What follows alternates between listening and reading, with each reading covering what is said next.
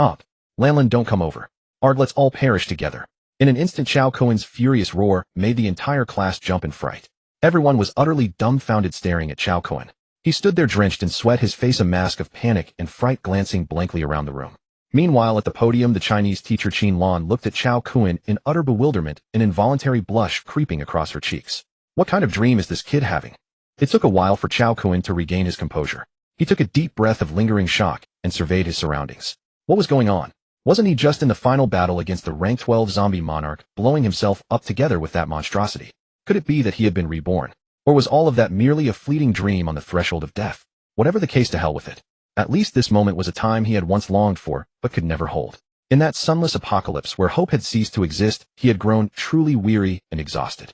All he wanted was for time to stop, right here forever. After the apocalypse struck, zombies ran rampant, mutated flora and fauna overran the world, and the entire global order collapsed. With everyone fearing for their own survival, and acting on their own, people would stop at nothing just to live another day.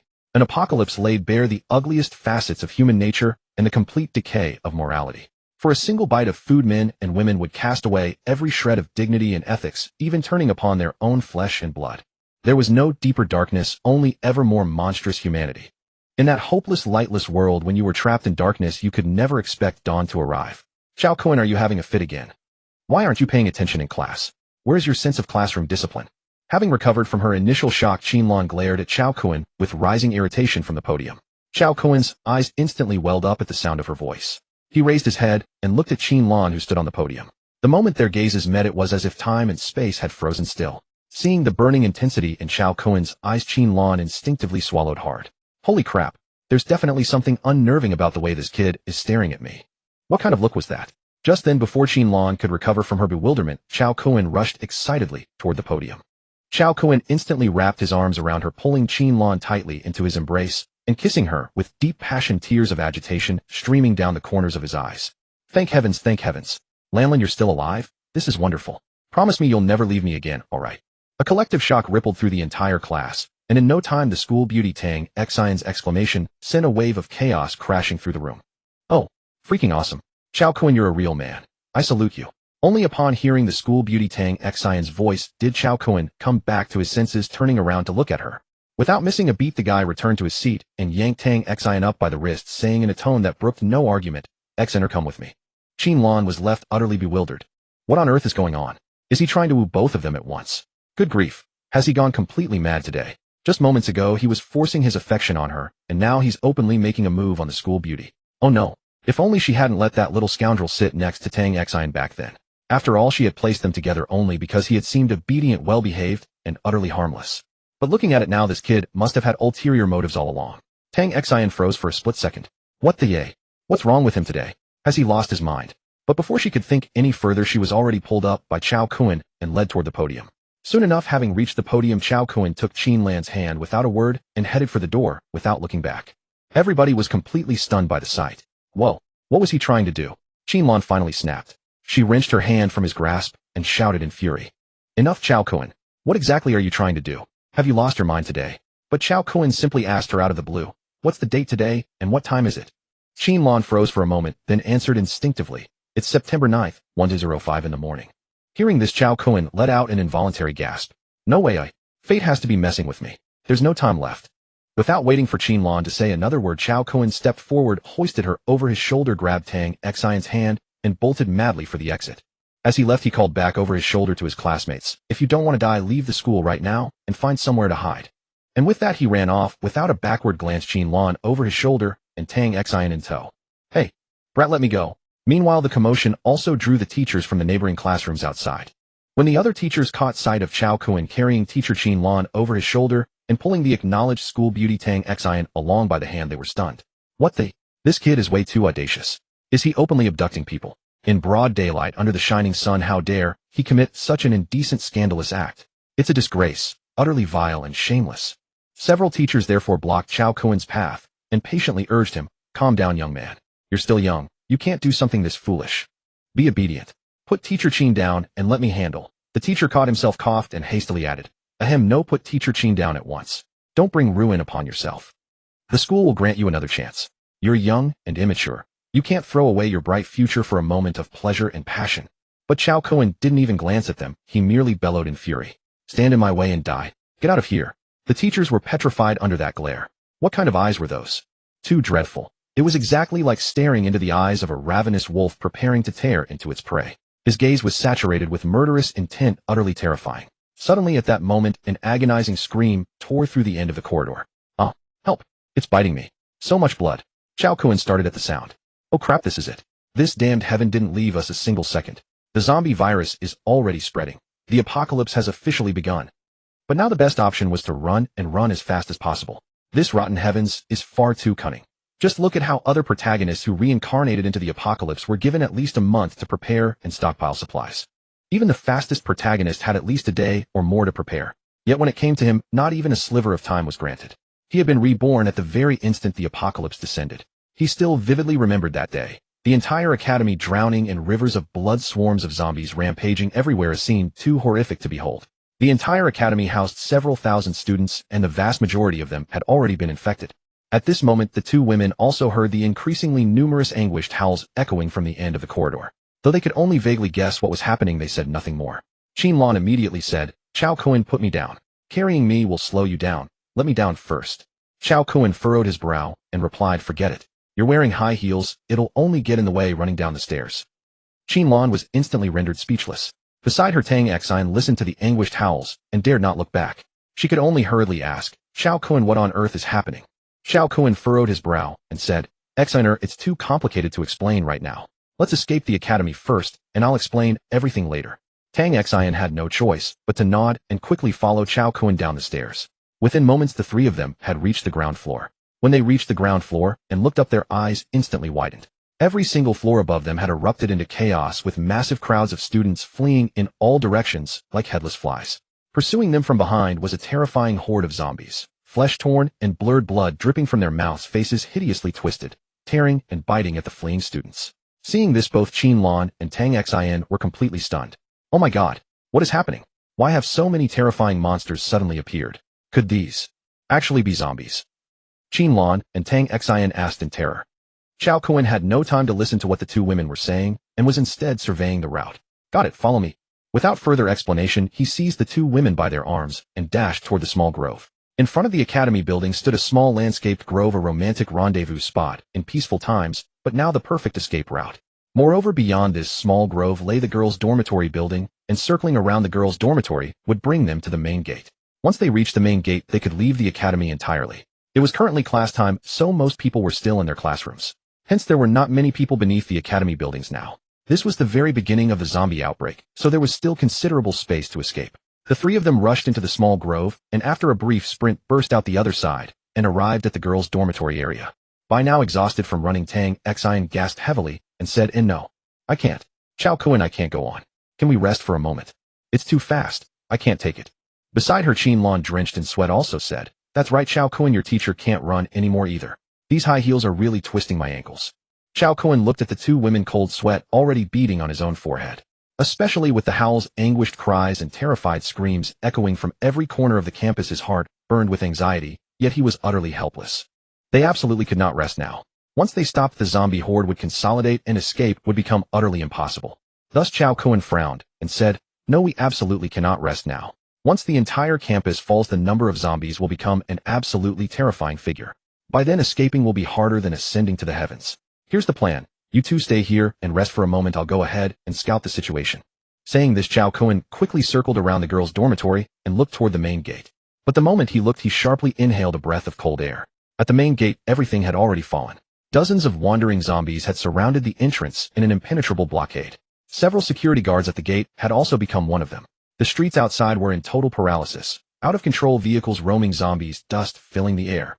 Watching this scene, Cao Kun's heart sank to the depths. He had not expected the apocalypse to arrive this fast, not giving even the slightest time to prepare. At this moment, the two women also arrived, gasping for breath. When they saw the scene before their eyes, both were instantly frozen in shock. Upon seeing this, Tang Xin was utterly terrified out of her wits. With tear-filled eyes, she looked at Cao Kun. Cao Kun, what on earth has happened? Are we going to die? Cao Kun said with utmost gravity, we're going back. We'll fall back to the girls' dormitory. Which floor do you live on? Tang Xin replied through tear-filled eyes. I live on the 4th floor, room 402. What are you going to do? Let's go to the 4th floor. You brought your keys, right?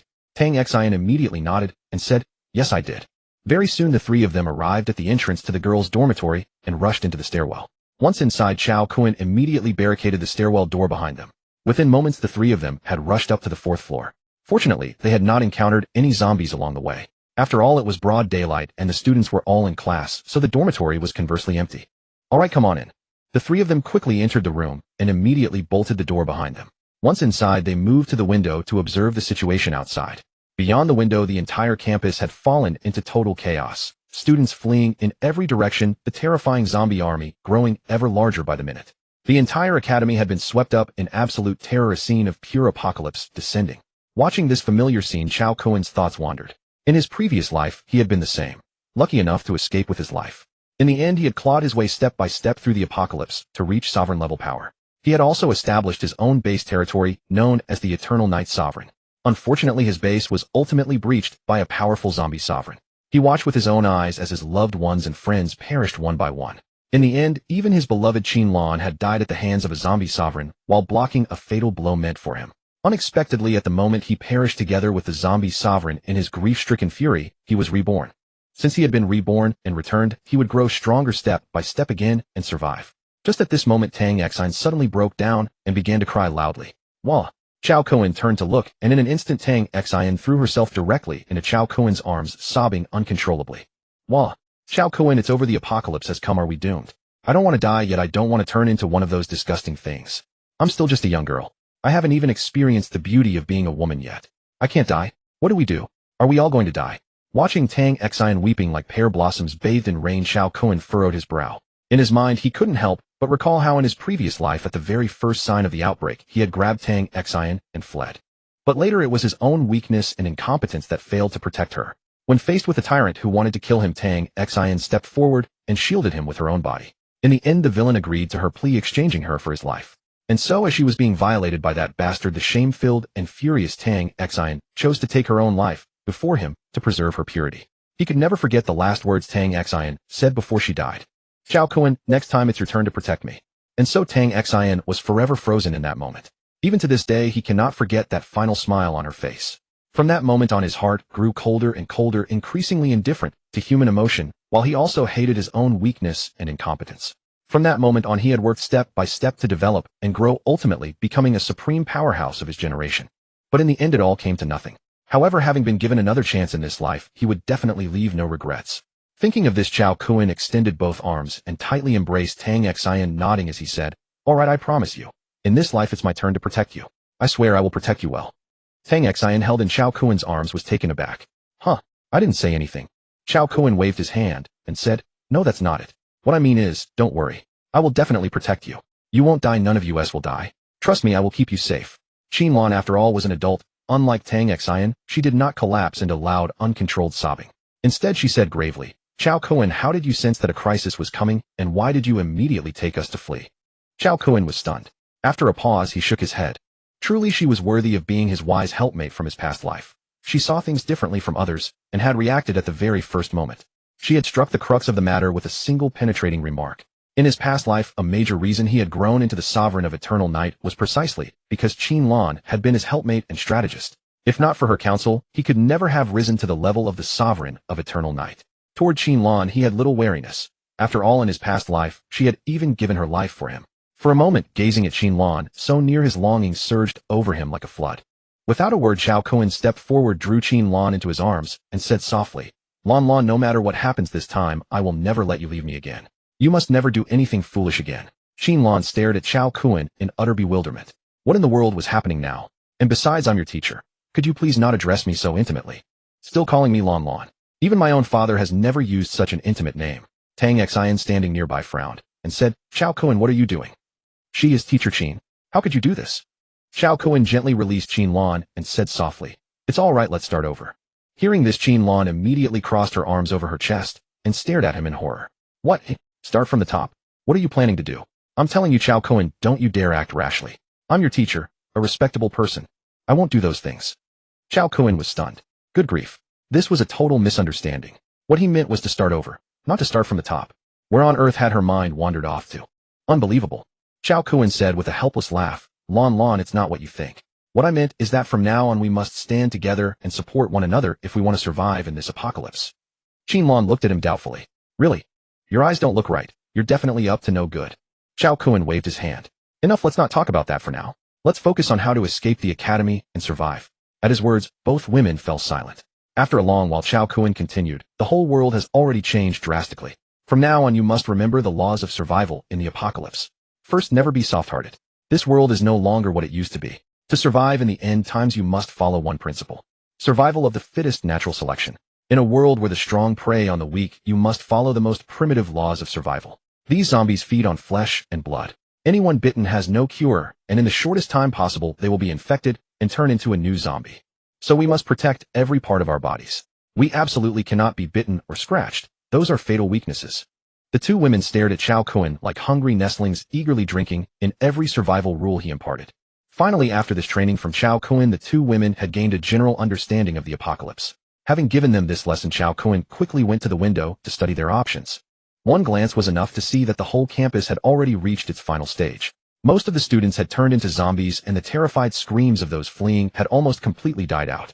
Only the dull hoarse moans of zombies could be heard as they roamed aimlessly around the campus. Cao Kun observed carefully. There were dozens of wandering zombies below the girls' dormitory. It was indeed a thorny problem.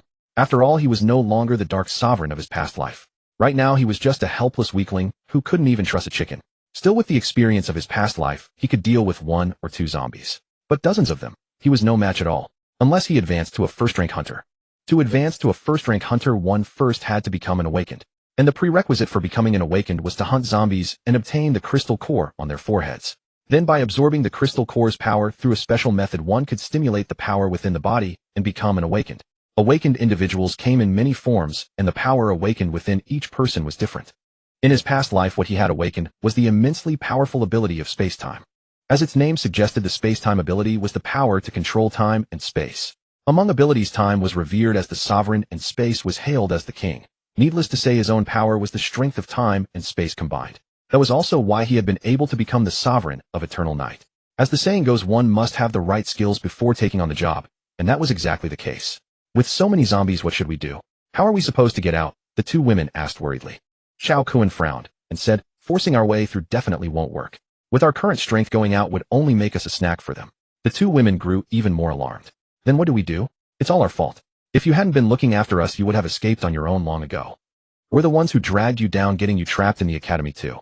Now zombies are wandering everywhere outside, and we can't get out. Cao Kun waved his hand. That's not it at all. There's always a way out. As the saying goes, heaven never seals off every road. There's bound to be a solution. Besides, you've got me, haven't you? I'd hate to see you two kick the bucket. This apocalypse won't end in a day or two. If I don't have a pretty girl or two around to keep me company, I'd go mad. The two women immediately stared at Cao Kun with wide eyes. You. What do you mean by that? In an instant, both of their cheeks flushed crimson. Because what Cao Kun said was far too ambiguous. It was practically a blatant innuendo. The two women exchanged a glance, not knowing whether to laugh or cry. It seemed that this kid's motive for saving them was far from pure.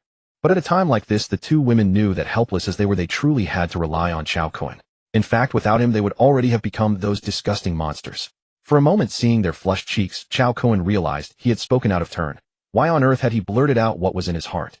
Oh well, forget it. What's said is said. If anything, saying it out loud would plant a psychological hint in their minds. That would make it much easier to handle things later on. For a long moment, everyone remained trapped in silence. Ahem. Suddenly Cao Kun gave a light cough, shattering the impasse. Well, our main mission right now is to find a way to survive. So we absolutely have to use every resource available around us. The most crucial thing about surviving the apocalypse is food. Without food, none of us can live. In this end times world, food is the most important survival supply of all. The two women quickly nodded as well. Right. We hadn't even eaten our fill this morning before all this happened. Just then Tang Xin suddenly said, oh right. I remember there are still some snacks in my bag. I saved them up to eat when I got hungry at night. With that, she hurried over to her bed, took down a small backpack, and opened it to reveal it stuffed full of snacks. There were spicy strips, tang monk meat snacks, hot shrimp chips, crispy instant noodles, all kinds of things. Seeing those snacks, Cao Kun's eyes nearly popped out. What the hell, he said in disbelief. You normally eat these snacks? Tang Xin nodded. Yeah, why? Can't I eat these snacks? Cao Kun waved his hand. No, I mean, why would you eat this kind of junk food? You shouldn't. Tang Xin pouted. What? Who said I can't eat these snacks? I just like them. Is there a problem? Cao Kun gave an awkward smile. No. I just meant in my mind you're not the type to eat snacks like this. Tang Xin smiled with her lips pressed together. Oh, is that so? I wonder what you boys are even thinking. Hee, so a little fairy can't have a snack. Cao Kun spread his hands. Alright, I'm a clueless straight man and my preconceptions got the better of me. Just thinking that a fairy like you also has to take a dump is enough to break my heart and keep me up at night. Hearing this, Tang Xion's pretty face flushed, and she retorted, hey, do you want to die? How can you talk about that while eating? Even a fairy is human, you know. The way your brain works is something else. Qin Lan, who was beside them, frowned. Enough, stop dawdling. These things aren't nearly enough for us to eat. Who knows how long we'll be trapped? This little food is nowhere near enough. We have to find a way to get more. Hearing this, Cao Kun shot Qin Lan an approving glance. Tisk as expected of his woman. She truly had both brains and curves. Every time she analyzed a problem, she hit the nail squarely on the head. Cao Kun nodded. It's fine, leave this to me. Let's scour the dormitory for resources first, then decide what to do next. Most girls have a habit of stockpiling food. If we search, we should find something. As he spoke, Cao Kun took the lead and started searching another bed. Tang Xin and Qin Lan quickly joined in the search. Very soon their efforts paid off handsomely. In no time the two women had unearthed a pile of snacks. Looking at the snacks, both women smiled in satisfaction. This should be enough to last us for several days, Qin Lan said with a relieved smile. Just then the two women noticed Cao Kun silently stuffing something unknown into his trouser pockets. They moved closer. What are you hiding? You're being so secretive. Are you hoarding all the good stuff for yourself? Startled by their voices, Cao Kun jumped, and the thing in his hand slipped out and fell to the floor. Huh. And in nothing. He quickly bent down to pick it up, but Tang Xin faster than the eye grabbed it first. When Tang Xin saw what it was, she froze. Then her pretty face turned red. Subconsciously she murmured it aloud. Seeing that thing as well, Qin Lan's face reddened too, and she felt extremely awkward. It turned out Cao Kun had found it in the bag of the girl in the bunk next to Tang Xion's. Taking in the scene, Tang Xion handed it back to Cao Kun with a face so hot it seemed to burn. Finally unable to stop herself, she muttered, "Why are you keeping these things? So shameless." Qin Lan also eyed Cao Kun with keen interest and smiled with her lips pressed together. Cao Kun, who knew you could be so sly. So young yet already so naughty. What do you think about all day? Unexpectedly, Cao Kun replied without the slightest hesitation. You're all I think about every day. For an instant both Tang Xion and Qin Lan were stunned. Holy crap, that was just too blunt. For a while the group sank into silence again. After a good while, Qin Lan took a deep breath and said, Cao Kun, now is not the time for that. Our primary goal is to survive. Only by living can we have a chance at a better future. Do you understand? Cao Kun was taken aback. Damn, those words were exactly the same as what she had said the first time he met her in the apocalypse in his previous life. In his previous life, Qin Lan had been among the first to escape the college. He only met her in the third year of the apocalypse. She had said exactly the same thing to him back then, except that Qin Lan at that time had been far stronger than him. Back then he was only a second-level hunter, while Qin Lan was already a fourth-level hunter. Later, after he and Qin Lan hooked up, joined forces, he gradually grew stronger under Qin Lan's tutelage, and under her personal hands-on instruction. Now looking at Qin Lan so close at hand, Cao Kun temporarily set aside those thoughts. There was no rush, he should first focus on increasing his strength. Cao Kun nodded with an exceptionally serious air. Right, I know all that. That's exactly why I stashed them away first. After all, these things are a rare and incredibly important strategic resource in the apocalypse, something you can only stumble upon, never seek out. From now on they'll only get harder and harder to find. If we get the chance, we have to stock up on more. Alright, you two go search for any other supplies we can use. Let me keep these safe first, we can't waste them. Oh, by the way, which girl are these from? Tang Xion's pretty face flushed slightly. Oh, they're that little slut Lu Xiaoxi's. She always acts flirtatious all day, but I never thought she'd actually be that kind of person. Cao Kun took a deep breath. He hadn't expected them to belong to that bitch Lu Xiaoxi. In his previous life, that wicked bitch was inseparable from Tang Xion's death. If she hadn't ratted her out, that thug would never have discovered Tang Xion, and Tang Xion would never have died. At that thought, the corner of Cao Kun's mouth curled up. Good. Since heaven has let me start over, I can't allow these two enemies from my previous life to live too comfortably in this one. To leave them unable to live on yet unable to die. That would be the greatest respect I could show them. Before long, Cao Kun packed all those little raincoats and many other vital strategic goods back into his small school bag. He then placed the school bag onto the bunk he had chosen. From now on, these items were to be confiscated by him. They must not go to waste, so he had to keep them safe. These were crucial strategic supplies, rarities to be encountered only by luck. Meanwhile, the two girls had witnessed the entire scene. In an instant their cheeks flushed scarlet, and they appeared somewhat at a loss. And yet they knew that such a step sooner or later was inevitable. There was no escaping it. Sooner or later they would have to deal with these little raincoats. After settling everything, Cao Kun surveyed all the supplies found in the dormitory and shook his head. Not enough. Far from enough. For now we can only hide out here. These provisions are nowhere near sufficient. Worse, as time passes the zombies will become increasingly dreadful. We cannot sit idle and await our doom. We must take a gamble. The two girls nodded. But what should we do next? Cao Kun said to them, all right, don't be too pessimistic. Eat something first. I'm going to scout the neighboring dorm rooms and scavenge whatever useful supplies I can find. With that, Cao Kun detached a section of the bunk bed ladder to use as a weapon, walked to the dormitory door, and gently opened it to peer outside. The entire corridor was empty and utterly silent. Seeing this, Cao Kun turned back and said to the two girls, remember this, you are not to open the door for anyone but me, understand? Once I step out, make sure to shut the door right away. The two girls said anxiously, but it's too dangerous for you to go alone. Let us go too, so we can look out for each other. Cao Kun, however, waved his hand. No, if you come along now, you'll only be extra trouble for me. If I go alone, I can act without worries and slip away more easily. The two girls also knew that they were nothing but dead weight at the moment, unable to be of any help to Cao Kun. So they could only nod and say, and be careful then. We'll wait right here for you. Cao Kun nodded. Remember, don't open the door for anyone unless it's me, got it? The two girls nodded quickly like chicks pecking at rice.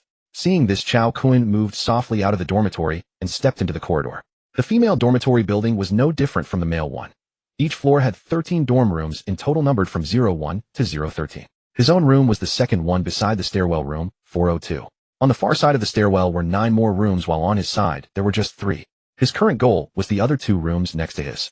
After all, starting from the nearest was the safest strategy, and this spot, being closest to the stairwell, was also the most convenient for escape. Carrying the iron ladder, Cao Kun crept cautiously to the door of room 401. Peering through the inspection window above the door, he saw that there was no one inside.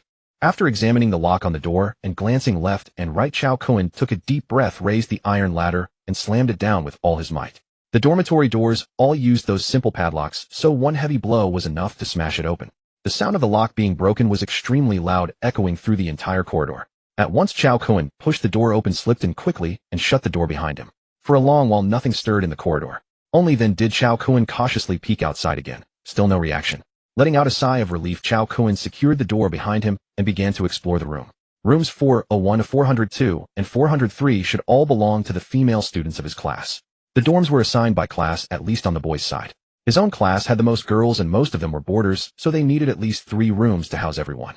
But that was beside the point. The most important thing was to gather supplies quickly. Soon enough, he searched the first bed. After rummaging for a good while, he found a photo tucked inside a small bag. Sure enough, it was a girl from his class. Seeing this, Cao Kun shook his head and said, what a shame. Blame this accursed apocalypse. So many girls in the prime of their youth have simply been devoured by zombies. What a waste, what a crime. He tossed the photo aside and continued searching. Before long, he dug out several packs of instant noodles and half a box of crispy noodle snacks. Beaming at the handsome haul, Cao Kun grinned. Didn't I say so? Fleeing to the girls' dormitory was the smartest choice. In my past life, I ran to the comprehensive building and nearly starved to death. If I hadn't fought my way out later, I'd have ended up buried in that building long ago. As he spoke, he set the crispy noodles and instant noodles aside and moved on to search the second bed. After a burst of busy rummaging, he finally scoured the entire room. When he piled all the food together, damn, there were even more snacks than Tang Xin and the others had in their room.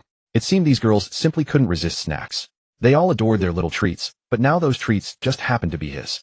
He snatched up a bedsheet, wrapped up all the food carefully, opened the door, and carried the bundle over to room 402, where he knocked. Tang Xin, open up. Hearing his voice, Tang Xin hurriedly opened the door. Cao Kun wasted no time stepping inside and closing the door behind him. When he opened the bedsheet, both girls' eyes sparkled, and they cried out in delight, wow, there's so much. Enough to last us a while. Cao Kun waved a hand. As it stands now, the food won't be a problem for about a week. So from now on, we should temporarily focus on how to improve our strength. There are too many zombies downstairs, we simply can't get down there. So we need to search around and see if there are any zombies in this dormitory building. If there are, we kill them. Hearing this, the two girls were startled and stared at Cao Kun in disbelief. What? We're going to actively look for those terrifying things. Those disgusting creatures. We'd rather stay away from them. Why on earth would we go looking for them? Cao Kun explained patiently, it's complicated to explain, but just do as I say. Now I'm going to put you two through a series of comprehensive training. Including myself. I also need to raise my strength as fast as possible so I can adapt to whatever comes. Huh? Training? Training for what? The two girls asked in surprise. Cao Kun looked them over and smiled with a hint of mischief. What do you think? Physical training, of course. If you want to survive this apocalypse, you need to run fast, move nimbly, and be strong. Otherwise, you'll just end up as prey. At those words, the two girls groaned. Is it going to be really exhausting? I've always dreaded PE class. Cao Kun spread his hands. Nothing I can do about that. Anyway, it's your choice. Either become prey or keep on living. The two girls exchanged a glance, sighed inwardly, and said, fine, we accept the training. But how are we going to do it? Cao Kun glanced at their clothes, shook his head in exasperation, and said the outfits you're wearing now look pretty nice, but they're no good for training. Go change into sportswear first. Tang Xin frowned. All my sportswear went to the dry cleaners. The only thing I have in the dorm right now is my gymnastics leotard. Will that do? Cao Kun's eyes lit up at once. Whoa, a gymnastics leotard. That's right. In his past life, Tang Xin had signed up for a gymnastics club. For an instant he stared at her stunning figure with burning interest. Holy moly, if she put on that leotard, she'd be an even more eye-popping sight, wouldn't she? Cao Kun cleared his throat. Ahem. Well, that's acceptable too. Hurry up and change. Physical training starts today. Huh, so soon. Are we starting today? Cao Kun nodded. Exactly. Speed is of the essence now. The longer we delay, the more it works against us. Tang Xin nodded and quickly began rummaging through her small locker. A moment later she pulled out 2 sets of gymnastics outfits and walked over to Teacher Qin Lan. Teacher Qin, these are my gymnastics outfits. I think we have similar builds, so they should fit you too. Give them a try. Qin Lan looked at the gymnastics outfit, her delicate face flushing. The thought of training in front of Cao Kun in such attire made her feel flustered. But Cao Kun had a point. In this post-apocalyptic world, physical fitness was essential, or she wouldn't even know what killed her. If she panted after such a short distance like before, she'd simply be feeding the zombies for free. Reluctantly she nodded. All right then. Cao Kun watched the 2 women with eager anticipation, waiting to see them in their gymnastics outfits. Noticing Cao Kun's heated stare, Qin Lan retorted sharply, what, you want to watch us change? Turn around, and don't you dare peek. Cao Kun pursed his lips and muttered, we've already seen each other like this. We're practically an old married couple by now. Qin Lan stared at him in disbelief. Old married couple? What was he talking about? She was his teacher. This kid was really pushing his luck. Tang Xin smiled and said, Teacher Qin, let's go to the restroom to change. Each room has its own private bathroom. Qin Lan nodded. All right then. With that, the 2 women went into the restroom to change. Seeing this, Cao Kun grumbled inwardly, come on, do we really need to be so formal about this? I'll see it sooner or later anyway. But Cao Kun knew better than to rush things. You had to boil the frog slowly. It was the only way to succeed. Haste makes waste. Right now the most important thing was to grow stronger. If survival itself was uncertain, what use were these thoughts? On the contrary, indulging them would only drain his energy and lead to complacency. Soon the 2 women emerged in their gymnastics outfits. The moment they stepped out in those alluring outfits, Cao Kun's eyes went wide. Good heavens, they were incredibly stunning. As expected of the ice-cold goddess Teacher Qin Lan and the campus beauty Tang Xin. The 2 women noticed his stunned expression and instinctively took a step back, worried he might lose control. Fortunately, Cao Kun was someone who had already survived in the apocalypse. He had seen far worse. Besides, in his past life he had encountered his fair share of beautiful women. So no inappropriate behavior occurred. Ahem. Alright, now that you're ready, let's begin. Starting today, we'll undergo 7 days of physical training followed by combat drills. The 2 women's eyes widened in shock. Huh, so soon. Won't that be too much? Cao Kun waved his hand. Look, if you're not up to it, those things outside are probably very interested in you. They'll pounce the moment they see you. The 2 women whispered, any monster would pounce on us. They want our lives, but you're after something else entirely. Cao Kun frowned. What? What did you just say? The 2 women quickly shook their heads. No, nothing. Enough wasting time. Let's start training. However, just as Qin Lan began her warm-up squats, she rose with a resentful expression. Tang Xin, aren't you a C cup? I'm D, and it's unbearably tight in this. Do you have anything more spacious? Hearing this, Cao Kun finally paid close attention to the differences between the 2 women. But the moment he looked, he sharply inhaled through his teeth. He hadn't noticed before, but compared to Qin Lan, Tang Xin was indeed a size smaller. At first glance it wasn't obvious, but upon closer inspection the difference was significant. At that moment Tang Xin was also frozen in place. She glanced at Qin Lan, then down at herself and pouted. How can it be so big? No wonder Cao Kun prefers her. Cao Kun awkwardly rubbed his nose and rushed to smooth things over. Xin, don't be discouraged. Yours is nice too, and I like it just fine. Plus there's still room for growth. But the moment he spoke, both women turned to him with murderous glares. Cao Kun was startled. What's with those looks? Did I say something wrong? I was just trying to comfort you. The 2 women retorted, nobody asked you to speak. Cao Kun fell silent, awkward. After all, these women had 3 mouths to each one of his, and he couldn't possibly win an argument against them. Wake up and face reality. As the old saying goes, 3 days without discipline, and they'll tear the house apart. Only after receiving a proper scolding could they behave themselves. Thus a week passed in the blink of an eye. After a full week of relentless training under Cao Kun, the 2 women had undergone a remarkable transformation. Both their stamina and strength had improved significantly. Cao Kun had not been training them carelessly. Over those 7 days, Cao Kun had put them through his ancient body refinement technique from his past life. By the end of the week, they had already completed their initial transformation. This body refinement technique had come at a tremendous cost.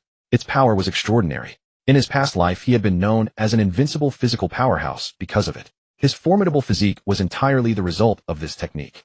No wonder all those beautiful women from his past life had been so devoted to him. Once fully mastered, this technique turned its practitioner into a living weapon. Every movement carried devastating power, capable of punching through high-tier zombies with a single blow. With the training complete, the food supplies in the dorm had also run out. Cao Kun addressed the two women. Next comes combat training. You must master the hand-to-hand techniques I've taught you. They are your greatest means of survival, understood? The two women nodded vigorously. After several days of living together, they had gradually let go of their wariness toward Cao Kun. On the contrary, they were deeply grateful to him. Without Cao Kun, they would surely have died long ago. Each of them detached an iron staircase from a bunk bed to use as a weapon, then quietly slipped out the door. The entire corridor was as eerily silent as ever. Soon Cao Kun led the way upstairs and arrived at the 5th floor. But the 5th floor was just as quiet, with no response. After a moment's thought, Cao Kun led the two women further up to the 6th floor. But the moment they turned the stairwell corner, a female zombie let out a savage roar and lunged at Cao Kun. The two women screamed in terror. "Help! A zombie!" Seeing the two girls panic in such a fluster, Cao Kun shook his head. If they were this terrified of just an ordinary female zombie, how could they ever undergo real combat training? Cao Kun looked at the female zombie he was holding back. Her ferocious face, her petite frame. Was this all? A single heavy slap from him could beat the living daylights out of her. But he had no intention of doing so, because this petite female zombie was the perfect sparring partner to steal the two girls' courage. So Cao Kun kicked the zombie flying, then said directly to the two girls, "All right, this ordinary female zombie is yours to handle. Remember, the head is a zombie's vital point. It's hard to kill them anywhere else. Hit the head. If it doesn't die, keep hitting." The two girls stared at the ghastly female zombie on the ground, their legs trembling uncontrollably. True, during the past 7 days they had endured Cao Kun's relentless around-the-clock training and had gained a certain level of combat ability. Yet when faced with these zombies, they still couldn't help trembling. It was a fear that came from the depths of their souls. Just then the female zombie on the ground flipped over again and lunged at the two girls.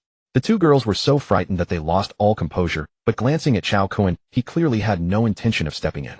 Seeing the zombie getting closer, the two girls turned and tried to run. But at that very moment, Cao Kun's icy voice rang out. "If you run away today, we'll go our separate ways. If you want to live, pick up your weapons and fight back." Hearing this, the two girls stopped in their tracks, momentarily stunned. They hadn't expected Cao Kun to be so strict. The thought crossed their minds, once they left Cao Kun, how would they possibly survive in the days ahead? With so many zombies outside, without Cao Kun, they would be even more done for. So the two girls mustered their courage and came back. Raising an iron ladder with a loud shout, they furiously smashed down at the zombie. "Up! I'll beat you to death! Beat you to death!" Watching the two girls crying, screaming, and furiously smashing the zombie, Cao Kun swallowed hard. Holy crap! If he hadn't pushed them, he would never have known they could be so vicious. Look at that! They had smashed it to pulp. Just as the two girls were on the verge of breaking down, Cao Kun hurried over, pulled them up, and wrapped his arms around both of them. All right, this thing is already dead. You've beaten it to death. Stop hitting it." But the two girls collapsed into Cao Kun's arms, sobbing hysterically. Wah! Cao Kun were scared. Seeing this, Cao Kun's face was full of heartache. Still, he patted their backs and comforted them. "It's all right. Everything is all right now. That thing is completely dead, so you don't have to be afraid anymore." Hearing this, the two girls finally dared to look. Sure enough, the female zombie on the ground had been smashed to pieces by them. At this sight, the two girls retched and finally leaned against the wall and vomited. It was utterly disgusting, wasn't it? This was their first time after all. It took a while for the two girls to recover. Still, after that first time, things did feel much better. At least now they knew zombies weren't unkillable. They had weaknesses. Just then, after their emotions had settled a little, Cao Kun walked over to the zombie and reached into the pile of shredded flesh on its head, fishing around. But after rummaging for a long time with nothing to show for it, his face filled with disappointment. Sure enough, the chance of a crystal core appearing in the forehead of a low-level zombie was extremely slim. Still, he wasn't discouraged. He said to the two girls, feeling a bit better now. The two girls looked at him alarmed. "What are you doing? It's so disgusting, and you're still touching it." Cao Kun waved his hand. "I'm looking for crystal cores. Inside every zombie there is a chance that an energy crystal will form. We call that kind of crystal a crystal core. And there are many types of crystal cores. I'll explain them to you slowly when we come across them later. For now, the most urgent thing is to find more lone zombies, kill them, and search for crystal cores. Only by getting crystal cores do we have any hope of survival. Crystal cores can stimulate the potential of our bodies, allowing us to awaken supernatural abilities. Only with supernatural abilities can we survive better in the apocalypse. Otherwise, there's only one road: death." The two girls didn't quite understand what he meant, but they still nodded, indicating they would support Cao Kun no matter what. Cao Kun nodded and continued to lead the two girls forward. Bang, bang, bang. Just then he heard a barrage of bangs against the door and felt a surge of joy. It looked like there was still a zombie around. Soon they reached the end of the corridor where the sound was coming from. Cao Kun peered over. There was indeed a zombie in the dorm room, slamming into the door. She was probably a female student who had taken leave and hadn't gone to class, but she had turned into a zombie. You two wait over there. I'll deal with this one myself. The two girls asked anxiously, can you handle it alone? Cao Kun grinned slyly. A man can never say he can't. As for whether I can, do you two want to test it out tonight? The two girls pouted. Dream on. Go play with yourself. With that they retreated to the side, but still raised their weapons, and watched the door warily. Seeing this, Cao Kun smiled, and shook his head. Then his face turned serious. Huff. After taking a deep breath, he slammed a fierce kick into the door. A loud bang rang out. The door burst open in an instant. The internal lock on this kind of dorm room was a joke. As long as you were violent enough, it could easily be kicked open. Inside, the female zombie was sent flying by the recoil force of the door and hit the ground with a thud. But when she saw Cao Kun, she quickly scrambled up and charged at him with a snarl. Cao Kun said irritably, just a low-level zombie. Die. With that he stepped forward and delivered a flying kick. Bang.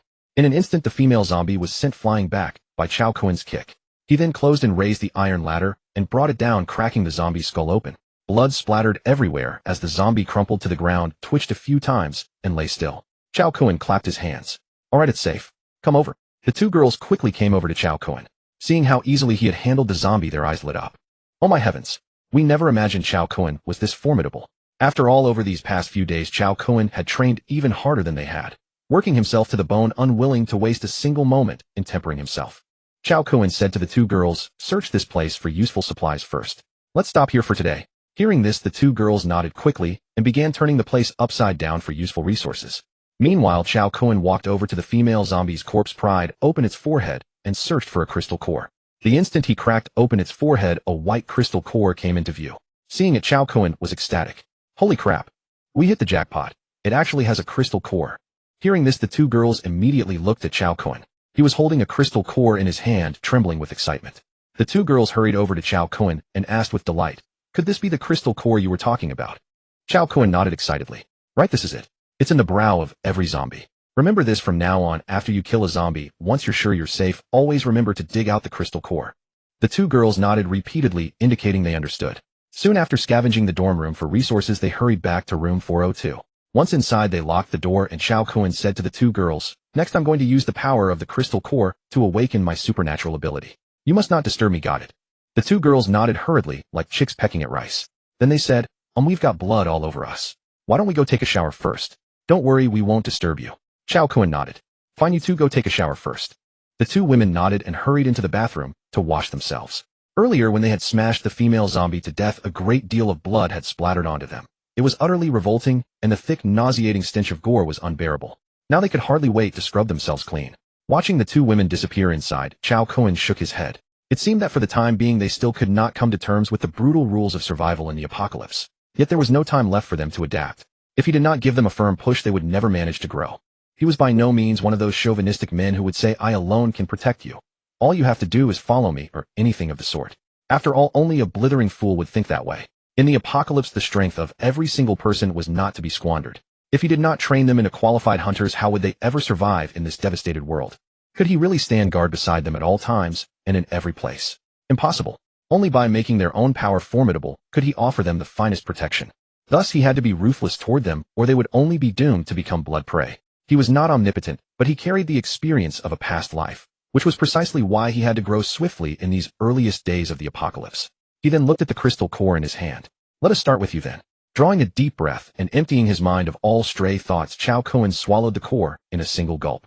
The instant the core entered his belly, an extreme heat surged through his entire body, and a colossal power began rampaging wildly within him. Such was the might of the crystal core. Yet Cao Kun remained completely unflustered. He promptly activated an absorption technique he had painstakingly devised in his past life to refine the power of cores. Before long, the turbulent energy rampaging within his body was guided by the self-created technique and rapidly converged into his dantian.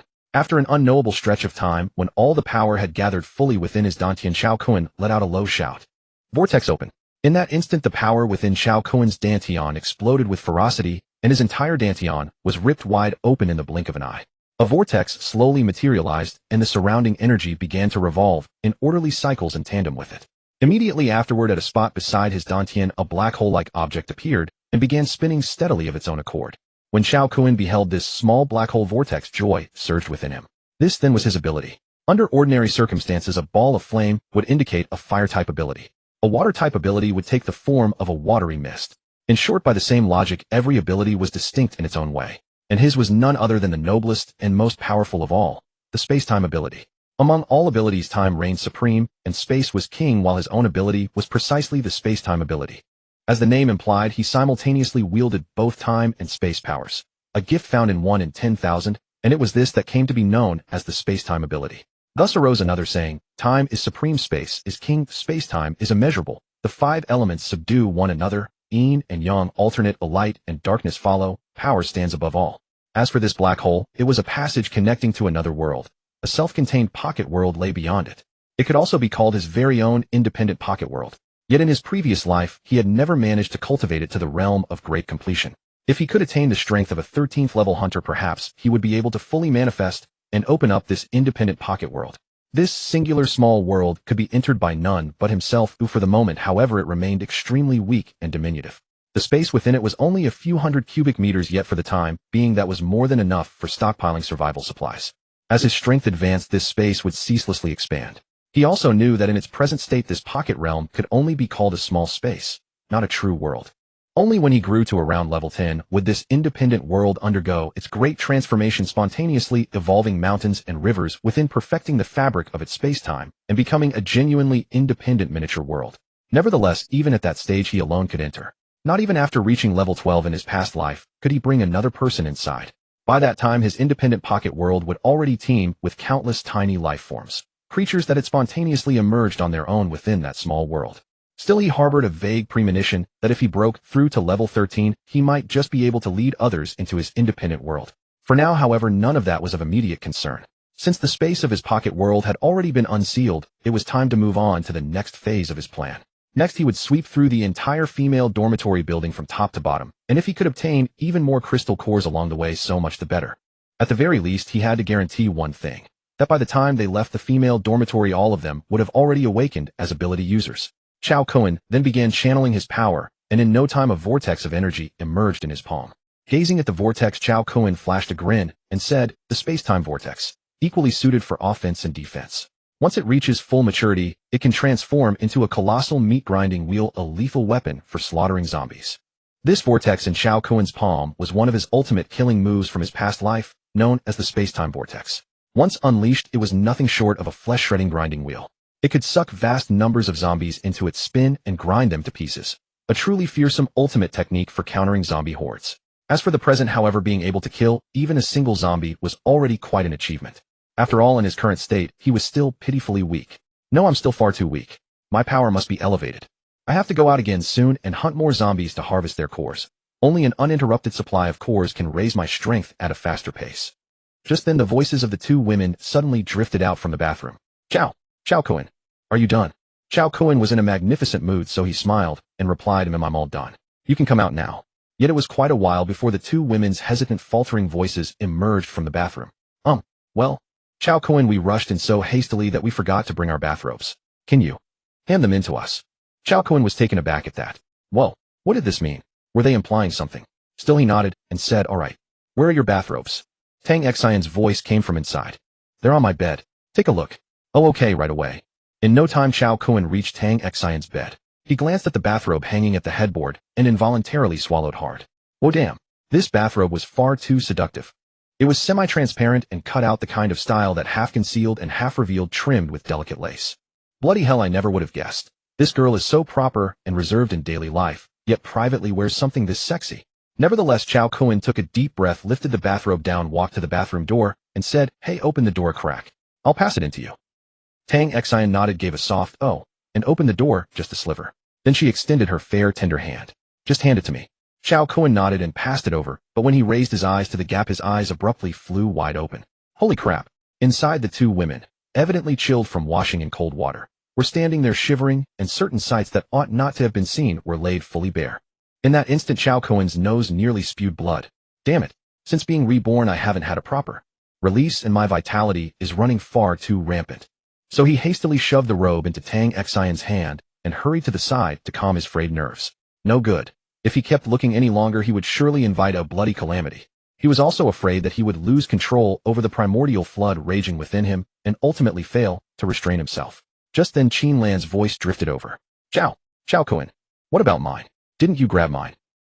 Bloody hell. He had almost forgotten that he still hadn't fetched his dear wife's bathrobe. So Cao Kun quickly said, "Hey, coming. After handing in Qin Lan's bathrobe, as well a rustling sound could be heard, and before long the two women pushed open the bathroom door and stepped out. A nosebleed spontaneously started from Cao Kun. The two women were momentarily stunned, then smiled, and said, "Cao Kun, you're getting a nosebleed." Cao Kun quickly realized what was happening and gave an awkward laugh. Ahem. I've just been running hot lately. He quickly wiped the blood and slipped away. Watching his antics, the two women exchanged glances and shook their heads with smiles. Looks like their allure was quite effective. After a while, once the water droplets on their bodies dried, the two women began changing clothes. This time the two women showed little hesitation, changing right in front of him. Cao Kun's eyes widened in shock. Wait, is it really okay for you to change in front of me like this? Don't you care about my feelings? The two women glanced back at Cao Kun, who was watching them with rapt attention. Then the two women asked in confusion, "What's wrong? You don't even appreciate the free show." But Cao Kun covered his face and said, "You're putting an old man's willpower to the test. Don't you realize how alluring you are? If I lose control because of this, don't blame me later." The two women smiled. Qin Lan then boldly approached Cao Kun, lifted his chin with one hand, and said with a teasing expression, "Oh, then let's see." Facing this scene, could Cao Kun still hold back? The two women were deeply moved upon hearing his words. There was a saying, if a man desires your body, it's merely a passing fancy. If he can master his desires for you, that's love. Both women gazed at Cao Kun with tenderness, took a deep breath, and said, "Cao Kun, we understand that without us you'd have likely fled the academy by now. But for our sake, you've put yourself in danger. Is it really worth it? Carrying us two, burden-weighing dependents, is just a hindrance." Cao Kun waved his hand dismissively. "Don't say such things. To me you mean more than anything. Now that the world has become an apocalyptic wasteland, I don't even know if my parents and family are still alive. That damn heaven didn't even give us time to contact anyone, let alone notify our families. Who knows how things are back home now? But regardless, we must survive. Only by staying alive is there hope. You two are the people I could never bear to lose, like family to me. I'll protect you no matter what. Once we escape the academy, we'll go rescue our parents and reunite with our families. Nothing matters more than that." Hearing these words, both women were deeply moved. So in Cao Kun's eyes, they were actually this important to him. He already considered them family. Suddenly the two women realized something and slapped their foreheads. Crap. Family. Right? How could we forget about our families? We never contacted them in the first place. Cao Kun was momentarily stunned and said, I can't even remember my parents' phone numbers, and you haven't contacted them either." The two women looked at each other before saying with regret, "We were too panicked and forgot." Cao Kun's mouth twitched repeatedly. Good heavens, these two women were truly filial daughters. It had been over a week since the apocalypse began, yet they completely failed to think about their families. Truly wonderful daughters to their parents. But he genuinely had forgotten his parents' phone numbers. After all, he'd lived through decades of the apocalypse. How much had happened in that time? The fact that he could even recall their numbers after rebirth was remarkable in itself. For now there was no choice but to wait until his strength grew enough to return home and search for them. In his past life he had encountered his parents at a shelter, so logically they should still be alive at present. Although his rebirth had altered their fate, the broader trajectory likely remained unchanged. Therefore there should still be a chance to rescue them. In his previous existence he had found his parents at that shelter, but it was short-lived. The shelter fell soon after, and his parents sacrificed themselves, shielding him from zombies perishing in the horde's jaws. That had been 3 months into the apocalypse, giving him at least 3 months to reach them. Based on the previous timeline, Tang Xin had already perished in the comprehensive building, and in 3 days the survivors would attempt a mass breakout from the academy. He needed to accelerate his efforts or he'd lose his chance for revenge. After all, the bully who had driven Tang Xin to suicide had been killed by zombies mere moments after escaping campus. Yet this man had destroyed Tang Xin in his past life. Cao Kun was determined he would die only by his own hands. It was a vow he had sworn and must keep. He was now a level 1 hunter, his strength greatly increased. He could handle the dozens of zombies wandering the floors below. First he'd clear out the entire female dormitory building, hunting any remaining zombies to help the two women advance to hunter status as well. With these thoughts in mind, Cao Kun told the two women, "Lan Lan Xin, lock yourselves in the dorm and stay put. I'm going to clear out this entire building now." The two women's eyes widened in shock. You're going alone. Why don't we help?" Cao Kun smiled and replied, "It's fine, no need. Rest up for now. If nothing goes wrong, we'll leave the female dormitory at the latest the day after tomorrow." Already that fast? The two women asked in astonishment. Cao Kun nodded with a grave expression. "That's right. There's no point lingering in the girls' dormitory any longer. We must leave the campus immediately, otherwise the situation will only grow more perilous the longer we stay." The two women nodded in agreement. "Very well. We'll pack up our things as well." "Good. I'll go gather supplies first. Remember this, if it isn't me at the door, do not open it for anyone." "Understood." The two women nodded eagerly like chicks pecking at rice. During this time, they had grown quite submissive, obedient to everything Cao Kun said. After all, following his lead never led them astray. Cao Kun surveyed the two women with satisfaction, offered a faint smile, and departed the dormitory. Almost immediately, he kicked open the door of the opposite room. To him, now the lock on that door was no match. He couldn't even be bothered to knock.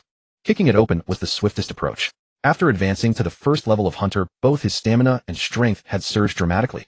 His overall combat capability far surpassed what it had been before. Coupled with his battle skills and instincts, he could handle dozens of zombies swarming him with ease.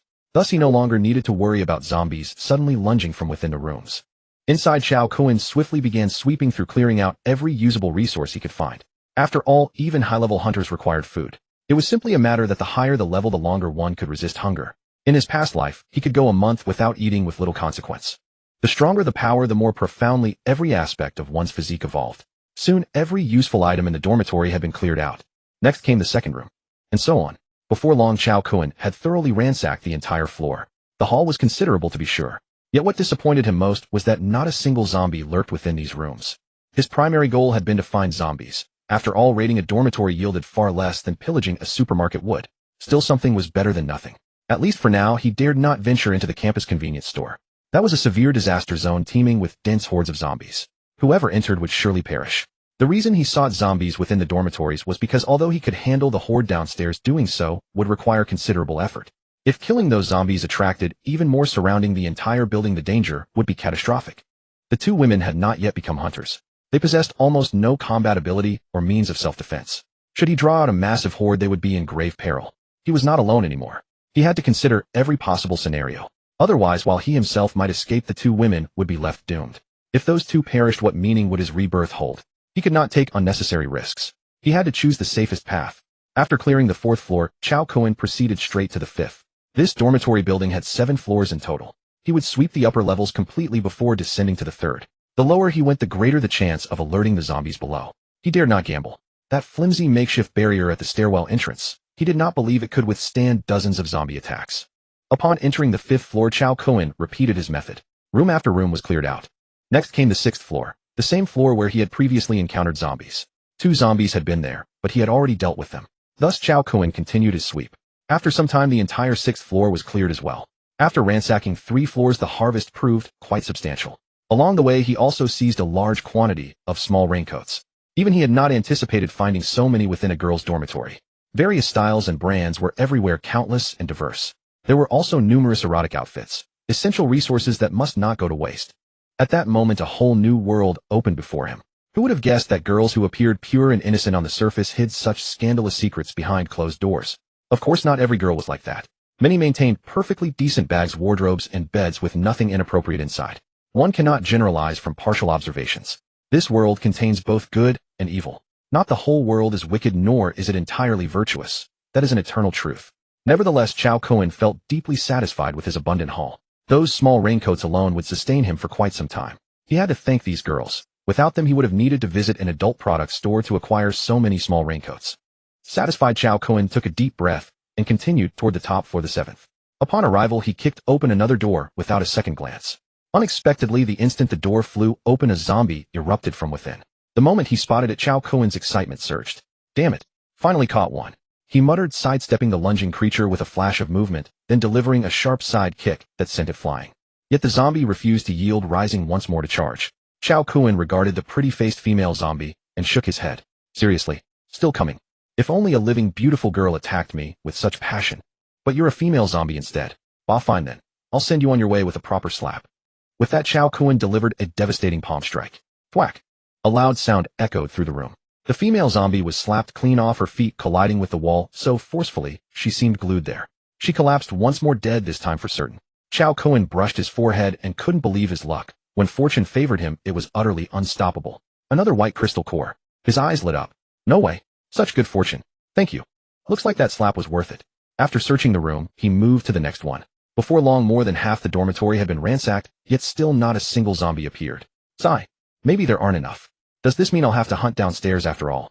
Shaking his head, Cao Kun kicked open another dorm room and stepped inside. The instant he entered, he noticed the blankets on a bed stirring. His heart raced. Another one. Excitedly, Cao Kun yanked the covers aside, his palm already coiled and ready to strike. Don't eat me, don't eat me. Suddenly, a scream exceeding 120 decibels rang out from the bed. Cao Kun froze in place, his raised slap hovering inches above the bed. In that moment, a breathtakingly beautiful face came into view. On the bed lay a delicate young woman, shivering with her eyes closed. Gazing at the cute little beauty, Cao Kun was stunned. Holy shit. Senior sister Su Yin. The girl on the bed paused upon hearing the voice, then slowly opened her eyes. Upon seeing Cao Kun, she exclaimed with surprise, "A living person? Are you really alive?" Cao Kun was speechless. If I'm not alive, then do I look like a zombie to you?" Hearing this, senior sister Su Yin from the bed suddenly threw herself into Cao Kun's arms, hugging him tightly, on the verge of tears. "Finally, I've seen a living person, woo-woo." After being hugged by senior sister Su Yin, Cao Kun felt a bit flustered, but he cleared his throat and said, "Senior sister, calm down, calm down." After a while, Su Yin gradually calmed down and released Cao Kun. Then with a puzzled expression, she looked at him and said, "How did you know my name?" Cao Kun pursed his lips and said, "Wow, senior sister Su Yin, you're so famous, how could I not know you? The #1 beauty chairman of the student council, one of the 2 most popular campus beauties, the most intellectual beauty across the entire school. How could I not know you, eh? If you didn't know, normally the biggest topic among us guys is you, senior sister." Senior sister Su Yan's face turned red instantly at Cao Kun's words. You guys talk about me normally. What do you talk about?" Cao Kun paused. "How am I supposed to know what to talk about? Of course we talk about how pretty you are. Everyone wants to have a deep and thorough exchange with you. What else could guys talk about? But can I say this? Haha, well, of course we're talking about how such a beautiful person like you, senior sister, will end up being taken advantage of by some good-for-nothing guy." Hearing this, senior sister Su Yan's face flushed red and she pouted, "What are you people thinking about all day? My parents don't allow me to date during my studies." Cao Kun chuckled and said, "Senior sister Su Yin, why are you here?" Su Yin waved her hand and said, "A while ago I had a cold, so I took a leave and didn't attend classes. But unexpectedly, so many monsters appeared outside, biting anyone they saw. It was terrifying, so I stayed hidden in the dorm and didn't dare to go out. Fortunately, I had snacks in the dorm, otherwise I would have starved to death." Cao Kun nodded and said, "Oh, I see." Seeing Cao Kun with a rosy complexion and abundant energy, senior sister Su Yin asked curiously, "Junior brother, how did you end up here? There are monsters everywhere outside. Aren't you afraid?" Cao Kun waved his hand and said, "Of course I'm afraid. But what good does fear do? If we want to survive, what choice do we have?" Hearing this, senior sister Su Yin fell silent for a moment, then nodded. "That's right. But junior brother, you're so brave. I didn't dare to go out. Those monsters were too terrifying. I haven't slept in days. I'm so afraid that if I go out, those monsters will tear me apart. Look, I even have dark circles under my eyes. How ugly." Cao Kun was speechless again. These women were truly incomprehensible creatures. It's the apocalypse and you're worried about dark circles. I'm speechless. Just then, senior sister Su Yin noticed the bloodstains on Cao Kun's clothes and asked curiously, "Why are there so many bloodstains on your clothes?" "They're all from zombies. Fortunately, you didn't go out. Otherwise, with one zombie outside, if you had gone out, you would probably be another zombie by now." Hearing this, senior sister Su Yin was startled. There are zombies outside too. Fortunately, I didn't go out." Saying that, she patted her chest in relief. Watching senior sister pat her breast, Cao Kun felt a surge of interest. He even wanted to go up and comfort those little rabbits. Seeing this, senior sister Su Yin realized her behavior was inappropriate and quickly diverted Cao Kun's gaze. She said, "By the way, what's your name, junior brother?" Cao Kun smiled and said, "I'm Cao Kun, unchanged in name." "Cao Kun, why does that sound familiar?" Senior sister Su Yin murmured. Suddenly, she slapped her forehead. "I remember now. Your desk mates with Tang Xin, right?" Hearing this, Cao Kun was stunned. Senior sister, you know Tang Xin?" Senior sister Su Yin smiled and said, "Of course I know her. We're best friends. She often talks about you to me. By the way, where is Tang Xin? Is she okay?" Cao Kun nodded and said, "She's fine. With me around, how could she not be? Phew. Good. As long as Xin is okay. By the way, where is she?" Cao Kun spread his hands and said, "She's in her dorm now. Wait, I'll take you to see her." Senior sister Su Yin exclaimed excitedly, "Really? But outside?"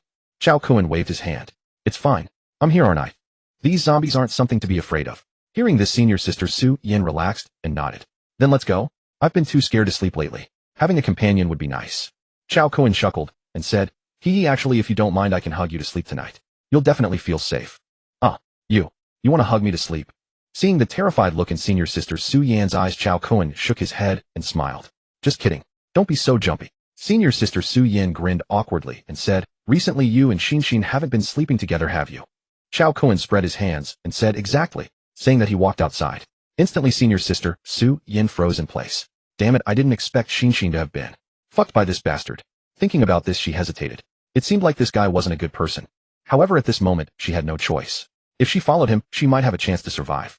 But if she didn't leave with him, she would definitely die. She would starve to death anyway. With this thought, senior sister Su Yin hurried to catch up. "Junior brother, wait for me." Bang! Just as senior sister Su Yin ran out to intercept him, she saw Cao Kun kick open the door of the opposite room and step inside. Good heavens! Is she even human? How incredibly powerful is that? One single kick and the door was blown open. But now wasn't the time for such thoughts. Without hesitation, she quickly followed him inside. Her eyes sparkled with admiration. Sticking by such a powerful man might just be the best choice for survival. No wonder Qin chose him. Who would have thought he was so capable? Inside, Cao Kun immediately began searching for usable supplies. He soon gathered a few bags of instant noodles and other essentials, but there weren't many usable resources in this dormitory. Not every room had plentiful supplies, as not everyone had the habit of hoarding food. Meanwhile, senior sister Su Yin stared at the instant noodles in Cao Kun's hands, her mouth watering. After all, her snacks had long been consumed days ago, and all the food in the dormitory had been used up. She hadn't eaten in 2 or 3 days. If Cao Kun hadn't come today, she would have starved to death within the next few days. Now seeing food, her eyes practically glowed. After staring for quite a while, Su Yin finally looked up at Cao Kun with pleading, delicate eyes, and said, "Junior brother, I'm hungry. Could you give me something to eat?"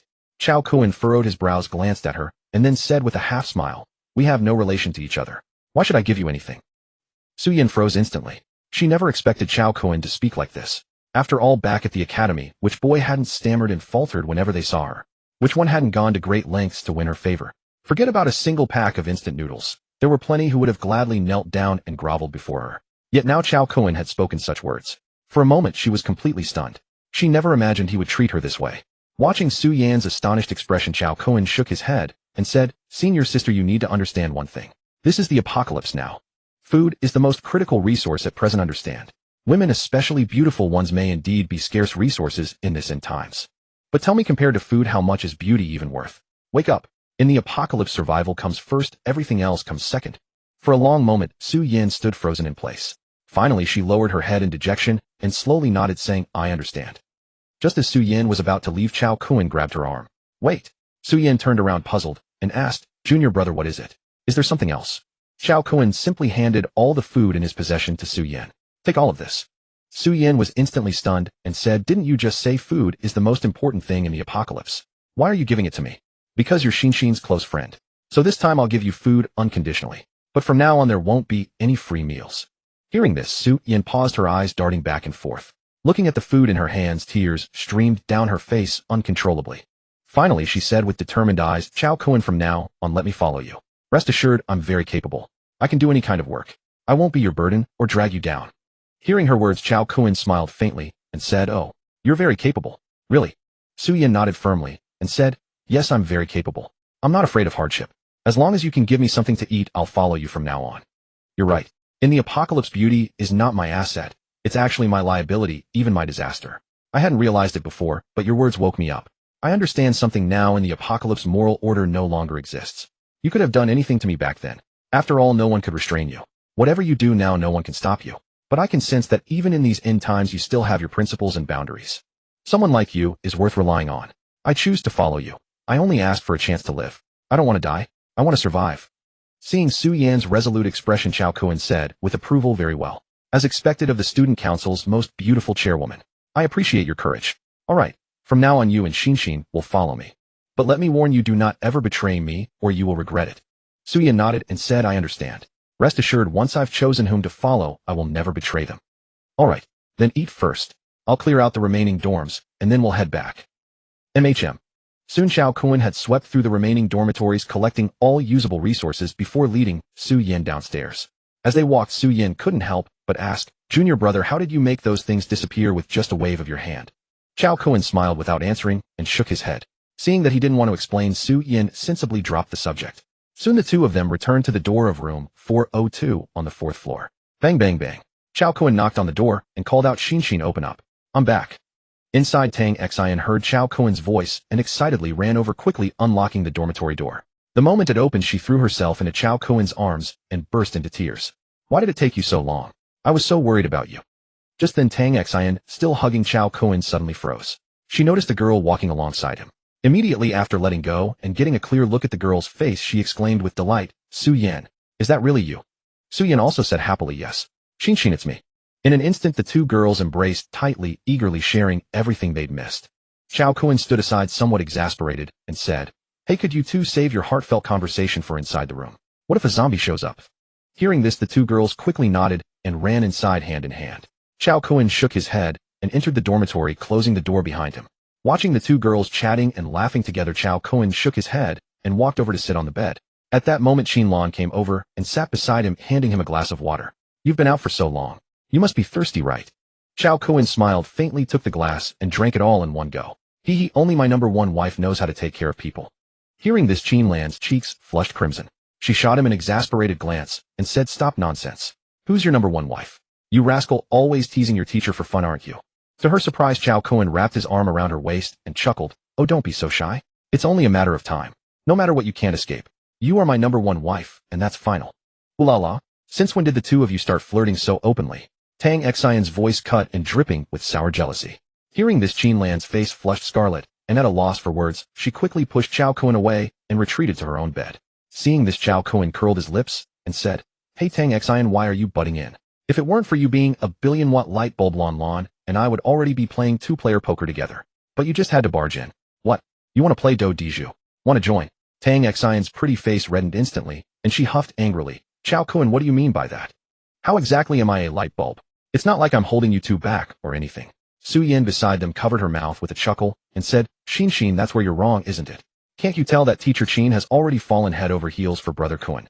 You silly blockhead, you should have given them some private space ages ago." "Huh? Su Yan, whose side are you on anyway? Why are you speaking up for that jerk? Don't tell me you've already been swayed by him and defected to his side." Tang Xian giggled, making her remark in a teasing tone. Su Yan's face flushed red in an instant, and she said in exasperation, "Why are you dragging me into this? What does this have to do with me? I'm just being objective here. Besides, you haven't even been devoured yet, and I've only just met him. How could I possibly be? And with so little time, it wouldn't even be enough." Tang Xian smiled slightly and said, "That's not necessarily true. What if Kun is a 3-second man?" When Cao Kun on the other side heard this, his eyes went wide with shock. "What? 3-second man? Holy crap, Tang Xian, now you're resorting to personal attacks. Oh really? Then why don't you give it a try and see if I'm a 3-second man? I'm just afraid you'll be crying for mercy and unable to handle it when the time comes." Tang Xian blushed and said shyly, "Oh, I was just joking. Besides, who knows if you can really perform or not? Oh ho, looks like I'll have to show you a thing or two today. I was planning to wait until you became a hunter before taking you down." Cao Kun curled his lips. No, they're messing with you. I swear, really. Humph. A man's mouth is a lying ghost. I don't believe a word you say. At this moment, Qin Lan also smiled and shook her head, saying, "All right, Cao Kun, stop scaring her. If you were really going to make a move, you'd have done it long ago. Why wait until now?" Hearing this, Cao Kun burst into laughter and said, "As expected, my dear wife understands me best." As he spoke, Cao Kun released Tang Xian and said, "You little brat, see if you dare provoke me again." Tang Xian quickly shook her head and said, I won't. I was just joking. Who knew you'd take it seriously?" Beside them, Su Yan also covered her smile and said, Xin, I told you not to run your mouth. Now do you believe me?" Tang Xian pouted and said, "Humph. This dense, clueless blockhead has no sense of romance at all.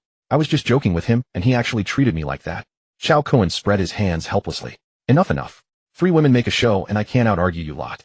Fine, you girls stay in the dorm room. I'm going down to check the lower floors. I've already cleared out the upper floors, so it's safe up here. I don't know if there are still zombies down below."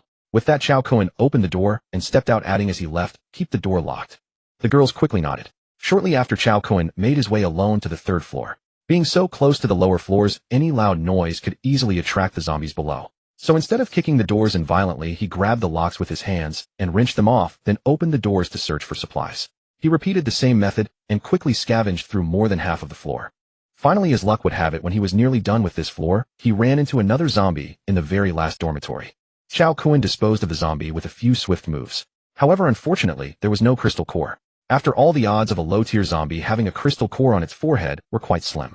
Over time, though, the chance of these ordinary low-tier zombies possessing crystal cores on their foreheads would gradually increase. These cores became more common as time went on, but in the early days of the apocalypse, the drop rate was still very low. Basically, it took 2 or 3 zombies, and sometimes you could kill over a dozen without getting a single one. It all depended on luck. Get lucky, and you might find one on the first zombie you kill. Get unlucky, and you could slaughter a whole horde without a single core. Still, Cao Kun didn't get discouraged and continued down to the 2nd floor. Once there, he could clearly hear the hoarse growls of the zombies below. At this point, if he made too much noise, he would easily attract zombies. So instead of continuing his search for resources, he went through the entire floor checking for zombies. Unfortunately, there were neither zombies nor survivors. It seemed that very few female students had stayed in the dormitories on leave that day. After sweeping the entire floor and not gathering enough crystal cores, Cao Kun walked to the end of the corridor where a window overlooked the scene below. At the sight, Cao Kun's brows knitted tightly.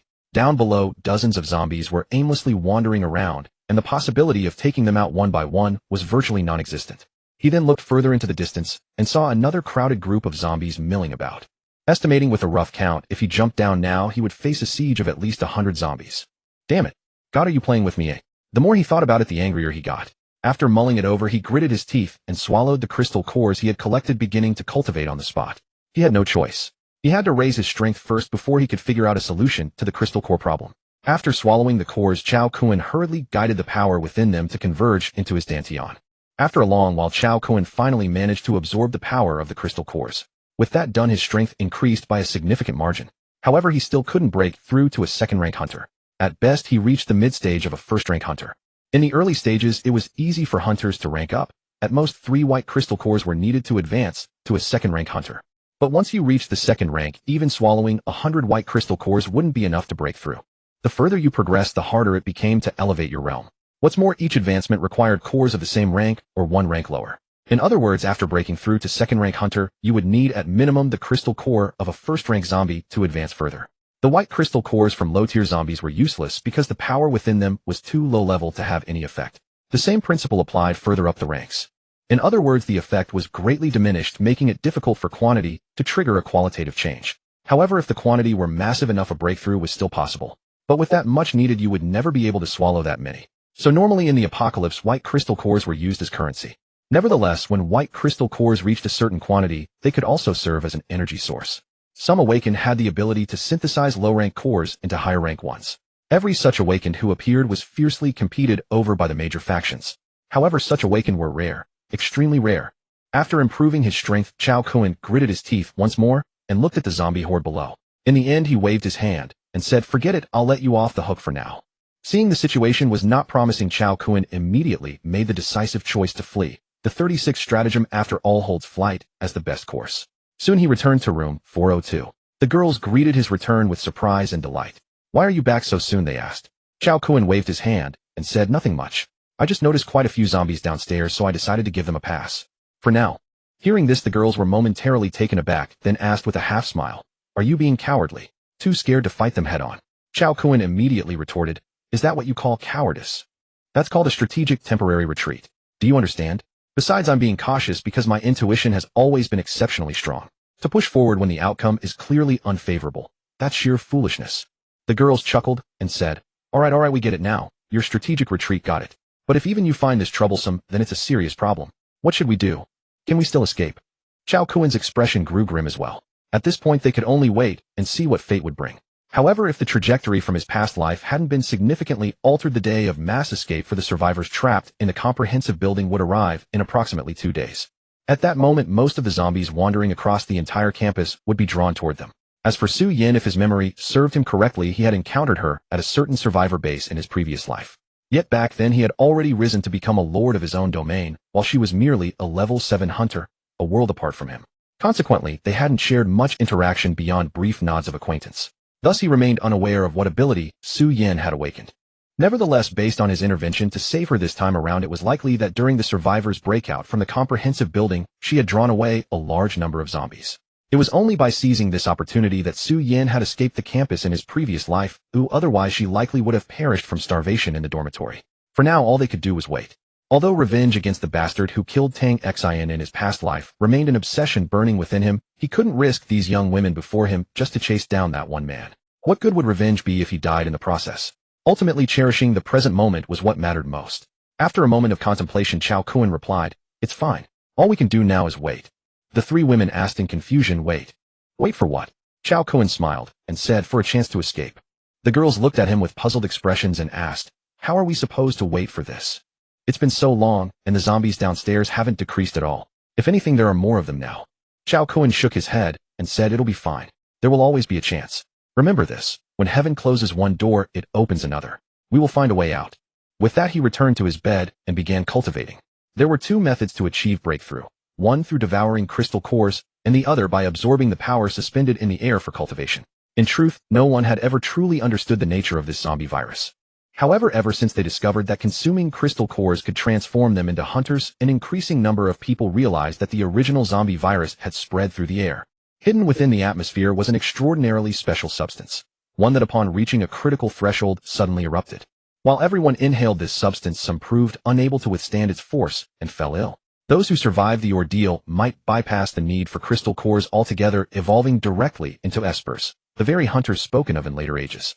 Those who succumbed to the illness transformed into the undead, becoming bloodthirsty creatures driven solely by hunger. Yet even in their transformed state, crystal cores would form upon their foreheads. Through continuous evolution, some zombies would eventually develop human consciousness, or even surpass human intellect, becoming higher beings. Few understood the true nature of the zombie virus, but one thing remained clear in this apocalyptic world: every living thing, humans, zombies, plants, and animals alike, was moving toward a single destination. That destination was ultimate evolution. Perhaps in the previous world, every creature's evolutionary path had already reached its relative limit. The outbreak of this virus existed to propel all organisms toward higher forms of evolution. No one could say for certain, but one truth stood above all others: the stronger your evolution, the greater your chances of survival. The girls watched Cao Kun's peculiar posture in bewilderment, unable to comprehend what he was doing, so they simply observed him in silence. When night eventually fell, Cao Kun slowly opened his eyes. Upon seeing Cao Kun awake, the girls rushed to tell him, "Cao Kun, come look quickly. Something's happening downstairs." Frowning, he rose and moved to the window to survey what was occurring below. Below, in the open courtyard, a single zombie was roaring furiously toward the sky, while dozens of other zombies circled around it. It appeared as though these creatures were being commanded by this particular zombie, which stood at the center like a sovereign issuing orders. Witnessing this sight, Cao Kun's expression darkened immediately, a sense of foreboding rising within him. He couldn't believe the zombies were evolving at such a rapid pace. This particular zombie had already reached the first stage evolution level. It seemed the denser the concentration of zombies, the greater the probability of high-level specimens emerging. A first-stage zombie possessed strength and agility far beyond that of ordinary ones. While he could dispatch regular zombies with a single strike, dealing with this evolved specimen would require considerably more effort. He'd need at least 3 solid hits just to take it down. Cao Kun asked with a grave expression, "When did this situation begin?" Tang Xin replied hastily, "Around 5 or 6 o'clock this thing appeared out of nowhere, and then things got like this. All the zombies downstairs were summoned by it, and they've been circling around it in formation ever since." Cao Kun's expression grew grave as he said, "I see. Get some rest now. Remember, if I don't return tonight, quickly move the beds, and anything heavy to block the door." Upon hearing this, the girl's eyes widened in terror. "Cao Kun, what are you planning to do?" Cao Kun smiled, and said, "I'm going to take out that bastard. Otherwise, how are we supposed to escape?" The girls quickly shook their heads and pleaded, "Cao Kun, don't go risking yourself. That thing is clearly stronger than the others. It's far too dangerous. We won't allow it." They linked arms to block his path, refusing to let him pass. Cao Kun waved his hand dismissively. "It's fine. Even if I can't kill it, I'll be able to escape unscathed. Besides, my plan is to draw them away first. That way I can come back for you afterward. Otherwise, we'll be trapped here indefinitely." The girls shook their heads, unable to hold back their tears. "No, we won't let you go. There's so much food in this dorm. We're girls, we don't eat much. It'll last us a long time. Plus, none of us have been doing any hard labor each day, so our consumption is minimal. We could eat even less if needed. This food should sustain us for quite some time. Please don't take this risk. If things get dire, we can just wait a few more days. What if a miracle happens? What if the authorities come to rescue us soon?" Watching the girls cry, Cao Kun stepped forward and embraced them all, smiling gently. "It'll be fine. I've always been lucky and destined for greatness. Nothing bad will happen. I just need you to trust me. If I haven't returned by dawn, block the entrance with the beds. I've left plenty of food for you. Whatever you do, don't rush out. I'll come back for you." With those words, Cao Kun turned and walked out without looking back, giving the girls no chance to stop him. Once he was gone, they completely broke down, sobbing uncontrollably. However, the girls knew this wasn't the time for sentimentality. They quickly shut the door and moved to the window to observe what was happening outside. But what they saw made them jump in shock. Cao Kun had actually leapt from the third-floor window. The girls stared wide-eyed at his retreating figure. Good heavens, had he broken down mentally and was attempting suicide by jumping? Boom! A thunderous sound echoed as Cao Kun stomped his foot violently onto the ground. In an instant, all the surrounding zombies were drawn to the noise. Upon catching sight of Cao Kun, the zombies let out blood-curdling roars and surged toward him like a tide. Unfazed, Cao Kun dashed forward in a single bound, charging straight toward the clearing where the level 1 zombie awaited. In a moment, a horde of zombies descended upon Cao Kun from all directions. Stretching as far as the eye could see, there were easily over 100 of them. And in the distance, even more zombies were surging toward them. Upstairs, the women witnessed the scene and turned pale with terror, covering their eyes as they dreaded the thought of seeing Cao Kun torn apart by the horde. Yet after what felt like an eternity, no scream of agony came from Cao Kun. Curiosity overcoming fear, the women slowly opened their eyes. What they saw below was almost otherworldly. Cao Kun, surrounded by zombies, moved like a god of war. Every creature that dared come within a meter of him was kicked flying. Before long, one punch sent another zombie crashing down, one kick dispatched yet another. Even a casual slap could take one out. The women watched in utter disbelief, their eyes wide with amazement at Cao Kun's prowess. Good heavens! Is this even human? How can he be this powerful? Punching one cutie after another. Within moments, dozens of zombies lay defeated around him. It seemed as though these zombies were nothing more than playthings to Cao Kun, mere obstacles to be brushed aside. Roar! Suddenly the level 1 zombie let out a deafening bellow and lunged at Cao Kun. Seeing this, Cao Kun's lips curved into a knowing smile. Cunning fellow, I've been waiting for you, he murmured. With a swift kick, he sent the attacking zombie flying and charged directly toward the level 1 zombie. A vortex of energy began to swirl above his palm, a manifestation of his signature technique, the space-time vortex. Though it could currently only wreak destruction on a limited scale, it was more than sufficient to handle a single level 1 zombie. In an instant, Cao Kun slammed the space-time vortex directly onto the level 1 zombie's head. Before the creature could react, the spatial vortex engulfed its skull. With a swift whoosh, Cao Kun retracted his technique. The zombie's head had simply vanished, its body collapsing to the ground with a heavy thud. Cao Kun then retrieved a white crystal core, emitting a faint ethereal glow from within the space-time vortex. However, this crystal core differed significantly from the ones he had previously acquired. Emitting a subtle luminescence, it was a high-grade specimen among white crystal cores. Each type of crystal core came in 3 tiers: common, premium, and supreme. The white core before him was a premium-grade specimen, with only the supreme tier standing above it. Had it been a supreme crystal core, the power contained within would have been incomparable to ordinary cores of the same level. A single supreme-grade core could be exchanged for thousands of common ones of equal tier, illustrating its immense value. Yet across every tier, supreme crystal cores were exceedingly rare. This one alone was worth far more than 100 ordinary white cores combined. Alas, it was not of the supreme tier. Still, if supreme cores were this easy to come by, they would hold no value whatsoever. With the core secured, Cao Kun turned his attention back to the remaining zombies, dispatching them with effortless ease. Having achieved his objective, he knew he needed to finish quickly. He activated the space-time vortex and swept through the horde like a scythe through wheat. Within moments, over 100 zombies lay dead, piled high like a mound of flesh. Spotting more zombies approaching from the distance, Cao Kun sprinted in another direction, drawing them away. Watching him lead the horde off, the 3 women's worries deepened. They feared the worst for him. Hours seemed to stretch endlessly as they waited anxiously until nearly dawn, when a knock finally sounded at the door. Cao Kun's voice calling from outside. Knock, knock, knock. Hearing the knocks, the women exclaimed in relief. Cao Kun, is that you? From outside, Cao Kun nodded and replied, yes, it's me. Just barely managed to shake them off. Hurry up and open the door. I'm exhausted. Hearing his unmistakable voice, the women eagerly unlocked and threw open the door. The moment the door swung open, Tang Xin couldn't hold back any longer. She threw herself into Cao Kun's arms, weeping uncontrollably. Woo woo. Were you trying to scare me to death? Feeling Tang Xin tremble against him, Cao Kun gently patted her back and said softly, it's all right. Don't cry. I'm fine, aren't I? But Tang Xin sniffled through her tears. What am I supposed to do if you die? You idiot, can't you see how much I care about you? Do you have any idea how worried I was after you left? You big fool, how many times have I hinted at you? Yet every single time you act like a block of wood. Can't you tell that I've liked you for a long time? You make me worry every single time. I won't allow you to go risking your life again. Next time, don't leave me behind. I'm going with you. Whatever danger comes, we'll face it together, even if it means dying side by side. Do you understand? Staring at the unhinged Tang Xin, Cao Kun froze in surprise. He never expected Tang Xin to confess her feelings with such raw, emotional devastation. Memories flooded his mind, moments from the past, and from his previous life, when Tang Xin had bravely stood up to bullies to protect him. And ultimately, she had taken her own life, rather than lose her honor before his eyes. As those scenes played out in his memory, Cao Kun was deeply moved. It seemed this girl had fallen for him long ago, without him ever realizing. If she truly felt nothing for him, why would she have sacrificed herself for his sake in her past life? Thinking of this, Cao Kun pulled Tang Xin closer and nodded solemnly. Very well. I promise you I won't recklessly risk my life again. I will always be by your side. Hearing this, Tang Xion's tears turned to a smile. Good. You said it yourself. No takebacks. Whoever breaks their word is a puppy. Cao Kun smiled knowingly in reply. All right, I promise you. Whoever breaks their word is a puppy. Watching the pair from the sidelines, the other 2 women couldn't help but smile, envy gleaming in their eyes, yet left speechless. Soon after entering the inner room, Cao Kun emptied a small pile of crystal cores onto the table with a satisfying clatter. This harvest was quite fruitful. I've gathered enough cores for all of us to awaken as hunters. He then produced the finest premium white crystal core and turned to Qin Lan. Lan, use this core to awaken. Of everyone here, you've shown the most promise, and your growth will benefit our team the most. Qin Lan noticed the obvious difference in this core and immediately protested. This one should go to Tang Xin instead. These others will be enough for me. But Tang Xin quickly chimed in. Teacher Qin, just use it. I know Cao Kun's decisions are always for the best. These ordinary cores are perfectly fine for me. We're all equal here, no need to worry about such things.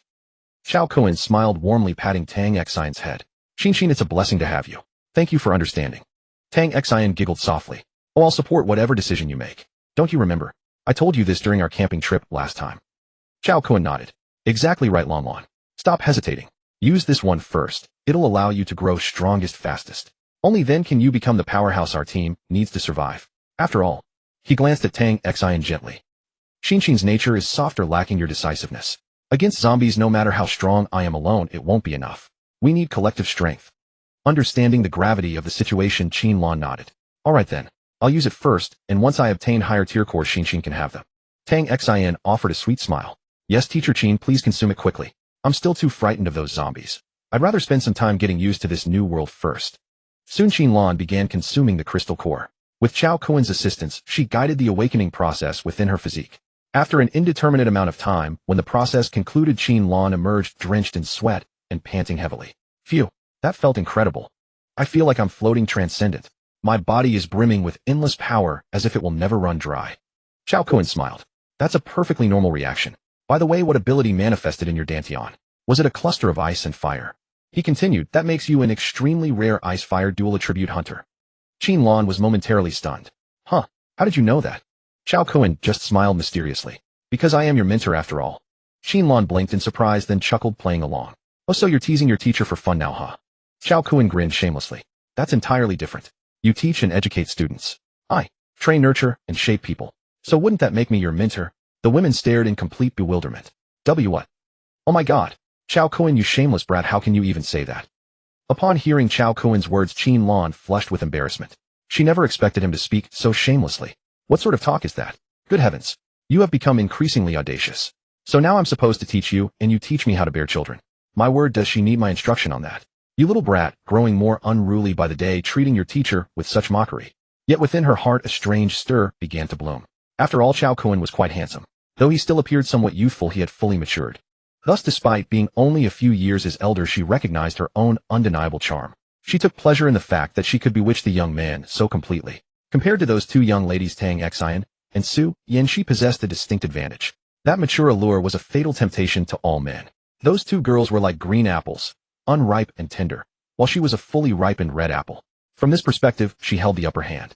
After all, who would choose the sour green apple over the ripe red one? Of course, some preferred the former, but judging by how Cao Kun's gaze had lingered upon her Balenciaga stockings, this young man clearly favored the mature, alluring kind. Thus she remained quite competitive. For a moment at a loss for words, she chose silence. Cao Kun observed this scene and understood that she had accepted him from the bottom of her heart. In his previous life, it had been Qin Lan who had initiated their connection. She had been even bolder, the one protecting him. Moreover, it would not be long before hunters became increasingly numerous throughout this world. In 3 months' time, when in his past life he had reached the survivor base where he saw his parents, a mysterious figure had broadcast through all channels that consuming the crystal cores from zombies' foreheads would enable one to evolve into a hunter. Thereafter, more and more humans evolved into hunters. Yet in his previous life, despite many achieving this evolution, none could ultimately turn the tide and save the world.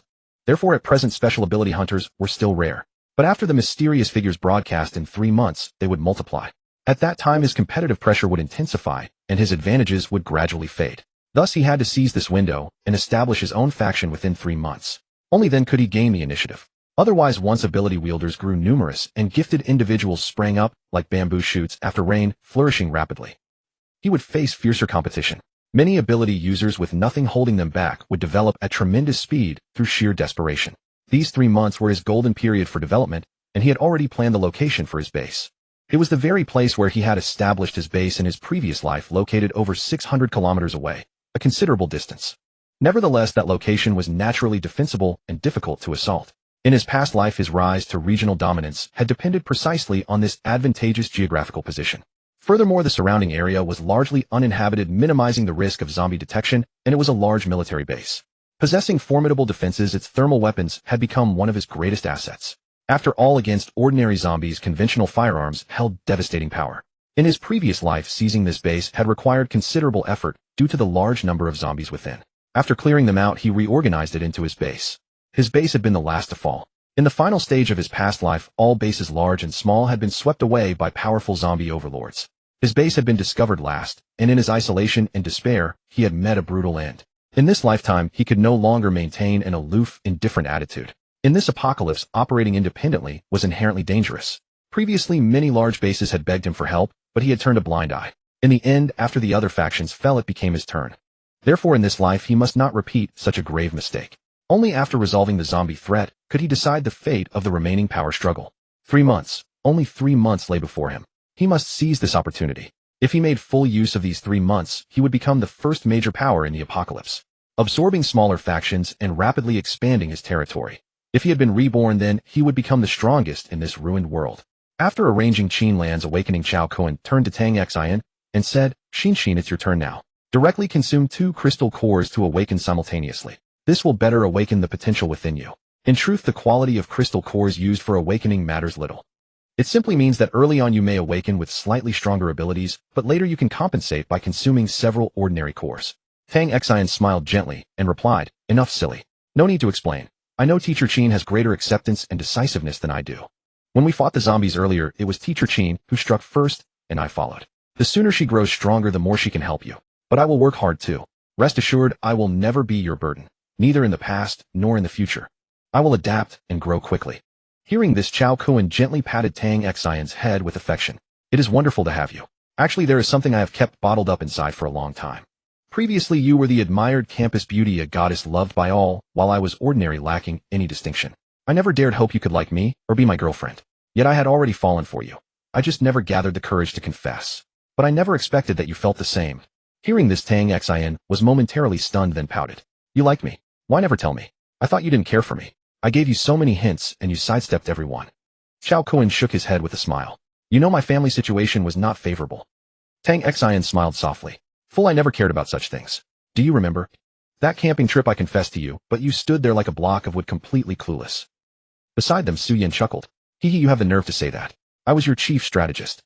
Hearing this, Tang Xin pouted. It's all your fault for using those obscure, pretentious phrases. I couldn't understand them. How could a straight-up guy like him possibly grasp anything? Cao Kun was momentarily stunned. So when you said that it was actually a confession poem, I was completely bewildered. Tang Xin shot him an exasperated glance. Enough about the past. If you act like a log again in the future, I'll bite you to death. Cao Kun grinned. How would you bite? Where would you bite? Suddenly realizing what she implied, Tang Xion's cheeks flushed crimson, and she cried out indignantly. Oh, are you trying to die? Making advances on me again? All right. Playful banter aside, let us focus on completing the awakening. Under Cao Kun's guidance, Tang Xin soon completed her awakening. Xin, what is your special ability? Cao Kun asked in surprise. Tang Xin shook her head. I'm not sure. There's something in my dantian that resembles a whirlwind spinning. Hearing this, Cao Kun's eyes lit up. Wow, a rare wind attribute ability user, the fastest of all ability types. And wind attribute hunters also possess tremendous attack power. You'll be the death of me. Everyone's watching. Tang Xin shoved Cao Kun away, saying bashfully. Hearing this, the other women all blushed, a rosy flush spreading across their cheeks. What a piece of work you are, utterly shameless. Always dragging people off to play cards and dance the cha-cha at every turn, huh? Tang Xin shot Cao Kun a glare, her cheeks flushed red, and huffed. No. Not now. I'm not ready yet. Let's wait until I'm ready. Cao Kun spread his hands. Oh, my dear girl, what's there to prepare? It's such a simple thing. Done in a jiffy. Why make it such a big deal? Tang Xin, however, waved her hand and said no. This is my first time, so it must have a sense of ceremony. According to the books, if I give it away too cheaply, you won't know how to appreciate it. Good grief, how would I not appreciate it? I'd cherish it more than anything. But the girl isn't willing right now, so I can't exactly take her by force, can I? Forget it. We'll leave it for another day. After all, a frog in warm water doesn't need to be rushed. There's no hurry. Sooner or later, this little girl will land in my mouth. So Cao Kun nodded and said, fine, let's talk about it another day. Then he turned to Su Yin and said, Su Yin, your turn now. Devour 2 crystal cores as well, and see what kind of ability you awaken. Su Yin smiled, gently nodded, and also took 2 crystal cores. Then Cao Kun applied the same method, guiding Su Yin step by step as she absorbed the power of the cores and awakened the ability within her. After quite a while, the awakening was finally complete. When Su Yin opened her eyes, she said with joyful surprise, wow, it truly is an amazing feeling. In an instant, my whole body was wreathed in bliss, numb and tingly. And then a mysterious power suddenly gushed out from within me. With its support, I feel like I could kill an ox with a single punch. Cao Kun waved his hand. That's just an illusion. Still, as you are now dealing with a few ordinary big men, shouldn't be a problem. Besides those zombies outside, you can take each one down with 1 punch without any trouble. This is the strength of a hunter. The higher your level, the stronger you are, and the stronger you are, the greater your odds of survival. Suyin nodded eagerly. Thank you, Cao Kun. Don't worry, everything I have now was given by you. From today onward my life belongs to you. You can have me do anything you want, and I'll obey. At these words Tang Xion's expression instantly turned sour. What does anything you want mean? I'll obey. What if he asked you to sleep with him you'd do it? Tang Xion pouted, and said, Suyin, what exactly are you trying to say? What are you saying you'd agree if he asked you to sleep with him? Suyin spread her hands. Didn't I just say it? Whatever. Do. Anything at all. Qin Lan and Tang Xion both stared at Suyin with wary expressions. Good grief, wasn't this plainly a declaration of war? She was practically throwing herself at him. Moreover, whether in looks, figure, or talent, Suyin was in no way inferior to them. She was without a doubt a formidable competitor. Seeing the women at daggers drawn glaring at one another, Cao Kun quickly changed the subject. By the way, Suyin, what ability did you awaken? Suyin gave a quiet smile, and said mine isn't as powerful as theirs. It seems to be a ball of water, probably the water type ability you mentioned. Cao Kun felt somewhat disappointed at this. It seems Suyin's ability was only run-of-the-mill. After all, among all abilities, 5 elements abilities were the most common, and the 5 elements gave rise to and overpowered one another in turn. Once one encountered an ability that was one's natural nemesis, one's overall strength would be greatly diminished. Thus a 5-element spirit root could only be considered a SOSO grade. However, Cao Kun did not expose this. Instead, he also responded with a delighted look. Holy crap, doesn't that mean from now on we'll have a mobile water reservoir? The women were all stunned by these words. Huh, a mobile water reservoir. Cao Kun nodded. Exactly. See, I told you. Girl, from the moment you stepped in I saw those big watery eyes of yours. I didn't realize that your forte was being full of water. No wonder you awakened a water type ability. Actually, that's a wonderful thing. The more water the better. Water is the fountain of life after all. We simply cannot live without it. Once you're a water type, you'll be able to produce endless water for us to drink. So what is it if not a mobile water reservoir? Wow, so I'm really that important? Suyin said, beaming with surprise. Naturally. Heaven-sent talents all have their uses, and there are plenty of virtues to being full of water. Look at you, dewy and fresh all over. It's only natural to be full of water. Suyin was rather pleased at this and nodded. All right. From now on, when you want to drink, just come to me. Cao Kun immediately flashed an okay sign. Okay, we'll definitely come to you. What can I say? You're simply too full of water. When we're thirsty, we'll come looking for you. Watching the 3 women all awaken their abilities, Cao Kun felt the huge stone in his heart finally settle. Now all 3 women were level 1 ability users. In other words, level 1 hunters. Ability user was the colloquial name, but everyone had become accustomed to calling them hunters. For every surviving ability user was ferociously hunting zombies, so in later days the name hunter was deemed far more fitting, and the term was unified into hunter. However, hunter was not a convenient term for distinguishing ability types, so the 2 names continued to be used side by side. A hunter was called by level alone, while an ability user was differentiated by the kind of ability. Now that the 3 women possessed a certain degree of combat ability, they still lacked experience in facing zombies. From now on he had to put them through intensive training. So Cao Kun said to them, your intensive training begins now. I will personally train you. Only when each of you can hunt zombies independently will you be considered fully trained. The women nodded with excitement and agreed on the spot. They also knew that in this apocalypse if they did not change they would face certain death. Seeing their attitude, Cao Kun nodded with profound gratification. Excellent. In that case, let's not rest idle. Get moving and train with vigor. Time waits for no man, and we must be swift and decisive. Upon hearing these words, the 3 women nodded with resolute eyes, and said in unison, all right, we'll be ready at any moment. Seeing their bearing, Cao Kun said with great satisfaction, not bad. You're beginning to look the part. Since that is the case, let us prepare. From this moment on you must listen carefully to every key point I teach you. These key points are the methods for properly utilizing your supernatural abilities. Moreover, each person's supernatural ability is different. However, the ways to operate them are mostly the same, and the combat techniques of every ability must be discovered by yourselves. I can't help you with this because no one's ability skill set is identical.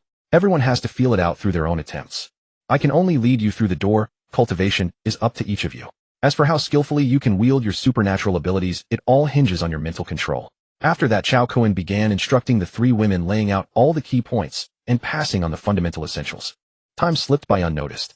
After Cao Kun had imparted the fundamental essentials, the women began to slowly digest them, practicing their abilities again and again according to his teachings.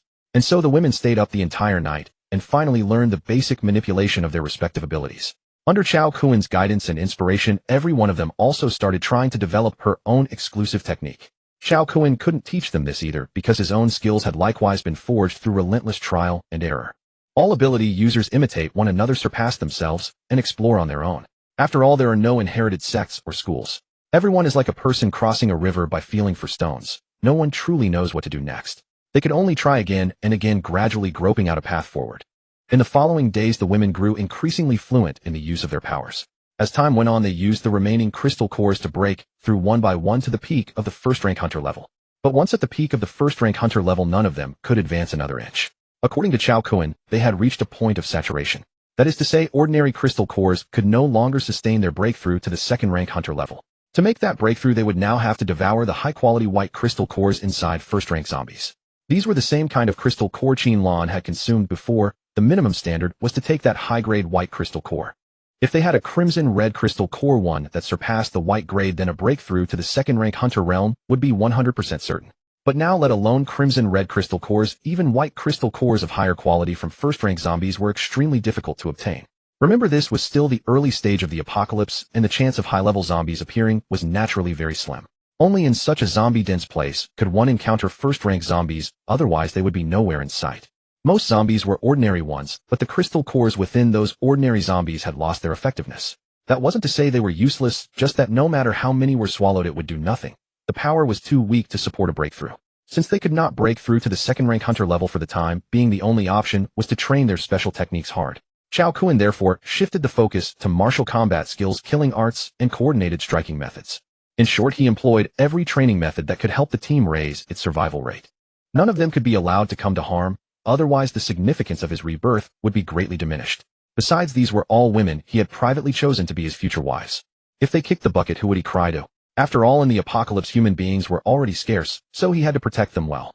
Because one day, once the zombie calamity was resolved, the human population would have to be restored, wouldn't it? This would mean making a contribution to the continuation of the human race. When that day came, he would still have to do his small part for humanity's future. Marry more women, bring them home, and nurture the next generation.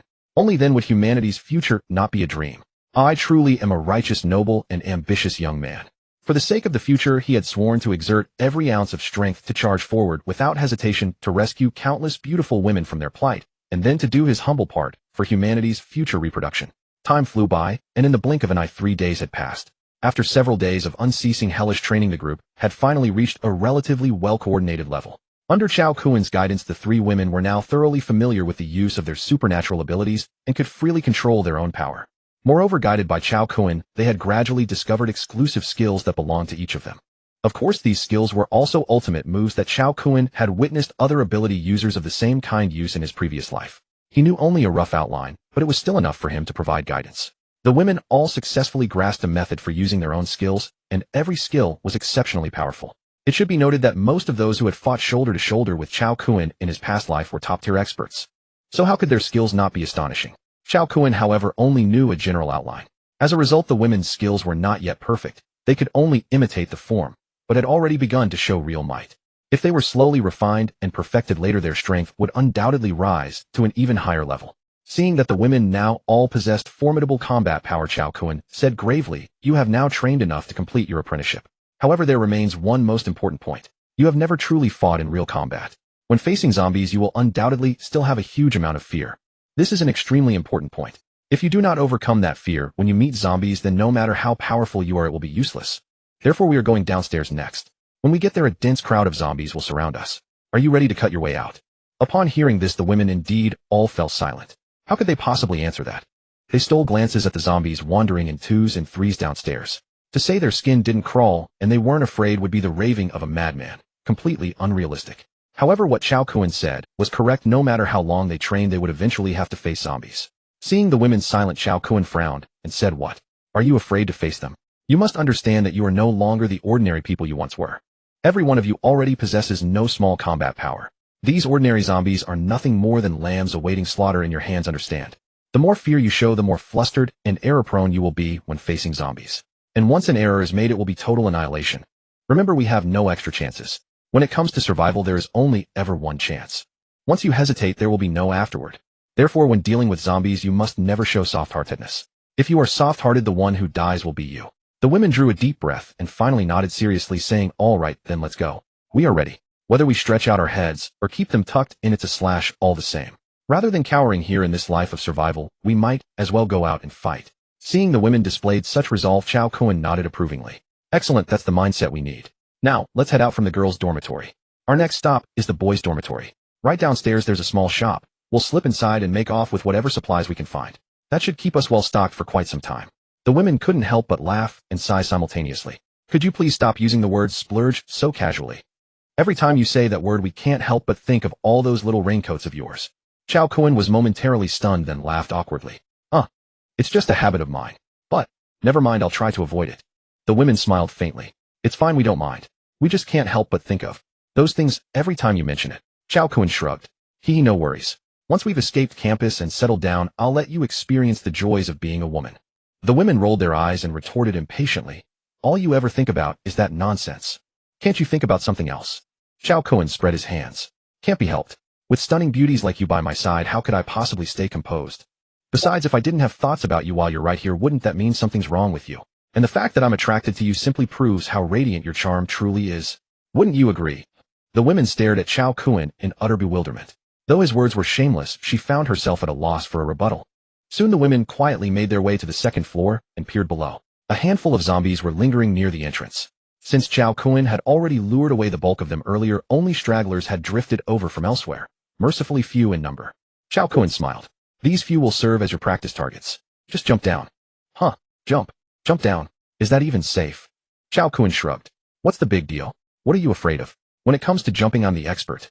With your current abilities, this height is nothing. Just jump with confidence. Reluctantly, they nodded and prepared to leap at his urging.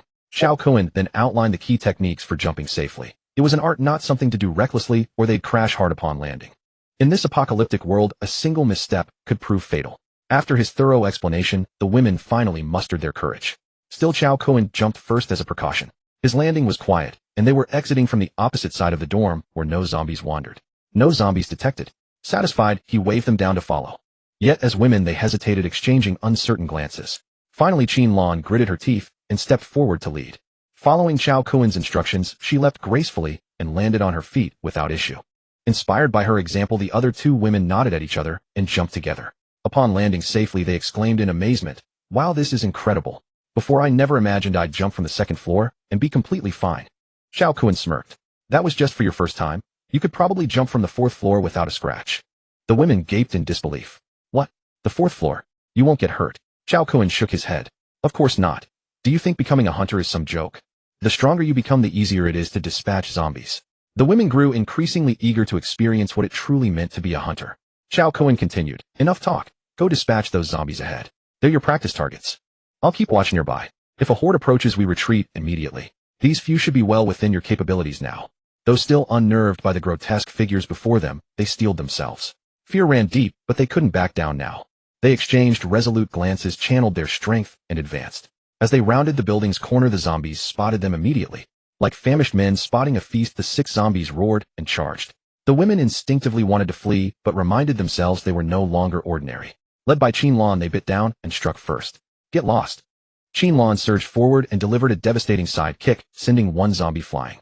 Before the second could pounce on her, Tang Xin arrived, summoning a swirling vortex of energy that tore through the zombie and rescued her companion. With a thunderous crack, the storm shredded the zombie to pieces, splattering blood across Tang Xin. "Damn it. Disgusting blood everywhere." Tang Xin scowled. Watching from afar, Cao Kun chuckled. "Xin, that's a ranged ability. Don't use it up close. If you use a long-range attack at point-blank range, of course you're going to get covered in gore." Ignoring him, Tang Xin shoved a nearby zombie away with her elbow as another lunged at her. Becoming a peak first-level hunter had transformed her completely.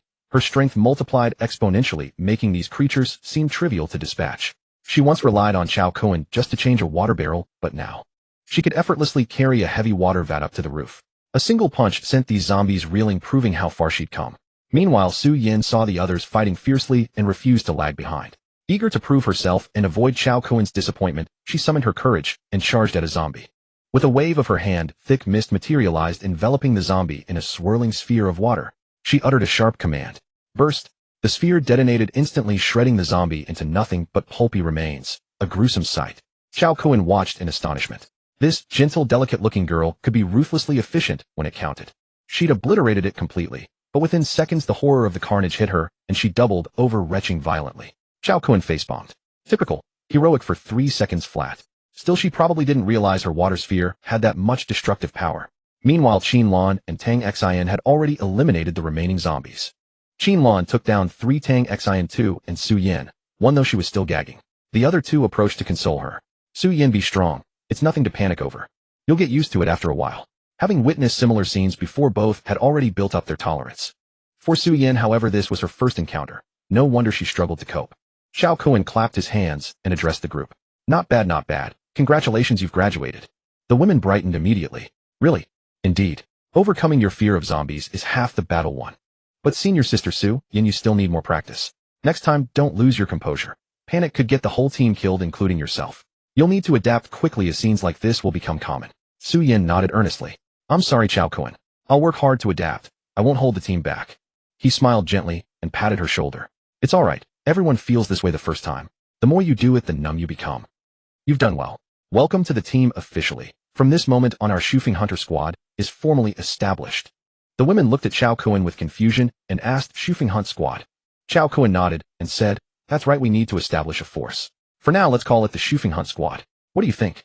The women smiled and nodded, saying, Shufeng means standing proudly atop the peak like the rising sun at dawn. It represents hope and the future, doesn't it? Cao Kun shook his head and waved his hand. No, I just like the character Su. It is composed of 9 and sun, symbolizing enduring and boundless power. And Feng means doing it on the mountaintop.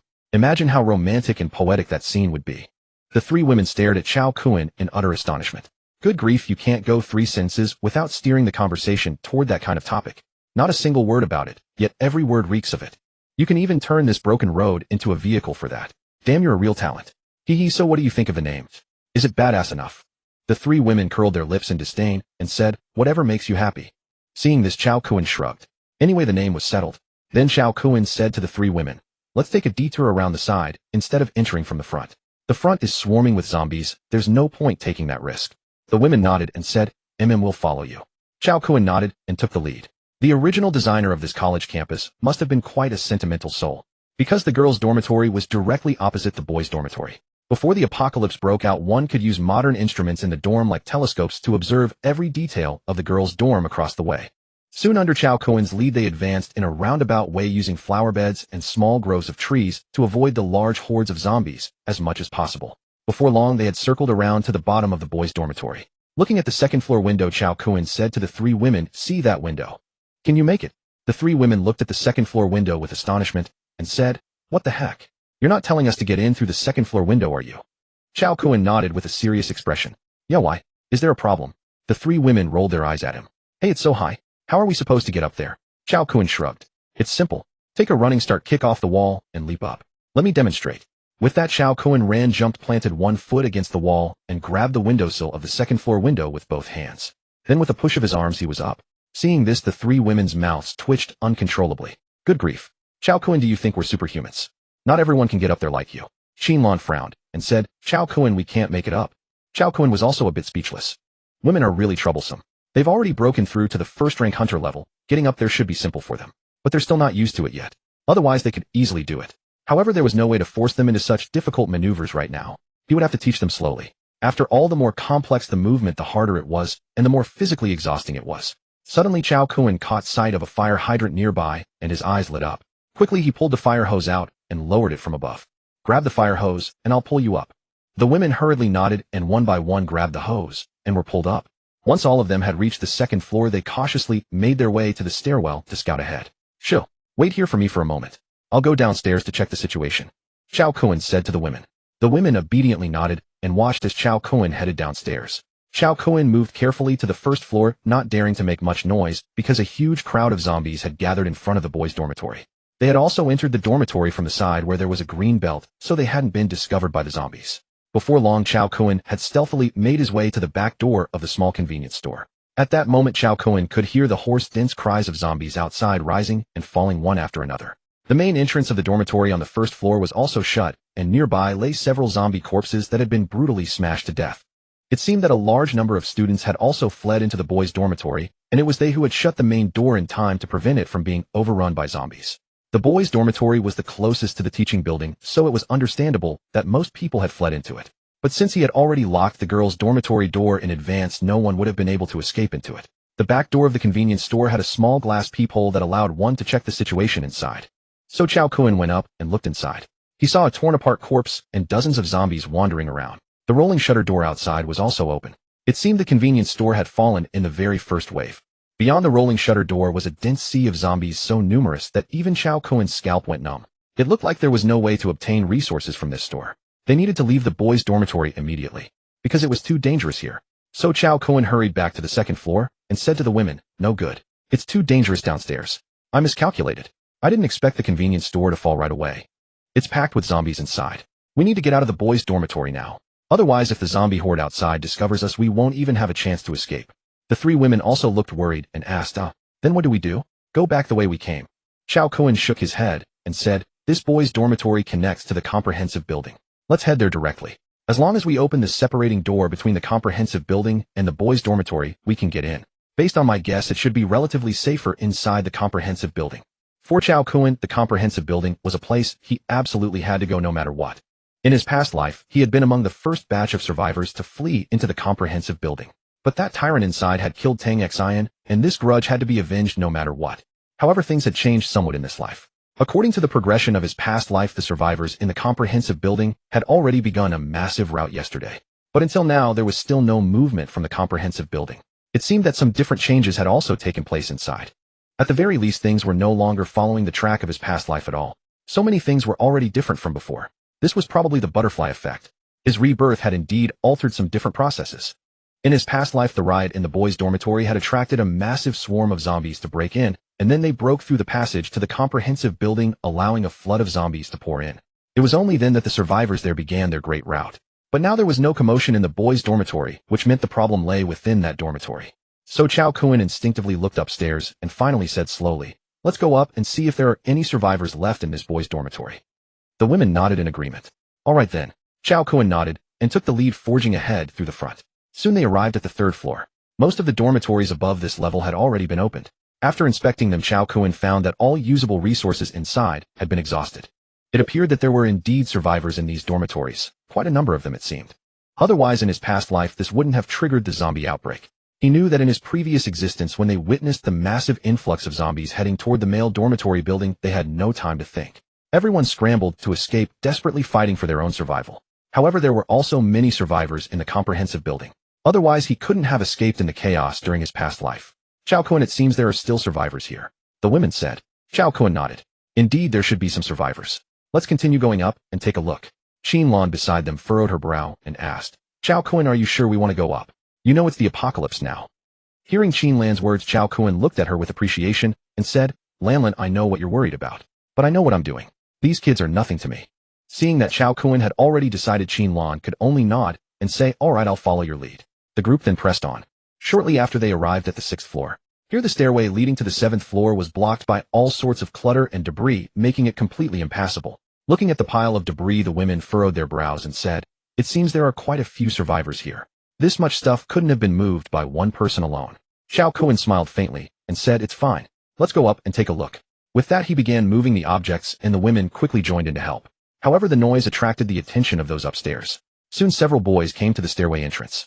When these boys saw Cao Kun's group, they were overjoyed and exclaimed, How did you get in? Have the zombies outside retreated?" Cao Kun studied the students before him and waved his hand, saying, "Not exactly. We came through a side path." Indeed, upon hearing this, the boys immediately showed disappointment on their faces. However, when the boys caught sight of Su Yin, Tang Xin, and Qin Lan, a spark of excitement flickered in their eyes. But they concealed it well, instantly suppressing the passionate glint in their gazes. Although they hid it well, Cao Kun noticed everything. In his past life, he had been a lord of his own domain, rising from the bottom through countless trials. If he couldn't even see through this, he would have accomplished nothing. Yet Cao Kun pretended not to notice anything, because he intended to teach the women a lesson. Although they knew the cruelty of the apocalypse, they had never witnessed it firsthand. If he guessed correctly, these boys were not right. Under the apocalypse, everyone would unleash the second personality suppressed during peacetime. It had already been over a week since the apocalypse began, yet they still had rosy complexions. This in itself was unreasonable. Furthermore, the way they looked at him and the women was different. Greed, desire. It was unmistakable. Qin Lan also frowned, but seeing that Cao Kun showed no reaction, she said nothing more and continued moving the debris. However, the two young girls, Tang Xin and Su Yin, were completely unguarded. They happily moved things, thinking they had found their classmates, beaming with joy. They had no idea that these people were no longer the classmates they once knew. But Cao Kun didn't expose them. He wanted to use this opportunity to teach them a proper lesson, so they would understand that in the apocalypse one should never trust others easily. Finally, after their joint efforts, the debris was cleared away. The boys enthusiastically invited them to their gathering place. Soon they arrived on the 7th floor, where over a dozen boys stood guard along the corridor. The boys leading Cao Kun brought them to a dormitory entrance, heavily guarded. These are survivors I found. I'm bringing them in to see the boss. The two guards at the door nodded and opened the dormitory door, letting them in. After entering, Cao Kun immediately spotted the so-called boss in the dormitory. He recognized this person, a boy from the same year as Su Yin, notorious for getting into fights. His name was Wang Dongxing. On campus, he was considered quite a figure. Who would have thought that the male dormitory would become his base of operations now? After entering the dormitory, the boy who had led them quickly introduced them to the boss. Big brother, these are survivors I just brought back from outside. They pushed their way in. Hearing this, Wang Dongxing looked at Cao Kun in surprise, then glanced at Su Yin and the others. But when he saw Su Yin, he was overjoyed. Su Yin, you're still alive. Is it really you? When Su Yin saw Wang Dongxing, she immediately frowned. She hadn't expected this place to be his territory. So she furrowed her brow and said, Wang Dongxing, it's you. What are you doing here? Wang Dongxing walked up to Su Yin excitedly, his eyes burning with intensity, as he said emotionally, Su Yin, wonderful. You're still alive. Do you know I wanted to bring my brothers to rescue you several times? But there were too many zombies outside. I never thought you'd still be here alive and well. That's truly wonderful. Su Yin furrowed her brow and said, Wang Dongxing, would you really come to rescue me? Are you that kind-hearted? Wang Dongxing awkward smiled and said, Oh Su Yin, are you still hung up on past matters? I really like you. Won't you consider me? I pursued you for 3 years and you were always cold toward me. Last time I just couldn't hold back, so I slapped you. I didn't think you'd hold such a grudge. Come on, don't be angry. It's the apocalypse now. Shouldn't you find someone strong like me to protect you, to be your support? Su Yin furrowed her brow and coldly snorted. Forget it. We have nothing to discuss. With that, she walked to Cao Kun and directly said, Brother Kun, this guy is no good. Let's leave here quickly. People with different paths shouldn't associate. We're not on the same side. Cao Kun shrugged and said, It's fine. It's the apocalypse now. Why are we still talking about this? Since we've all survived against all odds, we should stick together and let go of past prejudices. As he spoke, he blinked at Su Yin behind the others' backs, signaling her not to alert the enemy and to see what they were really up to. Su Yin was also clever. Seeing Cao Kun's signal, she could only helplessly nod and say, All right then. On the other side, seeing that Su Yin agreed to stay, Wang Dongxing was overjoyed and said, Brother, you're absolutely right. Since it's the apocalypse, we should unite. No more talk. You came from outside. Must be hungry. I have plenty of food here. Let's eat while we talk. Cao Kun smiled and nodded. Then thank you very much. The women furrowed their brows as they looked at Cao Kun, puzzled about what he was planning. Shortly after, they followed Wang Dongxing into a dormitory. Here the room was filled with piles of food. It seemed all of this had been scavenged from various dormitories. After all, with so many dormitories, they could always find some snacks. However, after they entered the dormitory, several of Wang Dongxing's men gradually surrounded them from outside. When the women saw these people all looking aggressive and fierce, they instinctively huddled closer to Cao Kun. Wang Dongxing smiled faintly and said cordially, Su Yin, come over to my side. With me, I'll make sure you eat well and live comfortably. What do you say? Su Yin furrowed her brow and said, Wang Dongxing, what are you trying to do? I'm warning you, don't come any closer. And there's no way you'll ever get me. I could never like you in this lifetime. Hearing this, Wang Dongxing's expression changed. His lips twitched savagely and finally he coldly snorted. You ungrateful bee. What am I trying to do? I'm going to F you, of course. Men seize her. And these two girls aren't bad either, real beauties. Tonight I'm going to have some fresh meat. It's been so long since I've tasted such exquisite beauty. The women stared at each other, their faces paling, as Wang Dongxing's true monstrous nature was fully revealed. Su Yin, Tang Xin, and Qin Lan instinctively backed away, seeking Cao Kun's protection. But Cao Kun remained utterly composed, a cold predatory gleam flickering in his eyes as he observed the unfolding scene. Upon seeing Wang Dongxing's truly repulsive countenance, the women's hearts turned to ice. Fortunately, it was Cao Kun they had encountered. If they had first encountered Wang Dongxing, they would have long been violated by this wretch. However, although Cao Kun had his desires too, he had never forced himself upon them. Moreover, Cao Kun possessed the power to compel them. Had he truly acted on his desires, they would have stood no chance whatsoever of escape. Yet Cao Kun never crossed that line. Instead, he respected their wishes. Should they refuse, he never pressed the matter. After all, this was the apocalypse, a world devoid of any rules or order where no one would constrain whatever you did. In that sense, Cao Kun was something of an anomaly. Nevertheless, upon recalling those condoms in his bag, they knew he was hardly a saint either. But at least staying by Cao Kun's side meant he would never be as shameless as those bastards. Moreover, it was evident that Cao Kun genuinely cared for them. He truly wanted them to survive, teaching them invaluable skills for staying alive. There was no exaggeration in saying that once they had learned these skills and grown stronger, even if Cao Kun tried to force himself upon them, they would no longer be helpless prey. He might not even be able to compel them anymore, yet he never hesitated, teaching them these abilities without reservation or stint. This proved that Cao Kun treated them with genuine sincerity rather than regarding them as mere tools.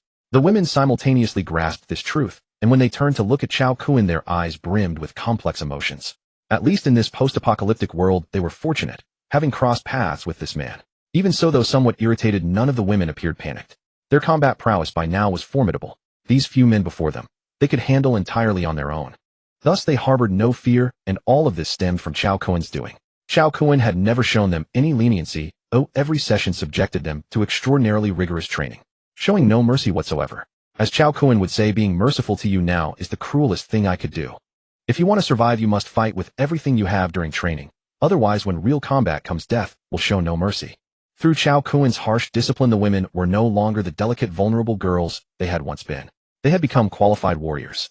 Those zombies before had been far more formidable than these fellows, and having conquered their fear of zombies, could mere ordinary men frighten them.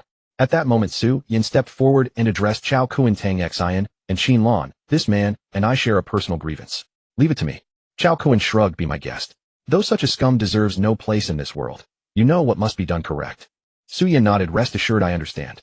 Then she walked to the center of the room and beckoned to Wang Dongxing with her finger. Wang Dongxing, isn't it true you've always desired me? Come on then. If you can defeat me, this old lady will sleep with you tonight. How about that? In an instant, everyone present widened their eyes in utter disbelief, staring at Su Yin. Wang Dongxing especially rubbed his eyes vigorously and stammered in shock. Holy shit. Su Yin, are you serious? Su Yin nodded firmly. Indeed. I never break my word. If you have the guts, come at me. Didn't you tell me to find a powerful protector? If you can't even defeat me, what right do you have to speak of protecting me? To win me over, first prove you possess the strength to do so. Hearing this, Wang Dongxing grew instantly excited. Holy shit. I never expected this from you, Su Yin. You used to be so delicate. Even a light punch would make you cry for hours. And now in this apocalypse, you've turned into a tough warrior. Fine. But don't forget, I am the school's sparring champion. A mere girl like you dares to challenge me. Su Yin offered a captivating smile. Exactly. What afraid? Wang Dongxing burst into belly laughter. Huh. Excellent, absolutely excellent. You're practically serving yourself on a platter. By the way, don't go crying when I throw a punch. Su Yin pursed her lips and smiled. All right. I promise I won't cry. Behind her, Cao Kun and Tang Xin exchanged amused expressions. I never knew Su Yin had such a mischievous side, Cao Kun remarked with a wry smile. Wang Dongxing then turned to his lackeys. All right, guard the door. Make sure these people don't escape. The men immediately nodded. Yes, boss. After appraising Su Yin from head to toe, Wang Dongxing clicked his tongue. Su Yin, we haven't seen each other in days, and you've only grown more beautiful. You have no idea how much I missed you these past few days. I thought you had been eaten by zombies, and now you walk right into my arms. Absolutely thrilling. Cao Kun, standing aside, pursed his lips and whispered to Tang Xin, Xin, remember this for the future. When fighting, never talk too much. Villains almost always die from their own verbosity. Tang Xin smiled and nodded eagerly. Right, the more a villain talks, the worse his fate. Qin Lan shook her head, glancing at Cao Kun and Tang Xin, but said nothing, continuing to observe the scene before her. Meanwhile, she had already activated her supernatural ability, ensuring she could remain invincible at any moment. Should anything unusual occur, she would strike instantly and eliminate these men without hesitation. In the center of the room, Wang Dongxing's face darkened upon hearing Cao Kun's remark. Brat, what did you say? Your words are empty boasts. Soon it will be your turn, and I'll make your life worse than death.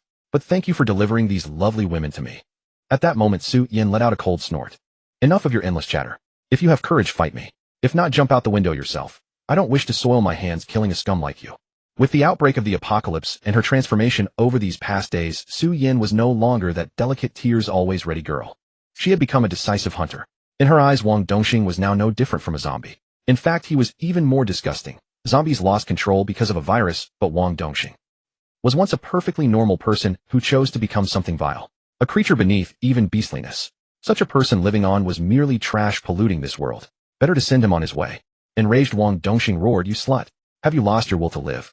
Do you still think you're some high and mighty student council president? Do you really believe your beauty protects you from me? As he spoke, Wang Dongxing lunged forward with a roar, reaching desperately for Su Yin's hair to drag her toward him.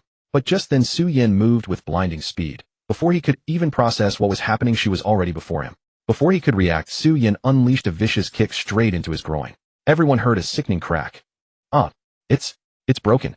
In an instant, Wang Dongxing's most vital weakness was shattered. He curled into a ball on the ground, howling in excruciating pain. Hiss. Witnessing this, everyone was stunned, gasping sharply and swallowing hard. Good heavens.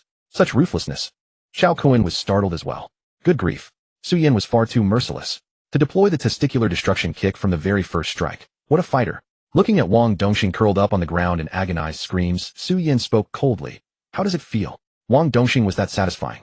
Still want to sleep with me? Bang. Suddenly Su Yin delivered another vicious kick to Wang Dongxing's abdomen, sending him flying through the air as he crashed against the bed frame and tumbled back down. The scene left Wang Dongxing's entire crew utterly stunned. They never expected this young girl to possess such formidable combat prowess. Even the boss had been kicked away in an instant. If that first strike had been accidental, then this was undeniable reality. For a moment fear seized them. All of them knew they stood no chance against her. After all, none of them could match their leader. Yet he had been utterly helpless before this young woman. That meant she was far stronger than their boss. The mere thought made them hesitate and consider retreating. Meanwhile, Wang Dongxing on the ground endured excruciating pain before shouting furiously, "You sons of bitches, why are you just standing there? Get in there. Kill them, no questions asked." Upon hearing their boss's command, they gritted their teeth, drew their concealed jump knives, and charged toward Tang Xin, Cao Kun, and Qin Lan. However, Cao Kun didn't even bother to glance, for his primary wife had long been poised and ready. He had no need to lift a finger himself. After all, dealing with such low-level thugs himself would diminish his dignity. True enough, the moment they made their move, ice had already formed beneath their feet, completely immobilizing them. Immediately thereafter, Qin Lan approached with a graceful, alluring stride, and with a single gesture encased their entire bodies in ice, leaving only their heads exposed. Qin Lan glanced at the combat knives in their hands, gave a cold snort, and said, "Still carrying knives? Don't you know the campus prohibits controlled weapons?" With that, Qin Lan stepped forward and delivered a series of swift, punishing slaps to their faces, alternately striking left and right until they were completely dazed. Soon Wang Dongxing's entire gang heard the commotion and rushed over. However, they couldn't escape the same fate. Within moments, Qin Lan had frozen all 14 of them solid in the hallway, completely immobilized. At that moment inside the room, Cao Kun nodded and remarked, "As expected of my first wife. You handle things with such efficiency and precision." Qin Lan rolled her eyes at Cao Kun and huffed, "Next time you step up yourself. I can't be the one doing everything while you just stand there and watch." Tang Xin smiled and said, "Teacher Qin, thank you for your hard work. It's nothing. Next time I'll handle it myself." Cao Kun taking on these low-level thugs would be overkill, wouldn't it? "Just let me handle it." Qin Lan shrugged and said, "Sai, you really spoil him." "It's true, women in love lose all their sense." Tang Xin stuck out her tongue playfully at Qin Lan and said, "Hee, it's fine. In front of Cao Kun, I don't need to use my brain." Cao Kun chuckled and replied, "So does that mean I'm just big, dumb, and easy to handle?" Tang Xin stared in shock. "What are you trying to kill me? I'm not dumb. Did I say that?" Cao Kun just smiled without responding. Meanwhile, Wang Dongxing on the ground witnessed this extraordinary scene as though he had stumbled upon something truly terrifying. What's going on? What is this? Are you humans or ghosts?" Witnessing such inexplicable powers, Wang Dongxing completely lost his composure. After all, these weren't abilities ordinary people possessed. It was like watching Superman from the movies, absolutely miraculous. At that moment, Su Yin crouched down before Wang Dongxing and said, "Oh, you find this strange? Then let me show you what this granny can do next. You dared to make a move on me. And that slap you gave me before, I'm collecting that debt today." Smack! In an instant, Su Yin delivered a brutal slap across Wang Dongxing's face.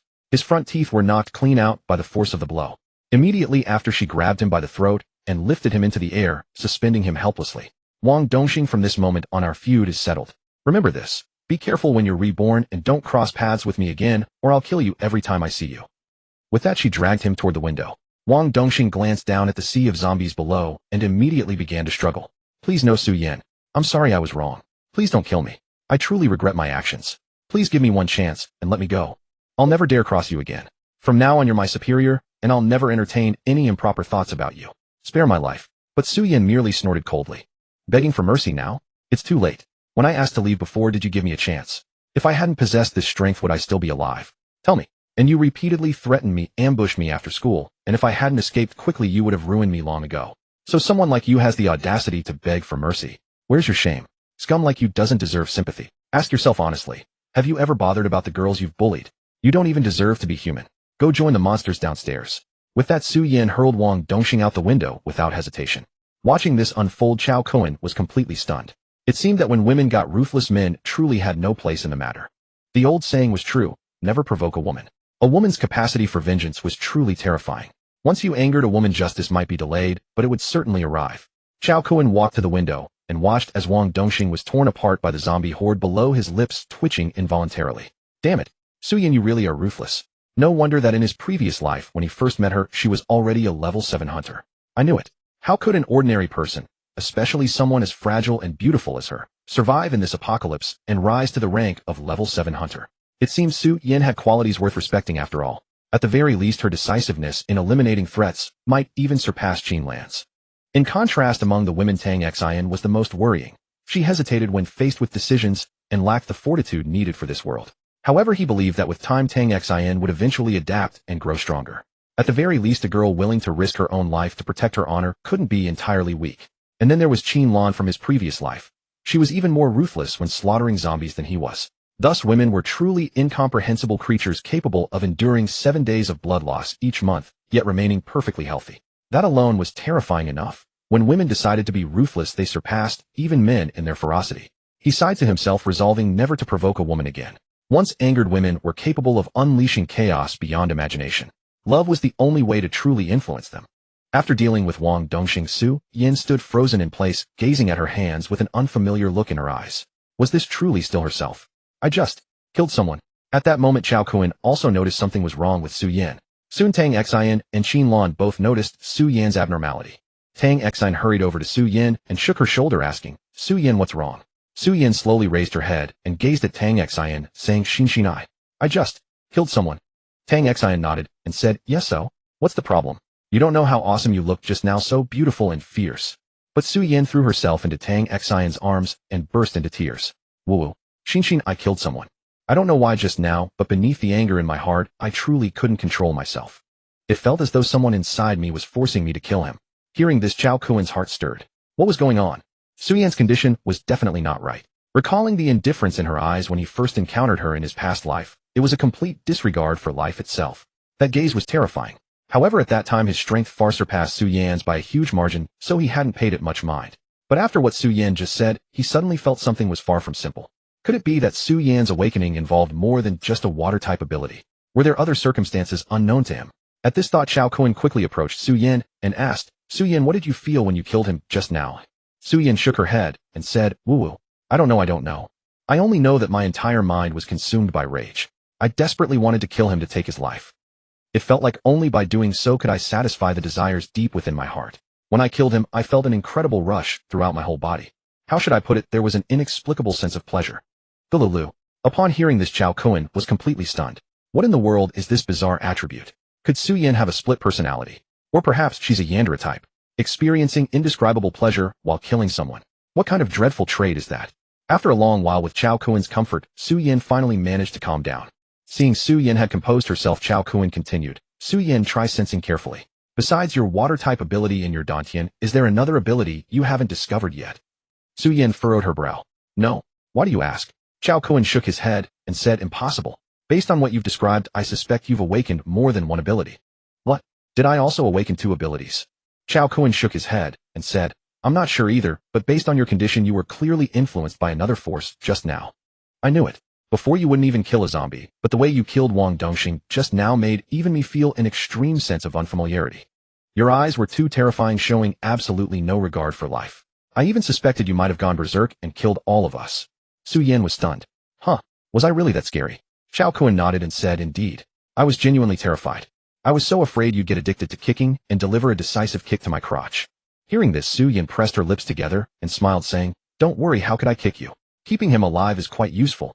Cao Kun chuckled and said, that's true. But this isn't the time to research that. Try sensing carefully again. Perhaps it hasn't manifested yet before. After all, some abilities don't reveal themselves when first awakened. They only gradually crystallize over time. Because certain special abilities require time to settle and accumulate strength, only manifesting in the later stages. After listening to Cao Kun's words, Su Yin nodded and said, all right then, let me take a look. After a long while, suddenly Su Yin's eyes snapped open. Covered in sweat, she said in disbelief, what's happening? Something inside my Dantian is different from before. There's actually a tiny black bead that has appeared. The power emanating from this bead fills me with dread. It feels as though it wants to control my mind.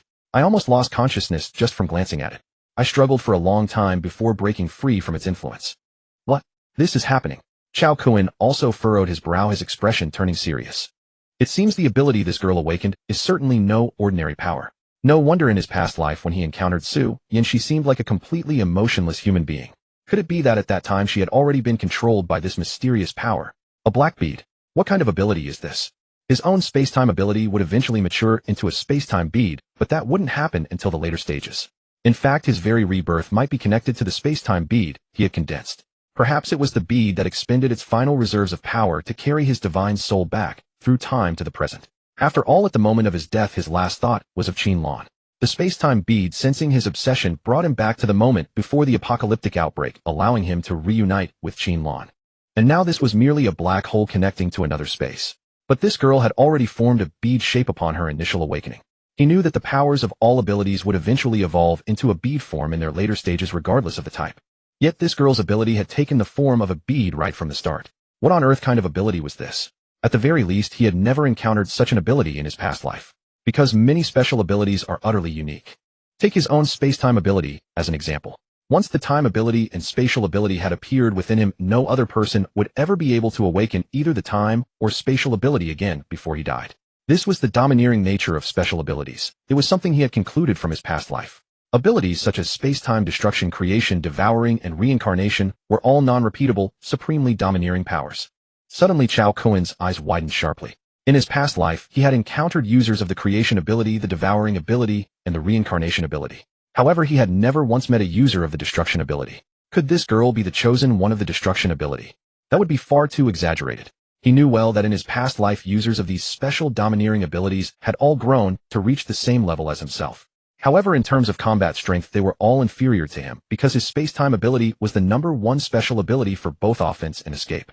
A space-time leap, a space-time traversal, a space-time blink. These were all peerless techniques for fleeing danger. In his past life, after witnessing all his dear friends and family perish, he had chosen to perish alongside the zombie monarch rather than survive alone. Otherwise, no one could have killed him. When he couldn't win, he could always escape unscathed. But looking around at everyone lying dead, what meaning was there in continuing to live? He should mention that the space-time ability's offensive power was equally unparalleled. A single space-time compression could bring even the strongest experts to their knees. However, those immensely powerful divine techniques were beyond his current reach. His strength was too weak to sustain such enormous consumption. The most he could currently deploy was his space-time vortex. This ability had a proportional relationship between power consumed and destructive output, with essentially no upper limit. After a long while, Cao Kun finally spoke. Su Yin, from now on, I will conduct special individual training for you. Your ability may be a unique type, meaning ordinary methods of controlling abilities will be entirely ineffective. That is precisely why you were unable to control this power earlier. Instead, it influenced you, even infinitely amplifying your subjective consciousness, ultimately taking control of your mind. Therefore, I will teach you a special method of control. Let us see whether this is truly a unique ability. If it is, then our team has genuinely struck gold. You will be my blessing. Cao Kun smiled and said, how could that be? Besides, this water-type ability is pretty good too. Its power becomes formidable at later stages. In truth, no ability is inherently good or bad. When any ability evolves to its peak, its might is extraordinarily immense. So there's no need to trouble yourself over your own ability's attribute. Upon hearing this, Su Yin cast a grateful look at Cao Kun and nodded repeatedly. Thank you, Cao Kun. If it weren't for you, I don't know what would have become of me. Cao Kun waved his hand and said, it's nothing. Since we're all one team now, we're family from here on out. Family doesn't stand on ceremony. All right, be good. With that, Cao Kun stepped forward and embraced Su Yin, comforting her tenderly. Su Yin obediently yielded to his embrace without any resistance. Tang Xin, who was nearby, was stunned at the sight. Oh my, are they not even trying to hide the fact that they're starting a harem now? Can you two not be so blatant about cuddling and whispering sweet nothings?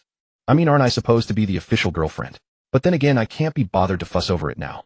After all, Su Yin really does need comforting. Forget it. Since she's my good sister, I'll let it slide this time. After a while, they prepared to leave the place. Before departing, Cao Kun collected all the food in the area. Just then, as they passed by a dormitory, the sound of crying came from within. Hearing the sound, they paused, then walked over to the dormitory door and peered inside. But what they saw left them all stunned. Unexpectedly, there were so many girls locked up inside this dormitory.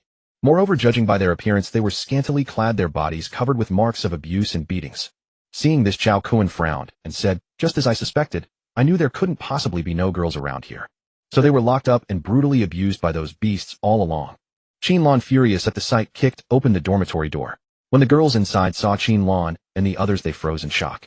Suddenly, one girl burst into loud tears upon spotting Qin Lan. Teacher Qin, is it really you? Cao Kun also recognized the voice, and as he looked toward the girl Tang Xin, and Cao Kun exclaimed in unison, Xiaofang. How is it you? There stood a girl covered in wounds, her clothes torn into ragged strips, barely covering her body, weeping as she looked at them. Soon Xiaofang rushed over to Teacher Qin and threw herself into her arms, sobbing. Teacher Qin, it's really you all. Woo-woo. Cao Kun surveyed the dozen or so girls in the room. Many of them looked quite familiar. Since they were all in the same teaching building, they often crossed paths with one another. Yet now their pitiful appearances were nothing short of heart-wrenching.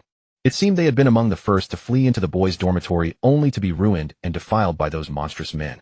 In this apocalypse, everyone unleashes the savage beast long suppressed within them. Looking at these young girls, each one ravaged beyond recognition. Qin Lan also recognized the girl before her as her own student. For a moment, she gazed at all these girls, her expression growing grim. Yet she knew, having once been a teacher, that she was also a rational person. She understood that once the world lost restraint and order, chaos was an inevitability. Surviving in such a cruel world was an immensely difficult feat. Moreover, in this apocalypse, what was truly terrifying was not just the zombies wandering the world, but the even more sinister hearts of men. A long while passed. With Qin Lan's constant soothing, the girls gradually calmed down.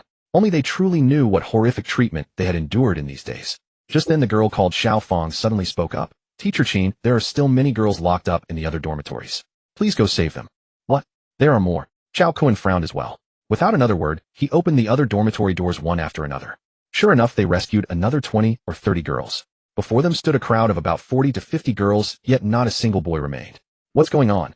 Just a dozen or so men on the entire floor managed to lock all of you up. The girl sobbed and said, there were many of us when we fled in, but the other men who refused to obey them were all thrown out to feed the zombies.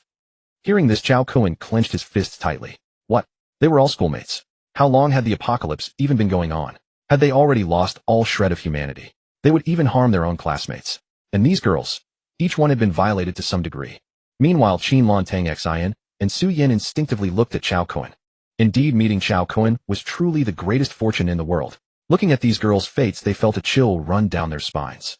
Many of the girls had also seen how Cao Kun treated Qin Lan and the others. For a moment, when they looked at him, their expressions were bitter. Why hadn't they met someone as good as him? All they had encountered were beasts. After communicating with these girls, Cao Kun roughly understood the situation.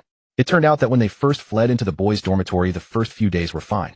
But as time passed, and they realized no rescue was coming, that bastard Wang Dongxing began to run wild.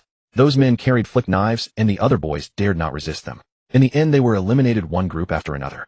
Once the disobedient boys were dealt with, they turned their hands on the girls. Listening to their accounts of these past days, Cao Kun shook his head and said, in this apocalypse, morality crumbles, order collapses, and there are no limits to depravity. Just then the girl named Xiao Fong suddenly spoke to Cao Kun. Classmate Cao Kun, could you give me a knife? Cao Kun was taken aback for a moment, then asked, what do you need it for? Xiao Fong's eyes blazed with hatred as she said, I want to personally cut off their source of evil. Slice them piece by piece. As soon as Xiao Fong said this, the other girls also spoke up venomously. That's right, those beasts don't deserve to be called human. Cao Kun looked at the girls, then took a deep breath and said, they've all lost the ability to move. Go pick up the knives yourselves. Sure enough, with Cao Kun's permission, all the girls rushed over wildly to carry out their vengeance. Before long, a series of miserable screams echoed through the corridor. After who knew how long the sounds faded, and everything returned to silence. When Cao Kun and the others came out, the minions from before had already been hacked beyond recognition. Seeing this, Qin Lan let out a quiet sigh and shook her head. These people had brought it upon themselves. Meanwhile, Tang Xin and Su Yin both fell silent. If they had encountered someone like Wang Dongxing, they would probably be in an even worse state than these girls. After all, they were far more beautiful than those girls. At the same time, they finally understood what Cao Kun had said earlier. So that was it. The looks they had once taken pride in had now become their greatest burden. With such beauty, they would only attract more evildoers coveting them. Looking at it this way, following Cao Kun was truly the happiest thing in their lives. At the very least, Cao Kun respected their wishes. After witnessing the scene before him, Cao Kun shook his head and said to Qin Lan and the others, let's go. They nodded in silence, their hearts heavy with unease. Having witnessed such a tragic ordeal with their own eyes, they were deeply shaken. The impact was too overwhelming to process. Yet they also realized that the world had truly changed forever. They could not change the world, they could only change themselves. When the girls saw that their group was about to leave, they hurriedly blocked Cao Kun and pleaded, classmate, please take us with you. Can we follow you from now on? Cao Kun frowned and replied, we are not the same kind of people. Saving your lives was already the limit of my kindness. Life and death are governed by fate. I have no obligation to take care of you. With that, Cao Kun pulled Tang Xin and the other girls to leave. But all the female students lined up firmly in their way. Classmate, you can't be so heartless. Besides, if you take us with you, we can do anything. As long as you give us something to eat, we'll do whatever it takes. That's right, exactly. We're all classmates here. How can you just watch us die? You can't be so selfish and ruthless. Teacher Qin, you're an educator. Are you really going to abandon us? What kind of teacher are you? Are you going to leave us behind? Cao Kun frowned and said, first, I am not a savior. I have neither the obligation nor the right to carry so many burdens like you. Second, this is the end of the world now. No matter what I do, no one can restrain me. So get out of my way. If you dare block me again, know that I have never claimed to be a good man. Third, saving you once was already the greatest fortune you could ask for. I cannot protect you forever because I have no need to carry burdens who are utterly useless to me. Finally, I advise you this is the apocalypse. To survive you cannot rely on anyone but yourselves. With that, Cao Kun directly pulled the girls and headed downstairs. This time none of the girls dared to block Cao Kun again. They could only watch him descend. But clenching their teeth, they still hurriedly followed his steps. Because only by following Cao Kun was there any chance of survival. Soon Cao Kun led the 3 girls to his former dormitory. The dormitory had been ransacked and left in utter chaos. Arriving at his old bunk, Cao Kun gazed upon the bed that had once been his, and a surge of emotions welled up within him. Tang Xin smiled and said, "So this is your bed?" Cao Kun grinned and nodded. "Yeah. I used to dream about this all the time. Now that you're here, how about we try it out?" Hearing this, Tang Xin shot him a glare. "Oof. Are you asking for a beating? Who has time for such thoughts now? By the way, why did you come back?" Cao Kun chuckled and said, "Of course, to retrieve my big treasure." "Big treasure? What big treasure?" The girls looked at him in confusion. Cao Kun then pulled out his astronomical telescope from a suitcase that had been tossed aside. Seeing the telescope, the girls were stunned. "What the heck? How do you have a telescope here?" Cao Kun grinned and said, "I'm a serious astronomy enthusiast, you know. For a truly dedicated astronomy buff, this is an absolute essential." Just then Qin Lan glanced at the girls' dormitory across the way and said with a skeptical look, "Wait, do you really use that telescope to look at stars?" Cao Kun snickered, "Of course. It's crystal clear. And I see pairs of little stars." The girls felt something was off. What kind of little stars come in pairs? Suddenly they glanced at the girls' dormitory outside the window and realized what he meant. Tang Xin blushed and exclaimed, shameless. Cao Kun, I never imagined you were this kind of person. Have you no shame? Being this despicable, using a telescope like that." Cao Kun coughed lightly and said, No, this is for great academic research. After all, our teachers always said we must bravely explore and discover the beauty around us. I'm just honoring my teachers and putting theory into practice. Didn't they say practice is the only way to verify truth? I'm a good young man who's great at discovering beauties around me. The 3 girls shook their heads. This guy was beyond saving. Next, Cao Kun carefully packed the telescope and its stand back into the suitcase with the reverence of a collector, then waved his hand and stored it away. The girls already knew Cao Kun had the ability to store items, so they weren't surprised. "All right, got my precious treasure. We can leave the boys' dormitory now." Suddenly, halfway out, Cao Kun seemed to remember something and rushed back to his bunk. From under the bed, he retrieved a small black leather bag. Seeing that the bag hadn't been ransacked, Cao Kun breathed a sigh of relief. Good thing those idiots only looked for food and didn't bother with anything else. After all, the small bag obviously contained no food, so they hadn't even given it a glance. Seeing Cao Kun staring at the bag as if it were a treasure, the girls asked curiously, "What's inside? Why do you treasure it so much?" Cao Kun's face flushed. "Nothing, just some personal items." Tang Xin asked with curiosity, "What personal items? So mysterious." But Cao Kun quickly shook his head. "No, it's nothing, really nothing." Yet the more he tried to hide it, the more curious Tang Xin became. Suddenly Tang Xin gasped and pointed out the window. "Oh my God, a zombie horde." Startled, Cao Kun immediately looked outside. But when he looked, there was no horde at all. Realizing he had been tricked, it was already too late. Tang Xin had snatched the leather bag from his hands and yanked the zipper open. Inside were collectible DVD discs. Seeing the covers, the girls all blushed. Those covers were truly a breathtaking sight. Seeing their expressions, Cao Kun laughed sheepishly. "Hey, give that back." He snatched it back and quickly stored it all into his spatial storage. Then he pulled out his laptop from under the bed and grinned. With this laptop, these DVDs can truly display their infinite beauty. Seeing this, the girls all gave him a thumbs up. "We surrender." Qin Lan also held her forehead and said, "Impressive." Cao Kun, the teachers came to search several times before, didn't they? How were these never confiscated? Cao Kun spread his hands. "A wise man has his own tricks.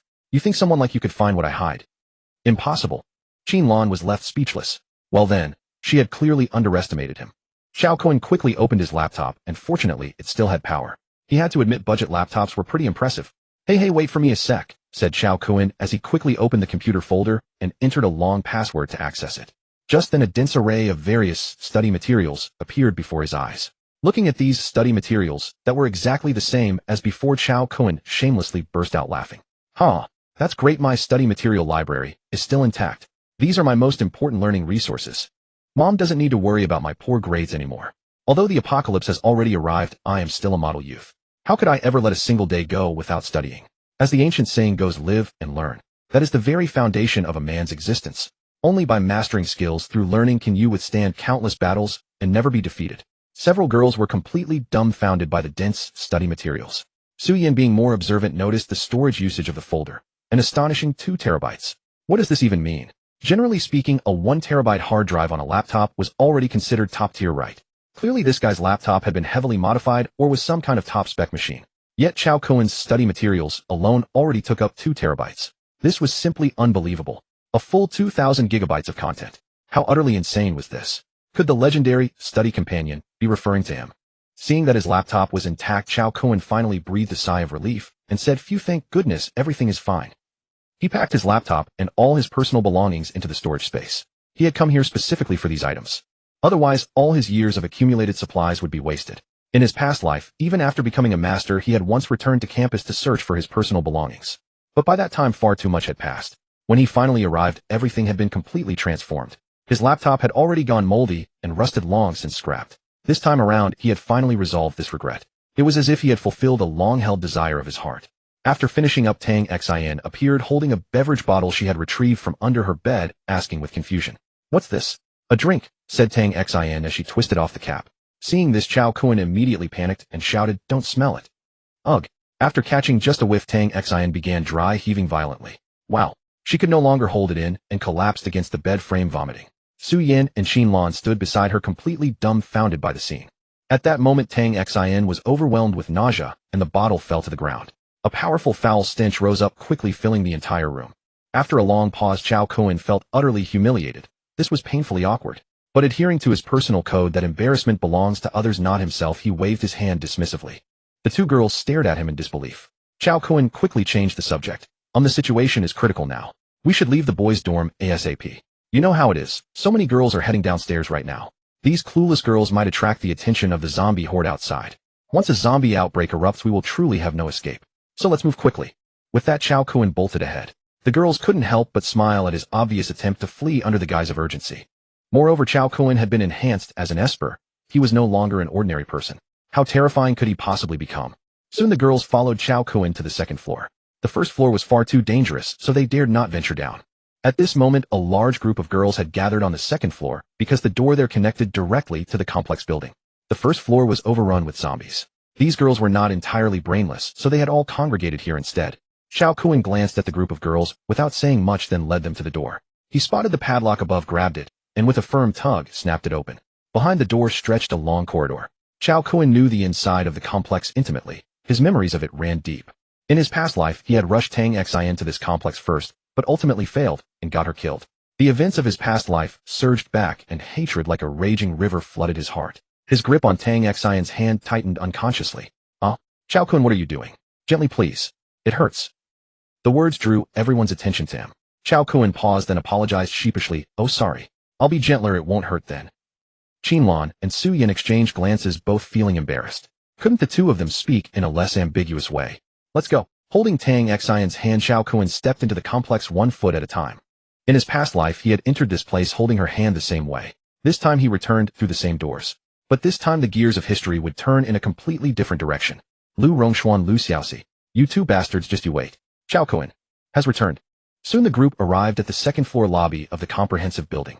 The building had a separate lobby on each of the first 3 floors, and each served a different purpose. Behind the main hall lay a series of small cubicles housing department heads and administrative offices at various levels. Above the 4th floor were research facilities and laboratories. Chemistry and physics laboratories occupied the 4th through 6th floors, along with music rooms. Previously, their position had been in the 3rd floor lobby. After Tang Xion's murder, he sought refuge alone in a 4th floor laboratory. Shortly thereafter, the zombie outbreak erupted and poured into the building. They were hunted by swarms of zombies, and most survivors perished that day. Conversely, hiding on the 4th floor had saved him. When the zombies were lured away, he slipped out and began his journey as a fugitive. But this time would be different. Lu Rongshuan, I won't let you die so easily to those zombies. I'm nowhere near done playing with you. Living death would be your true fate. As they reached the 3rd floor, Cao Kun warned the women, whatever you see, do not be startled or afraid. Understood? The women paused in confusion. What do you mean? Are there monsters up there? Cao Kun smiled, gently brushing Tang Xion's cheek. Yes. One beast far more monstrous than any monster. Tang Xion hesitated, sensing something off in his gaze. A hint of guilt and deep sorrow. She couldn't quite understand. What was happening? Still she smiled and replied, I'm not afraid of anything. You're here with me. She linked her arm through his, confident that with him by her side, nothing could threaten her. Cao Kun smiled faintly and led them upward. They entered the 3rd floor, but the door was locked. Without hesitation, Cao Kun kicked the door open violently. The sudden noise startled everyone in the hall, their attention snapping toward the entrance. At first some feared the zombies had breached the entrance, but upon seeing the large group of beautiful young women outside, everyone froze in shock. Cao Kun observed the scene with cold detachment, remarkably similar to his past life. He and the group moved into the hall. Cao Kun immediately spotted Lu Rongxuan, the man responsible for Tang Xian's death in his former life. Lu Rongxuan was the heir to the city's Lu group, a spoiled rich second generation with immense wealth. He preyed on women without mercy, leaving nothing but ruin. Anyone he desired never escaped. Cao Kun scanned the room and noticed other young women scattered throughout. Their eyes were hollow and vacant like walking corpses. In this world, simply surviving was likely their greatest blessing. Cao Kun sighed inwardly at the sight. Just as in his previous life, this monster didn't deserve to breathe the same air as living beings. He wasn't claiming to be a savior or some self-righteous figure, but acts like these which outraged both heaven and humanity were beyond his tolerance. Moreover, this man was his enemy, so in this life, he would surely end him. But for now, he wasn't finished playing yet. Like a cat toying with a mouse before the final strike, one savors the hunt until exhaustion sets and then delivers the killing blow. This was the rule of the cat and mouse game, and today he would orchestrate such a game. But still, for now he would observe and wait. Yet Lu Rongxuan already bore the mark of a dead man. To simply end his life with one strike would be far too merciful. He needed to ensure his torment stretched beyond death itself. Fortunately, the zombie horde hadn't erupted yet. All the survivors from the compound were accounted for here. No one would be foolish enough to trigger the horde. So he had ample time to play with this bastard. Slowly. At that moment, Lu Rongxuan caught sight of the scene unfold. Upon spotting so many young women arriving seemingly of their own accord, his eyes immediately brightened. What in the world? Were they delivering themselves to him as gifts? Lu Rongxuan was overcome with overwhelming excitement. He turned his attention to the woman before him, shaking his head in disgust. Useless creature, only good for wasting food, he sneered. Wasted an entire pack of bread on you. Get lost. The girl hurried away in terror. Watching this unfold, Tang Xin and the others felt nothing but helpless sorrow. In that moment, they finally understood. Meeting Cao Kun had been the greatest blessing of their lives.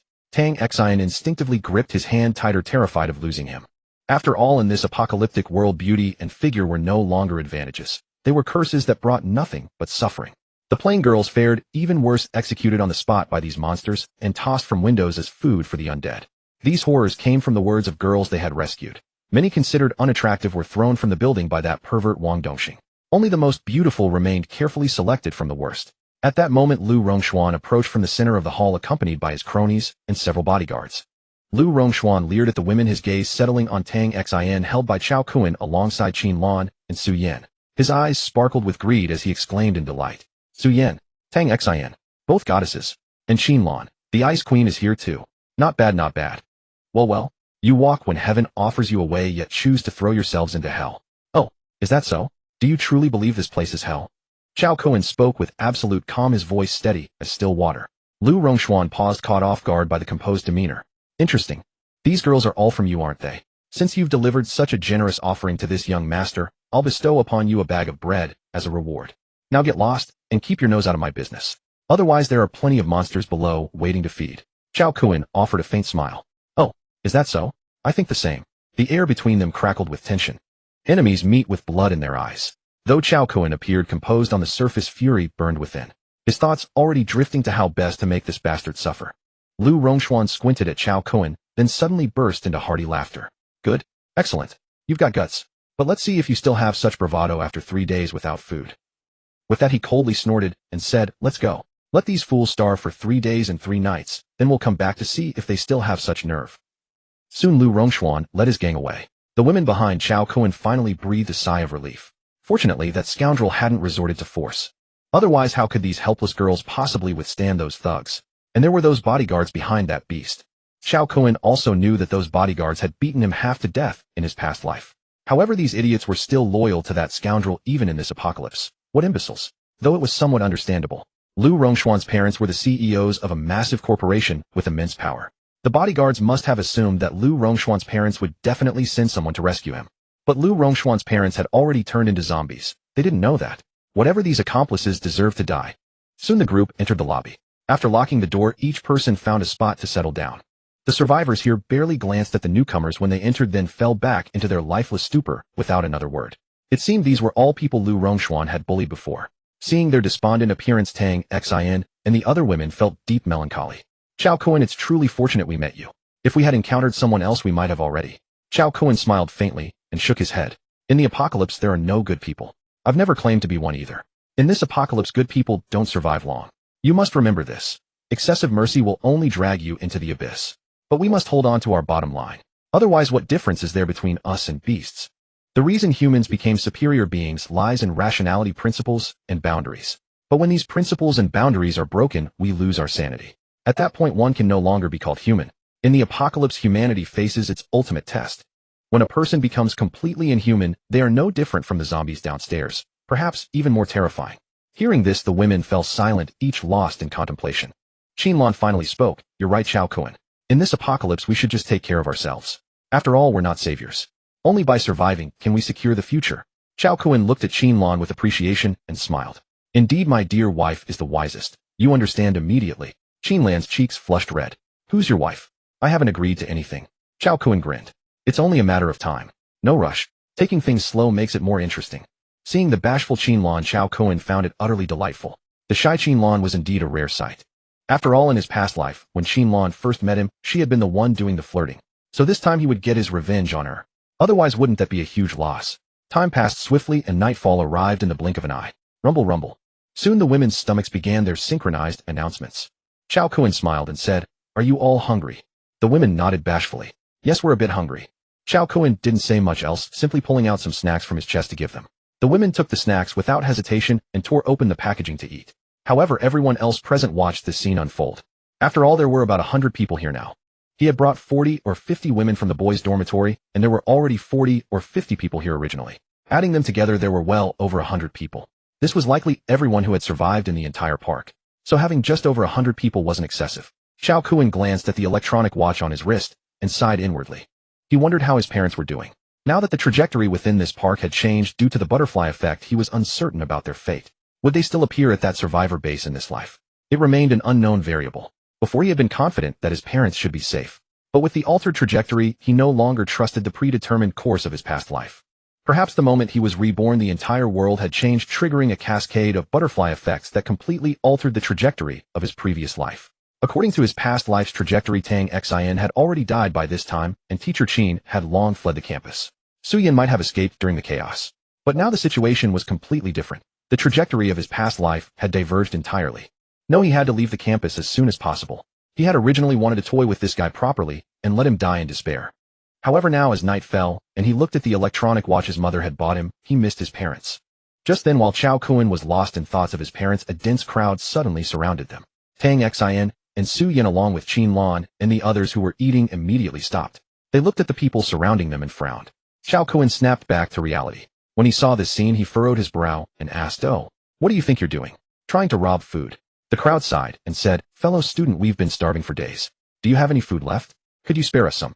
As long as you hand over the food, we definitely won't give you any trouble. Hearing this, Cao Kun smiled faintly and slowly stood up. Oh, is that so? All right, but do you deserve it? After hearing this, everyone was stunned. Then they frowned and said, Fellow student, we're asking nicely. Don't push your luck. We only fear Lu Rongshuan because his thugs are powerful. You seem like a fellow student too. We won't make things difficult for you. Just hand over the food, and we won't lay a finger on you. Cao Kun shrugged, then pulled out many more things from his chest. The crowd was overjoyed, staring hungrily at the food in his hands. Good student, you've made an excellent decision. You truly know your place. Rest assured, we definitely won't give you any trouble. A male student reached out to grab the food. But Cao Kun lunged suddenly and kicked him flying. What the F? Daring to steal my food? You motherfucker must be tired of living. In an instant, everyone was stunned by Cao Kun's terrifying ferocity. Oh my god, how could this guy be so terrifying? Immediately after, Cao Kun slowly placed the food on the ground and beckoned to the crowd with a finger. If you're not afraid of death, come at me. Kill me, and the food is yours. Instantly, the entire hall was reduced to dead silence. No one dared to step forward rashly. After all, this fellow was far too ferocious. Besides, his strength was clearly not to be underestimated. Already starved for days, they had grown sallow and gaunt, let alone possessed the strength to fight over food. Yet the allure of the delicacies before their eyes was overpowering. All of them stared at the food on the ground, unable to resist temptation. At last, someone let out a roar. Let's fight him. We're many, and he's just one. Charge together, and whoever grabs it keeps it. That shout set everyone's eyes ablaze. With savage cries, they stampeded toward the food in front of Cao Kun. Seeing this, Cao Kun frowned, but still gave a cold snort. Looking for death. In a flash, he was before them, and with a single punch apiece, sent them flying. Soon the 20-odd people surrounding him were all knocked to the ground. Then Cao Kun walked up to the one who had shouted set his foot on the man's face, and said coldly, "Kid, quite a scheme you've cooked up, aren't you? You dare steal this young master's food. Are you tired of living? You think Lu Rongshuan is no easy prey. Do you take me for one too?" As he said this, he kicked the man flying. Then he declared coldly, "Whoever dares steal anything else, I'll send him straight to an early grave. Remember this, Lu Rongshuan is not to be trifled with, and neither am I. Who dares to make the next move, I'll throw him down to feed the zombies." Clap, clap, clap. Suddenly the sound of clapping rang out. Cao Kun froze. Then from afar Lu Rongshuan led a group of underlings into the hall, still clapping his hands without pause. Good, excellent. The moment I saw you today, I knew you were no ordinary man. Indeed, a true figure. I can tell you're not someone easy to deal with. Your martial skills are strong, and your temper suits my taste. So how about it? Interested in cooperation? Join us, and I'll make you second in command. From then on, all the food here is shared between us. Moreover, we'll split the women here 50-50. How's that? And as for those girls you brought, I understand the rules. I won't touch yours. Let's cooperate and benefit together. What do you say? Seeing that Lu Rongshuan was actually trying to recruit him, Cao Kun sneered, "Oh, then should I feel honored to have earned young Master Lu's esteem?" Lu Rongshuan laughed loudly. "No need for that. But boy, I truly appreciate your style of doing things. Besides, we are the same kind of people, are we not? Only by working together can we achieve mutual victory. What do you think?" Cao Kun, however, waved his hand and said, "Forget it. I'm used to walking alone. I'm only an angler of the apocalypse, while you are a beast devoid of humanity. So you're wrong. We're not the same kind of people. Those who follow different paths cannot plan together. This cooperation is best left unspoken." A gasp rippled through the crowd. No one had expected that Cao Kun would dare speak to Lu Rongshuan in such a manner. Lu Rongshuan, frantic with fury, roared, "You bastard! How dare you curse me? Do you know I only invited you to join me because I thought highly of you? Yet you throw face away and refuse the toast only to drink the forfeit. Fine. I don't believe even the toughest man can survive without food. I'd like to see how long the little food on you can last.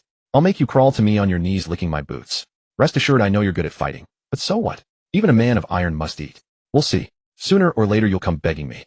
With that, Lu Rongshuan turned and stormed off with his men. Just then a woman's simpering voice came drifting over.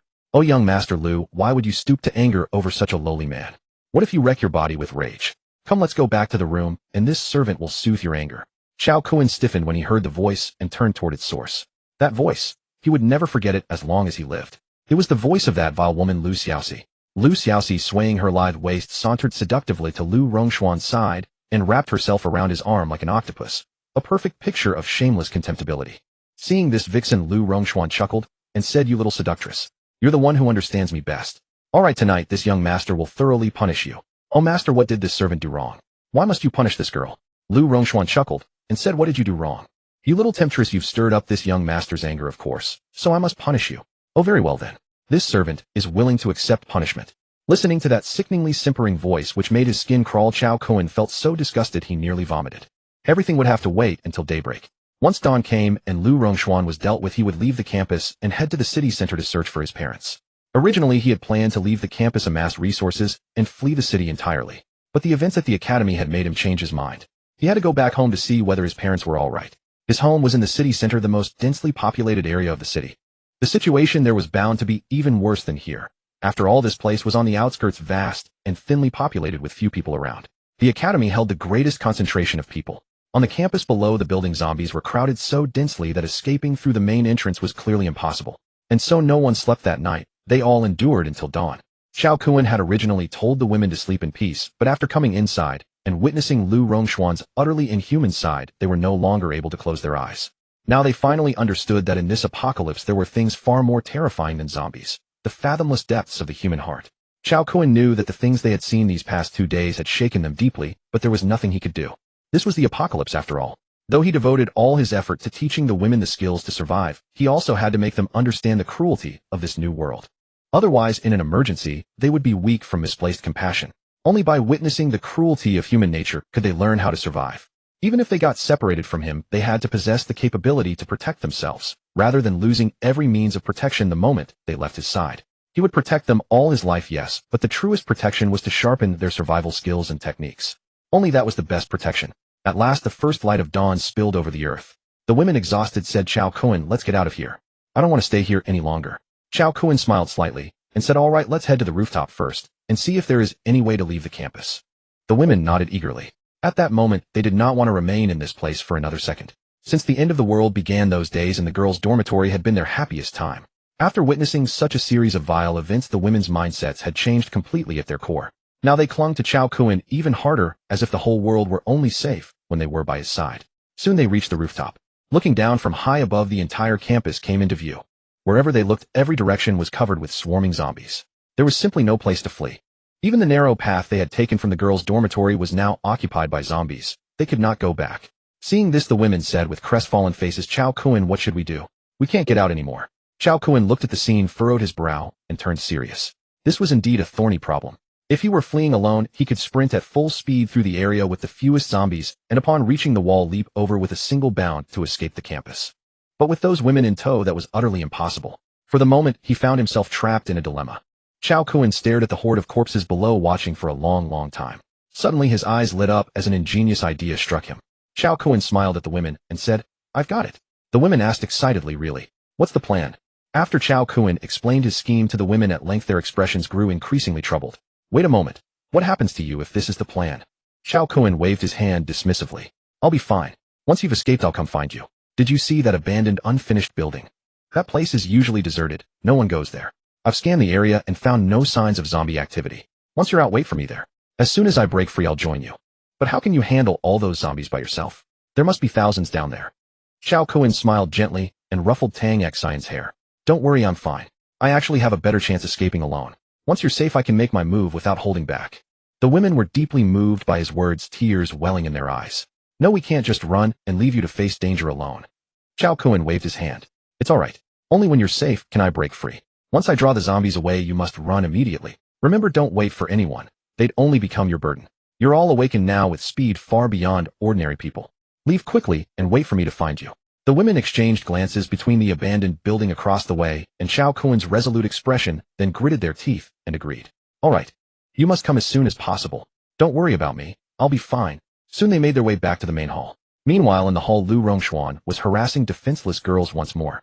This time his target was Xiao Fong, the one who had a decent relationship with Cao Kun. Xiao Fong was arguably the most beautiful among the girls here besides Tang Xian and the others, so it was understandable that Lu Rongshuan would target her first. Over by the window, Lu Xiaoxi, the scheming woman, watched with a cold smirk as Xiao Fong was dragged from the corner by her hair, a triumphant grin spreading across her face. That expression sent Cao Kun's memories flashing back to when she'd boasted to Lu Rongshuan about exposing Tang Xian, wearing the same smug look. That wretched woman simply couldn't bear seeing another woman more beautiful than herself. It was pure envy and resentment. Meanwhile, Xiao Fong was being dragged from the corner, her eyes filled with desperation as she cried out to Cao Kun for help. "Cao Kun, please help me just once. I'll repay you for this." Watching from nearby, Tang Xian felt a pang of sympathy, but held back, remembering Cao Kun's warning against mercy in the apocalypse. She dared not plead on Xiao Fong's behalf. Xiao Fong had been friendly toward her before, and seeing her in this state stirred compassion within Tang Xian. At that moment, Lu Rongshuan spotted Cao Kun. "Oh, I thought you had fled, but you've returned." Lu Rongshuan pressed his foot onto Xiao Fong, taunting Cao Kun. "Oh, so this worthless woman knows you. That makes it even more exciting." He sneered, then seized Xiao Fong by the hair, yanking her forward and embracing her roughly. He examined her delicate features before addressing Cao Kun. "So you're Cao Kun then? I didn't realize you surrounded yourself with such beautiful women. You're quite fortunate. But today I'll show you what a real man looks like, right in front of you. Unlike you, a useless waste who has beautiful women at his side but doesn't know how to make use of them." As he spoke, Lu Rongshuan leaned in to kiss Xiao Fong's lips. Just then Cao Kun smiled faintly. "Lu Rongshuan, if I were you, I'd let her go right now." Lu Rongshuan furrowed his brows. "What the fuck? You're telling me what to do. I'm not letting go, so what?" Seeing this, the calm expression on Cao Kun's face instantly darkened. His features twisted into a gloomy scowl as he spoke slowly, each word deliberate and cold. "Lu Rongshuan, excellent, truly excellent. Do as you please, but you fucking dare to threaten my mother. Then I'll take your life." In the blink of an eye, Cao Kun vanished from the spot. Before Lu Rongshuan could even register what was happening, he had already materialized before Lu Rongshuan, gripping his throat and hoisting him into the air. The entire crowd stood frozen in shock, unable to comprehend how this had unfolded so swiftly. How had Lu Rongshuan ended up suspended midair? Lu Rongshuan gaped in terror. What the hell is this speed? Let me go, kid. Do you have any idea who my father is?" Cao Kun sneered coldly. "Who the fuck cares who your father is? This is the apocalypse. Did you seriously think he'd come save you? Wake up and smell the coffee. The outbreak engulfed the entire world. Your father's empire fell long ago, everyone's dead. Only someone as delusional as you would still be clinging to the hope of rescue." With those words, Cao Kun executed a fierce shoulder throw, slamming Lu Rongshuan into the ground with devastating force. A thunderous crash echoed through the entire hall. "Ugh, Blood erupted from Lu Rongshuan's lips in a violent spurt. Silence fell across the hall like a shroud. Everyone stared in utter disbelief at Cao Kun's display of power. Meanwhile, Xiaofang, still trembling from fear, regained her composure and sat on the ground, tears streaming down her face as she whispered, "Cao Kun, thank you." "Thank you." Cao Kun frowned slightly before responding. "As I've told you before, in this apocalyptic world, never wait for salvation to arrive from outside. When darkness consumes the earth, the only one you can rely on is yourself. If you want to survive and refuse to be trampled, pick up your weapon and fight back against the cruel fate that seeks to break you." Xiaofang stood rooted to the spot, stunned by his words. After a long pause, a fierce light ignited in Xiaofang's eyes. She wiped away her tears, mentally replaying everything she'd endured recently, and understood that Cao Kun's words were true. Slowly rising before Cao Kun, she bowed deeply and declared, "Thank you, Cao Kun. If I survive this, I will repay your kindness 1,000-fold. I understand now. You're right. Survival depends solely on myself." With unwavering determination in her eyes, Xiaofang walked back to where she had been and retrieved her combat knife from the ground. This blade would become both her sole weapon and the catalyst for her transformation. From this moment forward, she would rely on no one. Everyone in the hall had overheard her declaration, leaving them momentarily stunned. They silently clenched their fists, realizing that in this new apocalyptic world, clinging to hopes of rescue was nothing short of delusion. Without adapting to this harsh reality, death was the only path ahead. Those who had followed Lu Rongshuan, his lackeys and bodyguards, were now stirring from their stupor. That's right. The world had already transformed in this apocalypse. If Lu Rongshuan's parents truly intended to send someone for him, they would have arrived long ago. They might already be dead themselves, which meant there was no reason to continue obeying Lu Rongshuan's commands. No one stepped forward to aid Lu Rongshuan, not when Cao Kun, that ruthless figure, was watching them. Who would dare provoke someone so formidable? Just then Cao Kun's gaze shifted toward Lu Xiaoxi, who stood frozen in shock. When she caught Cao Kun looking her way, Lu Xiaoxi assumed he was captivated by her beauty. She glided toward him with deliberate sensuality, striking a provocative pose. "Brother Cao, you're so handsome. I always knew among everyone here you were the most capable and attractive. Brother Cao, you seem so worked up. Shall I help you relax? I'm quite skilled at this, I assure you. You'll feel like royalty." Cao Kun's brow furrowed as he let out a cold snort. After witnessing Lu Rongshuan and Lu Xiaoxi lying half dead on the ground at the hands of Cao Kun, everyone was utterly stunned. All gazes turned toward Cao Kun, filled with visceral terror. Just then several young men approached and bowed before Cao Kun, pleading, "Brother, we are willing to follow you and serve as your subordinates. Please allow us to join your faction." Cao Kun glanced at them, frowned, and said, "I never take in trash or useless people. Do you think you qualify, eh?" In that instant, everyone froze, their faces blank with shock. They had never expected Cao Kun to reject them so bluntly. Realizing Cao Kun was not someone to provoke, they dared not speak further and quickly retreated in disgrace. Cao Kun then scanned the crowd, noting that not a single person dared meet his gaze. Seeing this, Cao Kun shook his head in disappointment. Just then his eyes fell upon Xiaofang, a classmate. Their eyes met, and this time Cao Kun noticed the unwavering determination in Xiaofang's gaze, along with an almost imperceptible killing intent. He was quite satisfied. He knew that before, Xiaofang had led the charge against those who bullied them. Now witnessing this scene, he realized this girl had truly awakened. As for the others here, apart from her, they remained useless people who only thought of relying on others. Completely worthless. For him, the kind of person he sought was someone decisive with clear and firm goals. And Xiaofang by now could barely be considered qualified. However, he said nothing, merely gesturing for Xiaofang to come over with a hook of his finger. Seeing this, Xiaofang frowned, but still approached her, hand tightly gripping the jumping knife. It seemed that at this moment, only the knife in her hand could give her a sense of security. Cao Kun nodded approvingly at this sight. Soon Xiaofang stood before Cao Kun, looking at him with confusion. "Cao Kun, why did you call me over?" Watching Xiaofang's alert expression, the jumping knife clenched tightly in her hand, Cao Kun shook his head slightly and said, "That toy of yours can't hurt me. There's no need to guard against me. Because if I really wanted to do something to you, you wouldn't even have the chance to resist." Hearing these words, Xiaofang was instantly stunned. Then she understood the truth in Cao Kun's words. However, Xiaofang shook her head and said, "I know I'm no match for you, but right now I only trust the knife in my hand. Even if it means death, I won't let anyone bully me anymore. I want to survive." Cao Kun looked at Xiaofang and suddenly burst into hearty laughter. "Good. Well said. Now here's your chance. Disable those two bastards." Xiaofang was momentarily taken aback, then glanced at Lu Rongshuan, who had just bullied her, and Lu Xiaoxi, who had coerced her. It was that worthless woman who had instigated Lu Rongshuan to humiliate her. Looking at these two enemies before her, her eyes narrowed, and finally she nodded. "All right." She stepped forward and drove the knife hard into Lu Rongshuan's arm. Up. In an instant, Lu Rongshuan wailed in agony. Before long, Xiaofang repeated the same act, and swiftly disabled both Lu Rongshuan and Lu Xiaoxi, crippling all four limbs. But suddenly, as if remembering something, she crouched down in front of Lu Rongshuan again. Suddenly, with a swift motion, the jumping knife pierced deep into Lu Rongshuan's groin. "Oh, you worthless slut. How dare you? Dare to cripple me?" Xiaofang said coldly, "This punishment is too light for you. If allowed, I'll show you what slow death by 1,000 cuts feels like." In that moment, everyone in the room shuddered at Xiaofang's surprise that this woman could be so ruthless. Cao Kun observed the scene with satisfaction, then glanced at Lu Rongshuan and Lu Xiaoxi lying on the ground. "How does it feel? Young Master Lu, are you satisfied with this arrangement?" Lu Rongshuan, in excruciating pain, glared at Cao Kun with an expression of agony and hatred. If not for this guy's arrival, he could still be calling the shots. But ever since he came, he had fallen to such a wretched state. "Kid, my biggest regret is not killing you the moment I saw you." Cao Kun smiled and said, "Young Master Lu, you've lost so much blood and still have the energy to talk. I really admire you. But I want to see how much more blood you have to spill and how tough you can still be." Saying this, Cao Kun directly wrapped his arm around Xiaofang and told her, "You did very well. Come into the room with me. I want to properly reward you." Xiaofang was instantly stunned, but Cao Kun's grip was too powerful. She couldn't resist at all. Just as she was about to grab the jumping knife to attack him, her hand rose only to slowly lower again. Seeing this, Cao Kun said with some surprise, "Oh, why aren't you attacking me? Have you given up resisting just because I'm stronger than you?" But Xiaofang suddenly gave a bitter smile and said, "No." "Oh, if not, then why don't you resist? Are you willing to be bullied by me?" Xiaofang shook her head and said, "I'm unwilling, but you've saved me twice. If you also just want to possess me, then I'm willing to serve you this once. But from now on, we're even. You and I are done. I won't owe you anything anymore. I only hope that after you've had your way with me, you'll let me live. I just want to survive. I still need to find my parents and save my younger sister. They're the only family I have left in this world. No matter what happens, I'm going to find them." Hearing this, Cao Kun was deeply moved, but he still nodded and said, "All right. I promise you.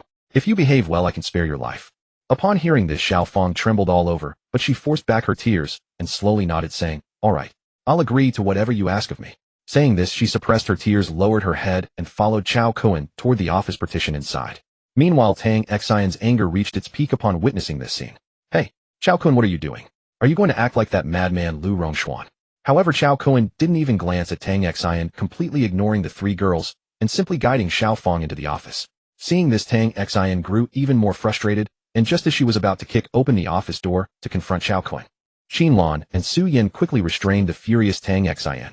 "Xin, don't you think this is strange? If Cao Kun were really that kind of person, wouldn't he have had many opportunities to make a move on us when we were in the girls' dormitory? Do you really think Xiaofang is more attractive than you? Although Xiaofang is quite pretty, does that mean you have no confidence in yourself?" Tang Xian, After a while, Tang Xian thought carefully and was also stunned, saying, "That's right. It makes sense, but what exactly is Cao Kun up to?"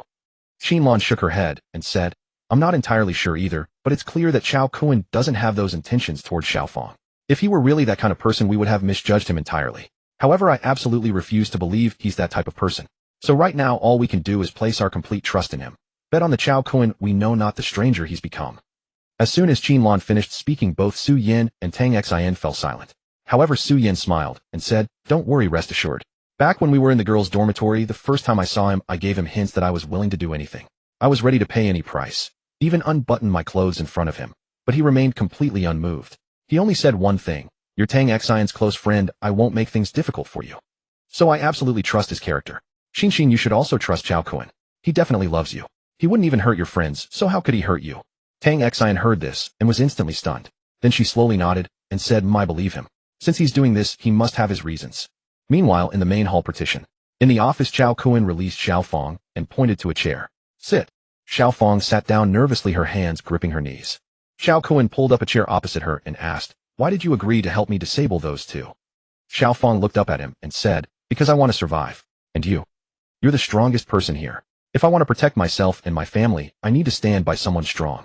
Cao Kun studied her for a moment, then nodded slowly. "You're smarter than you look." Xiaofang didn't know how to respond, so she remained silent. Cao Kun stood up and walked to the window, looking out at the campus. "From now on, you'll be working under me. Do you understand?" Xiaofang nodded. "Yes." Cao Kun turned back to her. "There will be dangers. Are you prepared for that?" Xiaofang met his gaze steadily. "I've already faced death once. I'm not afraid anymore." Cao Kun smiled slightly. "Good. That's the attitude I need." He walked back to his desk and picked up a phone. "I'll have someone give you your first assignment tomorrow morning." Xiaofang stood up. "Thank you, Cao Kun." Cao Kun nodded. "Don't thank me yet. Just prove yourself worthy." Watching Xiaofang unbutton her clothes, Cao Kun suddenly asked, "Are you truly resigned to this?" Hearing these words, Xiaofang immediately stopped. After a moment's hesitation, she said with self-mockery, "Do I have any other choices?" After experiencing so much, she had come to understand one thing: when a world loses all rules and restraints, what a terrifying place it becomes. But at least I don't hate you, do I? You're also very handsome, and your grades were excellent before. You don't know that many girls in our class had a secret crush on you. You just never noticed. I was one of them, but I knew you wouldn't like me, so I never revealed anything. From the moment you saved me, I thought my dawn had arrived, but I discovered I was wrong. You still never gave me so much as a proper glance. Just now, when you saved me for the second time, I thought, perhaps you finally saw me. But I was wrong again. You saved me, and yet you gave me nothing but despair. I finally understand in this world no one can be relied upon except oneself. But still, thank you for teaching me these truths. I thought you were different from everyone else. But in the end I was wrong. You are no different from them. They are all just people who only know how to indulge their grotesque desires. Enough, don't you want me? I'm right here in front of you now. What are you waiting for? I'm already ready. Hurry up. Afterward I hope you keep your promise and let me go. I can't die yet. Hearing this, Cao Kun smiled and slowly sat in his office chair. With a half smile he looked at her and said, I have always been a man of my word. But tell me, do you really like me, eh? Xiaofeng shook her head. That was the past. Now I will never like anyone again. Hearing this, Cao Kun nodded and spread his hands. All right then, I was just asking casually. Xiaofeng nodded slowly and began to remove her coat. Seeing Xiaofeng's delicate porcelain skin, Cao Kun's eyes suddenly grew sharp. Actually, you can still choose to pick up your weapon and fight back right now. Xiaofeng looked at Cao Kun with a deadpan expression. Between certain death and a slim chance of survival, I can still tell the difference. If I resist you, I will surely die. But if I serve you well, there might be a sliver of hope. So which path do you think I should choose? Cao Kun was stunned. Then he burst out laughing and clapped his hands. Brilliant, truly brilliant. In so short a time, you've already reached this level of awareness. Excellent, excellent. All right, you've passed. How about it? Would you be willing to follow me from now on? To become my person? Xiaofeng froze, staring at Cao Kun with a baffled expression, completely unsure of his meaning. Seeing Xiaofeng's puzzled look, Cao Kun smiled faintly. Don't understand. Xiaofeng shook her head. Simple. Everything before was a test. If I truly wanted you, do you think I'd waste so many words? With your frail frame, crushing you would be 10,000 times easier than squashing an ant. So, I deliberately acted this way to see whether you had the qualification to survive. Now you have successfully passed. Though there are still some shortcomings, it is enough. Xiaofeng looked at Cao Kun, still bewildered. What? A test? The qualification to survive? What on earth are you talking about? Cao Kun waved his hand. There's no point in explaining further. The entire campus has been overrun by zombies. Escaping is extremely difficult. Of everyone here, very few will survive, practically none. So, I wanted to see if there was anyone worth saving. And you successfully passed my test. You now have a chance to live. What do you say? Interested in joining my team? Our team is called the Shufeng Hunting Squad. Would you like to become one of us, following and swearing loyalty to me from now on? Hearing this, Xiaofeng took a long while to process it. Then she frowned. Can you guarantee my survival? Cao Kun shook his head. As I said, to survive you must rely on yourself. Xiaofeng heard this and suddenly smiled. Then what's the point of your words, eh? Cao Kun waved his hand, and several white crystal cores appeared on the desk. Take those. Xiaofeng looked at the white crystal cores on the desk, which resembled small pills, and froze. What is this? Don't tell me you expect me to take these two. Spice things up. There's no need for that. I'll cooperate fully, so save the hypocritical act. Cao Kun's mouth twitched. What the hell? I'm trying to do the right thing, and I'm in the wrong. Small pills. Your imagination is truly rich. If I needed to get down to business, would I need stimulants? What kind of nonsense is this? This is simply ridiculous. Annoyed, Cao Kun snapped. What, you don't believe me? Xiaofeng shook her head. You taught me. Cao Kun was momentarily stunned. Finally, he shook his head with a wry smile. Fine. The opportunity is yours. Whether you seize it depends on you. With that, he ignored Xiaofeng and closed his eyes to rest. Xiaofeng glanced at Cao Kun's closed eyes, then at the jump knife and small pills on the desk. Finally, gritting her teeth, she picked up the pills and swallowed them all. The moment the pills entered her stomach, a wave of intense heat surged through her body and her vision darkened. Just as she thought, this man is no different from those beasts. He is another beast in human clothing. Her last shred of trust was gone, but she accepted her fate. With a wan smile, she said, Fine, I've taken the pills. Do what you will, I'll cooperate. Cao Kun opened his eyes and smiled. Very good. You've made a wise choice. Now sit cross-legged, gather your energy, and follow my instructions. Xiaofeng sighed, inwardly nodded, and sat directly on Cao Kun's lap. With a blank expression, she asked, and then, what else do you want to place? Cao Kun froze. Hey, what are you doing now? Trying to take advantage of me, he barked irritably. Seeing Cao Kun's reaction, Xiaofeng's temper flared. Hey, what exactly do you want? This isn't allowed, that isn't allowed. How troublesome. Just be direct if you wanna. Why all these games? I'm done. Kill me if you dare.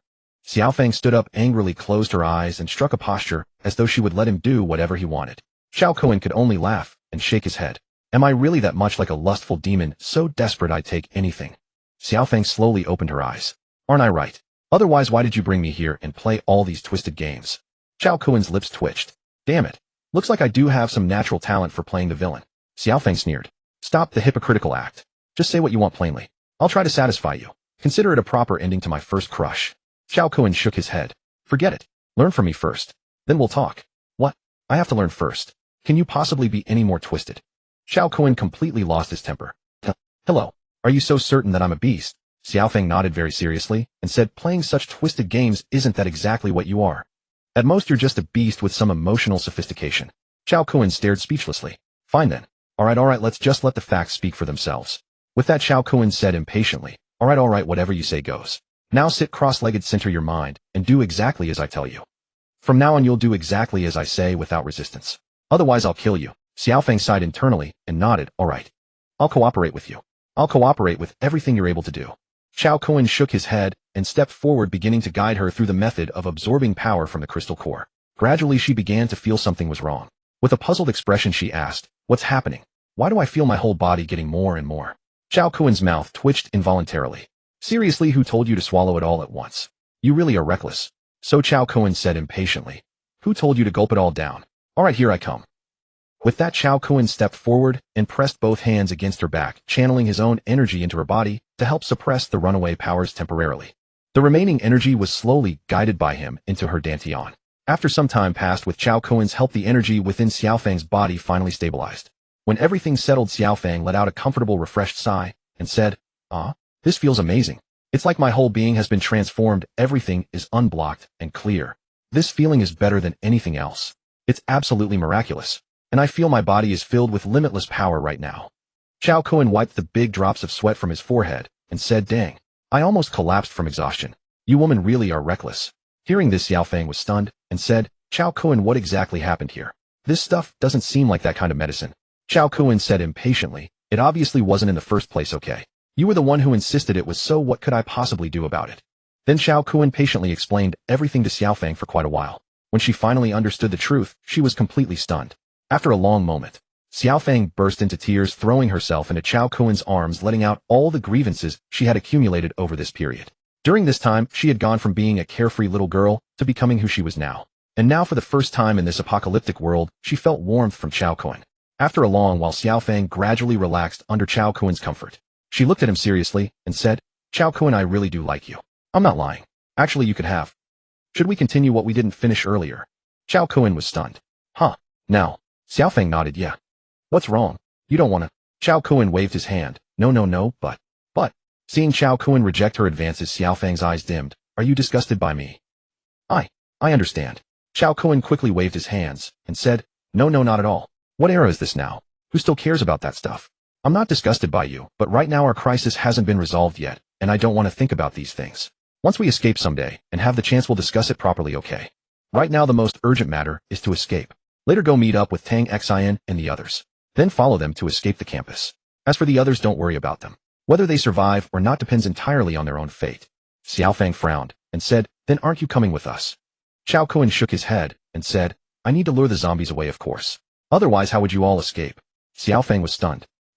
There are so many zombies outside, and you're going to lure them away. What will happen to you? Cao Kun shook his head and said, Xiaofeng, listen to me. The ability you awakened is the most powerful offensive type ability among the 5 elements abilities, the metal element ability. You can conjure metal swords and other weapons to fight, and you can also control all metal materials to attack zombies and such. So your ability's attack power is extremely strong, and you're more decisive and ruthless than the others. I hope you can help them more at critical moments. Wait for me to find you. These zombies won't be able to trap me. Just leave with peace of mind and run without looking back. Xiaofeng nodded and said, Rest assured, as long as I have one breath left, I won't let them come to harm. Everything I have was given by you. I take back what I said earlier. You're really not like those scoundrels. From now on, I'm yours. With that, Xiaofeng stepped forward and kissed Cao Kun before putting on her clothes and walking out the door, leaving behind a stunned Cao Kun. Dang it. Our Xin hasn't even kissed my cheek yet, and you beat her to it. However, since Cao Kun prided himself on being a gentleman, he decided not to make a big deal of it. So he walked out as well. Just after he left, Xiaofeng had already gone to Tang Xin's side. For a moment, the girls were actually chatting and laughing together. Seeing this, Cao Kun shook his head and walked up to the girls. Xin. Actually, just now. At that moment, Tang Xin shushed him and said, No need to explain. I understand everything. I trust you, and even if you really couldn't hold back, I wouldn't blame you. Cao Kun was stunned. Wow, did she just change her tune? However, since they could understand, he couldn't be bothered to explain too much. Immediately, Cao Kun quietly said to the girls, "All right, follow me." In no time, the group walked toward the lower floor. Soon they arrived at the first floor corridor. Looking at the densely packed zombies outside, everyone felt their scalps go numb. Then Cao Kun pointed to the side and said, "Later I'll lure all the zombies to the side and back. When you see the zombies leave, immediately run from the front door toward the school side gate. I checked that area, there's no zombies there. Escape from the side gate of the campus and wait for me to meet up with you. Whatever you do, don't go to the main gate. There are way too many zombies there and you won't be able to handle them." The girls looked worried and said, "But what about you?" Cao Kun shook his head and said, "Don't worry. A wise man has his own plans. What are you all afraid of? A lucky person is destined to be fine. What is there to fear?" The girls heard this and couldn't stop the tears flowing down their faces. "Cao Kun, why do you have to be so good to us? You could have left on your own, you know." Cao Kun smiled faintly. "All right, stop crying. You'll look ugly if you cry. If you really feel too guilty, then when peace returns someday, just repay me by giving me a few little ones." Hearing this, all the girls blushed and rolled their eyes at Cao Kun, saying resentfully, "You're really dreaming. And they say childbirth is supposed to hurt, you know. And you want many of them." Cao Kun spread his hands and said, "But I'm contributing to the future reproduction of humanity." The girls covered their mouths and smiled, rolling their eyes at Cao Kun. "Fine then, but you have to promise us. You must come find us. We'll be waiting for you." Cao Kun quickly waved his hand and laughed. "Now's really not the time to set a flag." "That's unlucky." The girls were momentarily stunned. Then they all covered their mouths and smiled. All right, then we won't set any flags. We'll be waiting for you forever." Cao Kun smiled faintly, but Qin Lan looked at Cao Kun with a disdainful eye roll and said, "Count me out. Talk to me after you survive and come back. Then teacher will discuss some academic research with you. The study of creating human life that you were supposed to teach me." Cao Kun spread his hands and laughed. "That sounds excellent, truly excellent. I'll have to really think about how to conduct this academic research." Next, Cao Kun looked at Su Yan. Su Yan covered her mouth and smiled, saying, "I'm Xinxin's bestie, you know. You really want to have us all." Cao Kun spread his hands and said, "All right. This matter isn't urgent. Let's talk about it later. All right, I'm going to lure the zombies away." The girls watched Cao Kun's departing figure, tears flowing uncontrollably. They all clenched their fists tightly. If only they were strong enough, they wouldn't have to let Cao Kun stay behind alone to take such risks and create this escape opportunity for them. For a moment, they secretly vowed to improve their strength as quickly as possible. They refused to become Cao Kun's burden. They wanted to fight shoulder to shoulder with him. "Cao Kun, we will definitely grow stronger and fight alongside you." Third floor. Cao Kun returned to this place where the remaining people had begun to grow restless and uneasy, huddled in small groups, whispering amongst themselves. However, Cao Kun had no intention of bothering with them. Their lives or deaths were none of his concern. It was not that he was cold-hearted or would stand by and watch them perish. Moreover, in his past life, he had once been kind as well, but time and again his mercy had nearly cost him his own life. In this apocalypse, you cannot expect every soul you rescue to remain human. It is simply impossible. Some people possessed grateful hearts and knew how to show appreciation, but others were ungrateful wolves who even in moments of crisis would kick you while you were down. Therefore, in the apocalypse, mercy itself was the greatest sin. He felt no guilt over this.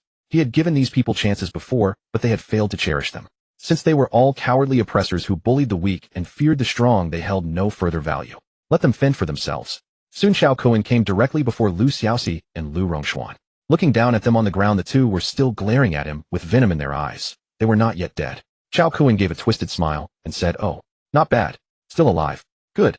I want you alive. It makes this more entertaining. Didn't you two most enjoy watching despair in others' eyes? Today I will let you experience what true desperation feels like." As he spoke, Cao Kun grabbed both of them by the ankles and dragged them toward the rooftop. He soon reached the rooftop and connected all the high-pressure fire hydrant hoses he had prepared long ago, then tied both of them securely to the structure. Next, he hoisted them over the outer wall of the building, suspending them in midair. When the two saw the dense sea of zombies below, they erupted into hysterical, uncontrollable screaming. "You bastard, you scumbag, you devil. Cao Kun, I'll kill you. You son of a bitch. Using us as bait to lure zombies. You'll go to hell." They finally understood what Cao Kun was planning. Cao Kun was actually going to tie them up and use them as living bait to lure the zombies. Just then Cao Kun's calm, level voice rang out. "Oh, young Master Lu truly lives up to his name. Even in this state, you still have such a mighty voice. Impressive, truly impressive."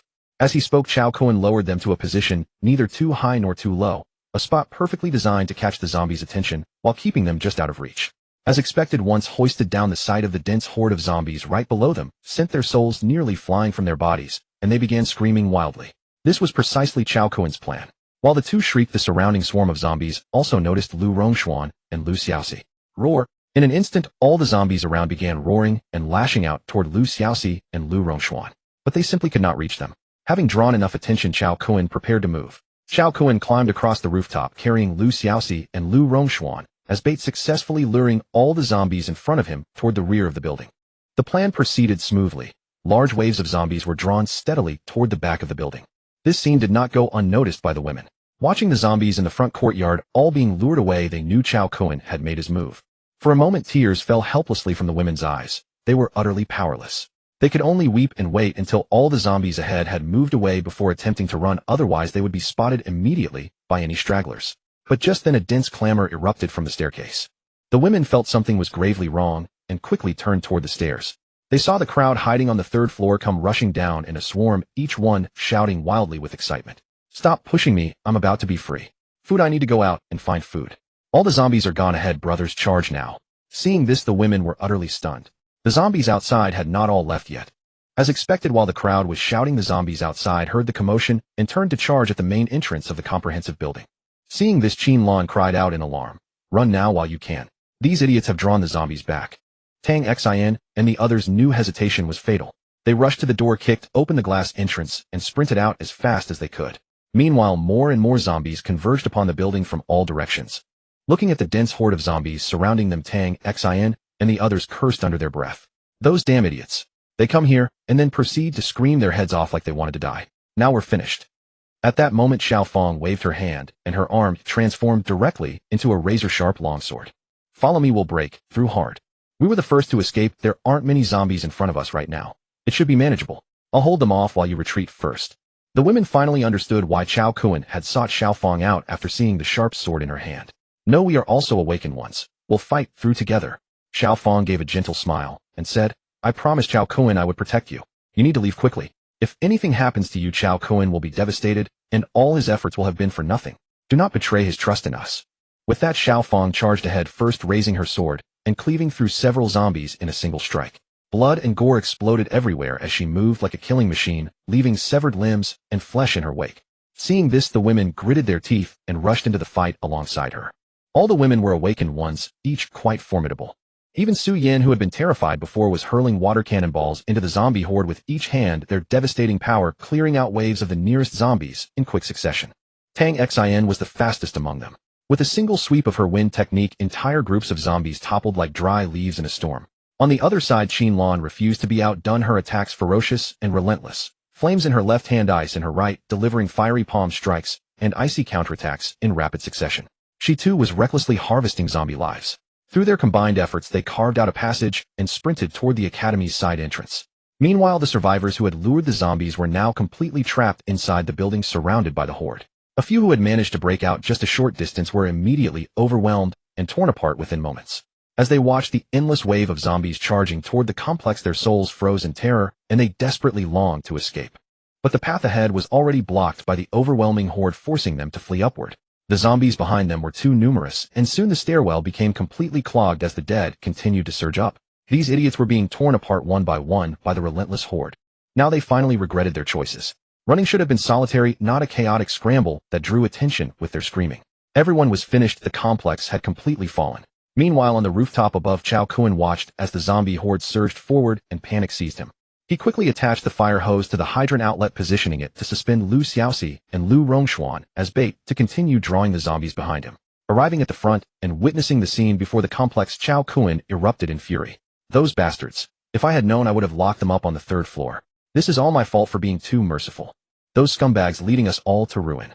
Just then, Cao Kun spotted 3 remarkably fast zombies breaking from the horde and charging straight toward Tang Xin and the others. Seeing them, his heart dropped into his stomach. Pure panic gripped him. Damn it, what the hell? 3 level 1 zombies. Xin and the others can't possibly handle them. Shit, what should I do? At that moment, a steady stream of growls and screams echoed from the stairwell. Cao Kun's eyes narrowed sharply. He quickly glanced at the fire cabinet beside the hydrant, spotted several fire-breaking axes inside, and dashed over to collect them all into his storage space, keeping only one in his hand. At the same time, more than a dozen classmates who had taken shelter nearby came scrambling out of the stairwell, both male and female. Upon spotting Cao Kun, they desperately cried out for help. "Save us, classmate, please save us." Cao Kun cursed angrily at the sight. "You idiots. I had already lured the zombies away, but you fools refused to sneak off quietly. Instead, you led the horde right back. Your continued existence is a waste of resources. I should have killed you myself.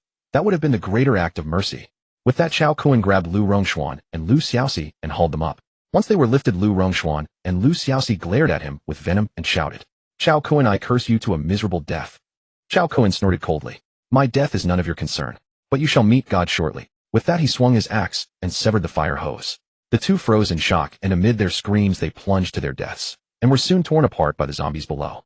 Meanwhile, the few classmates who had climbed up moments before were also overwhelmed by the surging horde of zombies and torn apart. Watching this apocalyptic scene, Cao Kun felt nothing. He had witnessed such horrors far too many times in his past life. None of this stirred any emotion in him anymore. His only priority was to rescue the women quickly. He grabbed the fire hose and sprinted toward the front courtyard, intending to descend the outer wall by sliding down the rope. But 7 floors was still too high. Even with his current strength, jumping directly would be perilous. However, if he could reach the 3rd or 4th floor before letting go, he would land safely. Yet a steady stream of zombies poured in from the stairwell, and the rooftop was now entirely surrounded. Seeing this, Cao Kun tightened his grip on the axe and carved a path forward. Soon zombie heads flew through the air. Finally, after his frenzied slaughter, he reached the edge. He leaped upward and plunged toward the floor below, the rope unwinding rapidly in his hands. His descent was swift, and within moments he reached the 2nd floor. But at that moment the fire hose ran out. Since he had cut off a long section earlier, there simply wasn't enough length to reach the ground. Still, it was sufficient. He kicked off the wall with one foot, using the momentum to launch himself forward. Upon landing, a large number of zombies closed in. Seeing this, Cao Kun cursed. "These idiots are leading doom upon us all." His hands never stopped moving. Axe fell, heads rolled, each strike decapitating another creature. Yet it was like trying to empty the ocean with a spoon. The zombie horde here was simply too vast, and Cao Kun knew he was running out of options. He drew another axe, wielding one in each hand, cleaving through zombie after zombie. His speed was extraordinary, and soon he had carved a breakthrough. Seeing only a few zombies ahead, while a massive horde pursued from behind, he decided against engaging further. There was no time to waste. He darted through the encirclement, sprinting with all his might. If he were completely surrounded, today would surely be his end. After breaking through, Cao Kun headed for the side door. Before long, he arrived at the side entrance. His speed far exceeded that of the zombies, so the horde had not yet caught up. But as time passed, the distant growls grew louder. He knew the zombie horde would reach him shortly. The scene before him matched his expectations. Several women were locked in a desperate battle against 3 Tier 1 zombies. On the ground, Su Yin lay severely wounded, her body drenched in blood. The remaining women continued fighting the 3 zombies, yet they were clearly at a disadvantage. Their combat experience was lacking, otherwise they would not have been overwhelmed. When the women spotted Cao Kun, their eyes lit up with relief. Yet no one dared let their guard down. Even the slightest lapse could prove fatal against these zombies. Seeing them unharmed, Cao Kun breathed a sigh of relief. Thank goodness they were still alive. He quickly approached Su Yin, the most severely injured. Looking at her, he asked, "Su Yin, how are you?" Su Yin spoke weakly. "My ribs are broken. That strength-type zombie struck me with one blow and shattered them." Cao Kun asked anxiously, "Has your skin been broken by a zombie's claw?" Su Yin shook her head. "I'm not sure. It hurts too much to move. If Xin and Teacher Qin hadn't intervened in time, I would have died already. Fortunately, your clothing had a small aluminum plate for structural support. It blocked the claw strike just in time. Otherwise, your skin would have been torn open. Even a god couldn't have saved you then." Su Yin was stunned for a moment. She glanced down at her chest and saw the truth. The aluminum plate had popped out, bearing deep claw marks.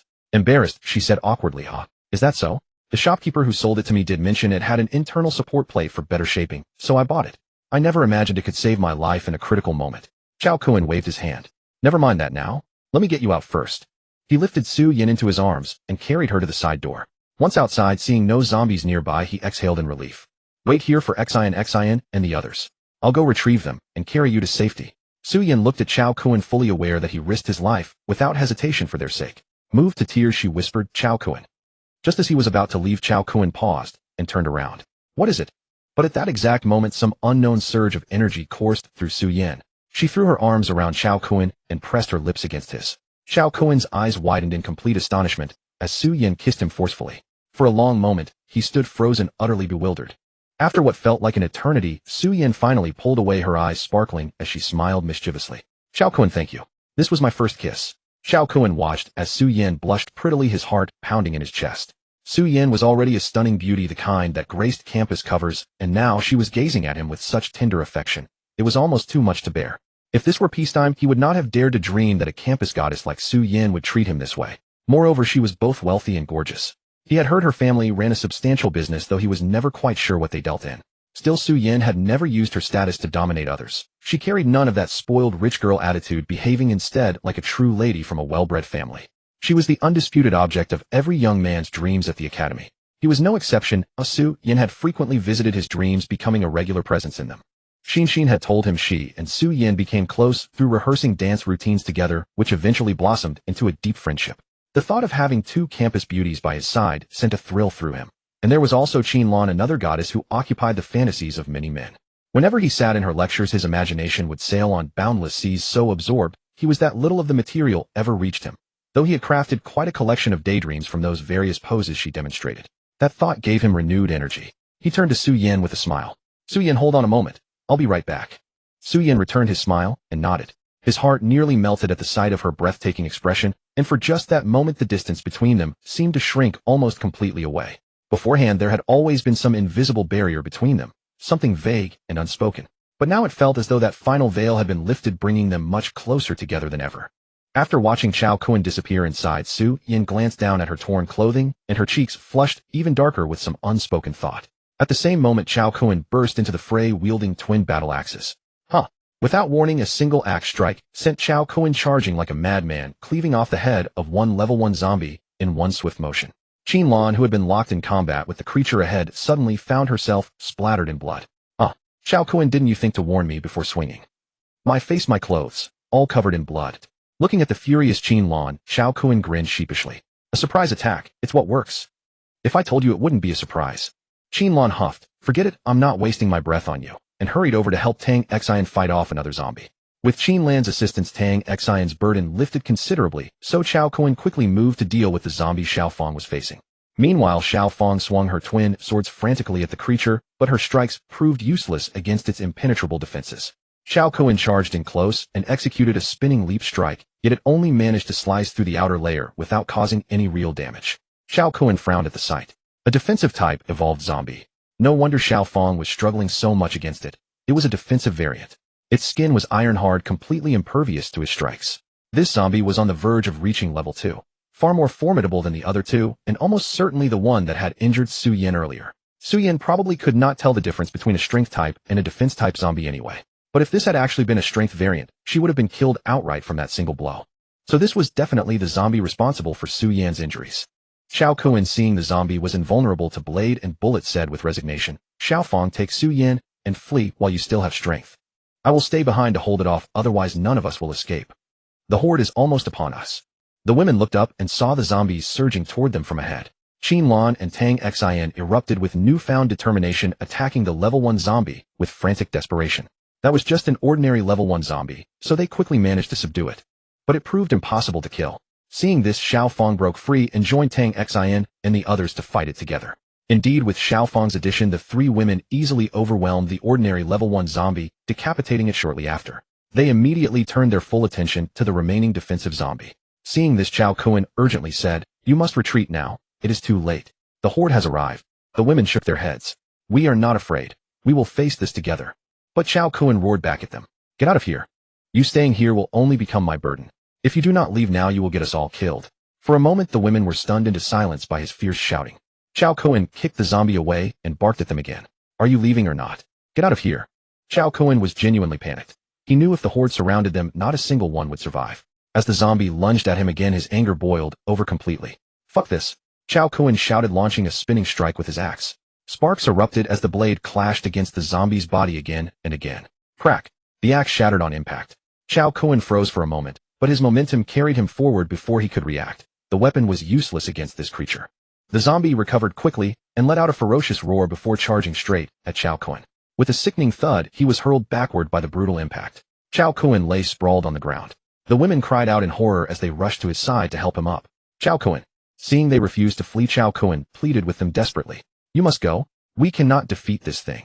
It is about to evolve into a level 2 zombie. The women knew he was right. They stood no chance. Supporting Cao Kun between them, they began to run. I am fine, Cao Kun insisted, waving them off. Let us run together. Do not worry about me. They nodded and hurried toward the exit. Seizing the moment, he scooped up the 2 severed zombie heads and stored them in his inventory before bolting. The defensive level zombie behind them let out a savage roar upon seeing them flee, and the approaching horde surged forward like a pack, following its leader, chasing after the escaping group. Once the women made it out, Cao Kun sprinted after them and slammed the side door shut. That flimsy door would not hold long, so he scrambled to catch up with them. Meanwhile, Qin Lan carried Su Yan on her back as they fled as far and fast as they could. Cao Kun could do nothing but watch helplessly. Even staying on his feet was a struggle given his current condition. None of them knew the extent of his injuries, but he understood the stakes. If he fell, none of them would survive. So he pushed himself forward, forcing his body to move despite the searing pain in his chest. He could not stop, not even for a moment, because stopping meant death for everyone. He could feel his ribs were broken, at least 3 or 4 of them, with one possibly piercing his lung. It was worse than Su Yan's injuries. Blood kept filling his mouth, but he swallowed it down, knowing that if he coughed up blood it would panic the others and slow them down. Suddenly, he spotted an abandoned car nearby with its door ajar. The driver had been bitten and turned into a zombie, thrashing wildly in the seat. Fortunately, the seatbelt was still strapped on, trapping the creature inside. Cao Kun quickly pointed it out. "There is a car over there. Let us hurry." The women caught sight of the vehicle, and their faces lit up with hope. They hurried over and approached the car, staring at the trapped zombie. Cao Kun delivered a harsh slap that killed the zombie instantly, then unbuckled the seatbelt and tossed the corpse aside. The women quickly climbed into the back seat. Cao Kun took the driver's seat and warned them, "Hold on tight. This old driver is taking you for a ride." With practiced ease, Cao Kun ignited the engine, shifted gears, and moved through the motions like flowing water. With a roar from the engine, the car shot forward. Behind him, a dense horde of zombies poured out of the compound, chasing after them madly. Cao Kun's scalp went numb at the sight of the countless zombies in the rearview mirror. So he slammed the accelerator to the floor, racing wildly into the distance. On the streets outside, a few stray zombies wandered here and there. When they spotted the car, they howled and charged at it. But for these sparse zombies, Cao Kun didn't even hesitate. He simply rammed them, sending them flying. Driving truly made all the difference. Before long, the horde of pursuers behind gradually vanished from sight. Next, Cao Kun carefully recalled the terrain around the campus. Reaching the intersection ahead, he made a U-turn and sped off in another direction. Before long, Cao Kun drove onto a road leading to the countryside. Based on the memories from his past life, this rural road was the safest path. In his past life, he had fled in this direction. Back then, he was just an ordinary person and had hidden in this village for a long time before leaving. He never expected that in this life he would once again follow the path of his past self and flee onto this same country lane. Sure enough, along the entire journey, he did not encounter a single zombie. By now, his vision had begun to blur. Clearly, his injuries were nearing their limit. So he pressed the accelerator even harder, tearing madly down the country road. Fortunately, there were no other vehicles on the road. Otherwise, his speed would have been terrifying. Cao Kun didn't utter a single word, for he was on the verge of collapse and dared not open his mouth. If he spoke even a single word, he would likely spray blood from his mouth. The violent exertion earlier, combined with the severe jostling of the car, had pushed him to the brink of unconsciousness. His vision grew hazier and hazier. At last, he caught sight of a small farmhouse not far ahead, the very place where he had hidden for a long time in his past life. That family must have fled by car at the very outbreak of the apocalypse. Their door had been left unlocked, and there wasn't a single person inside. Either they had been attacked by zombies in the fields, or they had turned into zombies themselves. After all, many people had failed to survive the airborne virus, and had become zombies directly. Screech. He slammed on the brakes, and the car came to an abrupt halt. The women were thrown forward against the seats. "Ouch," they cried out in pain. Then they noticed Cao Kun lying motionless over the steering wheel. The women instantly sensed that something was wrong. Qin Lan quickly stepped forward, lifted Cao Kun from the wheel, and immediately let out a startled cry. Cao Kun, what happened to you?" Hearing this, the others turned to look at Cao Kun and saw that the steering wheel was covered in blood. Cao Kun's clothes were also drenched in the blood he had coughed up. He had already fallen into a deep coma, completely unconscious. Seeing this, the women broke down in panic and tears. "Cao Kun, how are you?" But no matter how they shook him, he remained unresponsive. At this moment, Qin Lan looked at the others' crumbling emotions. She knew this was no time for chaos. The more critical the crisis, the calmer they had to remain. She glanced at the farmhouse outside. Since Cao Kun had insisted on driving all the way here, there must be a reason. "All right, stop crying. The priority now is to get Cao Kun settled. If zombies show up on the road, we'll all be in danger." The women knew the situation was dire, so they nodded and hurried out of the car. Qin Lan gathered her strength and walked up to the gate of the farmhouse. Seeing that the door was only half closed, she carefully pushed it open and stepped inside. A moment later, Qin Lan hurried back to the car and said to the others, "There's no one inside, and no zombies either. It's safe for now. Let's get Cao Kun inside quickly." The women nodded without hesitation and immediately helped Cao Kun into the farmhouse. Su Yan, supported by Xiao Feng, also made her way into the courtyard. In comparison, her injuries seemed lighter. Gazing at Cao Kun, who had fallen into a deep coma, she said with tearful eyes, "Wu, it's all my fault. I'm useless. If I hadn't been injured, I could have helped you. And Cao Kun wouldn't be hurt so badly." The other women were in low spirits too. None of them spoke. They merely watched Cao Kun in silence. Then they hurriedly rummaged through the house looking for medicine for him. But after searching everywhere, they said dejectedly, "There's nothing useful here. What do we do? What do we do? Cao Kun, don't scare us. Wake up." Seeing blood still seeping from the corner of his mouth, they quickly wiped it away. But it was no use. And so they could only take turns watching over him gathered at his side, powerless to do anything. When they unbuttoned his clothes, they finally realized how severe his injuries were. His ribs were badly caved in, and a few of them jutted out at a grotesque angle. At the sight, the women finally lost control and burst into sobs. They never imagined that despite being so badly wounded, Cao Kun had still held on to deliver them to a safe place. For a long time, they cried helplessly by the bedside. Then after who knows how long, their eyes swollen from weeping, Cao Kun's fingers suddenly twitched. Sharp-eyed Tang Xin exclaimed joyfully, He moved. His fingers moved." Hearing this, the women quickly looked at Cao Kun and saw that his fingers were indeed moving. Before long, he gradually regained consciousness. When he saw that all the women were safe, Cao Kun smiled weakly and said, "Looks like we're safe for now." Seeing him awake, the women smiled through their tears and said, We're safe for now." Just then Su Yin said with tearful eyes, "Cao Kun, I'm sorry. I let you down. Every time I've just been a burden to you all." But Cao Kun waved his hand and said, "No, it wasn't your fault this time. You were already very brave. It's just that zombie was too strong." The women quickly said, "Cao Kun, don't talk now. You're still very weak. Let's go cook you some porridge to help you regain your strength." Soon the women hurried off to cook porridge, leaving only Su Yin, who was equally unable to move, behind. Su Yin struggled onto the bed, lay down quietly beside Cao Kun, and stared at him without blinking. In no time, Cao Kun's face turned red from her gaze. "Senior Sister Su Yin, why are you staring at me like that? You're making me blush." Su Yin bit back a smile and said, "Really? Then I definitely want to see what you look like when you're embarrassed." Upon hearing this, Cao Kun's face turned awkward. "All this?" Seeing Cao Kun's expression, Senior Sister Su Yin giggled and said, "Cao Kun, you're really amusing." Cao Kun said in astonishment, "Amusing? You haven't even tried it, so how do you know it's amusing? If you've already experienced it, wouldn't that be even more interesting?" Su Yin was momentarily stunned. Then rolling her eyes at Cao Kun, she retorted, "You have the nerve to call yourself shy. I'd say you're the real old ruffian." Cao Kun chuckled and replied, "Not at all. Let me clarify one thing up front. I may be a scoundrel, but I'm certainly not old." Su Yin was taken aback, then pressed her lips together in a smile and shook her head. "Looks like you're fine now if you can still joke around. You shouldn't be dying anytime soon." Cao Kun felt utterly speechless. What kind of logic is that? Can't you tell how badly hurt I am? Su Yin pursed her lips and said, "I broke mine too, yet I didn't cry out. What's there to complain about?" Cao Kun was completely at a loss for words. All right, women truly have three mouths. There's no reasoning with them. A short while later, several girls arrived at his bedside carrying bowls of warm rice porridge. Glancing at Su Yin resting beside Cao Kun, the girls exchanged no words and instead carefully helped him sit up. Tang Xin gently blew on the porridge before feeding it to him herself. Seeing this, Cao Kun chuckled and remarked, "You're always so thoughtful, our Xin." Tang Xin rolled her eyes at him and replied, "Enough, just drink it. I was terrified thinking you were beyond saving." Cao Kun smiled and said, "As I told you, I'm someone blessed with good fortune. How could I possibly die?"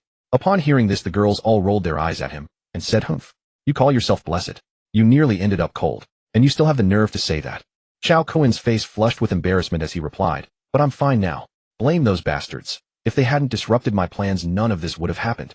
This time escaping death truly was a stroke of luck. It seems I was still too merciful. If I had locked them all inside the comprehensive building, none of this would have occurred.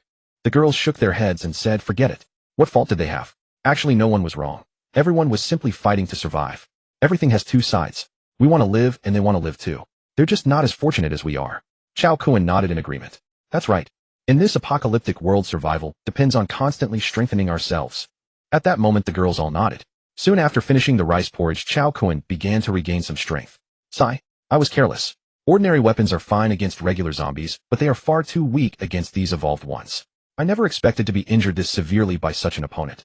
I doubt I'll recover anytime soon." Hearing this, the girls anxiously asked, "We can see your ribs are severely deformed. What should we do? There's no way we could go to a hospital now. Even if we did, it's likely abandoned by now, right?" Cao Kun waved his hands and quickly replied, "What are you talking about? Hospitals are major disaster zones. The number of people there is not small. Once they fall, it would be far more terrifying than the campus." After a long moment, Cao Kun finally sighed and said, "Perhaps the situation is even worse than we imagined. The zombie we encountered today evolved far beyond my expectations. In less than half a month, such powerful zombies have already appeared. It's truly unexpected. This particular zombie will likely break through to the second tier within days. The evolution speed is too fast, and this is only on campus. What about the downtown area where infections are most severe? I estimate that in the downtown area with the densest population, there are at least level 3 evolved zombies or above. The situation is far from promising. The girls fell silent for a long while upon hearing this. Beside him, Su Yin asked with a dimming gaze, Cao Kun, do you think there might still be survivors in the city center? Cao Kun's expression grew serious as he shook his head. I don't know, but regardless, I must go there. The girls looked at him with hopeful eyes and asked in surprise, are we going to the city center? Noticing their expressions, Cao Kun asked seriously, are your parents also in the city center? The girls nodded with somber eyes. Yes, most of us live in the downtown area. Tang Xin cried. My home is at room 402, Unit B, Building 6, Tianjin Residential Community. I don't know what has happened to my parents, whether they're alive or not. Wu, Qin Lan sighed and said, my home is at room 601, Unit A, Building 12, Jia Xin Garden Community. Su Yin quietly murmured, my home is in Villa No. 3 East District Crescent Garden Villa Complex. Hearing this, the girls stared at Su Yin in astonishment. None of them had realized that among them Su Yin was actually the little rich lady. As everyone knew, Crescent Garden was the largest and most luxurious villa complex in the city. But Su Yin was so low-key in daily life. Nobody knew she actually lived in a villa. More importantly, such a wealthy girl still chose to be a boarding student like them. Under normal circumstances, how could a rich girl like her endure living in school dormitories? Perhaps noticing their surprised expressions, Su Yin slowly said, actually, I was raised by my grandmother since childhood. Her home is in the countryside, so please don't stare at me like that. I only came to the city for school recently. I haven't lived in that villa for long. My parents were too busy with their business to take care of me. I was raised by my grandmother. Only then did the others nod in understanding. No wonder Su Yin didn't have the spoiled attitude typical of other wealthy young ladies. Xiaofang shook her head and said, my home is not in the city center. It's in a rural town. Far from here. For a moment, Xiaofang's expression darkened further. However, she then added, but my younger sister studies at No. 2 middle school in the city, which is not far from downtown. I need to find my sister first. We're basically going the same direction. Cao Kun saw that the girls all had clear goals and nodded. All right then. Once I recover, we'll head to the city center. The girls curiously asked, then Cao Kun, where is your home? Cao Kun furrowed his brows and replied, my home is in the Central Tower building. The girls were momentarily stunned, then exclaimed in astonishment, the Central Tower building. Good heavens, that's an extremely expensive area. Your family must be quite wealthy to live there. Tang Xin also smiled and said, your family lives there, and you still claim your family circumstances are poor. Cao Kun waved his hands hesitantly and said, no. My parents work at the Central Tower building. Our family lives in a basement arranged by the company. Hearing this, the girls fell silent. None of them spoke further. They never expected Cao Kun's family to be in such difficult circumstances. Not even owning a home and living in a company-arranged basement. Seeing Cao Kun's pale complexion, the girls finally understood why he had mentioned his family's hardships multiple times before. When Tang Xin confessed to him before, he had looked so astonished. Clearly, he never expected Tang Xin to like him. He couldn't even bear to imagine such a possibility. If the apocalypse had never occurred, there really would have been no way for them and Cao Kun to cross paths. Cao Kun certainly wouldn't have connected with them because the gap between them was simply too vast. But in the face of the apocalypse, everyone had been brought back to the same level. No one was superior to another now, even though they had never thought of it that way before. Seeing Cao Kun in this state, Tang Xin heartily embraced him and said, Cao Kun, you know, I have never cared about these things. What I like is only you, your innocence, your kindness, your sense of responsibility. It's these qualities that give me such a strong sense of security. Hearing these words, Cao Kun trembled all over. Then he slowly nodded and said, thank you, Xin. After a long while, Cao Kun finally said, no, the longer we delay, the more dangerous the city center becomes. I need to recover my strength as soon as possible. With that, he took out 2 zombie heads and turned to Tang Xin saying, Xin, crack open these heads and see if there are cores inside. Tang Xin examined the zombie heads before her. Though she had killed zombies before, she had never actually dissected one to extract the contents. She hesitated for a moment, then nodded, preparing to crack them open. But Xiaofang shook her head and said, let me do it. With that, she slashed open the head with a single strike. Shortly after, she held up 2 glowing cores in her hands and presented them to Cao Kun. Is this it? Cao Kun examined the 2 high-quality white cores before him and nodded, saying, not bad, these will do.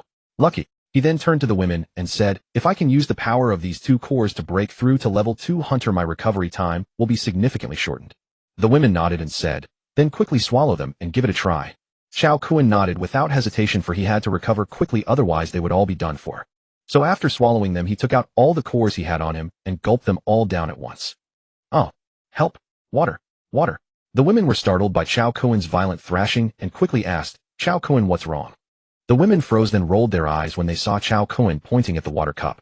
Nevertheless, they quickly handed the water to Cao Kun. Cao Kun grabbed it and chugged down a big gulp of water. Phew, that almost choked me to death. The women said speechlessly, are you an idiot? Swallowing so many cores at once, it's a wonder you didn't choke to death.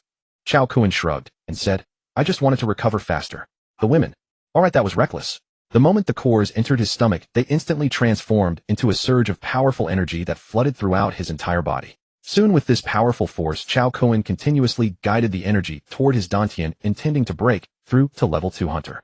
After an unknown amount of time, a dull sound echoed from within Cao Kun's body. At that moment, Cao Kun's eyes snapped open as he burst into laughter and said, "There we go. Persistence pays off. I've broken through." The women were overjoyed to hear this. They hadn't expected Cao Kun to actually successfully break through to level 2 hunter. Once Cao Kun reached level 2 hunter, his entire body's power underwent a qualitative leap. Indeed, the core power of an evolved level 1 zombie was simply incomparable to that of ordinary zombies. Unfortunately, he hadn't killed that zombie on the verge of breaking through to level 2. If he had obtained its core, he could have climbed even higher. And now, having broken through to level 2 hunter, his physical capabilities rose again and comprehensive transformation began throughout his body. His previously damaged lungs began to rapidly heal, while the energy in his dantian continuously flowed toward the injured areas. Soon his previously sunken ribs were gradually pushed back out by the healing force, regaining their support. Several severely deformed ribs were forcibly set back into place by Cao Kun, enduring the excruciating pain as he channeled his body's energy to continuously repair them. For a time, Cao Kun's entire body was drenched in streaming sweat from the agony.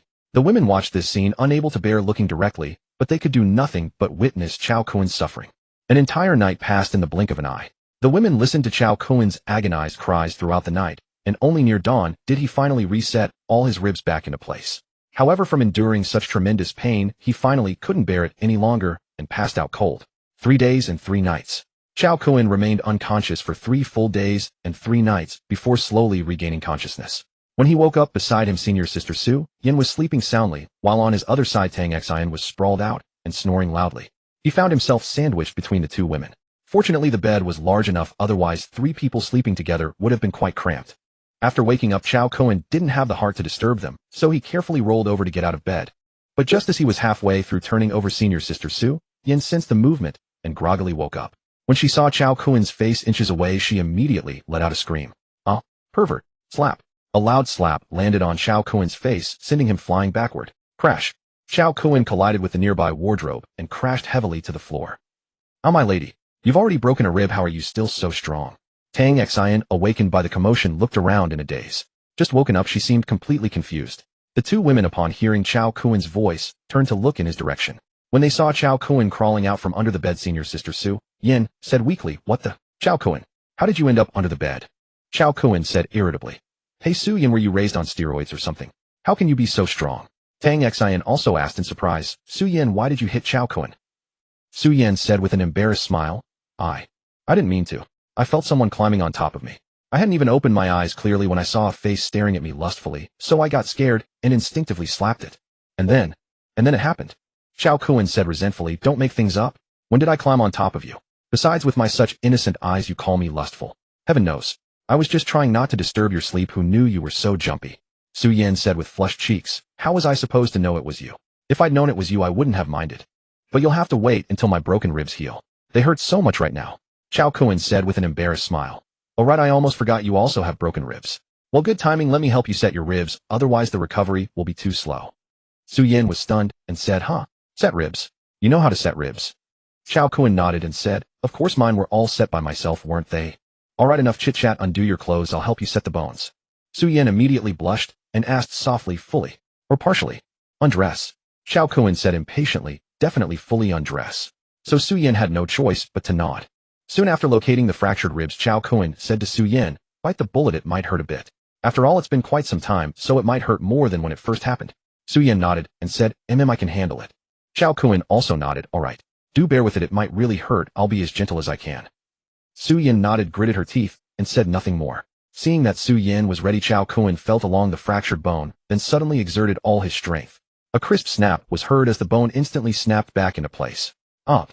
However, the excruciating pain that followed was more than most could bear. Su Yin let out a sharp scream. Immediately after, Cao Kun also screamed, "Up. Let go. Release. You're biting me so hard." It turned out that Su Yin, in unbearable agony, took the opportunity to fiercely bite down on Cao Kun's shoulder. And Cao Kun was also in tears from the bite. This woman really bit down hard. "Let go." Cao Kun frantically tried to push Su Yin away by holding her head, but despite pushing for a while Su Yin simply refused to let go. And the wailing here attracted Qin Lan and Xiao Fang, When the two women entered and saw this scene, they immediately asked in astonishment, "What are you guys doing? Why is it so intense?" When Cao Kun saw the two women enter, he quickly waved them over and shouted, "Quick, come help pull this tiger woman off. She's biting me so hard it hurts." Qin Lan and Xiao Fang exchanged glances, both seeing a hint of astonishment in each other's eyes. Then the two women said in shock, "Bitten. Hurts. Here, let me have a look." As the two women drew closer, they witnessed Su Yin biting down on Cao Kun's shoulder with all her might, refusing to let go. At the sight of this, the women couldn't help but smile. "Cao Kun, what on earth did you do to Su Yin? How did she manage to bite you so fiercely?" "I was setting her bones back in place, you see, and this woman just wouldn't release my shoulder." Finally, unable to bear it any longer, Cao Kun struck Su Yin sharply on the back of her neck. In an instant, she collapsed into unconsciousness. Su Yin crumpled to the ground with a thud, knocked out cold. "Arg, this is killing me." With that, Cao Kun rubbed his shoulder. Several days passed in the blink of an eye. During this time, Cao Kun had been teaching Su Yin how to harness her powers to repair her damaged ribs. After several days of rest and recuperation, Su Yin had more or less recovered. The regenerative abilities of an awakened one simply far outpaced those of ordinary humans. And this was merely at the first tier of power. Once one reached the third tier and above, the recovery would be even more swift. Furthermore, upon reaching the third tier, each individual's capabilities and strength would undergo a transformative revolution. The third tier served as a watershed moment. Below this, tier 1 was merely slightly superior to ordinary humans, with only their physical attributes moderately enhanced. Take this instance of injury, for instance. Had it occurred at the third tier or above, the body would have been capable of self-repair, with recovery proceeding at an astonishingly rapid pace. Once the skin was cut, it would mend at a visibly perceptible rate. Thus, the third tier marked a critical threshold. Upon reaching this, tier 1 would undergo a radical metamorphosis, transcending the bounds of ordinary humanity, capable of soaring through the skies and traversing the earth. Moreover, once he himself reached the third tier, he would be capable of employing formidable space-time abilities. At that juncture, his strength would undergo yet another earth-shaking transformation. Correspondingly, third-tier zombies had acquired approximately the intellect of a 7- or 8-year-old child. They had already grasped numerous tactical concepts. Compounded with the formidable strength, terrifying defensive capabilities, and regenerative abilities of third-tier zombies, dealing with them would prove an exceedingly daunting challenge. Zombies that had advanced to the fourth tier and beyond possessed truly formidable intelligence, already ranking among the leadership elite within zombie ranks. Each one commanded immense influence, capable of rallying vast armies and launching apocalyptic zombie surges at will. Based on his recollections from his past life, fourth-tier zombies had only begun emerging in the third year following the apocalypse. Therefore, fourth-tier zombies were an impossibility at present, granting humanity ample time to recover. During these 3 years, numerous formidable individuals among humanity would have progressed to fourth-tier strength. However, he intended to grow to fourth-tier strength within 3 months' time. With his fourth-tier capabilities, he ought to be sufficient to conquer that base from his past life. For now, the most pressing matter was to venture into the city center. With that, Cao Kun refrained from further delay, summoning the women to convey his decision to set out for the city center. The women did not hesitate, nodding in unison and agreeing to journey to the city center. Soon, everyone had taken their seats in the vehicle. Cao Kun gazed upon the rustic farmhouse, his expression resolute, and declared, "What lies ahead is a zombie horde numbering in the millions. Are you afraid?" The women had long been aware of this. After all, their city was a major metropolis with a population in the millions, with a permanent resident population of at least 1 to 2 million. Now, in the wake of the zombie outbreak, claiming a million-strong zombie army was already an understatement. Upon hearing this staggering number, their faces drained of color. Yet for the sake of their families, for the final embers of hope burning within their hearts, they were determined to return and witness the truth with their own eyes. Unless they encountered the very sight they most dreaded, they would refuse to surrender hope, no matter how infinitesimal the possibility. And such was precisely what weighed upon Cao Kun's heart as well. Even with merely a 1 in a million chance, he was determined to return home. The trajectory of events from his past life might diverge entirely from the present. Thus, he dared not gamble. Only by personally visiting his home could he ascertain the truth. Cao Kun drew a deep breath, ignited the engine, pressed the accelerator to the floor. The vehicle's engine roared, and they hurtled forth toward the urban district. Racing at breakneck speed, they soon arrived at the previous crossroads. By now, the small street district near the academy had been entirely overrun by zombies that had poured out from the campus. Upon spotting their vehicle, a vast multitude of zombies seemed to have discovered a new direction to pursue, surging toward Cao Kun's car with ferocious intensity. Confronting this scene, Cao Kun remained undaunted. Even though these zombies were led by their alpha, now that he had ascended to second-tier hunter, he harbored not a trace of fear. He had now achieved the second-tier hunter rank and could unleash attacks of considerably greater destructive power. Thus, facing this zombie, now he would be more than capable of utterly dominating it. Space-time abilities grew increasingly formidable as one advanced. They were relatively weak in the early stages, but in the later phases they became truly terrifying entities. play cautiously in the beginning then rampage across the entire map once fully developed. However, at present, he could not be bothered to engage in a grueling battle with these zombies. Best to swiftly escape this place and enter the urban district. Ruler. Suddenly a ferocious roar echoed from the distance. Upon hearing this sound, Cao Kun's expression immediately grew grave. That vocalization, at the very least a second-tier zombie. Indeed, this creature has also broken through. What? Then what should we do? Cao Kun, let's flee immediately. Cao Kun nodded, flooring the accelerator without another word. The vehicle's speed surged upward once more by a significant degree. However, this time the second-tier zombie behind them continued its relentless pursuit. In no time the zombie horde behind them had vanished from view. Yet the second-tier zombie's speed was too formidable. It continued pursuing the vehicle unyieldingly. Though it could not yet overtake the car, neither could he shake off this creature. With this in mind, Cao Kun executed a sudden acceleration, charging directly into a desolate and remote area. Screech. Immediately afterward, Cao Kun brought the vehicle to a halt and turned to the women. Wait here for me. I'm going to destroy this bastard. Otherwise none of us will escape. The women expressed their worry. Absolutely not. We cannot allow you to take risks alone any longer. Cao Kun waved his hand dismissively. It's fine. At present this creature is no longer a threat. With that, Cao Kun stepped out of the vehicle. The defensive-type zombie he had previously injured at the campus had also caught up to the vicinity. Roar! It let loose a thunderous roar directed at Cao Kun.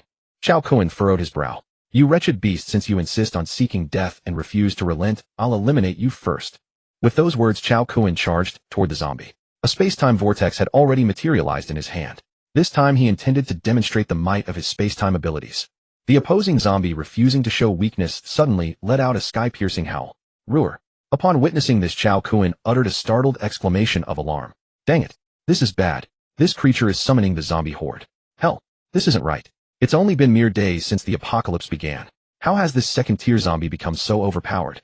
This deviates entirely from my past life. There's no point in continuing this fight. The intelligence of this second-tier zombie had already surpassed his understanding of second-tier zombies. Never would he have anticipated that in this lifetime, even a mere second-tier zombie would possess such formidable intelligence. At the thought of this, he knew he must immediately depart from this place. He had to achieve a swift and decisive victory. Otherwise, once the zombie horde fully assembled, the consequences would be truly catastrophic. You bastard, die. Grandfather is going all out. A space-time vortex was hurled directly at the second-tier zombie.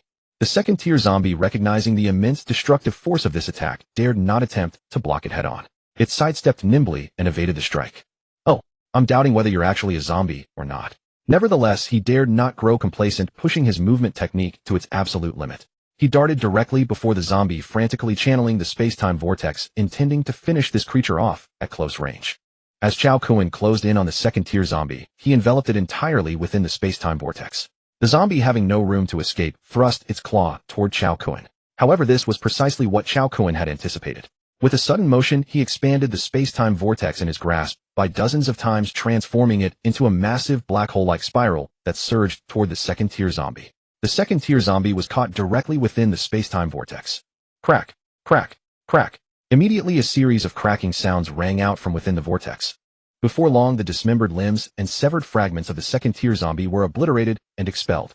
Cao Kun retrieved a crystal core from within. The moment he laid eyes upon it, he gasped in astonishment. Dang it!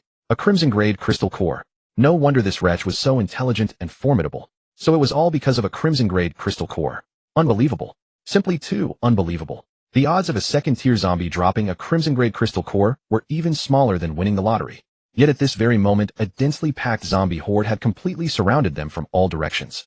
Witnessing this scene, Cao Kun was utterly dumbfounded. Glancing left and right, he stamped his foot and cursed. SHD. It's a dead end. There's no path forward.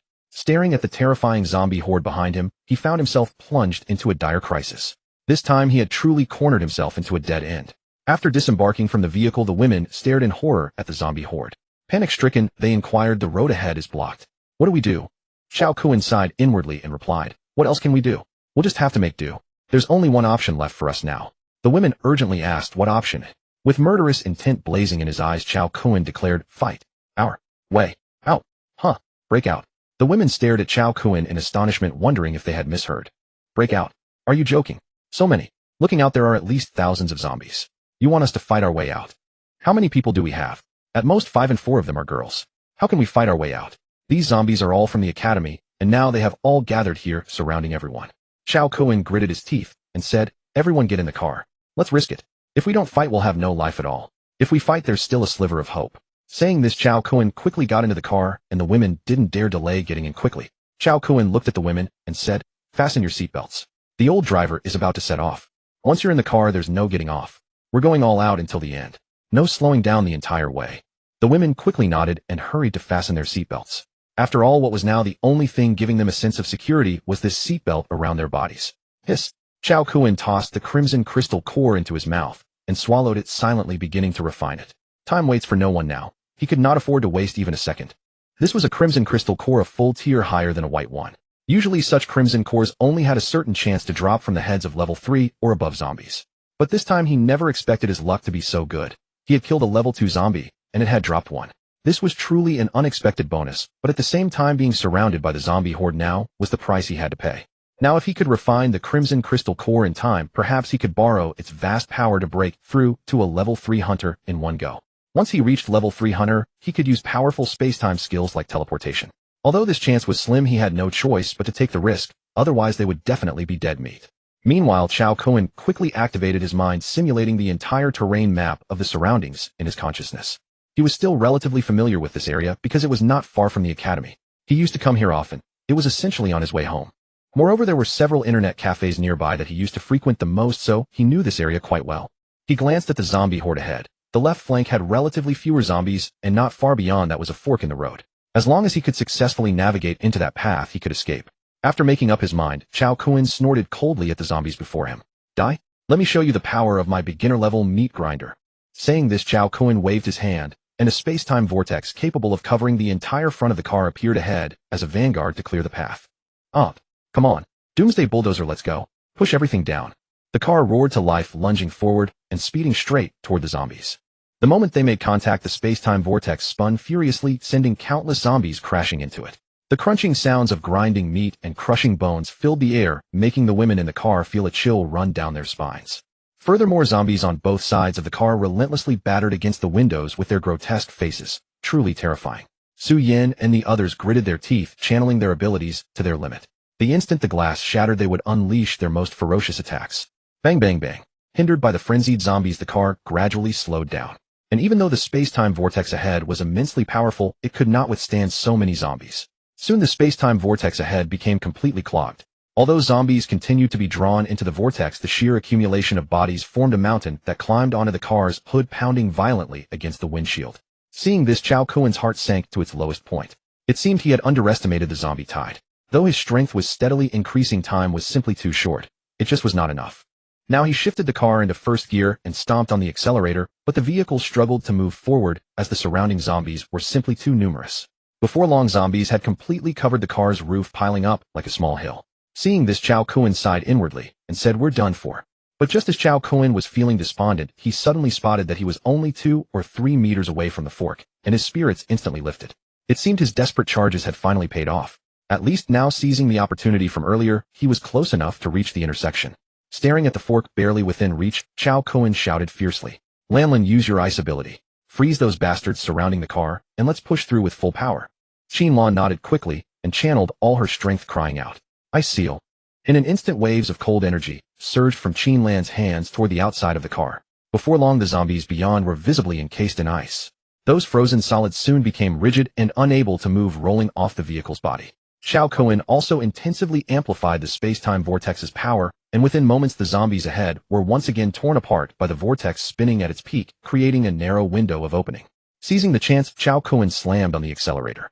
The already strained vehicle let out one final roar before surging forward. Clang! The car ran over several zombies with a series of clangs, but it had finally broken through the siege and sped directly onto the fork. After entering the fork, Cao Kun breathed a sigh of relief. Phew, that was damn thrilling. Finally broke through. At this point, a few zombies ahead were still roaring and charging forward, but Cao Kun felt completely fearless now. He snorted coldly and drove straight into them. After scattering several zombies, the group was finally safe, even though the horde still pursued behind them. They had escaped the danger. The women exhaled in relief. Phew, that was amazing, Cao Kun. Who taught you to drive so well? Cao Kun chuckled. I'm a veteran driver with decades of experience. Why would I need anyone to teach me?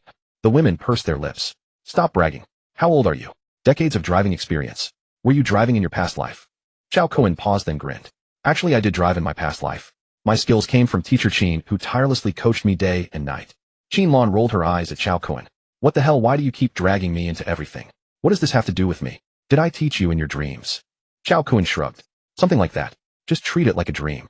After escaping the peril, the group was in high spirits, joking and teasing each other all the way. Finally, the vehicle exited the side road and merged onto the main highway. Once on the main road, Cao Kun suddenly said with a serious expression, "We are about to enter the city proper. Are you all ready? It's not too late to change your minds. I won't force any of you to go. The city is surely the hardest hit disaster zone with the most severe infections. It's extremely dangerous. I'm not sure whether there are high-tier infected inside, but I can guarantee with absolute certainty that the danger level inside is nothing like that of a mere campus." The women fell silent for a long moment, then gritted their teeth and declared, "We're not afraid. Even if the odds are 1 in 100 million, we want to go back and see." Seeing that the women had made up their minds, Cao Kun thought for a moment and said, "All right then. In that case, we need to be fully prepared." With that, Cao Kun started the engine and sped toward the city. After a bumpy ride, the group finally reached the end of the road, the ring road intersection on the outskirts of the city. Beyond this point lay the city streets. But upon arriving, the scene before them left them all stunned. Stretching as far as the eye could see, the streets were littered with mangled cars totaled beyond recognition. Traffic was in a complete gridlock. Never mind driving through it, might not even be passable on foot. Cao Kun had mentally braced himself for this, but the women could only swallow hard. They hadn't expected this to be merely the outer edge of the city. If even the outskirts were this dire, how catastrophic must the central district be?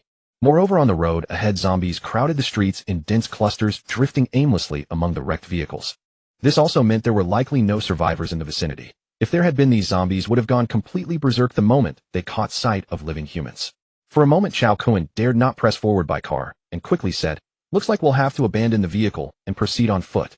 The women hastened to nod. Who would dare drive through there anyway? If we stirred up, those zombies were dead. So abandoning the car, the group followed Cao Kun, carefully avoiding the horde ahead and sneaking into the city through side passages. Once inside the urban area, the group moved like thieves, terrified of making the slightest sound that might attract the zombies' attention. Soon they confined themselves to dark, damp back alleys that no one ever used. After all, these places saw few people, so the chances of running into zombies were much smaller. However, since no one walked these paths regularly, they were extremely wet and slippery. Therefore, the group became even more cautious, for if any of them slipped on those damp passages and made noise, the zombies would spot them, and they would be finished. "Everyone be careful. It's too slippery here, and right beside us is a filthy ditch. One wrong step and we'll fall in. We absolutely cannot fall in. If we slip and make a sound, the zombies will notice us, and it'll be over," Cao Kun hurriedly warned the women. The women nodded. "We understand, no need to remind us. Don't worry so much. We know how to be careful." Cao Kun shrugged and said no more. Before long, the group had crossed several blocks through the city. They timed their movements to slip across streets when the zombies weren't looking or when the path was clear. Finally, after a nerve-wracking journey, the group arrived at the back entrance of a shopping mall. Upon seeing it, Cao Kun froze and said, "Jijiaoui Mall." The women also spotted the mall. Qin Lan's face lit up with excitement. "We actually made it to Jijiaoui Mall. That's wonderful. Everything is well stocked here. I didn't bring a single piece of underwear, and I haven't had the chance to change in ages." Cao Kun, "Why don't we go in? We can look for some personal essentials. You know how many personal items a woman needs." Cao Kun was momentarily speechless. Then the women quickly chimed in, nodding vigorously. "Exactly. Cao Kun, we were in such a rush that we forgot our personal items. Why don't we go in and see if we can find anything? My underwear hasn't been changed in days. I haven't even been able to take a bath these past few days while fleeing with you." Listening to the women chatter away, Cao Kun was utterly at a loss. As expected, women really are troublesome. However, after glancing at the back entrance, he said, "Well, I imagine there are plenty of zombies inside the mall, so we should be cautious. Let's sneak in quietly and assess the situation." The women nodded eagerly like chickens pecking at grain, extremely obedient. Cao Kun shook his head and led the way into the mall. After circling around the back entrance, he cautiously poked his head out to survey the mall's main hall. Inside the mall atrium, a few zombies drifted about aimlessly in small scattered groups. Seeing these handful of infected, Cao Kun wasn't overly concerned. When the outbreak first struck, the panicked crowds inside the mall would have surged outward and the zombies would have chased after the living.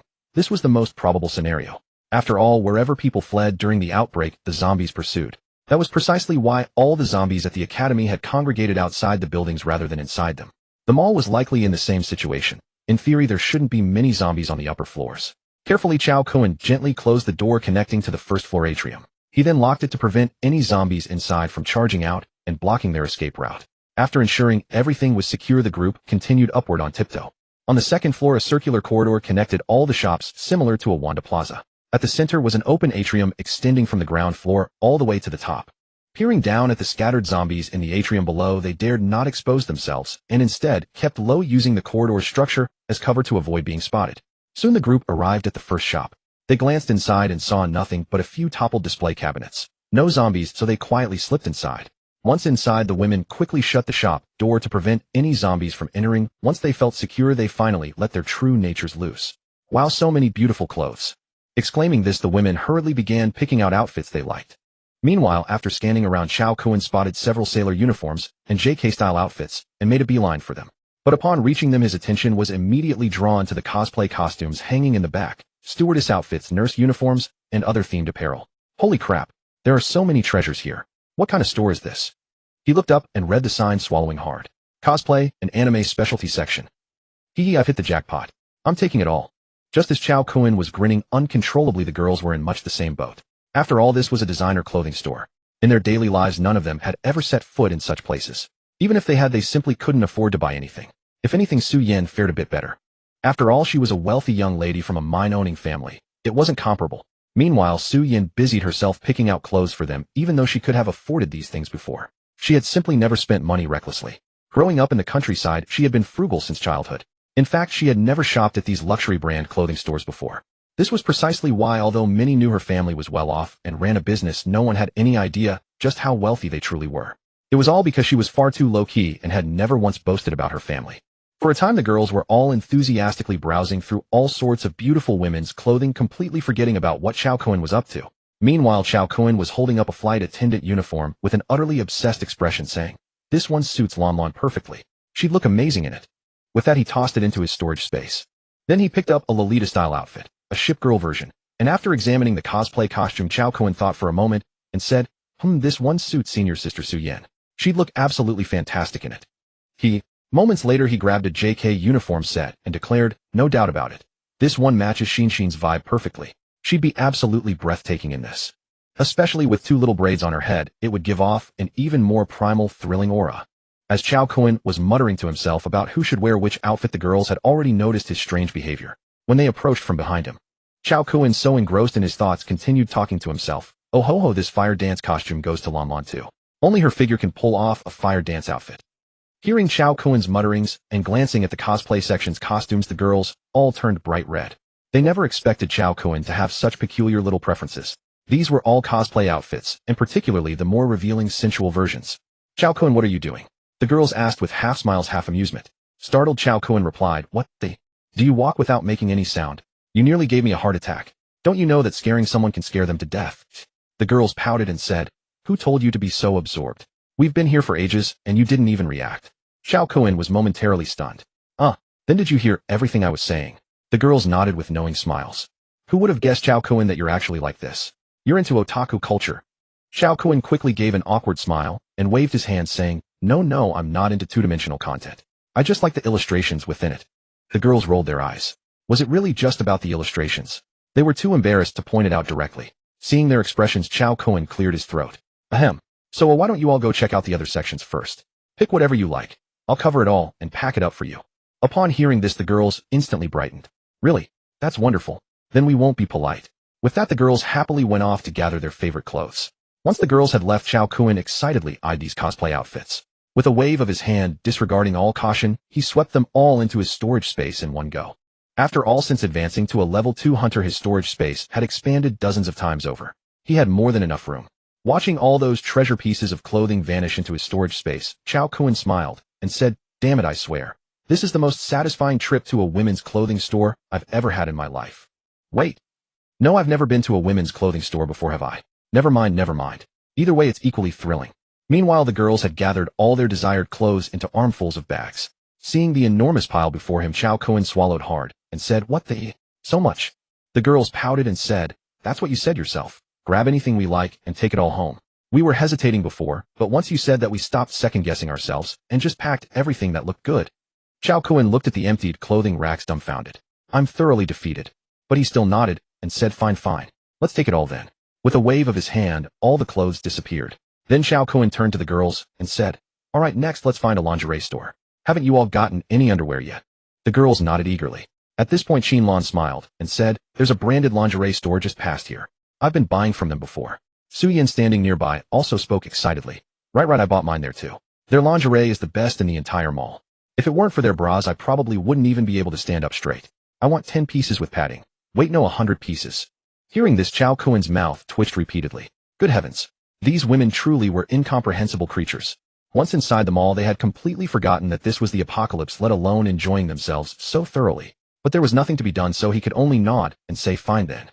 Let's go then. The group quietly opened the store door, checked that no zombies were nearby, and then sneaked over to the branded lingerie store not far away. Once inside, they followed their usual routine of checking for safety first. After confirming it was safe, they closed the door behind them, for caution is the safest path. The moment the door closed, the girls were immediately captivated by the dazzling array of various lingerie on display. Cao Kun stood in disbelief, staring at the sheer volume of underwear. Every style imaginable. What the hell? In my past life, I never raided a lingerie store. I missed out big time. Such a small shop, yet it has so many styles and such complete selections. With that, he began browsing with an appreciative gaze. The girls, seeing him pick more diligently than they were momentarily stunned. Looking closer, the girls were at a loss for words. He had chosen the most sensual pieces. Thongs, lace trim, plunging v-neck designs. In short, he was following his personal preferences entirely. Seeing the girls staring at him in shock, Cao Kun cleared his throat and said, "Oh, why are you all staring at me like that? Is there something on my face?" The girls pouted and replied, "No flowers, but we did catch a big pervert." Pervert? Where? Where? I don't see one anywhere. Cao Kun looked utterly astonished, turning his head left and right, yet failing to spot any pervert. Ugh. The girls were completely done with him. This guy had absolutely no self-awareness. And he was asking where it was. Weren't you the biggest pervert right there? However, watching Cao Kun pretend to be clueless, the girls couldn't help but smile and said, "Never mind. I figured it out now. Let's just stop picking ourselves and let Cao Kun choose for us. Whatever he likes is fine. Anyway, for us, any style works, as long as the size fits." Cao Kun's eyes widened as he stared at the group of women. Huh. I get to choose. That's not appropriate, is it? The women pouted and said, "You're the one choosing, and you're being so particular about it. Besides, what's wrong with that? Take whatever style you like." Upon hearing this, Cao Kun blushed and shyly replied, "All right then. If that's the case, I'll gladly accept." With that, Cao Kun began sorting through the items. However, after rummaging for a while, he discovered a problem. He liked every single style here. Ugh.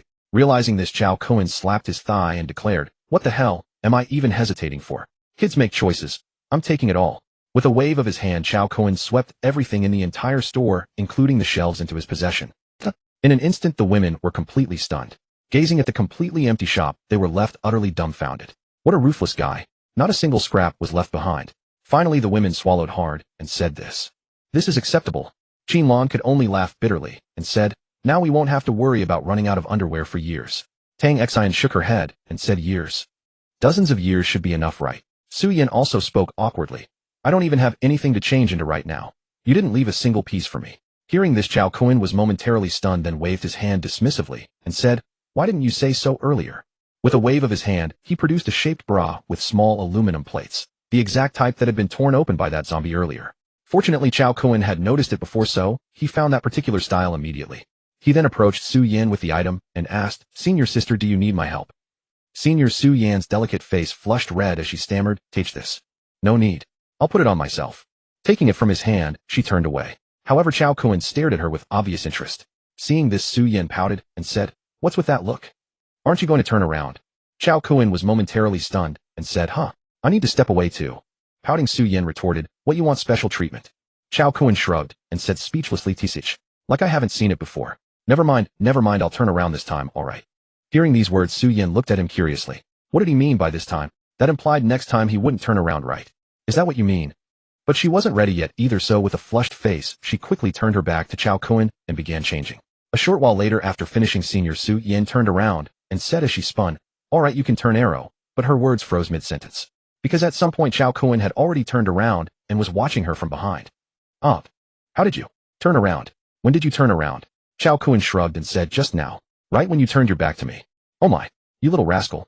How can you break your word like this? Didn't we agree you wouldn't peek?" So Senior Su Yan pouted and said, "Humph. You're so unreliable." Cao Kun, caught between laughter and frustration, retorted, "I never promised not to look, did I? Besides, why can't I look at the scenery by the door? Who's looking at you? You're the narcissist here. If you wanted me to look, I wouldn't bother." I'm ignoring you." Watching Senior Su Yan's coquettish display, Cao Kun chuckled. Having such an adorable senior sister by his side was indeed quite a delightful thing.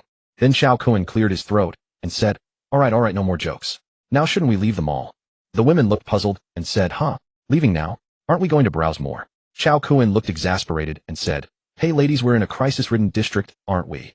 We're still in the mall. This is the apocalypse now. There are zombies everywhere. Do you think this is a regular shopping trip? And you want to visit every single store? The women nodded eagerly and said, right, let's go through all of them. Cao Kun waved his hand and said, no way, absolutely not. I'm the captain of our team, I'm in charge. No means no. I have principles, you know. So don't keep testing my bottom line. What I've said is final, no one can change it. We must leave here as soon as possible. Just then Qin Lan suddenly said, Cao Kun, I know there's an adult products specialty store upstairs. Everything there is well stocked. Whatever you want, they have it. And it's quite large. The stock inside would be enough to last decades. Hearing this, Cao Kun stumbled backward in shock, then exclaimed in astonishment, holy crap. Really? Is there that much supplies? Seeing her plan working, Qin Lan quickly said, of course. Would I lie to you? I swear on my life. Inside there's absolutely enough to satisfy you. Hearing these words, Cao Kun cleared his throat. Well, actually, browsing the mall isn't completely out of the question, but we must be extremely careful, do you understand? The women rolled their eyes at this and glanced at Cao Kun with contempt. Then they retorted sharply, where did your principles go? What about your bottom line? You said we had to leave, no negotiation. Seeing their reaction, Cao Kun coughed awkwardly to cover his embarrassment. Ahem. Actually, aren't bottom lines and principles meant to be broken? Alright, enough talk. Since that's how it is, let's go out. With that, Cao Kun led the way out. Once outside, Cao Kun took the front and carefully made their way out of the shop. Thus the group continued to wander through the second floor, hoping to find shops of interest to continue plundering. They visited several stores in succession, but weren't particularly satisfied or interested in what they found. After passing a few more shops, suddenly Tang Xin grabbed Cao Kun's arm. Cao Kun, shall we check out this store? Cao Kun paused, then looked up at the shop. Men's clothing counter. What for? I don't need clothes. I'm only interested in adult. Oh, never mind, I'm not interested in this stuff. Tang Xin rolled her eyes at Cao Kun and said, what are you going to wear these clothes every day? Come on, go inside and pick something out. Let me choose a few outfits for you, okay? After a moment of thought, Cao Kun nodded and said, alright. Let's go in and take a look. Oh, by the way, help me check if they have men's underwear. I haven't changed them in a while. Give me a few more pairs. Tang Xion's delicate face flushed red as she shot Cao Kun an annoyed glance and said, alright, I got it. I'll definitely find you more. By the way, what size do you wear? After the group entered, everything remained as usual. Once the door was shut, the women immediately began picking out clothes for Cao Kun. Women really are born shopaholics. Before long, they had already brought over a huge pile of garments for him to try on. Cao Kun swallowed hard and said, whoa, isn't this a bit much? The women said disdainfully, look at yourself. Your clothes are filthy. Hurry up and change. Left with no choice under the women's insistence, Cao Kun could only go in and change his clothes. A short while later, when he came out wearing the outfit they had picked, their eyes lit up. Wow, how come we never noticed before? Cao Kun, you're actually pretty handsome. Indeed, clothes make the man. We never realized you had such a sharp look to you. Cao Kun puffed out his chest and said, of course. Are you kidding? I'm the most handsome man under heaven, alright. The women let out a teasing EW. What a narcissist. Cao Kun stood before the mirror looking thoroughly pleased with himself. It's just the truth. You just don't know how to appreciate it. Afterward, as if vying for his favor, each of the women insisted that he wear the outfit she had chosen. With no way out, Cao Kun could only change from one set to another. In the end, he was completely at his wit's end. Stop.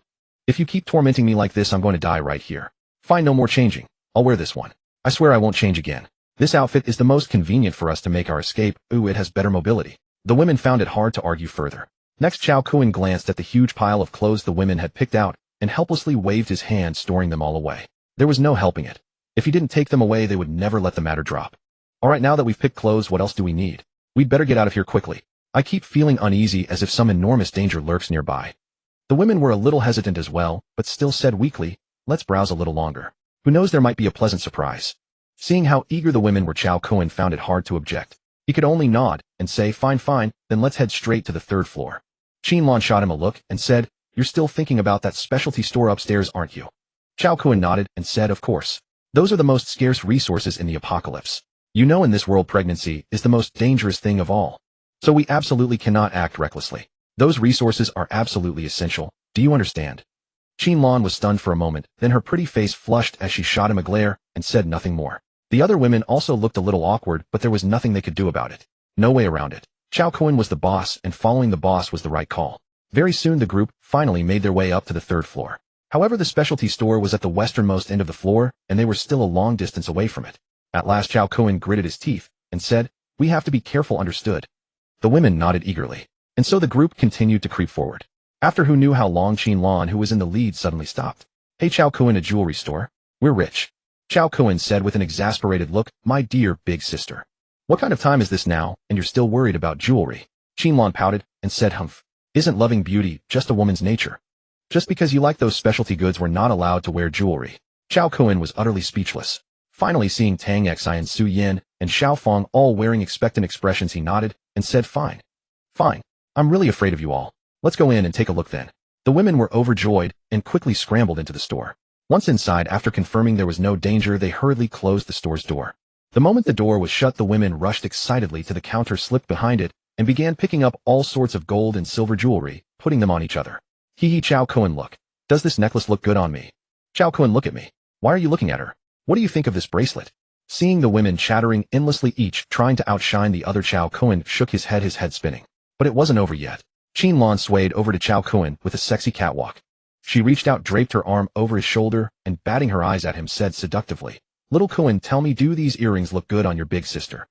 Seeing Qin Lan boldly teasing him like that, Cao Kun swallowed hard and said, Whoa, Lanlin, if you keep this up, you're going to spark a wildfire between heaven and earth. Qin Lan covered her mouth and chuckled. Oh, is that so? Then what about this? With that, she pressed herself tightly against Cao Kun and brought her head close to his ear. Then she blew a soft breath and said tenderly, Well, little brother, what about this? How does that feel? Cao Kun's entire body shuddered. He inwardly cried out, Truly an enchantress is always an enchantress. In his past life, when he had encountered her, she had been exactly like this. He hadn't expected that in this life, she would awaken this side of her nature as well. It seemed that in the past, because she had been his teacher, she had always maintained her principles. But after everything they had gone through recently, she had gradually come to accept her current identity. And so she had naturally begun to reveal her true self. For a moment, Cao Kun's breathing grew rapid. But Qin Lan knew well how to handle things. She suddenly pushed Cao Kun away and walked off to the side on her own, saying, as she went, So fun. Cao Kun, you're still too inexperienced. Every time I see you so calm and composed, I often wonder if there's an adult's soul living inside you. But now I see. In the end, you're still too green. Giggle, giggle. Her laughter stoked Cao Kun's quick temper. He let out a low shout. Stop right there. Qin Lan was startled. In an instant, Cao Kun appeared right in front of her. Then he kept closing in on her step by step, while she kept retreating until she soon reached the counter with nowhere left to back away. Yet Cao Kun still showed no sign of stopping, continuing to move closer to Qin Lan. Seeing this, she panicked and said, Cao Kun, what are you going to do? A smile curled at the corner of Cao Kun's mouth. Teacher Qin, what do you think? Of course I'm going to prove myself. Qin Lan quickly waved her hands and said, Cao Kun, I was just joking with you just now. Calm down, calm down. Clang.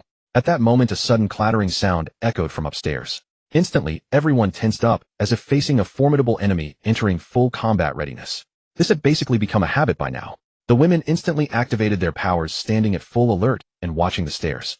Cao Kun was no different. He glanced at Qin Lan, then put away the small raincoat, saying, I'll let you off this time. When we reach a safe place, I won't let you escape. You little vixen. Qin Lan smiled demurely and replied, Good. Actually, I'm looking forward to it too, my little man. Cao Kun approached her, playfully tapped her rear, and grinned, So bouncy. All right, you little vixen, stay safe. I'll be waiting to pounce on you.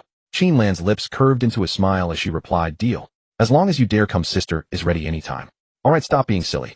Who knows what's up there? Saying this, Cao Kun led the way and headed upstairs. Actually, it wasn't really a proper second floor. Each level wasn't connected to the one above. It was just a false mezzanine built within the shop to maximize space. It was merely a small mezzanine constructed above the main shop floor to optimize the limited space. Cao Kun arrived at the entrance to this makeshift second level, gazed at the tightly closed door ahead, took a deep breath, and then pushed it open with a firm palm strike. A scream erupted. Suddenly, a woman's sharp scream rang out. Cao Kun immediately rushed forward, covering her mouth and gesturing for silence. Shh, be quiet. The beautiful salesgirl lay trembling on the floor, her face contorted in terror as she stared at Cao Kun. But once she realized he was human, her fear began to subside, and she composed herself. She quickly nodded to signal she wouldn't make any more noise. Only then did Cao Kun release her mouth. The salesgirl then whispered, Who are you? Are you also a survivor? Cao Kun responded sarcastically, If I weren't a survivor, would I be talking to you here? The woman froze for a moment, then realized she'd asked a rather obvious question. Right? If she weren't a survivor, would she even be alive? The woman gave an awkward smile and said, Sorry, it's been so long since I've seen a living person. I'm still adjusting. Cao Kun waved his hand dismissively. All right, let's go downstairs first, he suggested. The salesgirl shook her head. No, I'm scared. Cao Kun reassured her patiently. Don't worry, there are no zombies down there, he said. The salesgirl cautiously peeked out, then slowly gathered her courage. Seeing this, Cao Kun took her hand and led her down from the mezzanine into the main shop area. The other women noticed Cao Kun still holding the salesgirl's hand and shot him pointed looks. Realizing this, Cao Kun awkwardly released her hand with a sheepish grin. Now before him stood a beautiful woman wearing the uniform of a jewelry store salesgirl. Only now could Cao Kun properly see her face. The dim lighting above had made it difficult to discern her features earlier. So he hadn't seen clearly just now, but looking now he couldn't help but gasp in admiration. Wow, another stunning beauty. Her figure was curvaceous and alluring with flowing wavy hair complementing her pure, delicate face, simply breathtaking. And those long legs clad in black stockings rivaled even Qin Lan's. His gaze was completely captivated. He instinctively swallowed hard, but this reaction drew irritated glares from the other women. Cao Kun cleared his throat to mask his embarrassment. Ahem. By the way, what's your name? The salesgirl quickly replied, My name is Wei Kiki. You can call me Kiki or Xiaoka, she continued. Cao Kun paused momentarily taken aback. Wei Kiki. That way. The salesgirl's cheeks flushed pink. Ugh. Like the way in toilet paper. Cao Kun's eyes widened in shock. Well, that's quite distinctive, isn't it? Wei Kiki's face remained slightly flushed as she replied, It's not bad. Then Cao Kun casually asked, So Kiki, how did you survive?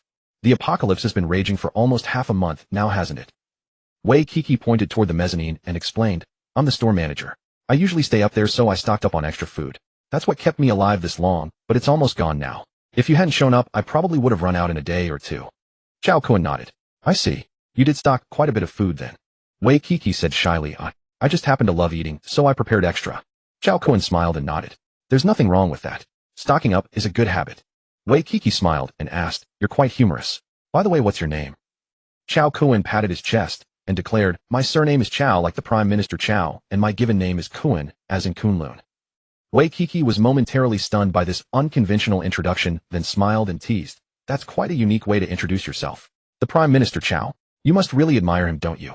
Cao Kun chuckled. Not exactly. I just appreciate the aura of dominance that Prime Minister Cao carried, and I hope to inherit his legendary spirit from the Wei dynasty. The spirit of Wei Wu. Isn't that Prime Minister Chao's little hobby, his fondness for? She stopped mid-sentence, her cheeks flushing as she realized what she was about to say, and the others fell silent. The women shot Cao Kun exasperated glances, thinking to themselves, what a shameless fellow. Wei Kiki felt embarrassed too, but managed a sheepish smile, and said, Then you might be disappointed. I'm still a girl, not the kind you're looking for. Please stop staring at me like that. It's making me uncomfortable. Cao Kun was taken aback by her words. What are you talking about? I wasn't staring at you like that. Don't accuse me of wrongdoing. The women rolled their eyes. All right, we know your nature. Just continue inheriting Prime Minister Chao's legacy. Cao Kun pursed his lips. TCH. You don't understand. Cao the Thief was a title 1,000 years ago, but now it's a spiritual inheritance. The women shook their heads, unwilling to engage further. Seeing their indifference, Cao Kun sighed and muttered, You can't discuss ice with creatures confined to summer. None of you comprehend my level of understanding, nor that of our Cao clan. Oh well, I'll simply continue upholding our family's noble traditions, and carry forward the legacy of Wei Wu. The women turned their attention to browsing jewelry. Watching them select pieces, the salesgirl quietly sighed, and said, I never imagined the world would come to this. If I hadn't sensed something was wrong and hurried upstairs to hide, I'd likely be dead by now. Cao Kun observed the trembling salesgirl, and feeling compassion wrapped his arms around her to comfort her. It's all right now. Fortunately you encountered me. Otherwise you'd either starve to death or be devoured by those zombies outside. The salesgirl froze for a moment, then retorted irritably, Hey, is that supposed to be comforting? Umph. Cao Kun exclaimed in surprise, then glanced at his small hand, wondering why it had somehow landed precisely on the rolling, uneven terrain. Oh, this. It was involuntary, my apologies. I often comfort myself like this, it's just a subconscious behavior, really sorry about that. Hearing Cao Kun's explanation, Wei Kiki was utterly speechless. She pursed her lips and said, I don't believe you for a second, you old fox with evil intentions. Cao Kun smiled sheepishly. So aren't you going to pick some jewelry? Wei Kiki pouted and said, I've been looking at them every day, I'm already tired of them. Cao Kun gave her a thumbs up and said, Impressive, but these things really are useless now. In no time the women all came before Cao Kun, adorned in gold and silver, vying with each other to show him who looked more beautiful. Looking at how beautiful the women appeared after their adornments, Cao Kun nodded approvingly and said, Not bad at all. No wonder girls love jewelry. Wearing them really does add a touch of elegance. Just then Wei Kiki said to the women, Actually, these are just ordinary styles. There are a few limited editions. Those are more valuable and are locked in the safe. Upon hearing this, the women's eyes lit up. Really? Where's the safe? Take them out and let us have a look. Wei Kiki pointed to a small compartment inside and said, The safe is in there. Follow me. After all, there's no point keeping them now. Soon the women excitedly made their way to the safe. Shortly after, with Wei Kiki's help, the safe was opened. Inside lay many limited edition valuable pieces.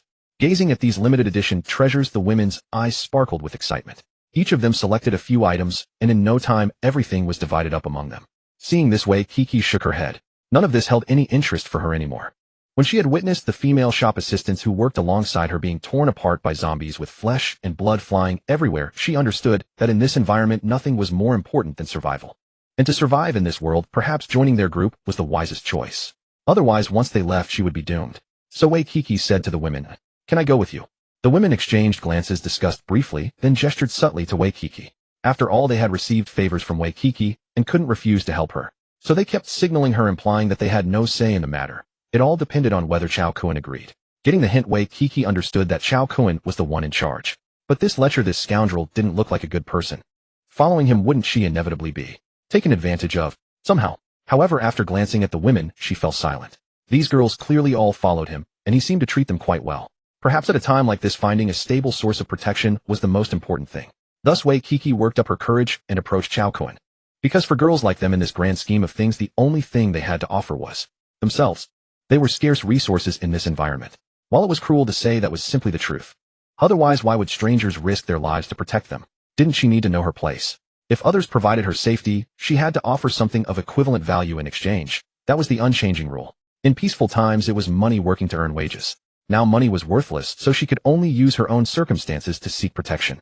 Finding a stable, reliable source of protection was more valuable than anything else. At least Cao Kun didn't look like some ferocious villain. Choosing him should be the right call, right? Cao Kun frowned and looked at the pretty girl before him. "Kiki, what are you doing? Why are you standing there staring at me without saying anything?" Kiki mustered her courage and said, "Cao Kun, can I follow you? As long as you give me food from now on, I'll be yours." In an instant, all the women were stunned. Cao Kun was also stunned. "What the hell do you mean?" Cao Kun was completely baffled. Why would Kiki suddenly say something like this to him? Seeing Cao Kun's bewildered expression, Kiki said in surprise, "Don't they all act like this in dramas? For the heroine to survive, she must always give herself to the protagonist. Equivalent exchange. I'll use my body to exchange for food and safe shelter. Just let me follow you. I'm very capable. I can wash clothes and cook for you. I can do anything. Whatever you want me to do, I'll cooperate with everything." Hearing this, Cao Kun was speechless. "Hey, you've watched too many melodramas. Stop watching those mindless things. What nonsense is this? I've never had any such requirements for the girls who follow me. If you meet someone you like, I won't stop you. But if you want to join my team, you must understand one thing. First, never betray me. Betray the organization or team, and I will kill you, even if I have to pursue you to the ends of the earth. Second, I won't stop you from seeking your own happiness, but if you endanger the team's safety for your own happiness, I'll kill you. Third, I won't be responsible for anyone's safety, and I simply can't be. You must rely on yourselves. If you want to survive, you must depend on yourself. We are a team. We can't stand by and refuse to help, nor can we knowingly attempt the impossible. If absolutely necessary, we can only preserve our effective fighting strength. Abandon some things that cannot be salvaged, including any member." When Cao Kun finished speaking, everyone fell silent. After what felt like an eternity, Tang Xin suddenly asked, "Cao Kun, if we truly encounter a situation where rescue is impossible, will you abandon me?" Cao Kun looked at Tang Xin and said seriously, "I won't allow such a thing to happen." But Tang Xin shook her head and said, "No, I mean just in case. If such a situation really occurs, you wouldn't?" But before she could finish, Cao Kun cut her off firmly. "Yes, I would run without hesitation." Hearing this, Tang Xion's face turned pale. She stumbled backwards several steps before Su Yin quickly caught her. Tang Xion said in disbelief, "Cao Kun, I'm your girlfriend. Can't you even lie to me?" But Cao Kun walked over to Tang Xion and pulled her into his arms. "First, I won't allow this to happen. Even if it means my death, I won't allow this to happen. No matter what, I will get you out first, so this won't occur. Second, if this truly happens, I won't come to save you, because I must survive to kill everyone or every zombie that harmed you. I won't allow those who harmed you or any other bastards to continue existing in this world. Third, I've already lost you once. I won't make the same mistake or experience this pain again. I won't endure this kind of suffering again. I swear it." In that instant, all the women fell silent. Qin Lan sighed inwardly upon hearing this, lost in thought, as she quietly walked away. Su Yin gazed at Tang Xion with envy, for from Cao Kun's words alone, it was evident just how deeply he loved her. Tang Xion wiped her tears and said, "I know. I understand everything. If such a day comes, you must flee and live well. Thank you, Cao Kun. You've proven yourself worthy of my trust. Those words alone are sufficient. I fear nothing now, for knowing I hold a place in your heart is all that matters." Cao Kun called after the retreating Qin Lan. "Lan, those words are equally for you. I will not endure the agony of losing you again." Qin Lan trembled, then slowly turned to meet his gaze. After a pause, she nodded firmly and replied, "Do not worry. I need no protection from you. I will safeguard myself. You cannot bear this burden alone. I will share it with you." Cao Kun offered a faint smile. "Thank you, Lan Lan. Without you, I would not be who I am today." Those words carried truth. Had it not been for the Qin Lan of his past life, he would never have stood where he was now. Yet as she observed him, a question lingered in Qin Lan's mind. Why did he possess such knowledge? And he had spoken of her as his wife, claiming he was nothing without her. Yet their relationship had been merely that of teacher and student. These were mysteries she could not unravel. Unlike Tang Xin, she was no infatuated maiden whose intelligence dissolved the moment she fell in love. She was poised and rational, yet she knew some questions were better left unasked, at least not in public. She understood that when the time was right, Cao Kun would reveal the truth. As a discerning woman, she recognized that betting on Cao Kun was the most prudent choice she could make. With that brief exchange, the delicate dynamics between them grew even more intricate. Su Yan glanced between Qin Lan and Tang Xin, then sighed softly. As expected, compared to them, she simply did not carry the same weight in his heart. Sensing her unease, Cao Kun drew Su Yan into his embrace. Su Yan, you are no different. Every member who joins our team is equally dear to me. But I reiterate, never depend on another for protection. In this world, no one can shield anyone else. All I can offer is the means for you to grow stronger that you may survive. With that, he opened his spatial vortex, releasing the crystal cores harvested from the countless zombies he had slain. He waved his hand, and the cores spilled forth, piling into a mound before their astonished eyes. The women gasped. Wow, there are so many. Cao Kun smiled. These are the cores from the zombies we destroyed while breaking through the horde. Your ability has such a function. It can automatically filter crystal cores, the women asked in disbelief. Cao Kun nodded. Naturally. This is my greatest asset.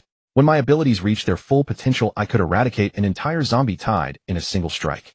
The crystal cores would accumulate beyond measure, piled higher than a city. Have you ever witnessed such a sight? The women swallowed hard. How many zombies would it take to produce such a mountain? The thought sent chills down their spines. It was terrifying. This ability was nothing short of the zombie apocalypse incarnate. Cao Kun selected several high-quality white crystal cores and handed them to Wei Kiki. If you wish to join us, swallow these. But hear me clearly. I will not promise to protect you. I can only help you grow stronger to sharpen your own survival. I treat my women no differently. You have seen it. I show no favoritism. If anyone falls into despair, I will retreat without hesitation to preserve our strength, then return to slay the monsters responsible. Wei Kiki regarded Cao Kun, then the other women, and spoke with unwavering resolve. Agreed. You are right. Self-reliance is the only path. I will not falter. You are nothing like the predators who exploit the vulnerable. Following you may be the wisest decision of my life. Trust me, I will not disappoint you. I will not be a hollow ornament. In this apocalypse, beauty without strength is worthless. Cao Kun nodded with approval. Splendid. At least you are not another foolish woman. Some women throw themselves at the first strong man they meet begging for protection. I would not spare them a glance. Such people are dead weight. I am a man of reason, not some creature driven by base instinct. The body holds primitive desire. The mind commands the heart of a warrior. I will never sacrifice rationality for lust. The women fell silent, then exchanged knowing glances. We shall see whether you hold to those words when circumstances arise. Cao Kun stumbled, nearly toppling over. Good heavens, was there no mercy? He had only sought to sound profound, to assert himself with a touch of flair. Must they dismantle him so mercilessly? Not a shred of dignity spared. The women could not suppress their smiles. Cao Kun waved a hand. Enough. Not even permitted to revel in a moment of glory. In films, the hero speaks thus, and the crowd applauds. But you strip me bare. Tell me honestly, when a man is overcome by desire, does reason survive? This is defying the heavens. We've struck gold with a tremendous treasure. Speaking, Cao Kun waved his hand and forcefully dispersed the gravity field. Now this was merely a manifestation of Wei Kiki's freshly awakened gravity-type ability, with the gravity field leaking outward. Since Cao Kun's power system surpassed the gravity field, he could now easily dispel the unconstrained gravity field. However, he well knew the terror of the gravity field. In the past, he had fought against an 11th level master of the gravity type. He himself was at the 12th level, yet repeatedly found himself at a disadvantage, ultimately needing to unleash 80% of his power just to emerge victorious. This clearly demonstrated how formidable a gravity-type ability user could be. Although his space-time ability was powerful, the problem was that he could never get close. The user of a gravity field was surrounded by abnormal magnetic fields, and the moment he approached, he would be suppressed. In his past life, he had relied on powerful long-range space-time attacks to forcibly disrupt the surrounding space-time, altering it, and directly separating his opponent into another dimension. That gravity-type ability would completely lose its effectiveness, so he had been able to subdue him. Otherwise, he truly couldn't have defeated him through brute force alone. However, the space-time ability was no joke. Previously, he hadn't been able to defeat him because he had underestimated him. Once he took it seriously, a single ultimate move would have instantly defeated him. After all, space-time separation could block all abilities. Yet in this life, he had encountered a teammate with a gravity field. This was simply adding wings to a tiger. If he had had a teammate with a gravity field before escaping the zombie tide, would have been much simpler. one gravity field, and all the zombies would be immobilized, allowing him and his companions to stride right through. Of course, this could only work against small zombie swarms. If it were a citywide horde of millions, that would be a terrifying prospect. The gravity field ability ranked above the 5 elements abilities on par with wind, ice, and lightning types. However, it still fell below his special abilities like space-time and destruction. As for whether Su Yan's ability was truly the destruction type, he still needed to investigate, but there was no doubt that her invisibility ability was also extremely formidable. After all, those who could awaken a bead form upon initial awakening were naturally gifted individuals. It was said that Su Yan's had formed gradually over time, whereas this way Kiki had awakened the Shanha bead right from the start. This was no small feat. Other gravity masters might form beads later, but they wouldn't qualify as the Shanha bead. That title belonged only to those manifested at awakening. The rest could only be called gravity beads, never the Shanha bead. And now in his team, there was Su Yan's water and invisible unknown ability, Tang Xian's wind ability, Qin Lan's ice fire ability, Xiao Feng's metal ability, and the treasure they had just found. Wei Kiki with her gravity type, Shanha bead ability. Before long, Wei Kiki slowly opened her eyes. She was covered in a cold sweat with an expression of pure bliss as she gasped, "Phew, what just happened? I feel so amazing throughout my entire body."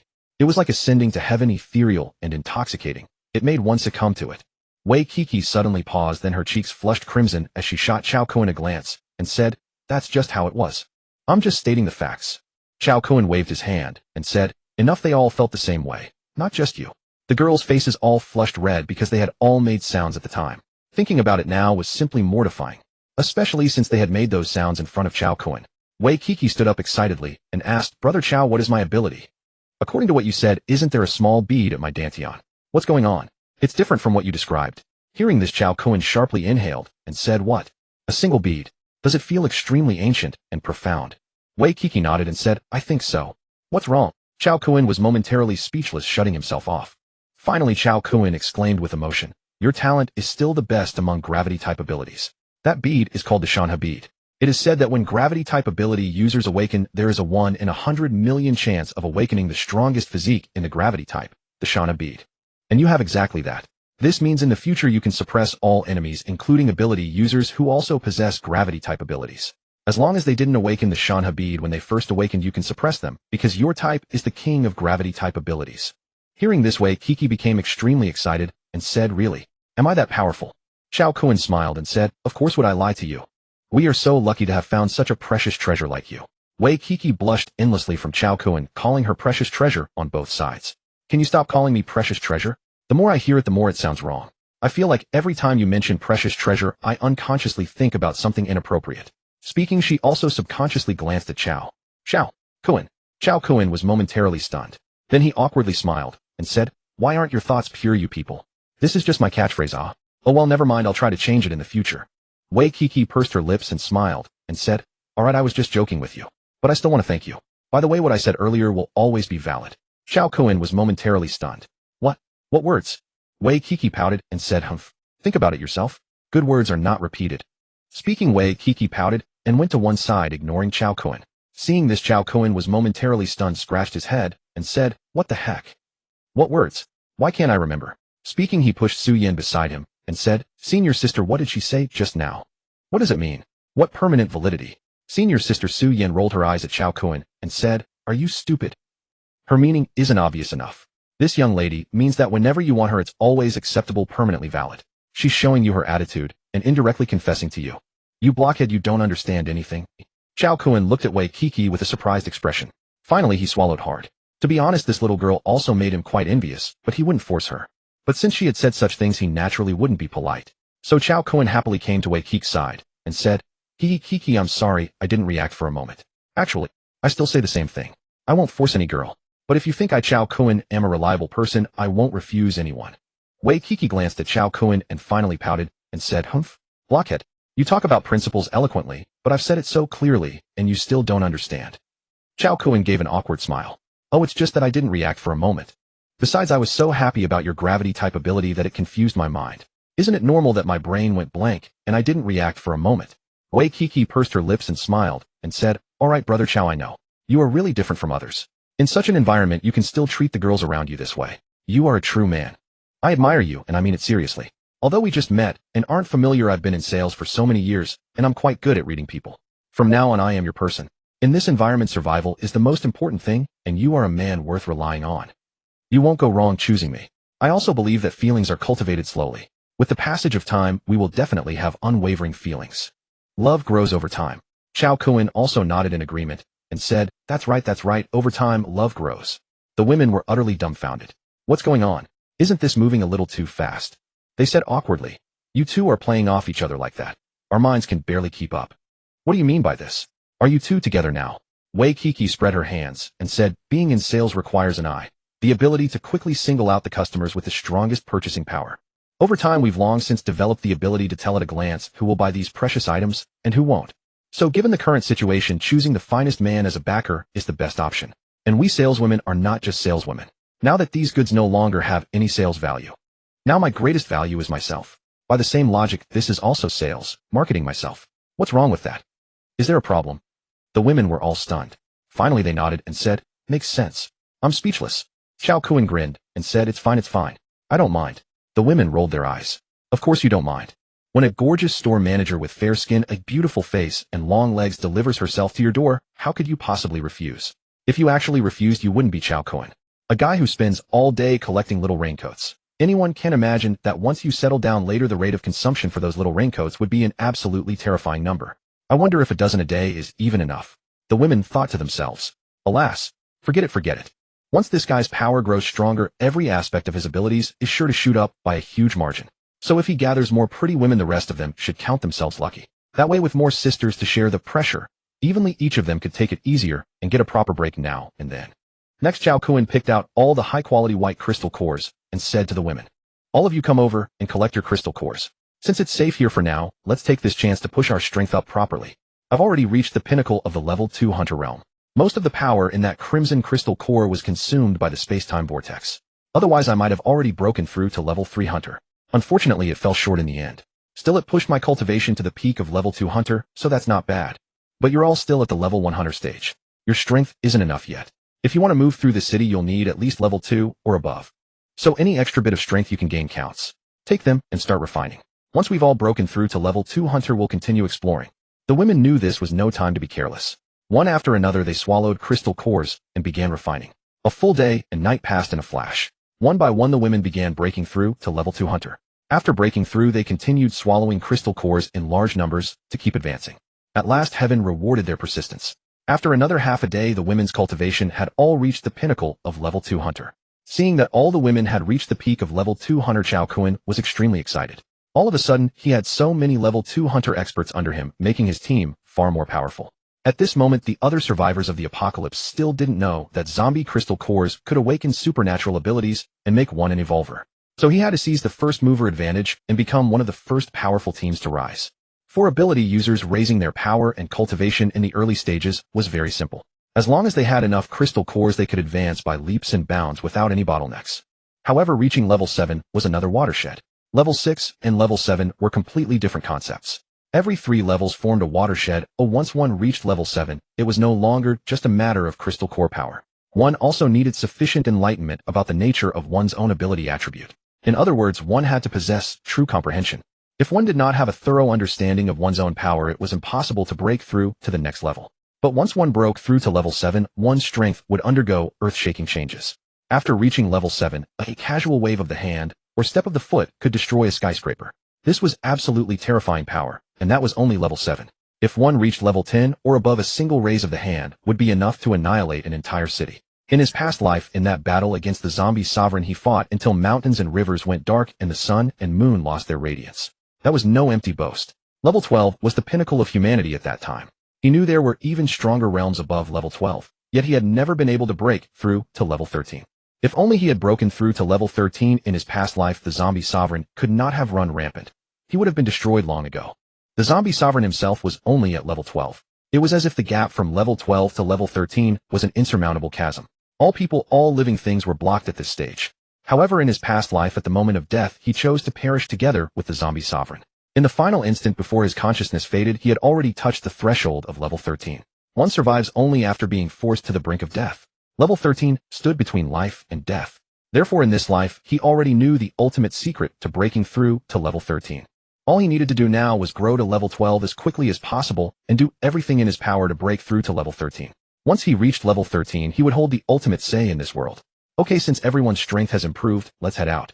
With that, Cao Kun opened the shop door, and the group continued searching for useful supplies using the same tactic as before. As they walked along, Cao Kun suddenly froze. What the hell? A Long Quan sword blade collectibles store. Hearing his muttering, the women quickly turned to look at him. There he was, pointing at a shop called Long Quan sword blade collectibles, saying with delight, "Whoa, what a pleasant surprise. We've hit the jackpot. This is it. These cold weapons are real treasures." So saying, Cao Kun entered the shop first.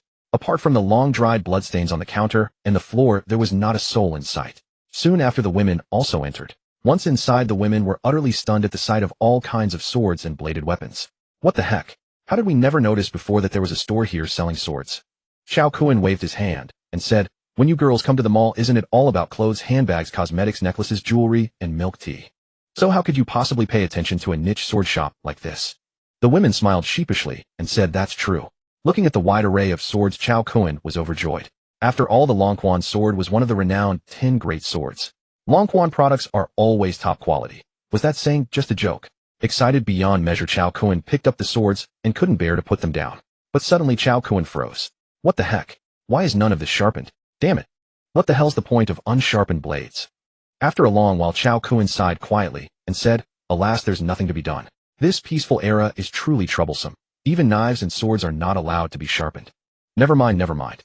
Since it can't be sharpened, I'll have to do it myself. I'll find a whetstone later." Just then Wei Kiki called out to Cao Kun, "Brother Cao, the machine for sharpening and honing is right here." Hearing this, Cao Kun was overjoyed and immediately rushed to Wei Kiki's side. Gazing at the sword sharpening machine, his eyes lit up. However, suddenly he said with a sense of helplessness, "But the power has been out for so long now. How are we supposed to use it?" Wei Kiki smiled and said, "We can find a generator when the time comes. Moreover, I know there's a shop selling generators just around the corner downstairs. We could go get one, then couldn't we?" Cao Kun rubbed his chin and said, Kiki, I've noticed something. Your mind is working exceptionally well these days. What's going on? Are you not scared anymore?" Wei Kiki smiled radiantly and said, "I feel like my whole body is filled with boundless energy and confidence. What is there to fear? I feel like I could punch a zombie to death. I used to love playing zombie-themed games the most. In those games I was a king. Never did I imagine that today I would be able to possess the abilities from those games.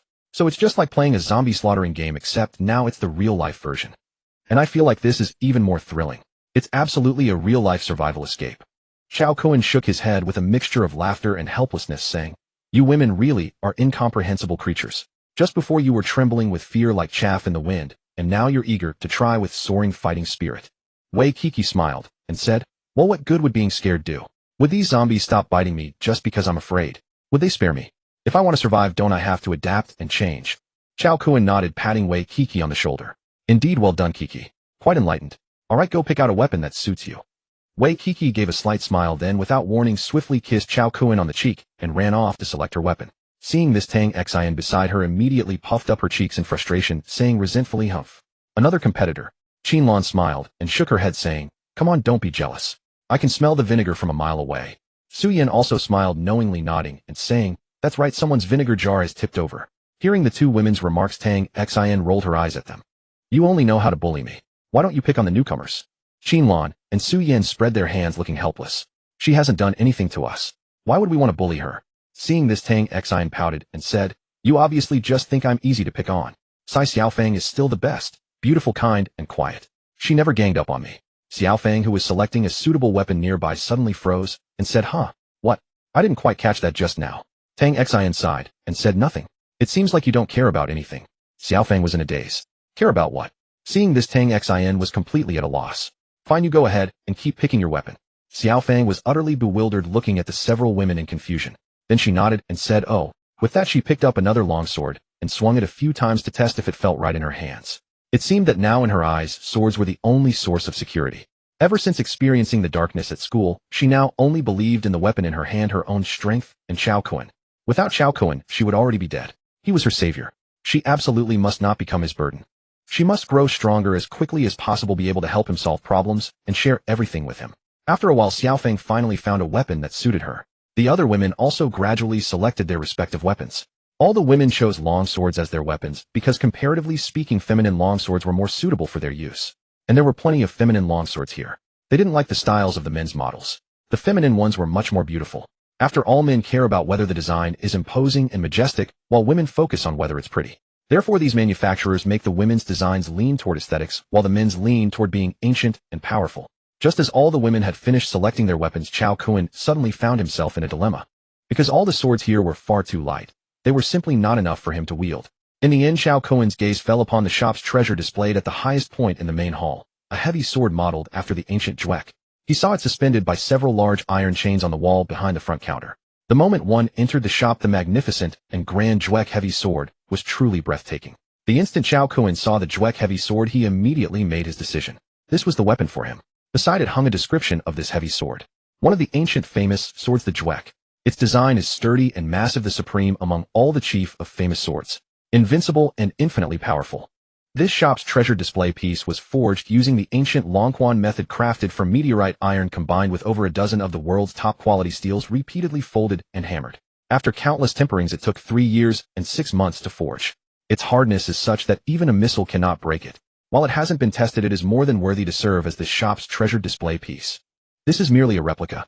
Do not entertain any thoughts of theft. The authentic Juek is beyond our shop's means. After reading the introduction to this shop's treasure, Cao Kun laughed and said, I can tell the owner of this shop is quite a character. The women also nodded. Indeed, the description of their own shop's treasure is so over the top. It seems the shop owner must be quite the theatrical type too. However, whether it was a replica or not was none of Cao Kun's concern. He would take it regardless. Thus, Cao Kun leapt up, stepped onto the front counter, and reached to move the chain away, taking down the Juek. After taking it down, Cao Kun swung it once, and his eyes immediately lit up. Wow, this was practically custom-made for me. My 18 years of Qin Lan arm have been honed to pure perfection with overwhelming strength. An ordinary precious sword simply won't do. Only a renowned weapon like Juek can unleash its greatest power. The women looked at him in confusion. Qin Lan arm? What on earth is that? And what does that have to do with being single? Qin Lan, standing beside them, facepalmed, feeling completely overwhelmed. The fact that she understood immediately, did that prove she wasn't pure? Wei Kiki pouted and said, my two-finger technique has long transcended the ordinary and reached a state of mastery. 20+ years of experience, and I never bragged about it. You dare brag about your 18 years of Qin Lan arm? Cao Kun stared at Wei Kiki in sheer terror. What the hell? Over 20 years of cultivation. How old are you exactly? You look quite young. How did you accumulate over 20 years of experience? Wei Kiki smiled demurely. Hee, I have a baby face paired with a mature figure. That's what all my friends say. Besides, I never seem my age. Guess how old your sister is this year? Cao Kun swallowed hard. Don't tell me. You're 30. But you don't look it. You seem more like 22 or 23. Wei Kiki chuckled softly. I'm 27 this year. Little brother, how old are you? Have you been weaned yet? Cao Kun rolled his eyes. Who are you calling unweaned? I was weaned 18 years ago. Suddenly Cao Kun furrowed his brows. Wait a minute, my mom told me I was weaned at 3. That would make it 15 years. Hearing this, Wei Kiki was taken aback. Holy crap. So back when I was in middle school solving equations, you were still a toddler who hadn't been weaned. After a moment of thought, Cao Kun nodded. Pretty much. Why? Any problem with that? Wei Kiki sighed, utterly exasperated. Fine then. Seeing you dressed like that, I assumed you were much older. I was wondering why you looked so youthful yet acted like a little adult. Don't tell me you're still in school. Cao Kun pointed to Qin Lan. This is my language arts teacher. She also helps me practice standard pronunciation. Standard pronunciation? What the hell? Wasn't a teacher supposed to instruct literature? Why focus on pronunciation? Was she just drilling standard Mandarin with him? Right, that must be it. Wei Kiki nodded. MHM, and then... Cao Kun gestured toward the other women. Tang Xin is my deskmate, Su Yan is my senior, and Xiao Fong is my classmate. Wei Kiki was completely at a loss for words. Alright, I'm truly defeated by you lot. Who would have thought that after all these years of living and growing up, I'd end up stuck following some damn kid? Cao Kun bristled immediately. How dare you? What kind of talk is that? Who are you calling a kid? I'm way older than you, you know. It was the honest truth. His lifespan from his past life, combined with this one, had nearly approached a century. He truly was older than her. However, Wei Kiki sneered, puffing out her chest with pride. In what way are you older? How about we compare? Mine is definitely bigger, okay? I'm quite confident about that. Cao Kun was completely speechless. Fine. In that aspect, she definitely had the advantage. If time permitted, he would have dropped everything just to settle the matter once and for all. Of course, not a competition of physical prowess. There was truly no comparing that. After all, their fundamental differences made it impossible. It was a core incompatibility. After some light-hearted banter, no one pressed the matter further. Next, Cao Kun stowed away all the remaining weapons. These were precious treasures, strategic resources for the days ahead. If only he could find a master armorer. Among the awakened abilities, there was blacksmithing. Such awakened individuals could help forge extraordinarily powerful weapons. However, awakeners of this particular ability were even rarer. Nevertheless, he had made his decisions before. In his past life, after saving a fallen minor faction by chance, he unexpectedly discovered an awakened blacksmith among them. He had simply absorbed the entire faction into his own ranks. Weapons forged by such specialists were incredibly formidable. Cao Kun hefted the juk and swung it experimentally. Damn, what a treasure. If I run into that level 2 zombie again, one slash, and it's dead. That's a sword, not a knife. Cao Kun froze instantly. He quickly waved his hand. Oh, come on, they're basically the same. Whether it's a sword or a blade, it's all about utility. Turning to the women, he added, "Alright, we've scouted the mall for supplies long enough. Time to go." The women reluctantly nodded. "Alright, too bad. There's a bag shop on the floor above, and they have the latest styles. They looked amazing." Cao Kun sighed in exasperation. "Sisters, it's the apocalypse. What do you even need bags for? Do you also want me to go fetch you bubble tea?" The women pondered seriously for a moment. If it's possible, that would be even better. Cao Kun was utterly speechless. "Forget it. If anything, you should be making me some milk tea. Where the hell am I supposed to get it for you? Do you want some pure coconut juice instead?" Tang Xin blinked in confusion. "Huh? Is there pure coconut juice here? Where?" Seeing her bewildered expression, Cao Kun struggled to keep from laughing. "I carry it with me. Want some? I'll give it to you for free." Tang Xin perked up. "Really? I haven't had coconut juice in ages. Where is it? Give me a bottle." She was about to actually go chase Cao Kun for it. Just then Qin Lan quickly grabbed Tang Xin's arm. "Xin, don't pay him any mind. This kid's just messing with you. He's being terribly cheeky." Tang Xin paused. Immediately after, Qin Lan leaned in and whispered a whole string of explanations into her ear, causing Tang Xin's delicate cheeks to flush crimson. Tang Xin then retorted irritably, "Cao Kun, go die? You bastard, always finding ways to tease me. Keep your stuff for yourself. Just don't come crying to me when you run out and get all depressed again." Cao Kun was stunned. "By heaven and earth, what are you talking about? Where did your mind wander now? How was I teasing you? I said I carried coconut juice, not that." As he spoke, Cao Kun pulled out a 12-pack of canned coconut milk drink. Upon seeing the 12-pack of coconut milk cans in his hand, the women were dumbfounded. "Ah, is it really just coconut milk?" In an instant, embarrassment washed over them all. Qin Lan was equally struck speechless. Oh dear, this was incredibly awkward. As expected, was he the only one lacking innocence? She could twist the word coconut milk into something so lewd. Sigh. It seemed he would need to cleanse his own palate in the future. Finally, Cao Kun handed a can to each of the women. When he reached Qin Lan, he leaned in close with a playful grin. "Big wife, what exactly did you just tell Xin?" Qin Lan faltered, her gaze darting away nervously. "And nothing. I just told her.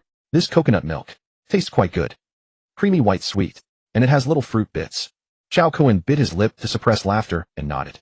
"Oh, is that so? I wondered what you were whispering about." With that, he shrugged and turned around. Seeing his back, Qin Lan finally exhaled in relief. She popped the tab and took a sip. Not bad. She had been thirsty anyway, so it was the perfect refreshment. But unexpectedly, Cao Kun suddenly turned back and said, "Big wife, remember to drink slowly. Don't choke. This coconut milk is quite thick, and there are many small coconut bits inside." 2. In an instant, Qin Lan, who had just taken a sip, was so startled by Cao Kun suddenly turning his head that she spat out all the coconut milk in her mouth. Cough, cough, cough. A violent fit of coughing followed. "Are you trying to kill me? Damn it, you scared me half to death. You hear me?" Cao Kun's mouth twitched involuntarily. Then he looked down at his clothes, his body, and his face, which had been splashed everywhere. His entire upper body was covered in white coconut juice, and it was sticky too. There were even a few coconut chunks stuck to his nose. Cao Kun was utterly speechless. "Seriously, couldn't you have waited until you swallowed first? I was just kindly reminding you to drink slowly, and this is how you repay me, splashing me head to toe." The women, seeing Cao Kun's face covered in sticky white coconut milk, couldn't help but stifle their laughter. Immediately afterward, Qin Lan shook her head and pulled out wet wipes from her pocket to clean Cao Kun. After finishing, she said crossly, "Next time you decide to jump out of nowhere, just wait until I'm not drinking anything." Cao Kun shrugged his shoulders and said, "Oh well. Can't help it. Who else would call you their main wife? I'll let it slide this time." After the group finished teasing, Cao Kun put away his juice sword, opened the shop door, and led the women out first.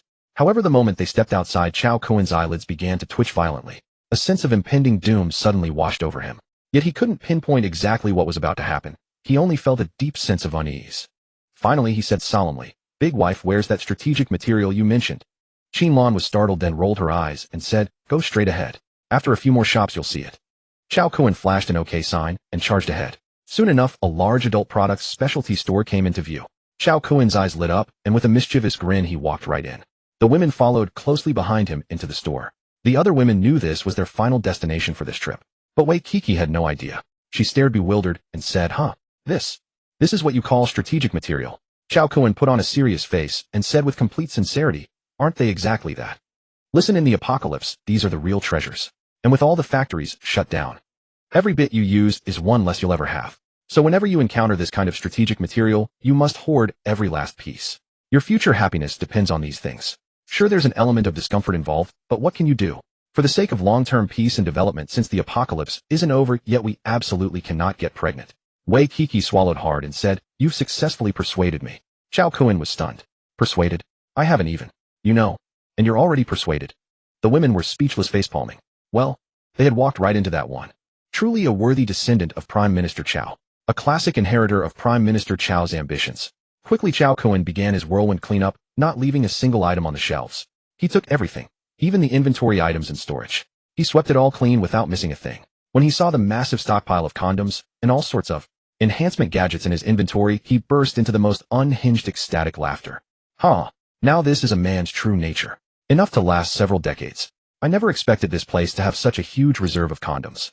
Turns out the bigger the city, the bigger the consumption. Astonishing indeed. They had prepared so much. Everything I found before was sold individually, but these are all in bulk packs. Looking at the mountain of condom boxes stacked in his storage space, he laughed with unbridled joy. Just one of these boxes alone contained tens of thousands, right? This whole mountain represented a terrifying number. The women watched Cao Kun's completely unhinged behavior, utterly speechless. Seriously, with all this you've collected, will you even be able to use it all? And just thinking about how all of this might eventually be used on them, their expressions changed. Holy cow, are we going to ascend to heaven from exhaustion? Gulp, gulp, gulp. At the mere thought of it, they swallowed hard, truly unable to fathom it. After Cao Kun finished collecting everything, he turned to the women and said, "All right, mission accomplished. Time to go." The women nodded and followed Cao Kun downstairs. Earlier they had come up through entrance number 2. Now they were heading down through entrance number 1. Everyone tiptoed down the stairs. But as fate would have it, just as they reached the landing between the first and second floor, a zombie lurking at the stairway suddenly spotted them. In an instant the zombie let out a shriek and lunged at the group with an inhuman howl. And with that single shout, a dense chorus of sounds came echoing up.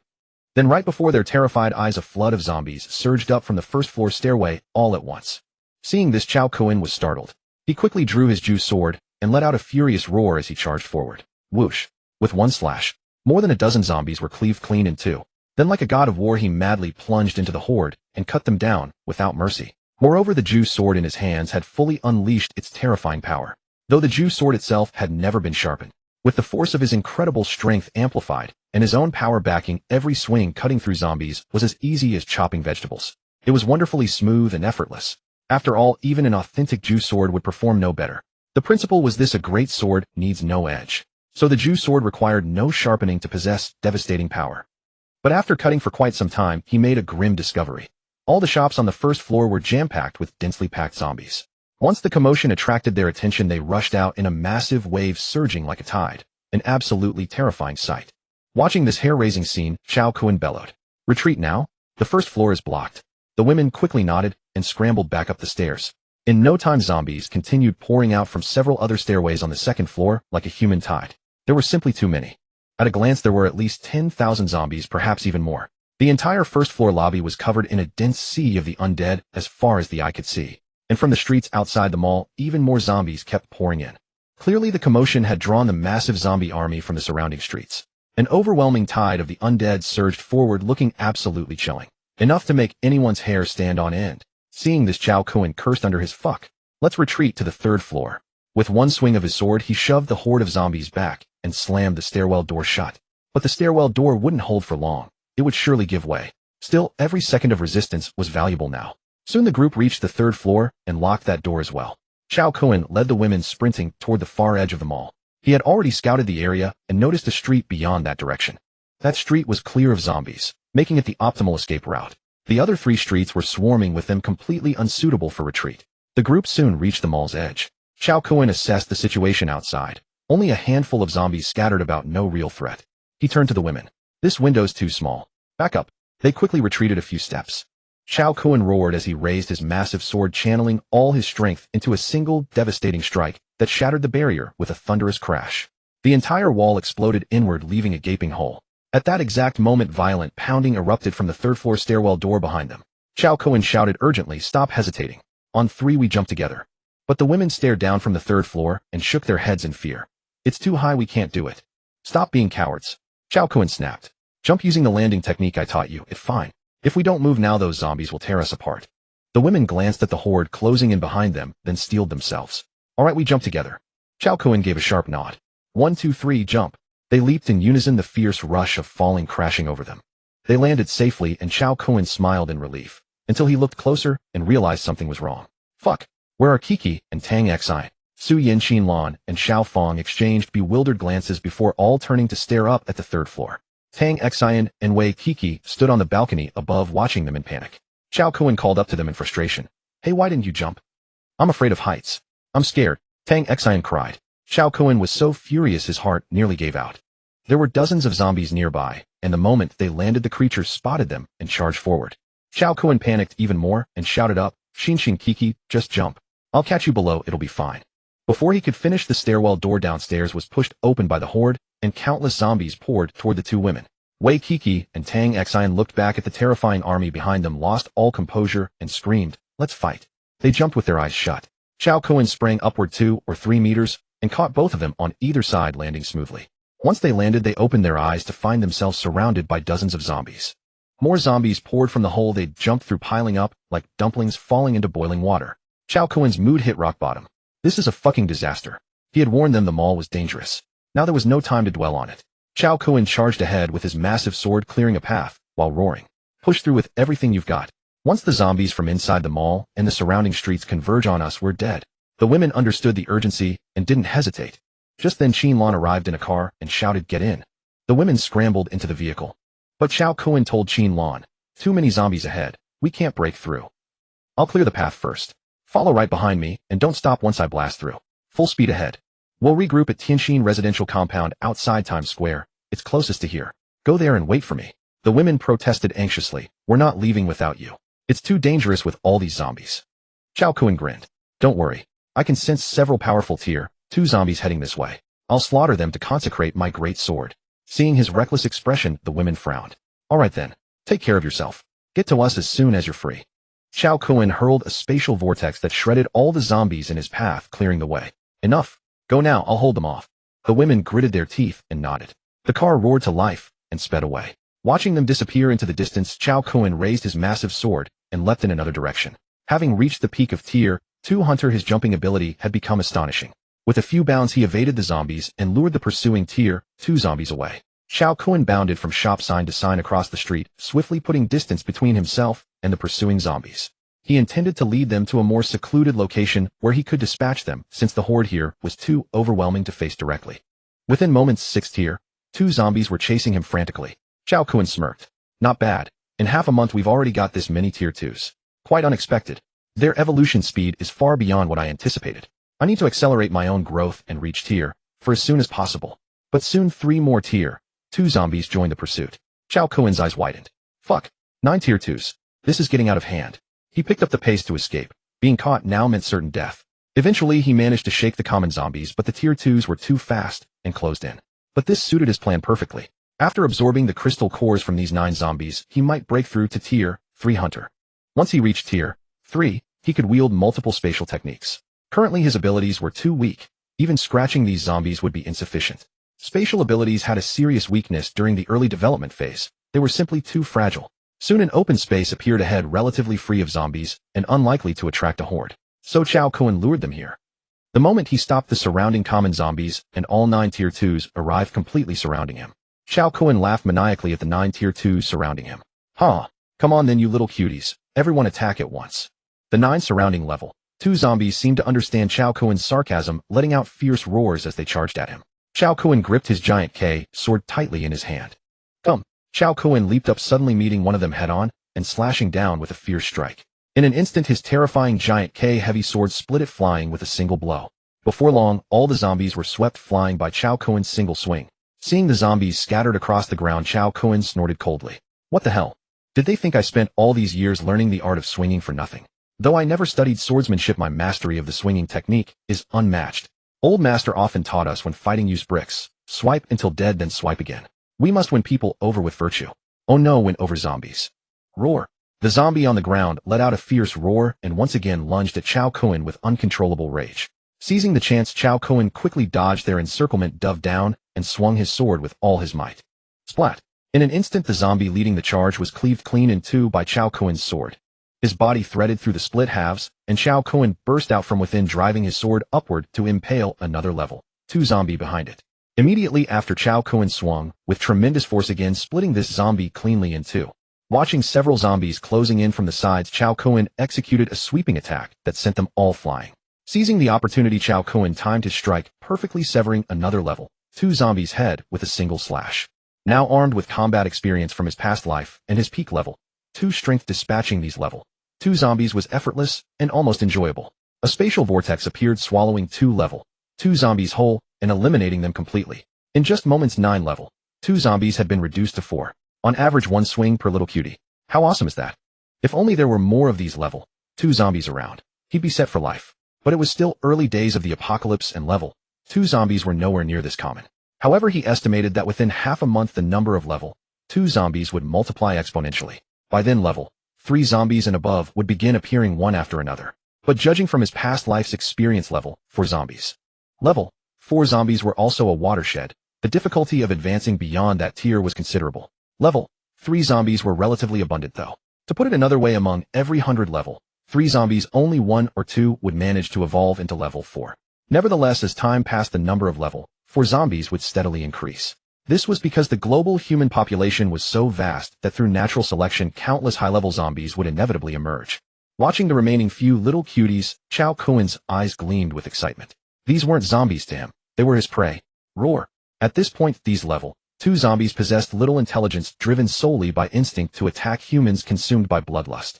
So dealing with them was relatively straightforward. Only 4 level 2 zombies remained, and among them was apparently a speed-type evolved variant. However, against absolute power, speed meant nothing. It was merely a matter of being 2 seconds faster or slower. Cao Kun locked onto one of the zombies and deliberately created an opening, feigning vulnerability to draw it in. As expected, the speed-evolved zombie fell right into the trap. It struck from behind, but Cao Kun whipped around and brought his sword down in a fierce blow. Thunk! The speed-type zombie crashed straight into the blade and was dispatched immediately. With the last 3 level 2 zombies remaining, Cao Kun dispatched them swiftly and efficiently. Cao Kun couldn't help but grin widely at the piles of level 2 zombies strewn across the ground. Moments later, he extracted the crystal cores from all 9 level 2 zombies. Gazing at the 9 glowing crystal cores in his hand, Cao Kun sighed softly. Alas. Indeed, the chance of obtaining crimson cores from level 2 zombies is quite slim. Virtually negligible, really. But fortunately, 3 top-tier white crystal cores dropped. Aside from those 3 premium white cores, the rest were all of superior quality. With these crystal cores, his breakthrough to a level 3 hunter was essentially secured. Glancing toward the ordinary zombies drawn by the commotion in the distance, he couldn't be bothered to even look at them, let alone bother extracting crystal cores from the regular zombies lying on the ground. He simply swept them all into a spatial vortex, and soon a pile of crystal cores flew out. After collecting them all, Cao Kun set off in a chosen direction at full speed. Not long after, he arrived inside an apartment building and found a secure location. Cao Kun took out 3 top-tier white crystal cores, swallowed them, and began preparing for his breakthrough to level 3 hunter. Time flew by, and before long a full day and night had passed. Cao Kun suddenly opened his eyes. Instantly, his aura surged powerfully outward, the overflowing energy pushing everything nearby aside. At this moment, he burst into laughter.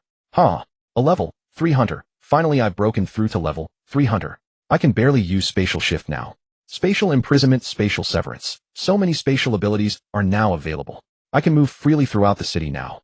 After finishing his words, Cao Kun tested his newfound powers briefly, then vanished, reappearing directly on the main street.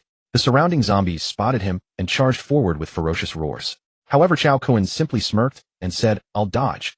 Whoosh! Cao Kun reappeared instantly on another street. As soon as he materialized, a massive horde of zombies lunged toward him. Yet Cao Kun found himself thoroughly enjoying the game, teasing the zombies with ease. After all, in his past life, he had suffered terribly being hunted by zombies. Now in his eyes, these zombies had become mere playthings. Still, he knew the women were unaware of the current situation, so he quickly used spatial shift to head toward Tianxin residential compound. Along the way, Cao Kun continuously scanned his surroundings, looting any location where he spotted useful supplies. Supermarkets, convenience stores. He didn't miss a single one, frantically gathering everything he could find. And he even stripped the automatic vending machines from roadside adult product shops. Now that he had broken through to level 3 hunter, his storage space had grown even more terrifying. So he packed whatever he could. Anything potentially useful was collected without exception. Food, clothing, medicine. All essential supplies were gathered without exception. He knew that once he left the city, collecting such items would be far more difficult. After all, he would soon need to establish his own base. He was still over 600 kilometers away from his intended destination, and along the way he needed to gather as many supplies and survivors as possible. From these survivors, he would identify suitable candidates to join his team, for building a base required far more than a single person. It demanded vast human and material resources, not something achievable alone. In his past life, his base had been a massive settlement housing over 100,000 people, every single one in Esper. Yet ultimately, it had fallen to the overwhelming zombie horde. Though he had never counted them, when the zombie monarch led the army to their gates, the sight stretched endlessly beyond the horizon. There were at least hundreds of millions of zombies in that army. What could a mere 100,000 Espers possibly do against such numbers? It was all because he had been too cautious in his past life. If he had grown stronger earlier and systematically cleared the zombie hordes from major cities, there wouldn't have been so many left. Therefore, in this lifetime, he must grow as quickly as possible and crush through city after city. Though he had no desire to be a savior for the sake of himself and his loved ones, he had to save more humanity and build a stronger Esper base.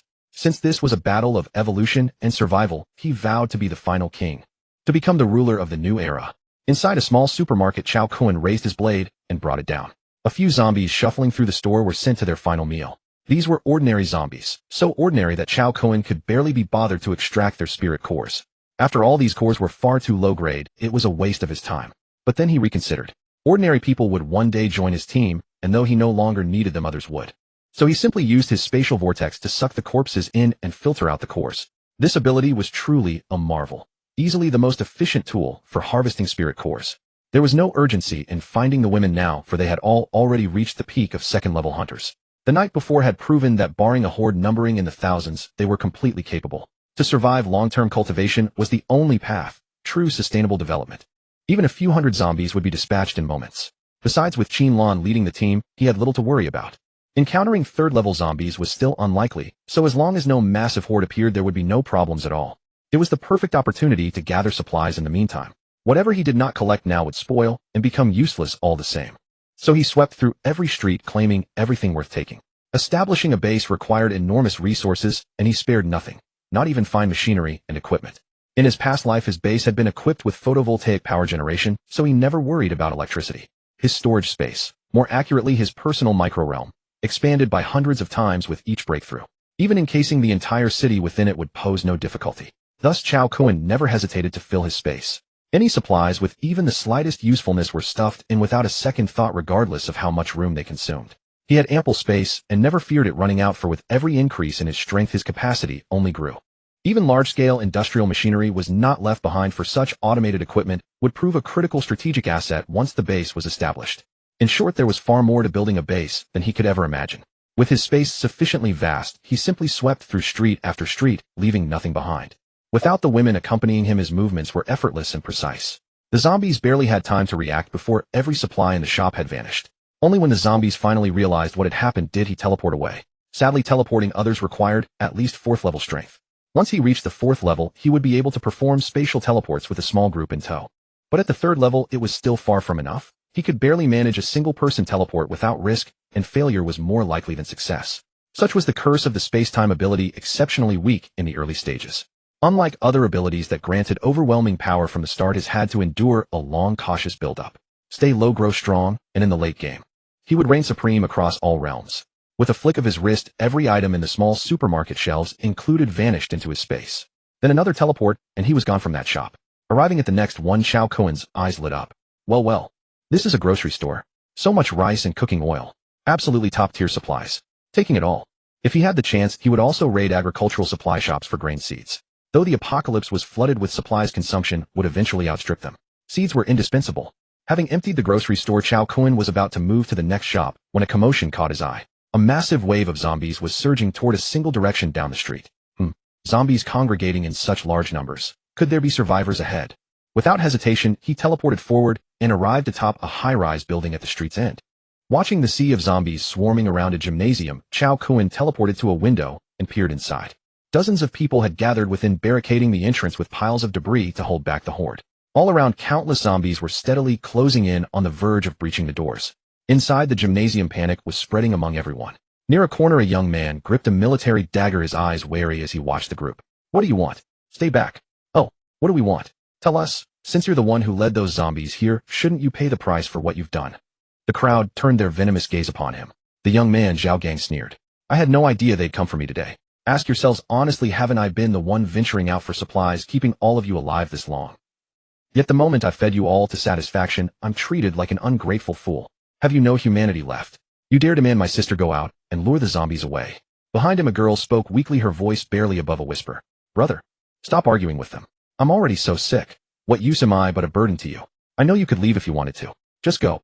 Don't bother with me. I can't bear to drag you down any longer. As long as you survive, that's all I ask. Zhao Gang turned gently to his sister Zhao Yun. Don't be afraid, sister.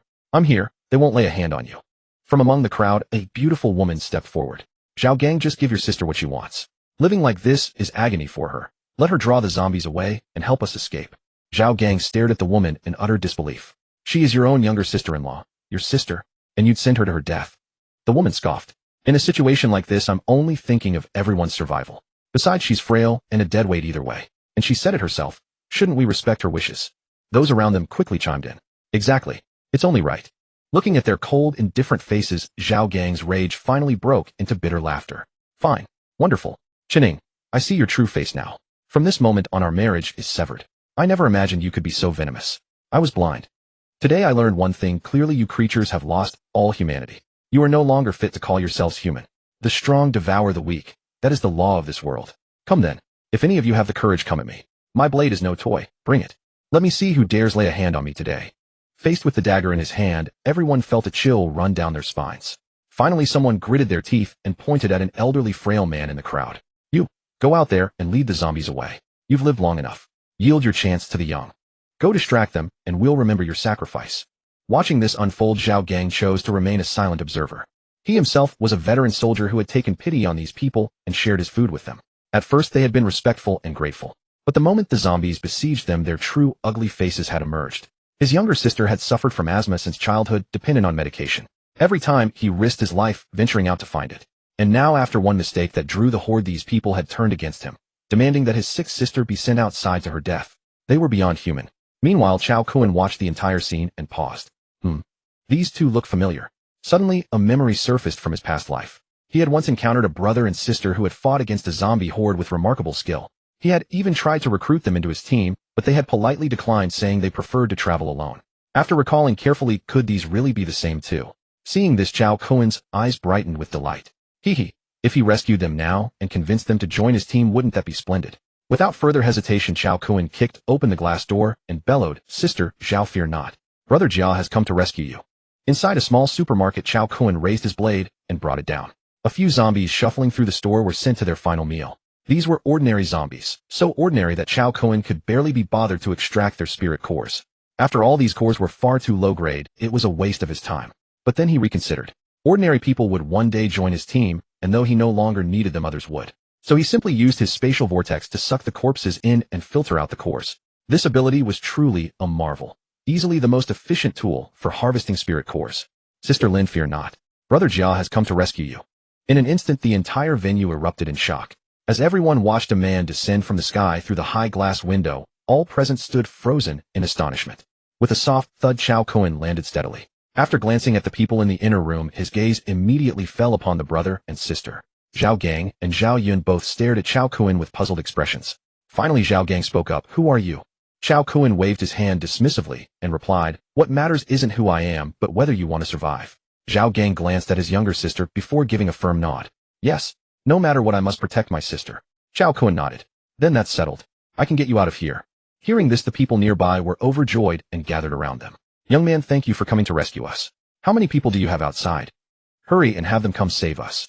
Cao Kun turned and glanced at the man, a faint smile crossing his face. Oh, uncle, do you misunderstand what I just said? When did I say I came to save you? Please don't misunderstand. What difference does your survival make to me? Upon hearing this, the crowd erupted in commotion and began to reproach him. Young man, how can you speak like this? You can't just stand by and watch people die. But then the beautiful woman named Qining stepped forward and said, handsome guy, what do you think of me?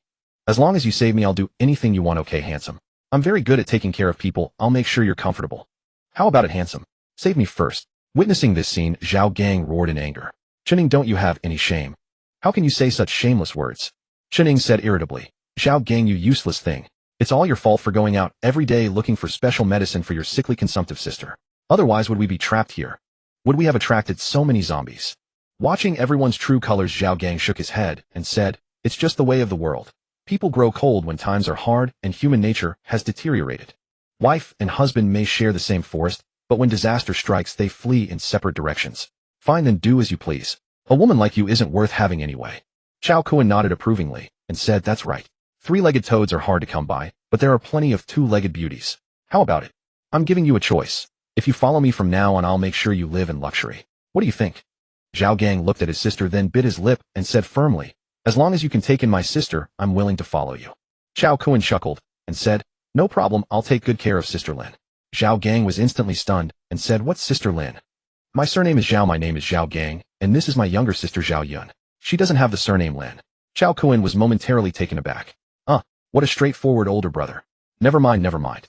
You can't joke with this kind of person, he clearly wouldn't understand the nuance. Just then Zhao Yun spoke weakly, brother, he's just joking with you. Oh, is that so? Well, I'm just a straight-talking guy, I don't understand all these intricate schemes.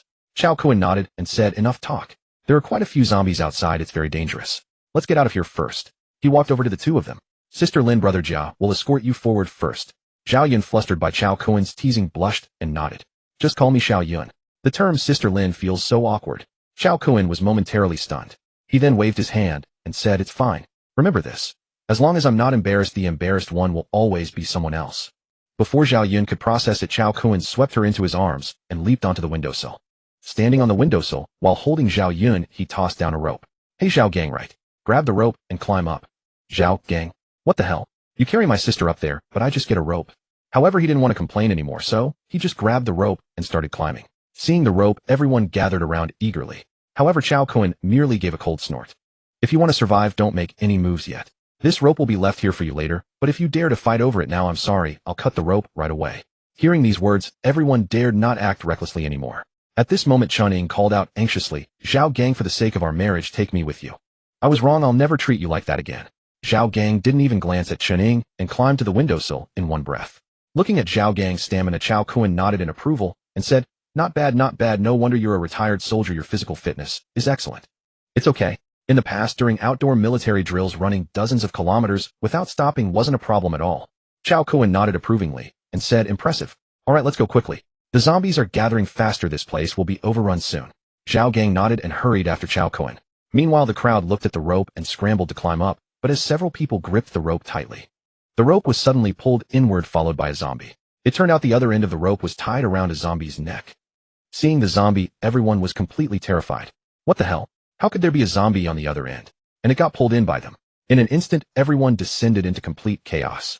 The zombie also let out a roar and pounced toward the crowd. At the same time, the pile of debris at the entrance was finally pushed aside by the horde of zombies. Hearing the screams coming from the gymnasium behind them, Zhao Gang and Cao Kun didn't bother to look back, fleeing on their own. Those beasts weren't worth saving at all. Cao Kun had his principles when it came to rescuing people. He would only help those who maintained their humanity in this apocalypse. If they didn't, then sorry, fend for yourselves.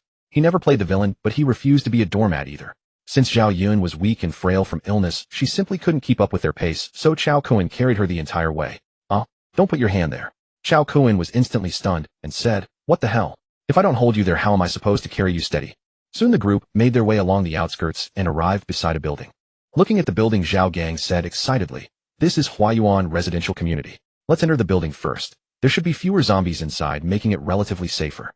Cao Kun nodded and said, jumping from here to that balcony is about 2 or 3 meters. Can you handle it? Zhao Gang waved his hand dismissively. You think I'm joking? It's only 2 or 3 meters. If I can't even clear that distance, I'd have wasted my time. Cao Kun nodded. Alright then, I'll go first. With that, Cao Kun embraced Zhao Yun and leaped over gracefully. Behind him, Zhao Gang took a few steps back for momentum, sprang forward, and landed steadily beside Cao Kun. Cao Kun nodded approvingly. Not bad, you've got some skill. Alright, let's head inside and see what we find. Thud thud, the group jumped into the corridor. Just then a raspy growl echoed from the stairwell. Cao Kun shot Zhao Gang a glance, and Zhao Gang nodded, stepping forward first to investigate. Seeing this, Cao Kun secretly approved. It seemed Zhao Gang truly had some ability. This guy was none other than the legendary beast god of his past life, the towering giant ape. His sister was no ordinary figure, either known as the electromagnetic beautiful girl and the electromagnetic queen. Her mastery of thunderous power was utterly fearsome in their previous lifetime. In his past life, when he had encountered this pair of siblings, both were 9th-level experts with notorious reputations. Yet they always fought alone and ultimately perished at the hands of a horde of advanced zombies. However, in this life he had encountered them when they were at their weakest and managed to recruit them into his faction. That was truly a stroke of luck. 2 formidable experts had now joined his ranks. Soon as Zhao Gang turned around, a zombie lunged forward with a snarl. Yet Zhao Gang showed no fear. His military dagger danced effortlessly, piercing the creature's skull in one swift motion before he kicked it aside. Everything flowed smoothly without a trace of hesitation. Cao Kun gave him a thumbs up. Impressive, your skills are solid. Zhao Gang nodded. Obviously. Cao Kun continued carrying Zhao Yun toward them and glanced at the stairwell. No zombies remained. He nodded. Alright, this floor is too low. It might attract attention from the zombies below. Let's head to a higher floor. Even if we make some noise up there, it won't draw the zombies below. Zhao Gang agreed. That makes sense. Let's go up first. I'll clear the path ahead. With that, Zhao Gang stepped forward with his military dagger, moving cautiously with an air of professionalism. Cao Kun smiled. Were you in reconnaissance before? Zhao Gang nodded solemnly. I was a company commander in a scout battalion. Hiss. Cao Kun couldn't help but draw a sharp breath. No wonder. So this guy had been that formidable in his previous life. On their way up, every wandering zombie they encountered was dispatched by Zhao Gang's dagger. A sight that made Cao Kun's eyelids twitch while an uncontrollable joy swelled within his chest. This was excellent. With Zhao Gang joining once he awakened his ability, he would become even more powerful. Moreover, Zhao Gang's ability was of the beast transformation type. Once activated, his entire body would surge in size, resembling a giant. Every movement would be a terrifying weapon. A single stomp could crush countless zombies. Among transformation-type abilities, his raw strength was unmatched. Before long, the two fought their way to the top floor. Upon arriving, Cao Kun looked around and chose a room. Boom. With a loud crash, he kicked the door open. After entering, Zhao Gang moved furniture to barricade the door, and the two stepped into the living room. At that moment, Zhao Yun said shyly, could you put me down now? Cao Kun was momentarily stunned. Then with an, he set Zhao Yun down, and couldn't resist giving her a light pat. Slap. The crisp sound made Zhao Yun completely freeze. Both of them fell silent. Good heavens. You asked if I was hungry. I thought you were going to bring out food. Turns out you wanted us to cook instead. Zhao Yun was also surprised for a moment, then smiled faintly. You two chat first. I'll go cook. She then ran off to the kitchen. Soon Zhao Yun pouted as she returned. This family must have been too lazy. There's hardly anything to eat. The refrigerator only had a few expired eggs and some rotten fruit. Cao Kun was taken aback. What? There must be rice, right? Let's just cook some. There is a little rice, but how can we cook without electricity? Cao Kun was utterly speechless. Forget it, let's just eat snacks. Saying that, Cao Kun took out several buckets of instant noodles and said to Zhao Yun, alright, go prepare these. That should work, right? Upon seeing the instant noodles, Zhao Yun's eyes lit up and she eagerly nodded, taking the noodles into the kitchen. Zhao Gang, who remained, turned to Cao Kun. Thank you for saving us. May I ask your name, benefactor? Cao Kun waved his hand carelessly. Cao as in the Prime Minister, Cao Kun as in Qin Lan. Zhao Gang nodded. Cao Kun. Then I'll call you Brother Cao from now on. Cao Kun waved his hand. No problem, either is fine. A name is just a label. Brother Cao, I owe you deeply. Without you, my sister and I would have. Cao Kun interrupted. Enough with the thanks. We've already said our piece. Let's get down to business. Zhao Gang nodded. Very well. I await your guidance. Cao Kun looked at Zhao Gang and said, I've taken a liking to you. Zhao Gang froze, then suddenly tensed, crossing his arms. Whoa, I'm straight, I don't do that stuff. Don't scare me like that. Cao Kun rolled his eyes. What on earth is going on in that head of yours? I'm straight too, with completely normal preferences. If your sister were interested, I might consider it, but not you. Leave that idea behind. I assure you I'm entirely heterosexual. What's wrong with you? What I mean is I admire your combat skills. I want to recruit you into my Shufeng hunting squad. Hearing this, Zhao Gang finally exhaled in relief. Phew, you scared me. I thought you were some brooding hero from the mountains.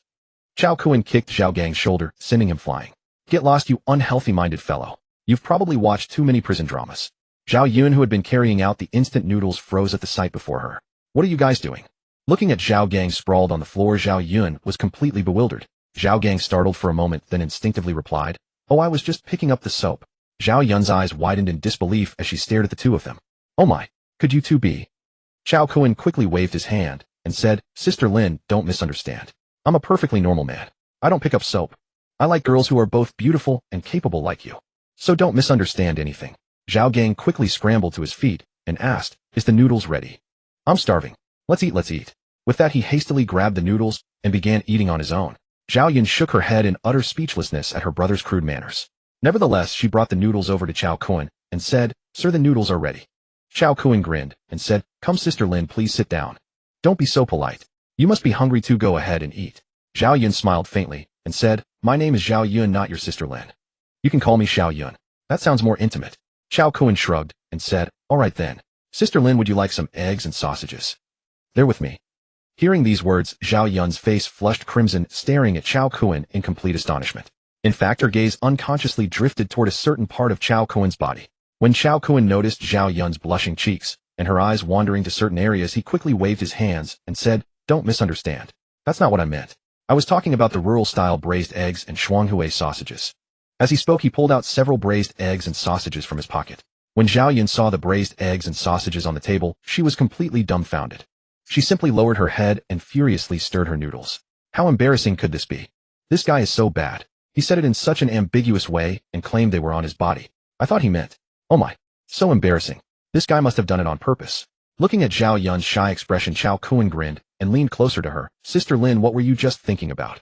Zhao Yun quickly shook her head and said, "Nothing. I was also thinking about the eggs and sausages." "Why?" Cao Kun shrugged and said, "Oh, nothing. I was just asking casually." Seeing that Zhao Yun was too embarrassed to take the eggs and sausages, Cao Kun smiled and peeled 2 eggs and 1 sausage, placing them into her noodle bowl. "Sister Lin, don't stand on ceremony. What else do I have besides these? Help yourself to the eggs and sausages. Eat as much as you want." Zhao Yun stared at the 2 braised eggs floating in her noodle bowl and the sausage leaning against it. Her face turned even redder, wondering what on earth she had been thinking. However, her hunger got the better of her. Having not eaten anything warm in a long time, before long, all the eggs and sausages had disappeared into her stomach. Then Zhao Yun looked at Cao Kun weakly and said, "I want more." Cao Kun was startled. Then grinning, he said, "Oh, no problem. We've got plenty." "Yes, thank you. By the way, gee, what should I call you?" Cao Kun smiled and said, "From now on, just call me Brother Kun." "Okay, Brother Kun. Hurry up and eat while it's hot. It'll taste bad once it gets cold." With that, he even patted Zhao Yun's head gently. "Okay. Thank you, Brother Kun." On the other side, watching the 2 of them flirting, Zhao Gang suddenly felt a pang of jealousy. "Hey, is it appropriate for you 2 to flirt right in front of me?" Cao Kun was taken aback. He said impatiently, "I'm just chatting with Sister Lin. Why are you being so jealous? Just eat your noodles. Can't you see can't you see I'm peeling eggs for your sister? Honestly, you have no sense of the situation." Zhao Gang was stunned. "Oh really? You're hitting on my sister right in front of me, and I'm not allowed to say anything?" Cao Kun, clearly irritated, said, all right, here's 3 eggs and 3 sausages. Take them to the other room and eat. Stop bothering Sister Lin and me." With that, he tossed 3 eggs and 3 sausages over. Zhao Gang caught them, looked at the eggs and sausages in his hands, then waved dismissively and said, Fine. A daughter grows up and leaves home. I'll go eat on the balcony." With that, he grabbed his noodles and walked away. Zhao Yun was stunned on the spot. "Wow, are you really my biological brother? 3 eggs and 3 sausages, and you sold your own sister?" While Zhao Yun was still in shock, Cao Kun grinned and said, "Sister Lin, don't worry about him. Let's continue." "Oof, I told you I'm not Sister Lin. My name is Zhao Yun. Call me Xiao Yun." Cao Kun quickly nodded and said, "Oh right. Got it, Sister Lin. Come, let's continue and discuss quantum mechanics and genetic engineering." Zhao Yun. Sigh.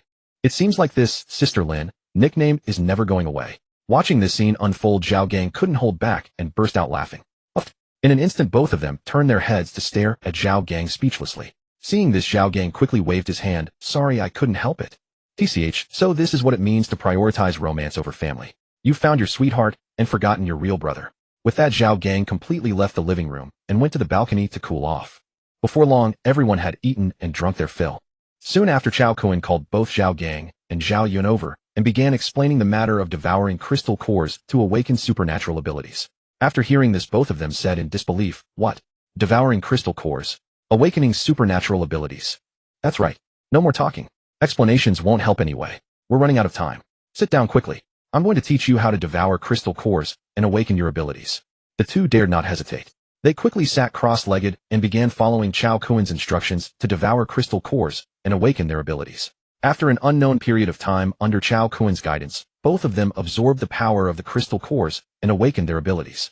The moment they awakened, infinite electromagnetic power erupted from within Zhao Yun's body, instantly electrocuting both Cao Kun and Zhao Gang until they were thoroughly charred. Cao Kun shuddered and said, "What the hell? Is this the legendary feeling of being shocked?" Hearing this, Zhao Yun's face changed in alarm. "Are you guys okay?" The 2 who were charred and blackened all over shook their heads. "Not dead yet, I guess." Zhao Yun said apologetically, "I'm sorry, I didn't mean to. I couldn't control the electricity from suddenly bursting out." Cao Kun waved his hand dismissively. "It's fine. This is a normal reaction. Everyone's first time is like this.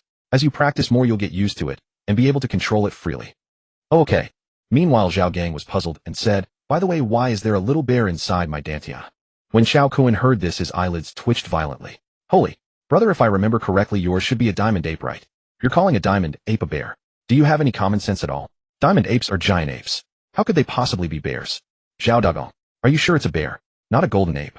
Cao Kun asked in surprise. Zhao Gang immediately paused and asked, "What's a golden ape?" Zhao Yun and Cao Kun both froze. Well, it was too hasty, truly unexpected. This guy didn't even know what a golden axe was.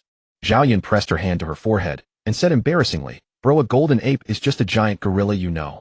Cao Kun waved his hands and said, all right. Start transforming according to what I taught you. Also remember to shrink your body in time, otherwise you'll burst through the building. Zhao Gang made an okay gesture and said roger that. No problem. Soon under Cao Kun's guidance, Zhao Gang began to awaken his ability and his whole body started to change. Before long, fur grew all over his body, his arms and thighs thickened his height, increased his palms, turned into claws, and his feet also became claws directly bursting his shoes. Long fangs grew from his mouth and his face twisted rapidly into the appearance of a giant gorilla. Not long after Zhao Gang completed his full beast transformation. Looking at the big golden ape before him, Zhao Yun was utterly dumbfounded. Oh my god, how did my brother turn into a golden ape? Hey bro, can you still talk? Zhao Gang looked at his changes and was startled, saying, what the hell? What is this? How did I become a bear? Brother Cao, is this the beast transformation you mentioned? Cao Kun looked at the big golden ape before him with satisfaction and said, not bad, this is beast transformation. Your body can still expand a lot more. As your strength grows, it can even swell to be taller than these skyscrapers. Oh my god, is it really that magical? Cao Kun waved his hands. Alright, don't make such a fuss. Also, let me educate you, this is called a golden ape, not a bear. Get it straight before you go out. Otherwise people will laugh at you. Zhao Yun beside him said with worry, Brother Kun, will my ability also become this ugly? Zhao Gang instantly took critical damage, and it came from his own sister. Sai, tell me, why do we have such an embarrassing ability? Cao Kun waved his hand and said, no, not at all. Yours is a lightning type ability. Have you seen Pikachu? That's exactly it. The one with 10,000 volts. Hearing this, Zhao Yun was thrilled. What? 10,000 volts? Really? Let me try. Saying that, she also activated her lightning ability and struck out in an instant. In a split second, the wall opposite the living room was blown into a huge hole by the terrifying electromagnetic force. Currents surged from all directions, and the two beside her were shocked again. Cao Kun was completely speechless.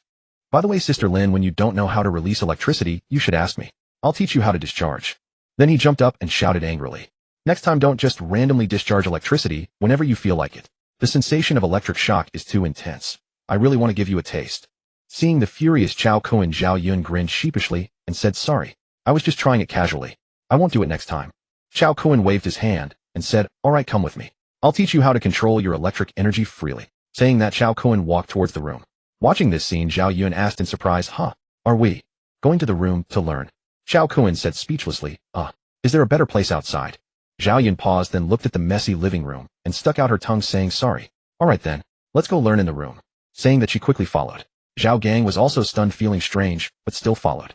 However, as soon as they reached the door, it slammed shut immediately. Looking at the tightly closed door, Zhao Gang was utterly dumbfounded. What's going on? What's the situation? Oh my god, this sister can't be kept. They're deliberately excluding me, aren't they? But you guys are being too obvious. No need to hide it at all now. Can't be helped. Girls grow up and can't stay home forever. Then he continued to go to the balcony too. Well, you know. But when he got there, damn it, the balcony was gone too. Sigh. Anyway, it'll probably take a while inside the room, so he'd better go out and test his ability himself. Saying that, he opened the door and left, planning to go out and try things out. After all, staying as a third wheel wouldn't be pleasant, and if he had to endure more later, it would be even worse. After awakening his ability, his vision, hearing, and physical strength had all been greatly enhanced, and after beast transformation, they became even more terrifying. So once he heard those torture-inducing sounds, he couldn't stand it. After all, he no longer had a wife, and many things were hard to resolve. Meanwhile, in the inner room, Cao Kun glanced around and noticed there was actually a bathroom, so he smiled and said, let's start with the basic version. First, release a tiny bit of current, and I'll teach you how to control it. Zhao Yun nodded and said, oh okay. By the way, is the electricity I release direct current or alternating current? Cao Kun froze on the spot. Oh crap, this serious question, he really hadn't thought about it. But where would he know whether it's direct or alternating current? Finally, Cao Kun cleared his throat and said, it should be. Who cares what kind of electricity it is? As long as it works right. Zhao Yun paused. Oh, that's right.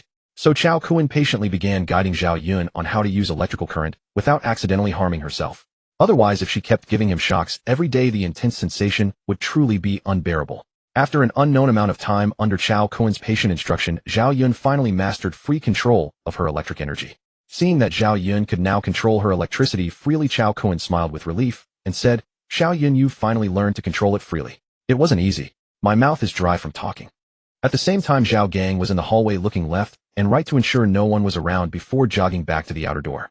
He looked at his completely naked form and was utterly speechless. Did this kid Cao Kun forget to tell him that after beast transformation reaches its maximum form his clothes and underwear would burst apart? He hadn't prepared anything, and just as he was about to revert to human form.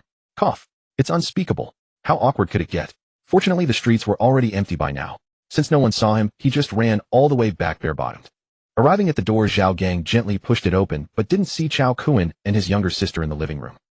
I wonder. It's already dark and those two haven't finished yet. Such a long time. Didn't they take something? But it actually suited him just fine. Otherwise being seen in such an embarrassing state by them would have been absolutely mortifying. So he tiptoed into the living room, spotted a room, and quickly darted inside. After rummaging through drawers and cabinets for a while, he finally found some clothes left by the male owner of the house and hurriedly put them on. Only after dressing did he finally breathe a sigh of relief. Fortunately, no one had caught him in that awkward state.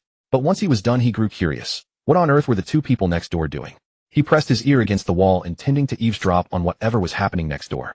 Meanwhile, in the adjacent room, Cao Kun called out to Zhao Yun. Zhao Yun, pump more power into it. That's not enough. This water's still cold. You need to crank it up, or how will it ever get hot? Meanwhile, Zhao Yun, who was channeling electricity into the water heater, snapped back. Oh, stop rushing me. The more you push, the harder it is for me to control the intensity. What if I push too hard and break this thing? What's there to fear? If it breaks, it breaks. We only get one use out of it anyway. Cao Kun retorted impatiently. Fine, you call the shots. It's you who needs this, not me. If it breaks, I won't use it anymore. I'll find something else. Do whatever you want. Zhao Yun pouted and huffed in annoyance. Cao Kun said, utterly exasperated. All right. My whole body feels so tight and uncomfortable. It's killing me. I really need this. I can't wait anymore. I'm beaten. All right, take your time. I won't rush you anymore. That's more like it. Haste makes waste. You've got to take it slow, step by step, following the proper procedure. Okay. Got it. Success. The water's heating up, it's getting warm. See, I told you not to rush. Take it slow, don't push, and the water will definitely heat up. Now we can finally use it. Cao Kun exclaimed joyfully. Haha, it really is warm now. I knew you could do it. Wait a moment before you go in. The temperature's still too low right now. All right. So who's going in first, me or you? Zhao Yun smiled playfully and said, look at you, so impatient. You can't even wait, can you? Then I'll let you go first. But I wonder if there's enough water. If it runs out halfway through, we'll be in quite the awkward position, stuck between going forward and backward. Cao Kun waved his hand dismissively and said, what's there to worry about? If it really comes to that, we just speed things up. Aren't there towels? We can just dry off. Zhao Yun smiled and replied, true. Then I'll go grab the towels. Across the way, Zhao Gang's unease grew with every word he overheard. What the hell? What were they even doing in there? Could it be that they were really and worried about running out of water? Good heavens. This was clearly a total beginner. No, he had to go in and impart some experience to Cao Kun. This kid clearly had no experience at all. This was his own younger sister. What if the kid, being inexperienced, hurt her? So he hurried to the door of the adjacent room, but he still hesitated about whether to go in. Just then Zhao Yun's voice came from inside. Brother Kun, here's a dry towel. Use it first and hurry in. It's getting late, let's make this quick. I'm still waiting. Hearing those words, Zhao Gang could no longer hold back. No, this kid was obviously a complete amateur who understood nothing. So Zhao Gang kicked the door open and quickly turned his back, calling out to the two inside. Brother Cao, come out for a moment. I need to say a few words to you. Inside, Cao Kun, who had just grabbed the towel and was about to head to the bathroom, froze on the spot. Zhao Yun beside him also stood rooted in disbelief. Brother, what are you doing? The door has a handle. It wasn't even locked. Why did you kick it open? And why are you turning your back after kicking it open? Zhao Gang shook his head and said, little sis, I know what's proper. When propriety is violated, do not look. When propriety is violated, do not listen. I know these things, but there are matters you two don't understand yet. Listen to my advice. Let Cao Kun come out first. I'll teach him a thing or two. Both Cao Kun and Zhao Yun looked utterly bewildered, then slowly approached Zhao Gang and asked in utter confusion. What do you want to teach me? Cao Kun asked, utterly puzzled. Zhao Gang looked at the two of them and was momentarily rendered speechless. Why are you both still wearing clothes? Zhao Yun and Cao Kun asked, completely at a loss. Shouldn't we be wearing clothes? Zhao Gang was instantly stunned on the spot. What the hell? What was going on here? Frowning, Zhao Gang asked, what were you two doing in the room just now? Zhao Yun shrugged and said, Brother Kun finally managed to teach me how to control my own electric currents. But barely had I learned it when he dragged me over to discharge electricity into the water heater to heat it up. He said his whole body got scorched black by my electricity, and taking a shower with cold water would be too freezing, so he asked me to heat the water stored in the water heater, to take a nice hot bath or something. Otherwise, what do you think we were doing? Sometimes I wonder what's gotten into us. Sigh. It was ultimately his own impure mind that had conjured those images. Finally, Zhao Gang cleared his throat and said, ahem. Well, I also assumed you were going to take a bath. I was thinking I planned to take one too, so I wanted to leave you some hot water. Yeah, that's exactly it. Hearing this, Zhao Yun pouted and said, "Pfft, no worries, there's another bathroom over there. I'll heat up that water heater too. It should be enough for a shower." Saying that, Zhao Yun hurried off to the bathroom to charge the water heater. After Zhao Yun left, Cao Kun looked at Zhao Gang's expression, as if he'd swallowed a dead mouse, and could no longer contain himself, bursting into laughter. "Oops, ha! Zhao Gang, don't tell me you thought we were doing that. Relax, even if we were, I wouldn't need you to teach me a thing. I've got plenty of experience. I know everything you don't, rest assured." "Zhao Gang, go to hell. You too. Can you stop speaking in such ambiguous ways every single day? The more I hear, the worse it sounds." Cao Kun chuckled and said, "Relax. When I really want to do that, I guarantee you won't even have time to realize it. I'll have you right where I want you." Zhao Gang rolled his eyes and said, "You dare? I only have this one sister."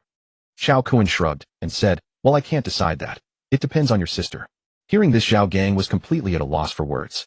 "Why do I feel like I've boarded a pirate ship?" Cao Kun smiled faintly and said, "Be more confident. Drop the feel. You've already boarded Cao Kun's pirate ship. When the captain doesn't agree to let you off, the crew can't leave you know." Saying that, Cao Kun hummed a little tune and walked toward the bathroom with his towel. He hadn't taken a proper hot bath in such a long time. From now on, with Zhao Yun as his little portable power bank, he'd never have to worry about running out of electricity anytime, anywhere. One word: absolutely delightful.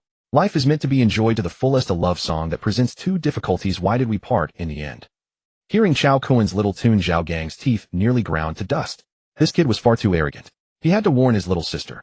This kid had no good intentions and had been eyeing her all along. His little sister must never fall for his schemes.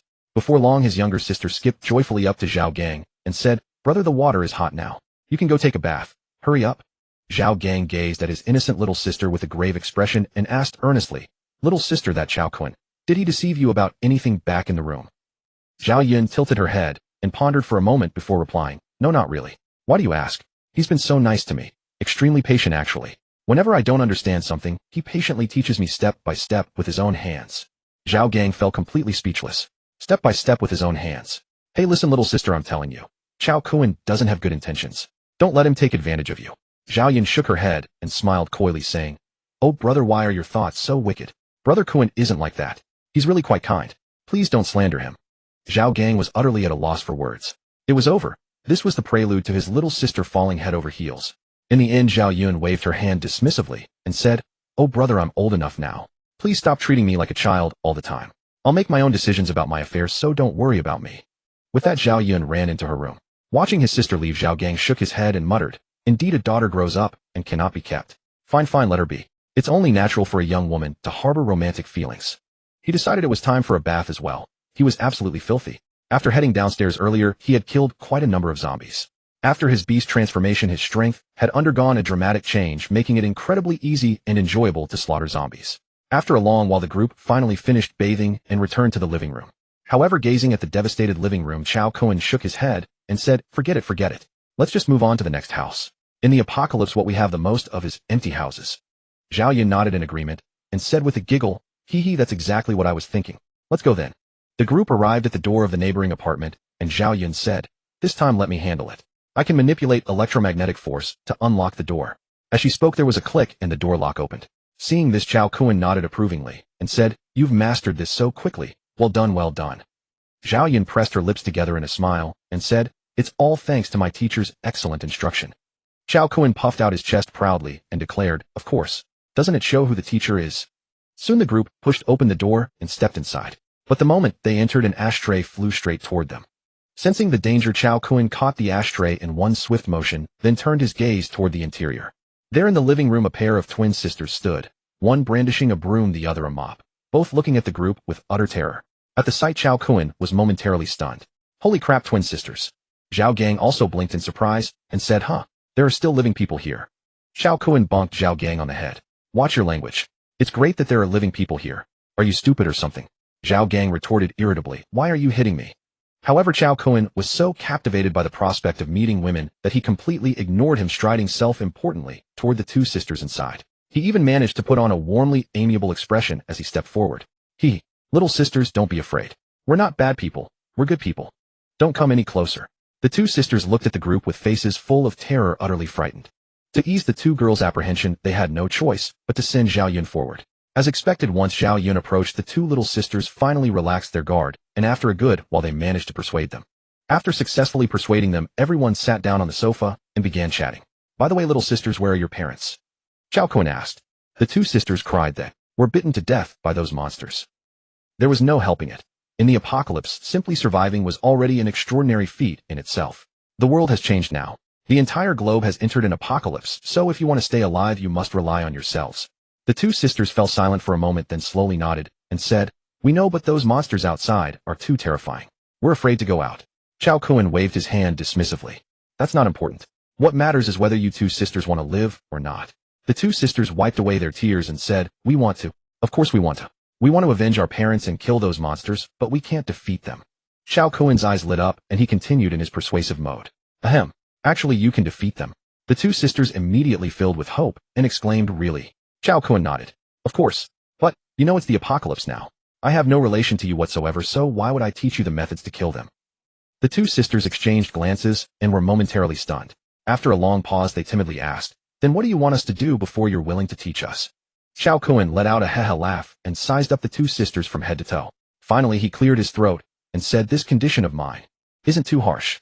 It all depends on whether you have the sincerity." The two sisters exchanged glances, not knowing what they were thinking, but in the end they gritted their teeth and said, "We have no food left at home. Could you let us eat our fill first? Our stomachs are too hungry." Cao Kun was momentarily taken aback. Then he casually took out some food and handed it to them. "All right, eat first. We'll talk after you're done." The two sisters' mouths watered at the sight of the food, and they desperately began devouring it. Before long, all the food on the table was gone. "Hungry? More? Cao Kun, holy crap. You have such big appetites. Who could afford to feed you?" The two sisters said dejectedly, "We've been starving for several days now, surviving on tap water these past few days. If you hadn't come, we might have actually starved to death." Cao Kun was completely speechless. All right. Humans are iron, rice is steel. One meal missed, and you're starving." With that, he gave the two girls some more. Before long, after both of them let out a burp, they finally patted their full bellies contentedly and said, "Phew, finally full. So satisfying." Cao Kun pursed his lips and said, "How could you not be satisfied? Your bellies have been filled by me." Hearing this, the two sisters said awkwardly, "Thank you for feeding us so much. Tell us what you want us to do. We'll consider it. As long as you ensure we won't go hungry and can survive in the future, we'll do anything." Cao Kun smiled enigmatically and asked, "Really? Anything at all?" Seeing Cao Kun's gaze, the two sisters suddenly panicked, but in the end they gritted their teeth and said, "Really anything. As long as it's within our ability." Cao Kun grinned broadly and said, "Don't worry, you'll definitely be able to do it. All right, follow me into the room. I'll teach you what to do." With that, he headed toward the room on his own. The two sisters were dumbfounded on the spot. What the hell? So fast. However, in the end they exchanged glances and sighed inwardly, saying, "As long as we can survive, everything is worth it. Let's go, this is fate." The two sisters walked into the room with dimming eyes. Inside, they saw Cao Kun pointing at the mattress bed and saying, "All right, close the door, stop standing there. Get up here." The two sisters stood frozen, torn, and uncertain for what felt like an eternity, utterly at a loss. In the end, gritting their teeth, they shut the door and approached Cao Kun, their voices heavy with despair. "Can you please let us go? We will find the food and return it to you." Cao Kun looked at the two sisters' adorable plight, a sly half-smile curling his lips. "Oh, do you really believe there's such a thing as a free lunch in this world?" The two sisters murmured meekly, "Well, we were just having dinner earlier." Cao Kun Sigma. It took them a long while before the two sisters could finally push past him and scurry out. Watching the two sisters flee in disarray, Cao Kun grinned broadly. Light and dark elemental sisters. This is truly extraordinary. I must bring them under my wing. I need to figure out how to win them over. Such talent is destined to make them powerful in the future. I absolutely cannot let such valuable assets slip into another man's hands. They must stay right here in my own field. Satisfied, Cao Kun climbed out of bed and stepped outside. There Zhao Yun sat on the sofa with dark bruised circles beneath her eyes, glaring at him with a look of deep resentment. What on earth is going on? Meanwhile, the two sisters were in the bathroom, scrambling to wash their faces. "Oh my, how long has it been since I last brushed my teeth? It stinks. Sis, move over. I need to wash too. My face is covered in saliva, it's unbearable." Hearing their voices drift from the bathroom, Cao Kun felt a wave of awkwardness wash over him. Seriously, in this apocalypse, where the hell am I supposed to find toothpaste? But then again, why can't I smell anything? Is it really that foul? At that moment, Zhao Yun puffed out her cheeks in anger. "What did you take them inside for?" Cao Kun shrugged. "Nothing at all. I was just teaching them how to refine the crystal cores." But Zhao Yun retorted sharply, "You're lying. Their faces are covered in your saliva marks." Cao Kun was momentarily taken aback. "Oh, that. I was simply overjoyed for a moment. I couldn't help myself. It's nothing unusual." Seeing Cao Kun's completely unbothered deadpan expression, Zhao Yun was utterly floored.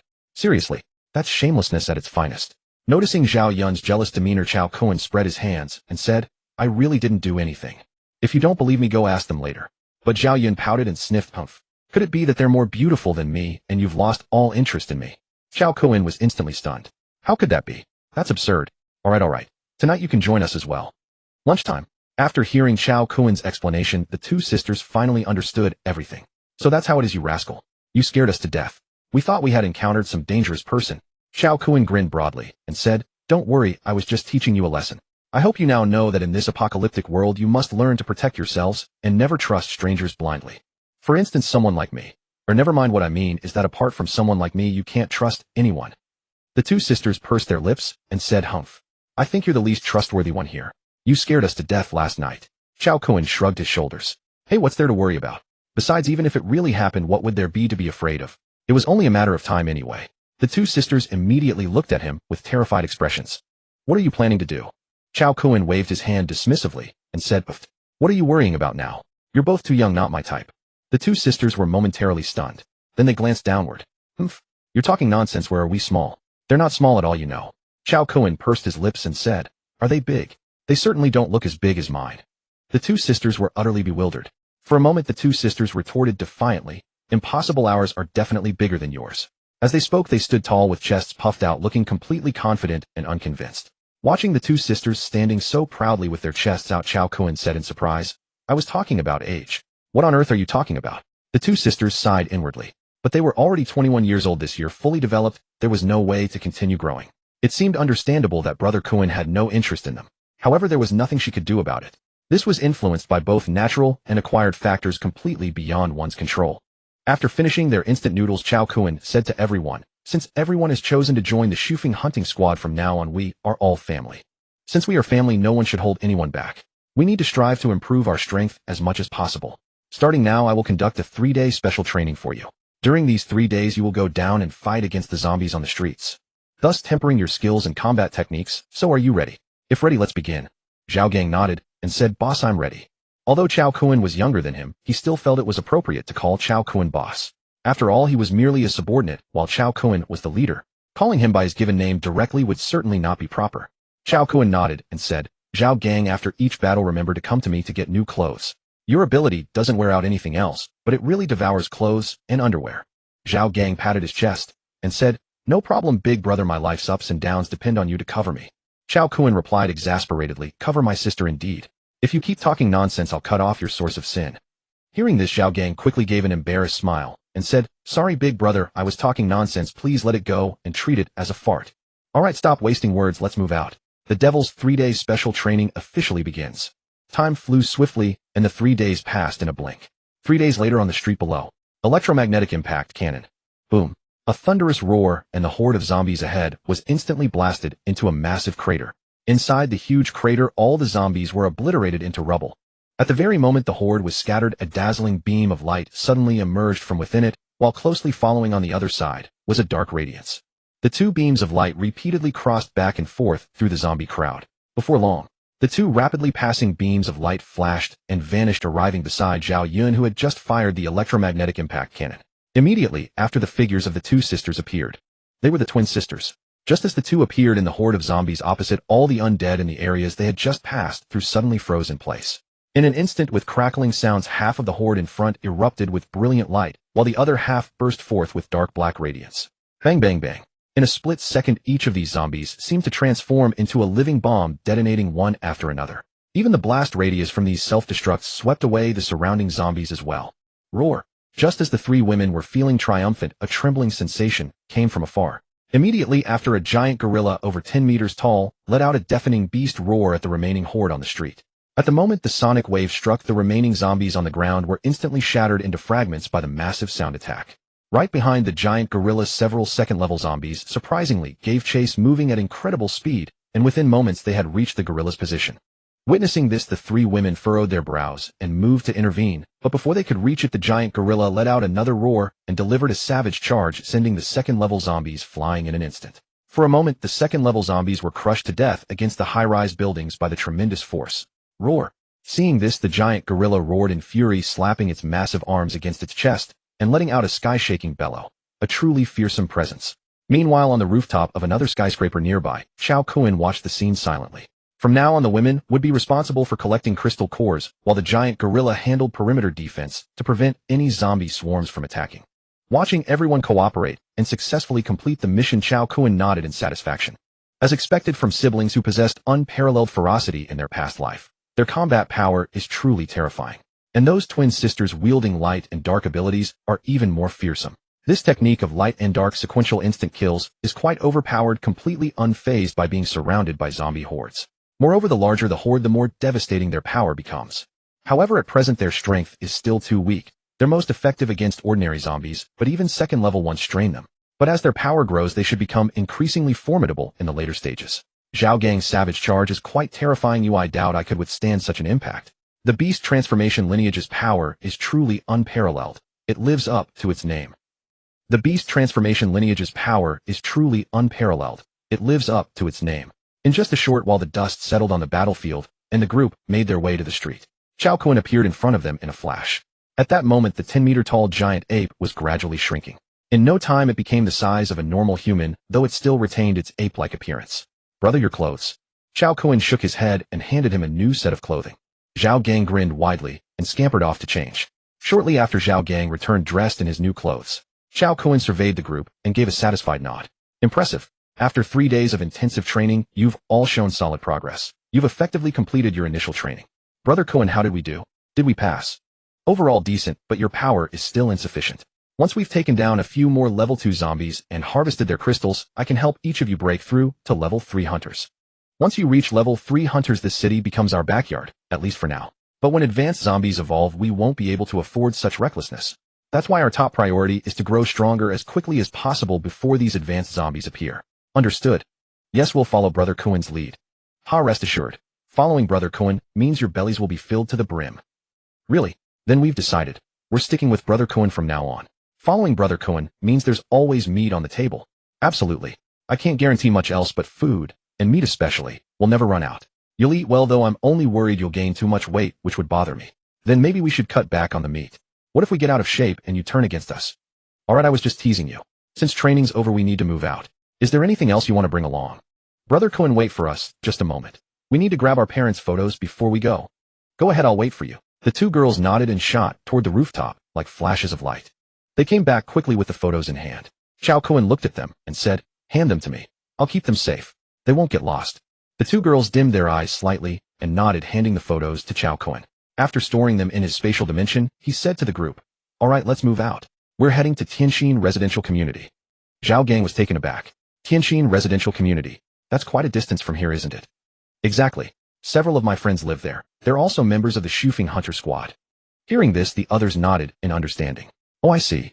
And with that, the group headed straight for Tianxin Residential Community. Although each of them was capable, the city was overrun with zombies. The ones they had just fought were only a small number Cao Kun had deliberately lured for their practice. If a large zombie horde had been triggered, the consequences would have been dire. Faced with tens of thousands of zombies, they would have been completely overwhelmed. Their abilities simply couldn't sustain such a massive battle. Meanwhile, in Tianxin Residential Community, Tang Xin and the other women had already fought their way into Tang Xin's home. Originally, after arriving at Tianxin Residential Community, they had waited a full 2 days for Cao Kun, but he never came.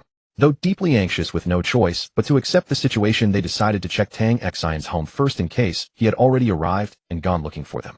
But by the time they navigated past zombie hordes and made it back to Tang Xin's home, they had arrived too late. Tang Xin's home stood empty and the door was left ajar. Clearly, at the very first moment of the zombie outbreak, her parents had already fled their home and disappeared. Moreover, they had thoroughly searched the surrounding area, paying special attention to the zombies downstairs. Yet they found no trace of her parents. After fruitless searches from every angle, Tang Xin slumped onto the sofa, her expression hollow. It seemed her parents had met with disaster. With so many zombies roaming the streets and downstairs, how could she possibly have found them? And if her parents had already turned into zombies, what good would finding them have been? For a moment, she stared blankly at the empty house, tears streaming down her face uncontrollably. Qin Lan and the other women beside her didn't know how to comfort her. At the same time, seeing Tang Xin's condition, they realized their own family situations were likely no better either. This was the apocalypse. Survivors were exceedingly rare. Despite being in the city for so long, they had not encountered any other survivors thus far. It went without saying that searching for one's parents in such a city was like finding a needle in a haystack. Finally, Tang Xin seemed to transform. She slowly and tightly clutched the family portrait of her parents and herself to her chest. Wiping the tears from the corners of her eyes, an unprecedented resolve ignited in her gaze. Sister Qin, let's go back and find Cao Kun. I've already lost my parents. I don't want to lose Cao Kun too. None of us sisters should perish either. So many have already died. Each and every one of us must survive. These damned zombies, this cursed apocalypse, this wretched zombie virus. I Tang Xin will never surrender to you.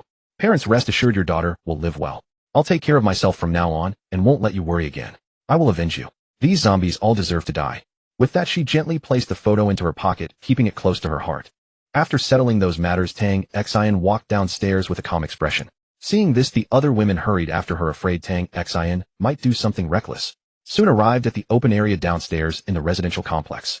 The moment they appeared, waves of zombies surged forward like a tidal wave, teeth bared and claws extended. The women quickly stepped forward to pull Tang Xin back. She must not do anything foolish. Against so many zombies, they would surely perish.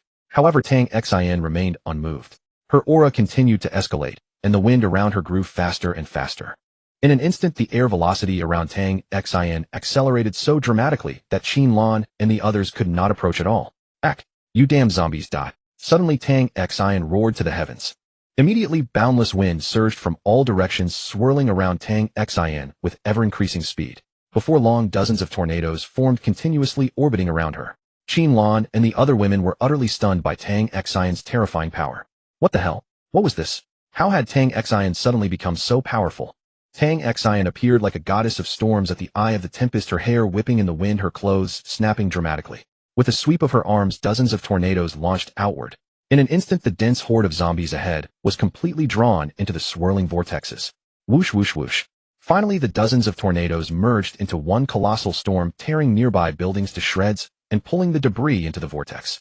Act, die, sandstorm, descent, annihilate. Everyone around stood frozen in shock. They never expected Tang Xin to suddenly unleash such terrifying power. After witnessing the complete devastation around them, Qin Lan and the other girls gulped nervously. They had never imagined that a wind-type ability user could possess such overwhelming strength. At that moment, Tang Xin forcefully broke through to the realm of a level 3 hunter, and the tornado storm became even more terrifying. However, Tang Xin's emotions grew increasingly unstable. She roared and amplified her power once more, causing the entire tornado to instantly double in size. On the other side, Cao Kun and his group traversed continuously through the city. Each member possessed incredible speed, and they crossed several streets in no time. Suddenly, Cao Kun looked up and spotted a terrifying tornado forming several streets away. His expression immediately changed. Holy shit! Xin, no, they've encountered trouble. He turned to his companions and said, my friends are in danger. I'll head back first and go directly to the tornado. Meet me there, understood? The group nodded quickly. Go ahead. Our speed can't match yours. You go first and we'll catch up. Cao Kun nodded and vanished with a flicker. Moments later, he arrived at Tianxin residential community. Upon arriving, he saw Tang Xin above in the sky, resembling a goddess of storms, continuously controlling the tornado at the center to annihilate the zombies. Countless zombies continued rushing from the distance, but all of them were shredded to pieces by the tornado. Looking closer, he realized Tang Xin had broken through to level 3 hunter. What's happening? How did Xin break through? Regardless, this wasn't important now. He had to stop her. If she continued like this, she would die. Thus, he flashed beside Tang Xin and anxiously asked, Xin, what's wrong? Upon seeing Cao Kun, Tang Xin couldn't help but burst into tears. Woo! Cao Kun. Instantly, Tang Xin threw herself into Cao Kun's arms. I thought something happened to you. You didn't come back for so long. There, don't cry. What happened? Tang Xin sobbed and said, Cao Kun, my parents. They might have. Already. Cao Kun froze upon hearing this. Then he tightly embraced Tang Xin and said, let's get out of here quickly. This commotion is too loud. All the zombies in the city will be drawn here. We need to leave now. It's not safe here. Tang Xin nodded sadly. Okay. From now on, I only have you. Promise you won't leave me again, okay? Cao Kun nodded. Okay, I promise. Now let's get moving. With that, he brought Tang Xin to where the other girls were. After confirming all the girls were safe, Cao Kun smiled and said, my main wife, my little wives, are you all okay? Qin Lan gave him a dismissive look. Call me teacher. Who's your main wife? Cao Kun grinned. No big deal, just one word difference. Basically the same. Soon Zhao Gang, Zhao Yun, Mu Qingwan, and Mu Wanxi all arrived to meet up with Cao Kun. The girls stared in surprise upon seeing them. Cao Kun quickly introduced both sides to each other, giving a brief overview. Immediately after, Cao Kun addressed everyone. This isn't the time for reunions. When I came here, I saw hundreds of thousands of zombies heading this way. We can't stay here. They nodded and followed Cao Kun's arrangements, beginning their swift retreat. After retreating several streets, they finally settled in a 5-star hotel. Once everyone gathered in the lobby, it was quite a sight. A crowd of beautiful girls. Cao Kun gazed at them and sighed internally. Still too few. In his previous life his harem had been much larger. Not 3,000, but at least 2,980. Unfortunately many had only met once and never appeared again. The regular ones were just a handful. Qin Lan was his legitimate main wife, that was certain. The other little wives.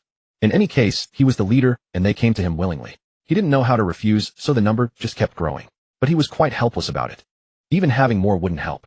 At one per day it would take nearly 2 to 3 years to get around to everyone. So what's the point? He couldn't just laze around doing nothing all day. Therefore this life, he should collect fewer. Around 100 or so should be about right. Too many would be hard to manage. Yeah, that's the plan. He'd set this number for now. The future can wait until later. Cao Kun thought to himself as he looked at these beautiful girls. Though seeing them he felt quite delighted. It seemed his initial plan for the Apocalypse female army was about to take shape. The girls stared blankly at Cao Kun's goofy grin. Huh, Cao Kun, what are you laughing at? Cao Kun snapped out of it. Then he cleared his throat. I'm experiencing bittersweet joy, crying from happiness. The girls, huh? Bittersweet joy, crying from happiness. Can those go together? What kind of mood is that? Is he happy or not? Seeing the awkward atmosphere, Cao Kun felt extremely uncomfortable. His toes practically curled into a 3-bedroom apartment. So he awkwardly smiled and walked to the window to observe the street below. But upon seeing what was down there, Cao Kun's pupils constricted sharply. What the hell? The virus. Evolved. How could this happen so fast? Hearing this, everyone quickly moved to the window and looked where Cao Kun was pointing. What they saw on the street below left them all stunned. A zombie was actually hunting other zombies, and this wasn't an isolated case. Similar incidents were occurring far in the distance as well. These zombies' main target was other zombies' crystal cores. Upon seeing this, Cao Kun felt deeply troubled. What the hell is going on? Why has their evolution accelerated so much? If this continues, level 2 zombies will proliferate explosively in no time. Everyone was stunned. What should we do? If the zombies evolve too quickly, won't we be in even more danger? Cao Kun nodded seriously. We need to eliminate those zombies that have developed predatory consciousness first. At that moment, Zhao Gang stepped forward. Boss, leave this to me. I'll go take care of those. Cao Kun waved his hand. Your presence is too conspicuous. You're not suitable for small-scale strikes. Let me handle it. I'm a spatial ability user. My mobility and control are unmatched. So let me go. I'm the most suited to deal with these guys. With that, he vanished in a flash and reappeared before the zombie that was devouring others. Cao Kun raised his Jui sword. Blade drawn, enemy slain. Another flicker, an instant flash, and the other zombie bit the dust too. Soon Cao Kun disappeared from their sight. After Cao Kun left, the girls glanced at Zhao Yun and then at the two sisters Mu Qingwan and Mu Wanqi. How did you get to know Cao Kun? Then the girls began recounting the various moments of their encounters with Cao Kun. After hearing their stories, Qin Lan and the others pursed their lips and said, we knew it. The moment this guy sees a beautiful woman, he can't walk away. He simply must train her. Su Yin smiled faintly and added, that's just how a real man is. A genuine temperament is far better than being an addict or a hypocrite who appears righteous but harbors beastly desires within. The girls nodded in agreement. That's true. This guy never hides his true nature. He's always been collecting those raincoats. Mu Qingwan, Mu Wanqi, and Zhao Yun suddenly froze and asked, raincoats? What are you talking about? Raincoats? Su Yin smiled enigmatically. You really don't know what a raincoat is. The three girls shook their heads in confusion. Why would we know? We genuinely don't know. What exactly is it? Seeing their complete bewilderment, Su Yin couldn't help but smile and leaned close to whisper the explanation in their ears. Once the explanation was finished, the girls were momentarily stunned. Then their faces flushing red, they retorted, Pa, we knew it. That man is nothing but a filthy old pervert. At that moment, Cao Kun's voice suddenly rang out from behind the group of women. Let me clarify something right now. I must emphasize this, I'm not old. The women were startled by his sudden appearance and hurriedly patted their chests. Hey, are you trying to scare us to death? Can't you make a sound when you walk? You could give someone a heart attack appearing out of nowhere like that. Cao Kun grinned broadly. I teleported over here. Do you expect me to walk? Oh well. We've been hasty revealing just how shallow we truly are. Watching Cao Kun flirt and banter with the group of lovely women, Zhao Gang shook his head and murmured, times have changed for the worse. What propriety is there in this? Here are so many girls, yet not one is my girlfriend. Sigh. Hearing Zhao Gang's grumbling, the women turned around and replied sharply, want a girlfriend? Obviously. Otherwise I'd be unable to sleep alone at night. The women exchanged knowing smiles. Alright, then go find your own girlfriend if you want one. Don't even think about us. We're already spoken for. Zhao Gang was momentarily stunned, then retorted irritably, what the? If that's the case, then why bother chatting with me at all? Fine. I'll go wandering around the neighborhood myself. Maybe I'll run into a pretty young girl. With that, he opened the door and walked out on his own. Watching Zhao Gang leave, Cao Kun spread his hands and said, can't be helped. Brother's charm is just that irresistible. All the pretty girls choose me. It's such a burden, really. The women rolled their eyes at Cao Kun. Oh, who cares about you? We weren't talking about you. Why are you getting so worked up? Cao Kun was momentarily stunned. What? Not me. Is there another man here? No way to third man. The women giggled. We sisters have each other. That's enough. What do we need men for? Don't be so full of yourself. We're certainly not going to let you off that easily. Cao Kun waved his hand dismissively. TCH, I thought you changed your minds. You nearly gave me a fright. So it's just the lilies of my homeland blooming again, is it? The girls were momentarily taken aback, then fired back angrily. What are you talking about? The lilies should be blooming in your mouth. I wish for chrysanthemums to bloom all over the sky for you. Oh ho, everyone's grown bold all of a sudden. Believe it or not, once I unleash my power, it'll be impossible to tell whether it's the chrysanthemums of the homeland or the wild chrysanthemums that bloom. Hearing this, the girls instinctively covered themselves. Don't even think about it. Finally, the women gave each other embarrassed smiles and said, we were just teasing you earlier. Why take it so seriously? You're no fun at all. We would never dare to challenge your authority. By the way, what should we do next? Seeing the women desperately change the subject, Cao Kun shrugged. All right. I'll let you off the hook for now. Wait until I reach the peak of level 3 hunter, and then you'll be the ones bowing in worship. The girls were momentarily stunned. What? Worship? What are you talking about? Just as they were confused, Qin Lan, she who always understands immediately, retorted irritably. Cao Kun, you're truly a womanizer through and through. You know everything. The women looked at Qin Lan with confusion. Sister Lan, do you understand what he means? Qin Lan sighed impatiently. He means that once he breaks through to the peak of level 3 hunter then. Oh, you know what I mean. The women suddenly understood. In an instant, blushing furiously, they asked, why? Can't we do it now? Cao Kun was momentarily stunned. My goodness. From the looks of things, you're more eager than I am. What's going on here? Seeing Cao Kun's stunned expression, Tang Xin sighed inwardly. Actually, danger lurks everywhere now. We never know when misfortune might strike. If we go through life as women and then die without having truly lived, wouldn't that be such a waste? So, we, actually, don't mind. Cao Kun was utterly speechless. What the hell? You're more shameless than me. Fine. All right then, let me go make a lottery box. Whoever draws number 1 will go first, and we'll continue in order from there. The women stared at Cao Kun in complete bewilderment. What? A lottery? My God, you're playing such a depraved game. This can really be decided by drawing lots. Actually, this was a method Cao Kun had thought of in his previous life. There was no other choice. It was the most equitable approach given their circumstances. Meow. Suddenly an eerie, thunderous meow echoed through the air. The sound was incredibly loud. Immediately the entire building shuddered violently. Cao Kun cried out in alarm. Damn it, something's wrong. Situation critical. Combat readiness. However, without his prompting, the women had already entered combat stance. Meow. Another terrifying feline roar sounded. Bang. A massive explosion erupted. They saw Zhao Gang being flung from the adjacent cubby by a gigantic cat. Then the monstrous orange tabby cat followed, roaring as it lunged toward Zhao Gang. Witnessing this, Zhao Yun was paralyzed with terror. Brother. Gazing at the enormous orange feline before him, Cao Kun's eyes lit up. What the? A mutated cat demon. This is a windfall. This creature is a potent tonic. The women were momentarily stunned. What? A potent tonic? What kind of tonic? What does it nourish? Cao Kun grinned. What do you think? Of course it's the secret to your sexual fulfillment. Hearing this, the women were stunned for a moment. Then they all instantly understood. In unison, they scolded, hurry and save your friend. Otherwise he'll be devoured whole by that orange cat. Cao Kun waved his hand dismissively. It's nothing. He won't die. If he can't handle a single orange cat, then he's wasted his life. Enough. Let's get back to discussing the important matter of the lottery. Cao Kun waved his hand and said, how is that possible? These mutated creatures possess territorial awareness, so there cannot be more than 2 in one area. Relax. Speaking of which, he picked up the small piece of paper they had found and began writing down the numbers. Before long, he had finished writing them all out. Then after rolling them up neatly, he found a small cardboard box, secured the lid, and made a small hole in it. Finally, he threw the numbered slips of paper inside. Okay, it's done. Come on over and draw lots. Whoever draws number 1 goes first. The women looked at Cao Kun with speechless expressions. This guy looked quite practiced at this, doing it all in one go. He must have done this many times before. Just as the women were pouting and about to draw lots, suddenly the door creaked open. It turned out that Zhao Gang had returned carrying a small kitten. The women looked at Zhao Gang in surprise, then at the kitten in his hands. What's going on? It turned out Zhao Gang was muttering curses. You damn cat, if I don't show you who's boss, you'd think I'm Hello Kitty. Cao Kun looked at the kitten before him, stunned. What the? A second stage mutated cat demon, a blue-eyed demon cat. Isn't that the legendary creature known for its warning abilities? They can grow larger or smaller, and their combat strength becomes more formidable in the later stages. That's impressive. Second brother, you've got a good find there. Zhao Gang muttered, boss, why didn't you come save me? This little thing caught me off guard and dragged me down. Cao Kun waved his hand and said, if you can't even handle a cat demon, what am I keeping you for? To feed you for free. Zhao Gang was stunned for a moment. Then pouting he said, "What the hell? Boss, that's so heartless. Don't you remember our pact from back then?" Hearing this the women were dumbfounded and looked at the two of them in astonishment. "What? The Buttocks Alliance? You two? Could it be that?" Cao Kun quickly waved his hand and said, "Don't listen to his nonsense. I'm straight. This guy is a pervert, stay away from him." The women instinctively stepped back several steps looking at Zhao Gang with disgust.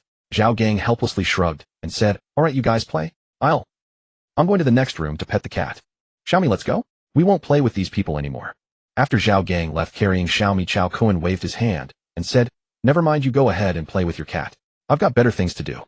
Zhao Yun heard this and glared at Cao Kun. "How can you talk like that? Who wants your—" Let's not talk about that. Come on, let's continue drawing lots." Qin Lan was the first to approach the box. Smiling, she said, "I'm the teacher here, so I should go first, right?" Tang Xin, Su Yan, and the other women were taken aback. "What? Is there a priority order for this?" Qin Lan shrugged and said, "Of course.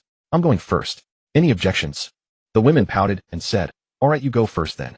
Anyway, drawing lots is all about luck." Hearing this, Qin Lan shook her head, thinking these silly girls. They hadn't been paying attention at all. When Cao Kun was rolling the paper balls, he had shaped the number 1 into a triangle, while the others were various irregular shapes. So whoever drew the triangle would definitely get number 1. If she didn't go first, she'd be insulting her own intelligence. So she reached into the box and rummaged around for a while. With a slight smile, she pulled out a paper slip that had been rolled into a triangular shape. She then opened it right in front of everyone, and indeed it was number 1. "Wow, I knew it. I have the best luck. I drew number 1 right away." Cao Kun, standing nearby, looked at Qin Lan with a half smile. Good heavens, this woman was just like in her past life. She was always the most observant one, and he had deliberately shaped the number 1 into a triangular paper ball.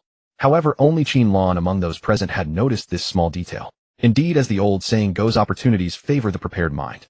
That's how Qin Lan was. Poor Xin still not being careful enough. Tang Xin, Su Yan, Zhao Yun, Mu Wanqi, Mu Qingwan, and Xiao Fang were all astounded. "What the heck? What's going on? She drew it perfectly on the first try." Tang Xin pouted and said, "Humph. Your luck is unbelievable. Next time it's my turn, don't compete with me. I want number 2. However, after Tang Xin went up and selected for a long time, she tremblingly pulled out her small hand and then opened the paper slip. When she saw that it was actually number 3, she was stunned on the spot. "What the hell? How did I get number 3? What kind of luck is this?" she said, huffing and puffing. She walked over to one side. Su Yan smiled and said, "Let me try." Then Su Yan casually grabbed one, opened it, and to her surprise it was number 2. Upon seeing that Su Yan had drawn number 2, Tang Xin was beside herself with frustration. "Wah, my terrible luck." Quickly Mu Qingwan went up, drew 1, and opened it. She got number 5. Mu Wanqi giggled, and also drew 1, which turned out to be number 4. Zhao Yun went up, drew 1, and opened it. Number 6. Wei Kiki said with a helpless expression, "Only 7 and 8 are left, and I'm stuck with the worst one." Then very unwillingly, she drew a number, opened it, and to her surprise it was number 7. "Oh, what the heck? I drew the second to last one. At least I'm not the last one." Finally Xiao Fang looked at everyone's numbers and said with a mix of amusement and exasperation, "I don't need to draw anymore. I'll just get the last number right." Just then Qin Lan swayed her sexy waist and showed off in front of the women, saying, Teste. Let me tell you, my luck is simply the best. You guys are still too green. Fortunately, I'm your teacher. You're still lacking a bit of experience compared to me. As the old saying goes, older ginger is spicier. Young sisters, you should learn from this. Don't worry, I'll teach you. Anyway, I won't be polite then. This young and tender meat, I'll taste it first. You just wait to drink the broth."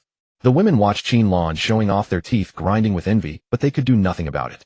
Who could blame her for having such good luck? Sigh, there's nothing they could do about it. Before long, Qin Lan came to Cao Kun's side, smiled slightly, and lifted his chin with her hand, saying, "Little Kun, there are too many people here. How about we go to another suite to have a chat? The kind where we sit knee to knee and talk heart to knee, you know." Looking at the enchanting Qin Lan, Cao Kun swallowed hard. Damn, who could resist this? They say young girls capture hearts, young women capture souls, but mature women like her capture both heart and soul. Screw it, let the world end for all he cared. Getting things done was the priority. So he picked up Qin Lan in his arms, a smile playing on his lips, and said, "You little fox spirit, today this Taoist priest will subdue you first to prevent you from causing trouble in the world. Let's go." With a bang, Cao Kun kicked open the door to another room and carried Qin Lan into a suite. After shutting the door, Qin Lan gently stroked Cao Kun's cheek and said, "Little brother, you've got quite a few tricks up your sleeve. Fortunately, I'm your teacher, otherwise I wouldn't have seen through your little tricks. Baby, here I come." There's a monster. Suddenly terrified shrieks erupted from the neighboring room. Hearing those cries, Cao Kun's good mood was instantly shattered. What the hell kind of situation was this? I finally built up the mood, and it's gone in an instant. This dump even claims to be a 5-star hotel. Damn, the soundproofing is awful. Negative review, absolutely a negative review.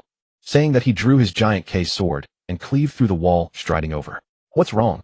What happened? But the moment he caught sight of the scene, he was dumbfounded. What the hell? Bro, is there still chicken rice? Give me a portion too. Oh my, who's there? Suddenly Cao Kun jumped up in surprise. Zhao Gang, holding a cat, had somehow appeared beside him without a sound. Hey, are you trying to kill me? Don't walk silently. Zhao Gang said with an innocent expression. Boss, aren't you just too absorbed in your thoughts? What are you thinking about? I've been here for a while, and you didn't even notice. Cao Kun waved his hand dismissively and said, get lost. These are from McDonald's, and there aren't many left. Want some? Go get your own. Zhao Gang pouted and said, you're so stingy. I'll just keep petting the cat then. Cao Kun glanced at the kitten in Zhao Gang's hand, smiled, and said, this kitten is so cute. Let me pet it for a bit. Zhao Gang heard this and said with a terrified expression, holy crap. Boss, do you have some kind of weird fetish? You want to pet even my kitten? Cao Kun's face darkened instantly. He used the chicken rice to lure the kitten over instead. Then he kicked Zhao Gang, sending him flying. Get lost, you jerk. Boss, can't you take a joke? You kick me every day. But there was no way around it.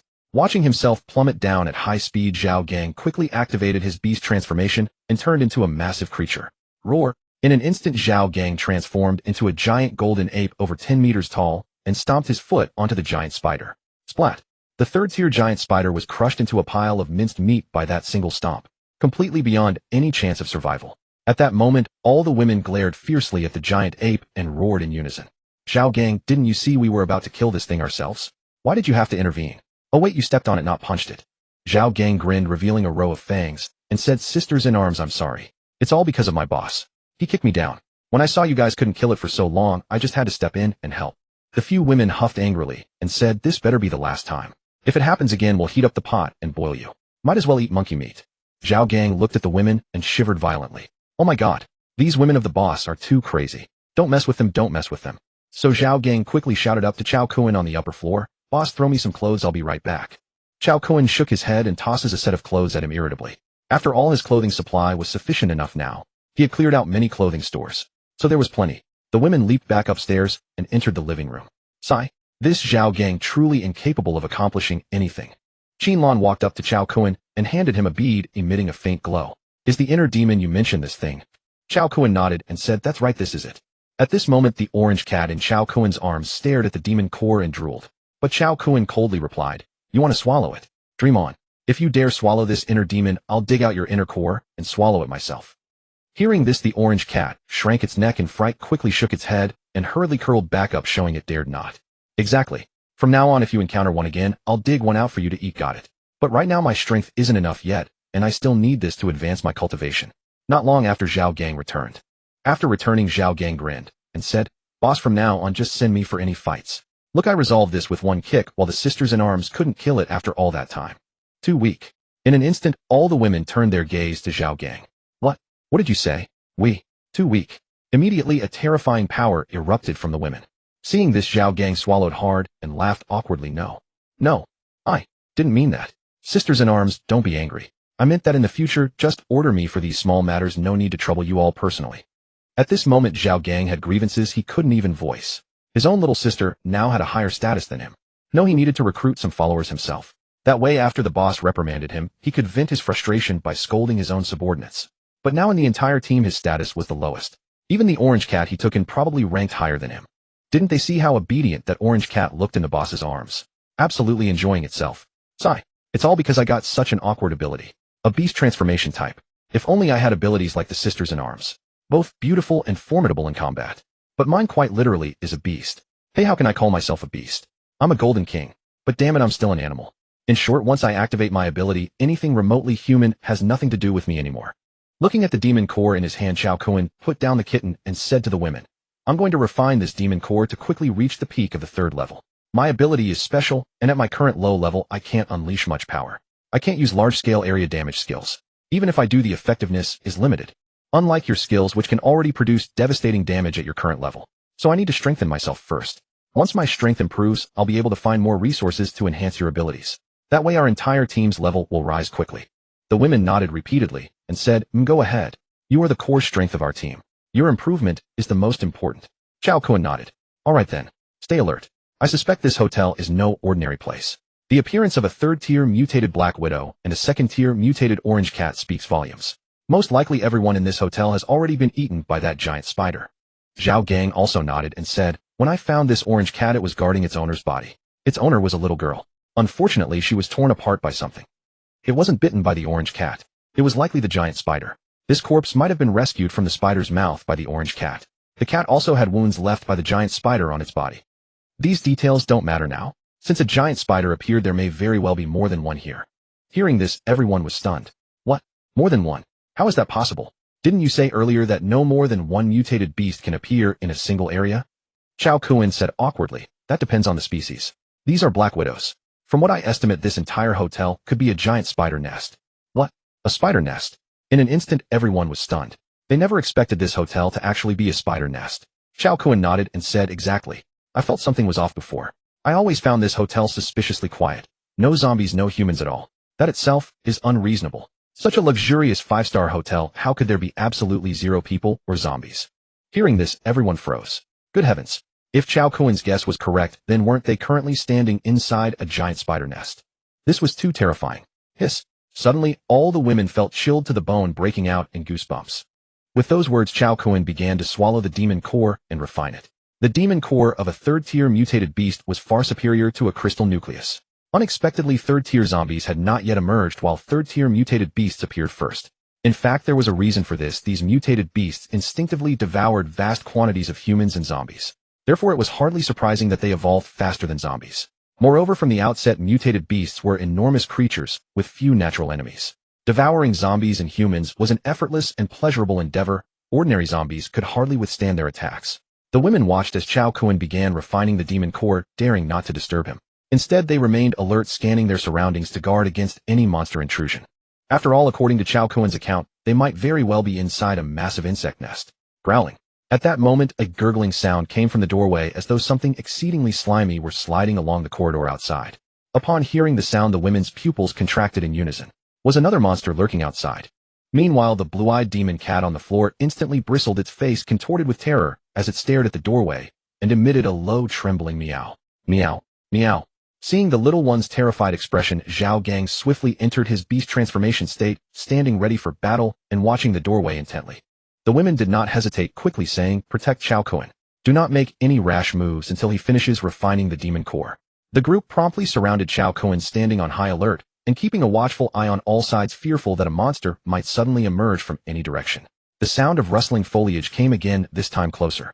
Everyone's nerves were stretched to their breaking point. The women had already summoned their supernatural abilities, ready to strike at any moment. Clearly a monster was nearby, yet it was strange that so many mutated creatures should exist within a single hotel. What was more unsettling was that none of them were of low rank. It was truly inexplicable. Finally, after a lengthy wait, Cao Kun completed his refinement. Upon waking, he smiled faintly and said, I've finally broken through to the peak of the third tier. I can feel my strength doubling. The women sighed in relief upon seeing Cao Kun awake. Phew, Cao Kun, you've finally finished refining. There's something nearby. Cao Kun raised his hand and interrupted. It's fine. I'm already aware. However, if my guess is correct, the creature this time will be extremely tenacious. Far more difficult to deal with than that giant spider. The women were taken aback. What? Harder to handle than the giant spider? What kind of monster could that be? Could it already be a fourth-tier mutated beast? But how could it evolve so rapidly? Is there any hope for the rest of us? Cao Kun waved his hand and replied, fortunately not. However, its mutation ability is highly unusual. Under normal circumstances, you wouldn't even be able to locate it, making it extraordinarily troublesome to fight. What? You can't even find it. What kind of monster is that? Cao Kun smiled faintly and said, nothing much, just a chameleon, but one that's a bit on the large side. The women glanced at him suspiciously and asked, how large is a bit on the large side? Hiss. At that moment, a hissing sound echoed through the room. The group quickly turned toward the source of the sound. They saw that before the floor-to-ceiling window, a towering, monstrous figure had completely engulfed the entire pane. Then a colossal head thrust through the opening in front of the window. Before anyone could react, it violently lashed out, with its long tongue striking toward the group. Witnessing this, Cao Kun darted forward in an instant, placing himself between the creature and the others. With a mighty swing of his blade, Juk pierced downward with full force. With a loud thunk, Juk drove straight into the chameleon's tongue, pinning it firmly into the floor. Instantly struck through its tongue, the chameleon's entire body shuddered violently, letting out a chilling roar. Its enormous body began thrashing left and right within the room. In a matter of moments, the entire floor started to crack under the beast's violent struggles, clearly on the verge of collapse. Seeing this, Cao Kun frowned and said, everyone leave immediately. This floor cannot support much more. The monster is far too large. The women nodded urgently and quickly leaped from the opposite side, escaping the hotel. By now having mastered their abilities, navigating between buildings was nothing more than child's play for them. After ensuring the women had departed, Cao Kun swiftly withdrew Juk and vanished from the spot in an instant. Meanwhile, the enraged chameleon plummeted to the floor below, crushing countless zombies beneath its massive weight. On the rooftop of an adjacent building, everyone had assembled. Observing how far the women had come, Cao Kun grinned and said, "Looks like my training has paid off. You're all getting better and better." The women blushed and retorted, "Shameless. Always making inappropriate remarks and never doing anything substantial." Blinks in confusion. "Gone." Zhao Gang's deep voice rang out. Bang. In an instant, Great Golden Can's chest was struck with tremendous force, sending him flying backward until he crashed into a building beside the street. He landed heavily, crushing even more zombies beneath him. Before he could rise, another blow slammed into his body. Great Golden Can was launched dozens of meters through the air once more. Tui. Finally unable to endure it, he vomited a mouthful of blood. Seeing this, the women were about to rush to his aid. However, at that moment, Cao Kun sharply ordered, "Nobody move." That is the chameleon's signature mutation skill, invisibility. If you go now, you'll be defeated in an instant. You wouldn't even be enough to serve as a snack for that beast. One bite crunch. Gurgle. Several women instinctively swallowed their saliva. One bite after another, crunchy and crisp. This was simply too terrifying. However, seeing Zhao Gang severely injured on the ground, everyone was deeply worried.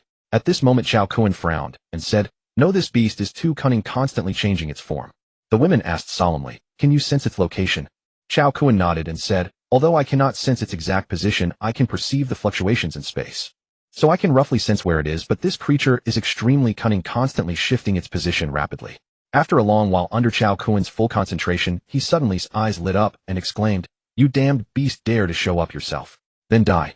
As he spoke, Cao Kun leaped into the air and suddenly deployed his signature spatial technique. A ripple of spatial disturbance emanated from his hands. Then Cao Kun let out a furious roar. "You beast, let me show you the power of my spatial cage." In an instant, under Cao Kun's manipulation, a huge area ahead suddenly froze as if time had stopped, and then a massive transparent object plummeted down. Rumble. A deafening crash, like a heavy object striking the ground. Moments later, as the dust cleared, a gigantic creature appeared before everyone's eyes. There, the fallen chameleon, its face filled with terror, was endlessly thrashing and writhing within a transparent narrow space.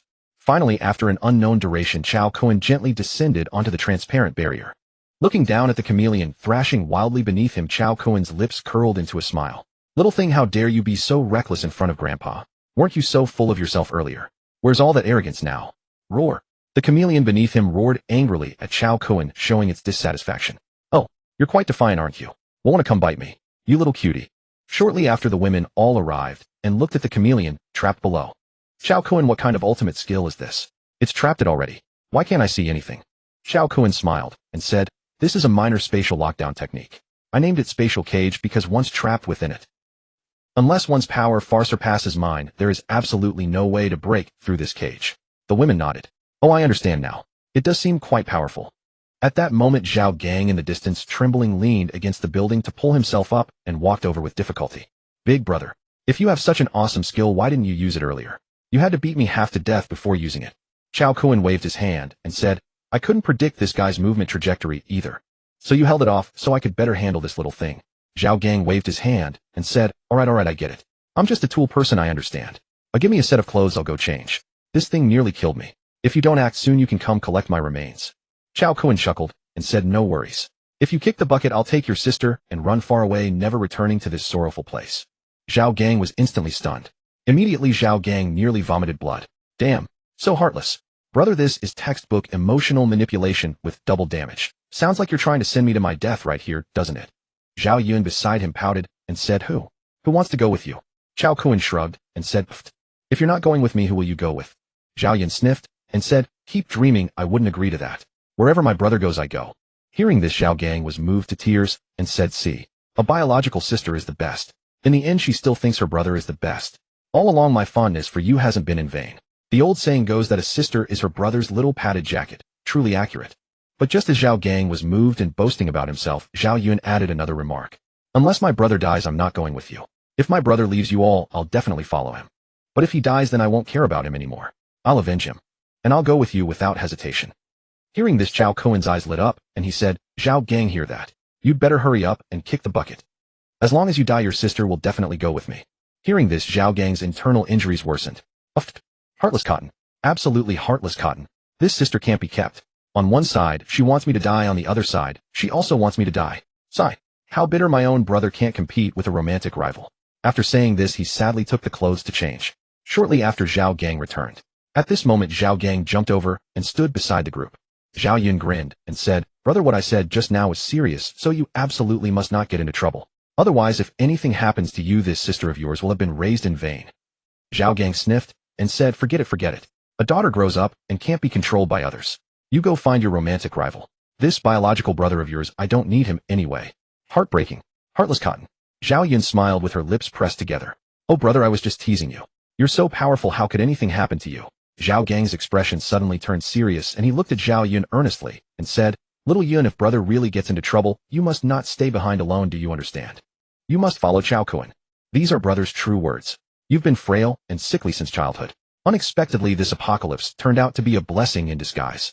After awakening your ability, it also cured your asthma. I'm very happy about this, but in this apocalypse not many people can be relied upon. Cao Kun, that bastard, although he looks at you lecherously, he is a reliable person. Don't worry, from now on you'll follow him. Just look at today's situation. If it really becomes uncontrollable, brother will truly kick the bucket. So if you encounter stronger monsters in the future, and I can't get away, you must leave quickly and follow Cao Kun. He will continue to protect you on behalf of brother, do you understand? Zhao Yun was instantly stunned. Immediately Zhao Yun quickly said, brother, I don't allow you to say that. You won't get into trouble. We'll all be fine. Zhao Gang smiled slightly and said, alright, I'm just using an example. Right now I'm fine, just a little injured, won't die. Zhao Yun's eyes were already moist, but she still nodded and said, brother, I understand. But you must promise me if I get trapped, and there's no way to rescue me, you must not care about me. You must also escape quickly, do you understand? Zhao Gang nodded and patted Zhao Yun's head saying, good, we'll all be fine. However, Zhao Gang smiled in his heart, my foolish sister, would brother watch you in danger and not save you? Even if it means sacrificing brother must keep you safe? This is not only brother's promise to you, but also a promise to our departed parents. In this life, I will never let you suffer any harm. Looking at this scene, Cao Kun waved his hand and said, come on, do we have to make such a dramatic farewell scene? Follow me and you'll have meat to eat every day. What are you afraid of? Why all this sentimentality?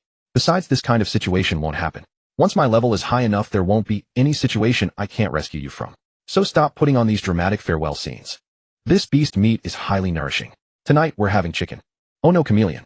Immediately after, Cao Kun pressed down hard on the spatial cage below. Space compression. In an instant, the spatial cage below sharply contracted, instantly killing the chameleon inside. And so the group dragged the dead chameleon back to the hotel. After arriving at the kitchen, Cao Kun directly transformed into Chef Chow and began cooking the chameleon. The women took charge of butchering and cleaning the meat. After a while, through their teamwork, they finally cooked a whole table full of dishes. Looking at the table laden with delicious dishes, their appetites surged. After enduring the apocalypse for so long, they hadn't truly savored a warm, satisfying meal. They had been living on instant noodles and ready-made food, their mouths going numb from the bland taste. Now they could finally enjoy some real gourmet dishes. Everyone was extremely excited and began feasting voraciously. Especially Zhao Gang, who ate the most ravenously, for he was a beast evolution ability user whose consumption was inherently the greatest. After a whirlwind of consumption, the entire table of delicacies was completely finished. After eating, everyone exclaimed in astonishment, wow, after eating this beast meat, I feel my whole body filled with strength. Moreover, this power is constantly being absorbed by the body. Could it be that this beast meat also contains a large amount of energy? Cao Kun nodded and said, that's right, definitely. The beast meat contains a great portion of the beast's power. Otherwise, how could these beasts be so difficult to deal with? After everyone ate their fill, because there was so much power in their bodies, they all began to refine it.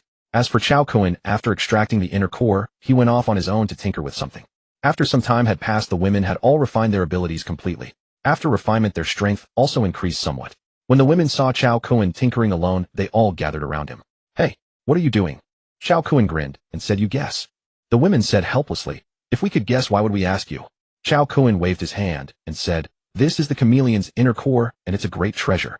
After my special refinement, I can use this core to obtain the chameleon's ability. The women murmured, chameleon's ability. What the heck? Suddenly the women realized it. Invisibility. At this moment the women said helplessly, Cao Kun, stop playing around, come out already. Cao Kun chuckled, his figure gradually appearing as he sat on a nearby sofa, gazing at the women with a knowing smile.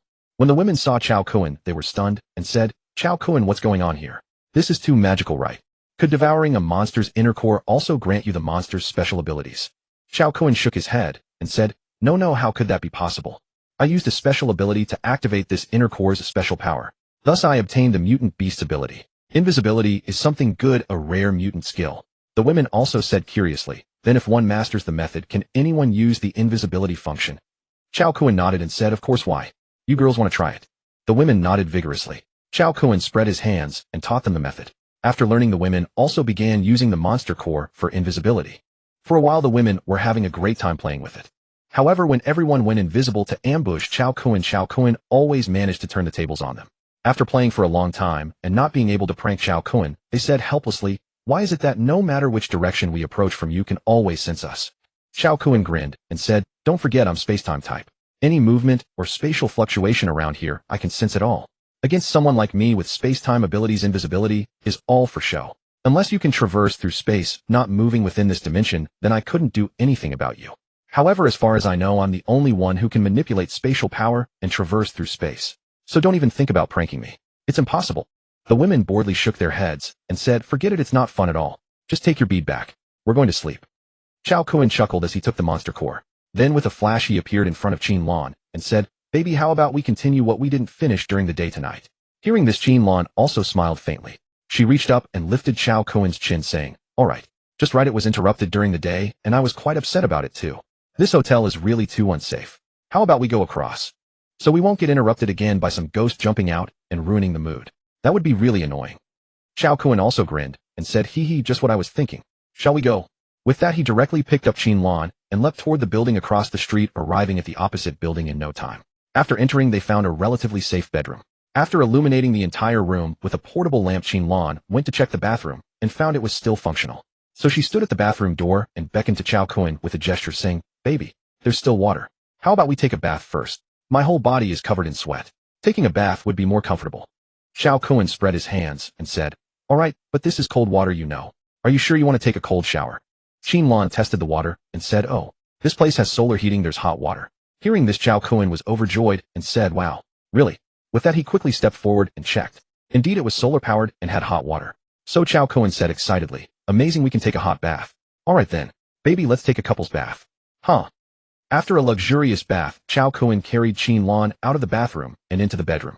Gazing upon Qin Lan, who appeared even more enchanting after her bath, Cao Kun swallowed hard and exclaimed, you vixen. You absolutely stunning little demon. You truly grow more captivating by the day. Qin Lan pressed her lips together in a smile and asked, be honest, have you been harboring improper intentions toward me all along? Cao Kun chuckled mischievously and replied, of course. Every day watching you up there swaying back and forth, my heart felt like it was being scratched by cat claws. I could barely contain myself. I knew it. Why are you always spacing out, lost in thought? Tell me, what were you thinking about when your mind wandered? Cao Kun grinned and poked her nose. You guess. She said, I cannot figure it out. Could it be? He replied with a knowing grin, bingo, you guessed right. Here is your reward, a loving embrace. Qin Lan coquettishly said, you little scamp, just as I suspected. But I must punish you too. Qin Lan was taken aback. Why? Cao Kun declared boldly, because you used to dress so stunningly every single day. It made it impossible for any of us to concentrate properly. All our thoughts were fixated on you, so you bear full responsibility, understand? Huh? Upon hearing this, Qin Lan burst into laughter, her whole body trembling with mirth, leaving Cao Kun utterly parched and tongue-tied. Then Qin Lan gazed into Cao Kun's eyes with bewitching allure and said with a smile, my dear man, how do you intend to punish me? This servant accepts any consequence willingly. Beside him, Qin Lan complained in a pitiful voice, please stop smoking, it is so choking. Cao Kun chuckled and said, you are already choking. Why did you not mention it being choking just now? Hearing this, Qin Lan's face flushed crimson. TCH, you never take anything seriously. Hee Lan, I adore you so much. Qin Lan smiled sweetly. Really? How much do you love me? Cao Kun spread his hands and said, did I not just demonstrate how much I love you? Qin Lan was momentarily stunned. Upon realizing what he meant, she puckered her lips and said, humph. A man's words are lies from start to finish. All right, it is getting late. Tomorrow morning we will return to the hotel and sweep through every corner. Qin Lan nodded and nestled sweetly against Cao Kun, drifting into the realm of dreams. The following morning, the two returned to the hotel. When Cao Kun walked into the hotel lobby holding Qin Lan's hand, he was immediately startled. Good heavens! What is the meaning of this? Cao Kun stared in utter disbelief at Tang Xin and the other women, all sitting in perfect formation on the sofa, dark circles ringing their eyes as they glared at the two of them. Qin Lan was equally shocked, but quickly gathered her composure. She then said with a knowing smile, you girls are truly persistent, are you not? You did not sleep all night. The women cast resentful glares at Cao Kun, then turned hostile gazes collectively toward Qin Lan. As the ancients wisely said, shared joy brings greater happiness than solitary pleasure. You enjoyed yourself alone without inviting us. How could any of us possibly sleep? Cao Kun was left utterly speechless. Never had he imagined this was the reason. At a loss for words, he could only awkwardly say, "Are you hungry? Would you like some breakfast?" The women rolled their eyes at Cao Kun and said coldly, "Forget it. We could not possibly enjoy such hospitality. You had better take your principal wife and dine by yourselves." Gazing at the jealous women, Cao Kun was rendered speechless. Just then Zhao Gang returned from outside. "Boss, you are finally back. Last night, these women nearly tore the hotel apart. They made such a ruckus all night long. In the end, I had no choice but to take Xiaomi to the neighboring residential area to find a place to sleep. But guess what I discovered?" Cao Kun said impatiently, "What did you discover? Spit it out. Stop being so evasive and dragging this out." "I am not guessing anything, you fool." Zhao Gang said excitedly, "Boss, we are going to get rich. There are countless insect eggs." "What? Insect eggs? Where?" Zhao Gang continued eagerly. "In the storage warehouse beneath the hotel. Last night, I went down after hearing strange noises. Summoning my courage, I ventured inside to investigate, only to find countless insect eggs everywhere. Each one is larger than I am, and they all contain fully formed mutant spiders. According to what you told us, boss, if each of these mutant spider eggs contains a demon core, then we are truly going to strike it rich. We might even be able for all of us to break through to the peak of Tier 3 Hunter." Cao Kun's eyes lit up as he exclaimed, "Holy shit. Then what are we waiting for? Let us move this instant." The women were stunned too, then quickly followed suit. After all, as jealous as they were, the task at hand could not be neglected. Shortly after, led by Zhao Gang, the entire group arrived at the entrance of the underground warehouse.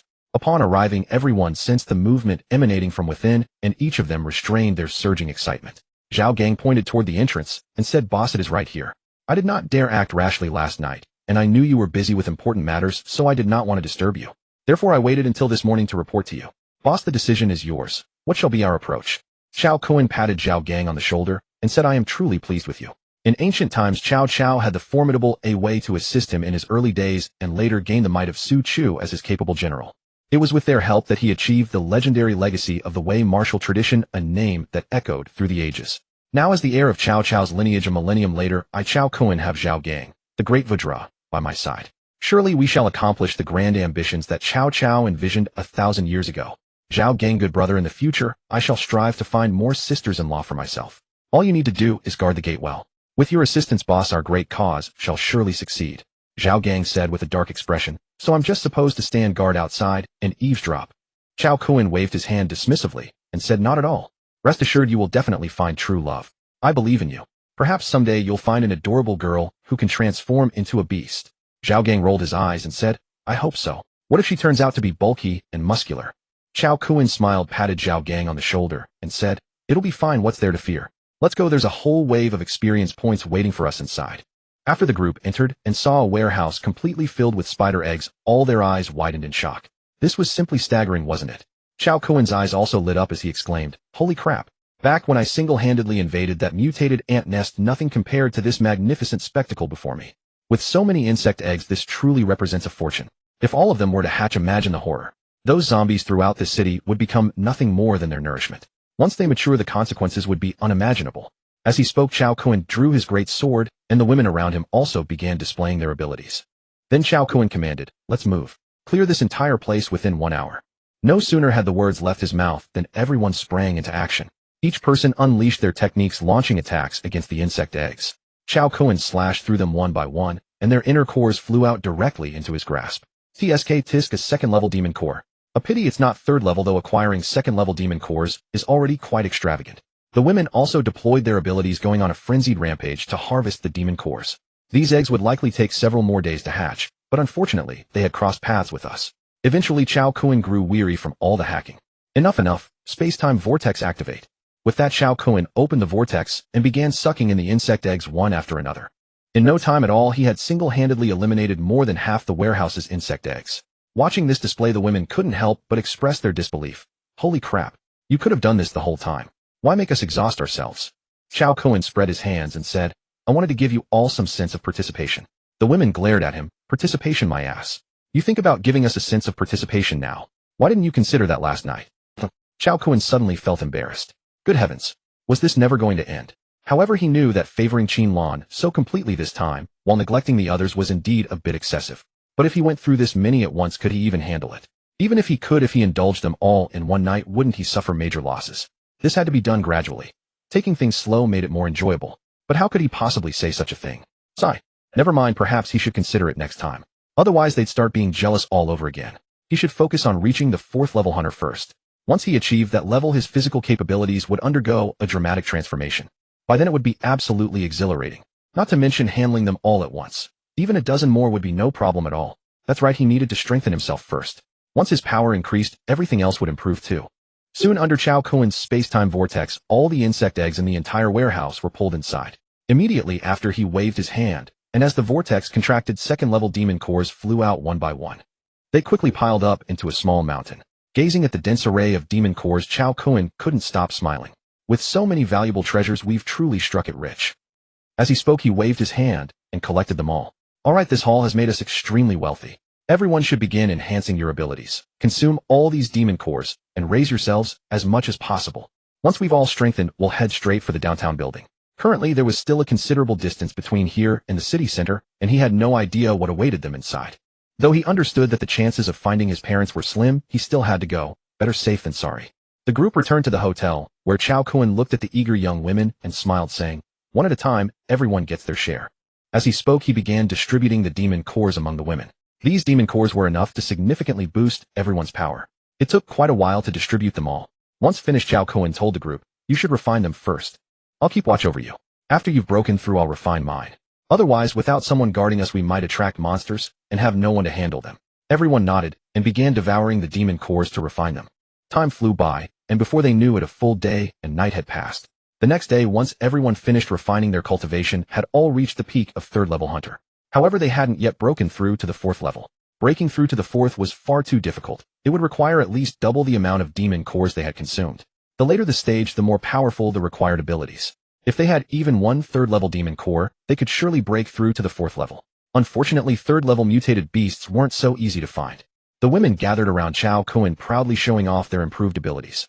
Brother Kun, we've also reached the peak of the 3rd level." Tang Xin looked completely bewildered, unsure of the reason. Seeing her confusion, Qin Lan leaned close to her ear and whispered a few words, causing Tang Xin to freeze momentarily. Then pouting, Tang Xin said, "Humph. Cao Kun, are you taking advantage of me for not understanding anything?" Cao Kun shrugged and said, "Don't listen to her nonsense. I'm a completely pure person." The women smirked and replied, "That's right, you're definitely the purest person in the world. There's no one more pure than you, because those even purer than you haven't made their moves yet." Cao Kun pursed his lips. "Why does that sound so ambiguous? Like I'm not pure or something?" Qin Lan also smiled and said, "That's true. You're very pure after all, since you simply appreciate beautiful women, right? How could that be impure?" Cao Kun's eyes lit up as he said, "See, our Lan understands me best. She knows my heart the most." Seeing that everyone had improved as much as they could, pushing further would be extraordinarily difficult. After all, resources were limited, though these resources were sufficient to help them reach the 3rd-level peak. Now it was time for him to enhance his own strength. If he could break through to level 4, he would be able to teleport his teammates along with him, ensuring their survival was even more secured. Once they encountered monsters or zombies they couldn't handle, they should flee immediately. Survival was paramount. Thus, Cao Kun began refining the demon cores. Though these 2nd-level demon cores didn't possess the vast power of 3rd-level ones, but there were simply so many of them. And so Cao Kun commenced his frantic refinement of demon cores. As the refinement progressed, his aura gradually grew more robust and formidable. After an unknown duration, Cao Kun's aura suddenly surged dramatically. Endless power from the surroundings was ceaselessly drawn toward him, converging into his body. After a long while, Cao Kun finally concluded his refinement. He slowly opened his eyes, and his cultivation realm had ultimately broken through to level 4.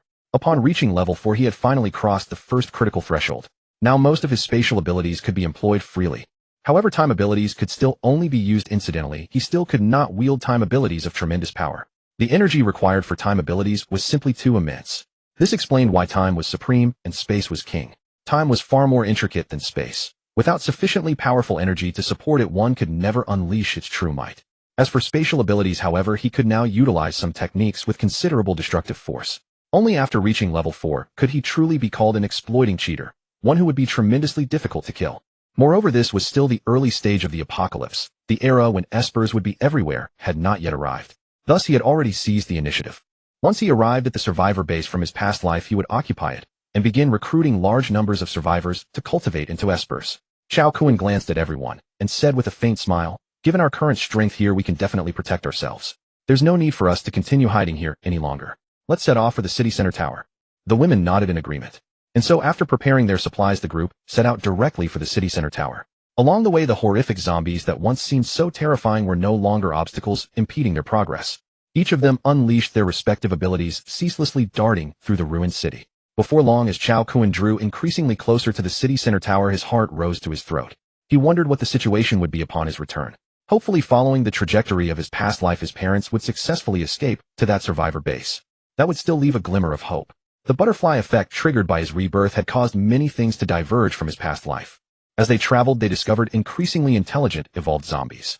These zombies had already developed simple rudimentary wisdom, knowing to devour their own kind to acquire cores and evolve themselves. This was a highly ominous signal. If this trend continued, within 3 months the city would see a massive emergence of zombies at second level and above.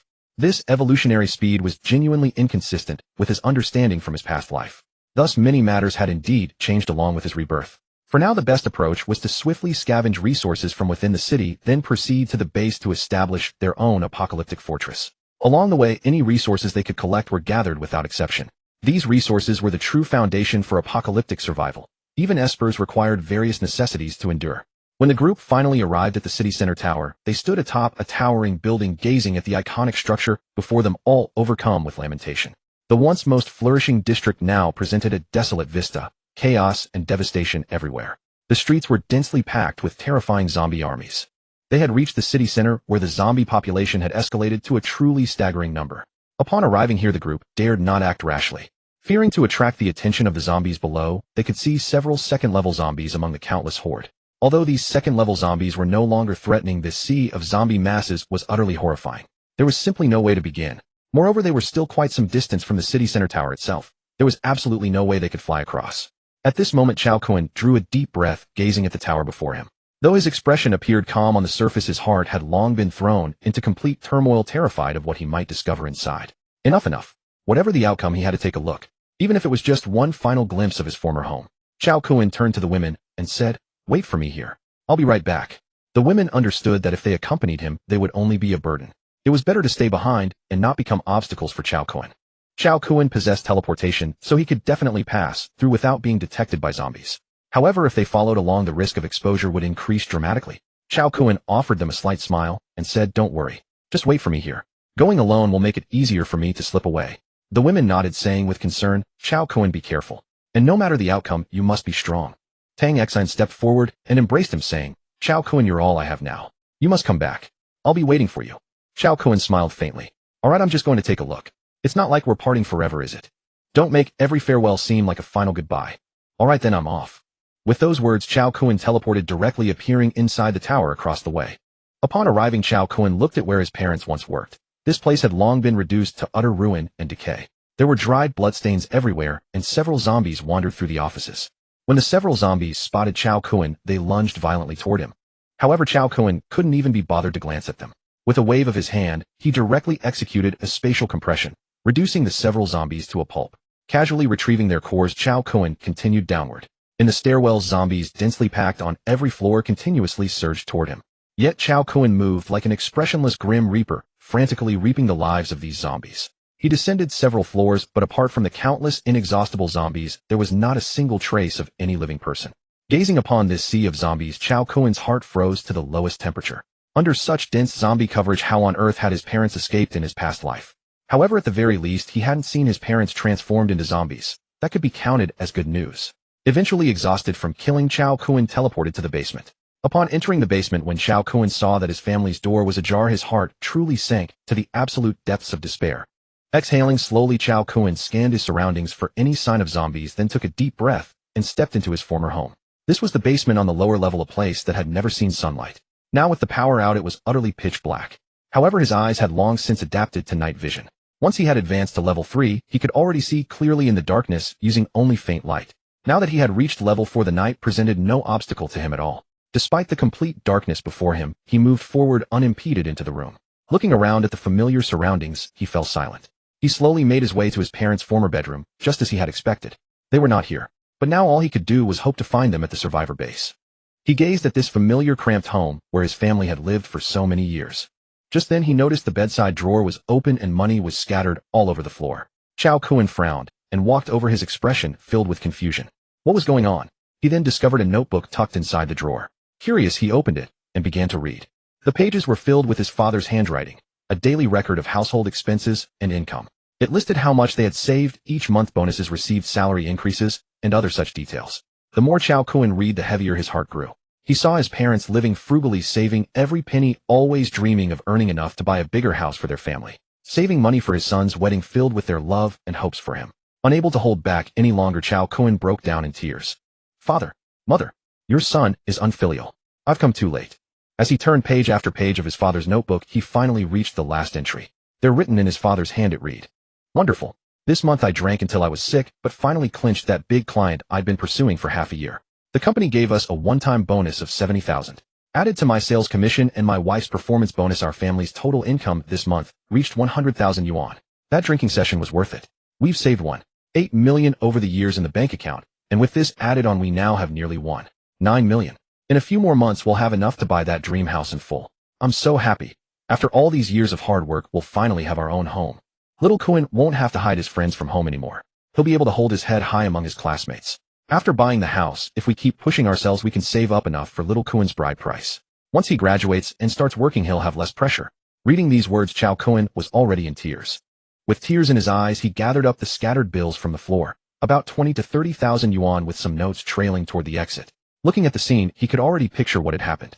When the zombie outbreak occurred, his parents had fled to the basement, wanting to carry away this fresh batch of cash before it could be deposited into the bank. But the situation was so dire that they couldn't take it all. In their panic, they grabbed most of the money and left the rest behind. His parents' company had always rewarded employees in cash rather than through bank transfers, believing the visual impact of physical money was far more motivating. This was their long-standing practice. Even in the face of such terrifying danger, their first thought was to come back and retrieve these funds.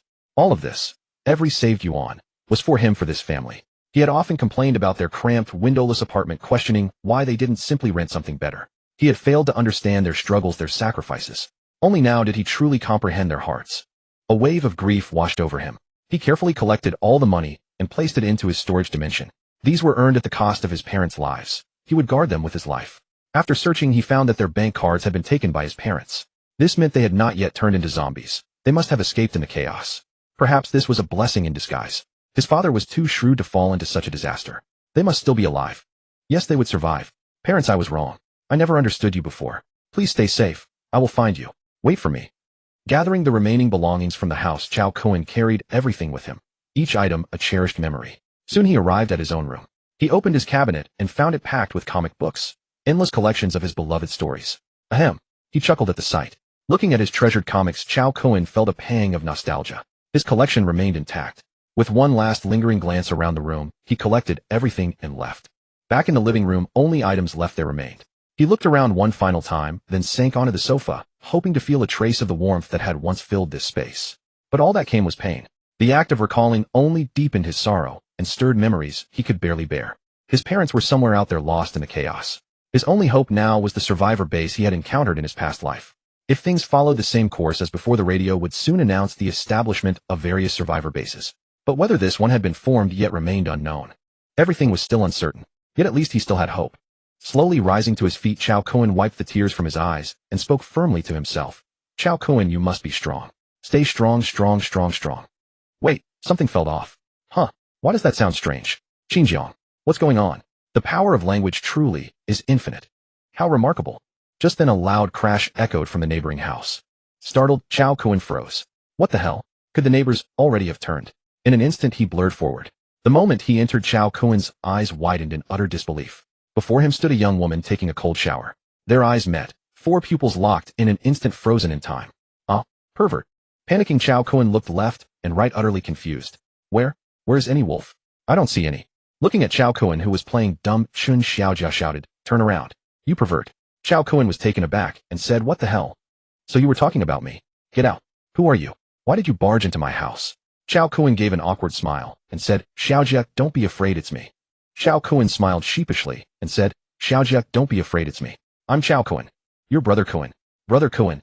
At that moment, Qin Xiaojia finally looked closely at Cao Kun. Huh, it really is brother Kun. What are you doing here? In an instant, Qin Xiaojia's pretty face flushed red. Moreover, given her embarrassing state right now, she was naked. Ahem, this was simply too shy, wasn't it? Finally, Qin Xiaojia said awkwardly, brother Kun, could you go out first? I'll come out after I put on my clothes. Cao Kun glanced at her, and said appraisingly, I didn't notice, but the little girl has grown up. Tisk, you're no longer that little girl, you've matured a lot. Hearing this, Chen Xiaojia said with annoyance, still looking. Go out. Stop looking. Seeing Chen Xiaojia's shy expression, Cao Kun cleared his throat. Ahem. Enough. It's not like I haven't seen you when we were kids. Why be so shy? Chen Xiaojia pouted and said, what are you saying? That was then, this is now. Now that we've grown up, shouldn't we avoid any impropriety? Cao Kun grinned and said, hey, what's there to be afraid of? I saw you couldn't reach your back for a long time. How about I help you? A cold shower isn't comfortable. If you stay too long, you'll catch a cold. Better wash quick and get out. As he spoke, Cao Kun eagerly stepped forward to help. Chen Xiaojia was instantly frozen in embarrassment. In the end, she hastily pushed Cao Kun out of the bathroom door. You pervert. Go out and wait a moment. I'm already finished washing. With that, she slammed the door shut. After a while, Chen Xiaojia opened the bathroom door and came out. Wrapped in a bath towel, she slowly walked into the living room. Seeing Cao Kun sitting in the living room with his legs crossed, Chen Xiaojia pouted and said, Brother Kun, why are you here? And you didn't even knock before entering. Suddenly, Chen Xiaojia seemed to realize something. She hurried to the door, checked that it was locked, then let out a sigh of relief and said, Brother Kun, how did you get in? I remember locking the door. Cao Kun waved his hand and said, Xiaojia, this matter is quite troublesome to explain. It can't be clarified in a short while. Let's talk about it later. By the way, why are you at home? Didn't you go to school? Chen Xiaojia sighed softly and said, I had a cold and a fever earlier, so I took leave and came home. But unexpectedly, right after I returned, the terrifying zombie virus broke out. And my parents, in order to let me escape, they were bitten to death by the zombies. They were killed at the basement exit. They held the door tightly shut, blocking the zombies, and then died right there. With these words, Chen Xiaojia spoke dejectedly. Now her tears had long dried up, but she couldn't cry anymore. Seeing this, Cao Kun stepped forward and gently pulled her into his embrace, patting her back repeatedly and comforting her. Everything is over. Since your life was bought with your parents' lives, you must live on all the more preciously and carry on their bloodline. When peace returns, we'll have 8 or 10 children, so your parents can rest easy in the underworld. Chen Xiaojia nodded repeatedly and said, we must survive so our parents can rest in peace down there. And have 8 or 10. Suddenly she finally realized what she was saying. She quickly pushed Cao Kun away and said, what is all this nonsense? Who wants to have 8 or 10 children with you? Forget how painful childbirth is. You want 8 or 10. Why don't you just fly to the sky? Also, I'm your sworn sister. I've always regarded you as my brother, yet you want me to bear your children. What were you thinking? Cao Kun spread his hands and said, I was thinking while sitting just now. Why? Is there a problem? Chen Xiaojia was completely speechless. Fine. You're a great brother indeed. Be honest. Have you had your eyes on me for a long time? Cao Kun grinned and said, it's not just me. Actually, your parents and my parents all think that way. They used to say at my home that we two were quite well matched. Once we started working, they'd arrange for us to work in the company, then help develop our relationship further, and hopefully we'd tie the knot, and our families would become in-laws. Chen Xiaojia widened her eyes in disbelief and said, what? Is that true? Cao Kun nodded and said, yeah. But you were at the academy, so of course you didn't know. I happened to be at home when they told me. Humph. Chen Xiaojia pouted and said, I always said that every time I went to your home, uncle and aunt were incredibly kind to me, treating me like their own daughter. Even better than my own parents. So you had it all planned long ago, keeping an eye on this tender little cabbage. Cao Kun chuckled and said, that's right. A cabbage planted in one's own field. How could it be stolen by someone else? Chen Xiaojia burst out laughing and said, Brother Kun, the atmosphere was really serious, but you've made me feel much better. Thank you for being able to make me laugh, even at a time like this. By the way, earlier I heard someone crying next door, but I didn't dare go over. You're not that much better off than me either. It's okay, I can bear it. At first it was painful, but later I accepted the truth. They're truly gone, but we have to stay strong. Cao Kun fell silent for a moment. Seeing him like this, Chen Xiaojia slowly sat down beside him. Brother Kun, if you're hurting, just cry it out. It's not shameful. As she spoke, she pulled Cao Kun into her embrace. In an instant, feeling the surging waves against his face, a stormy sea, Cao Kun swallowed hard. Oh my God, this little girl. I never noticed she was so well endowed on ordinary days. For a moment, he also felt the warmth of human kindness. So he burrowed deeper into Xiaojia's embrace and wept, Xiaojia, thank you. I'm so moved. I never imagined that in this cold apocalypse I could still feel the warmth you bring me. Chen Xiaojia gently stroked his back and said, Brother Kun, from now on it's truly just the two of us all alone. In this city you are my only family now. Don't leave me. We must be together forever. Okay. I'm so afraid that you'll disappear too. Cao Kun slowly raised his head and looked at Xiaojia, who was gentle as water. With firm eyes he said, that's right. From now on we'll be together forever. Never to be separated. Xiaojia, let's fulfill our parents' last wish. Chen Xiaojia was stunned for a moment. Huh? What? But Cao Kun gave Chen Xiaojia no chance to react and directly kissed her passionately. Meanwhile, on the rooftop of another building, the group of women watched as time crawled by minute after minute, their anxiety gradually mounting. Why has he taken so long? Could something have gone wrong? Is Brother Qin in trouble? Zhao Gang curled his lip and said, that thing zoomed away in a flash. What zombie could ever catch him? Setting aside his combat prowess, just consider his unparalleled escape skills. Who could compete? Even if he couldn't win a fight, not many could hope to hold him, could they? Moreover, the building across appears completely calm with no signs of anything happening. Why worry at all? The women reasoned that this made sense, so they reluctantly put their minds at ease. We'll just have to wait for him here. I wonder how he's doing now. He's probably feeling terrible about not seeing his parents. Meanwhile, Cao Kun was lounging on the sofa, lighting up a cigarette with a contented smile. A smoke after the act beats being an immortal. 2 tales of wine a day keeps you alive to 99. As he spoke, he raised a small glass of liquor and downed it in one gulp. TSK. This life is quite comfortable. Perhaps without the apocalypse, I wouldn't be so carefree. At that moment, Qin Xiaojia, resting in his arms, complained softly, you're so bad. How do you understand so much? Just now I felt like I knew nothing at all, the whole time you were leading the way. Cao Kun grinned broadly and said, don't worry, you'll understand in time. But don't joke around. I've experienced countless battles and read through many classics. What could I possibly not know? Qin Xiaojia was momentarily stunned. Then she rolled her eyes and said, who would have guessed, little Qin Ge, that you're actually this kind of person? Cao Kun spread his hands and asked, Xiaojia, in this lightless place, how did you manage to survive these past days? Aren't you afraid? Qin Xiaojia spoke in a hollow voice. Of course I'm afraid. How could I not be? I didn't even dare venture outside. If it weren't for the food reserves at home, I would have starved to death long ago. Little Qin Ge, how did you make it back? Your campus is so far from here. How did you get through? There must be zombies everywhere outside now, right? Cao Kun nodded and said, true. There are zombies everywhere outside now, incredibly terrifying.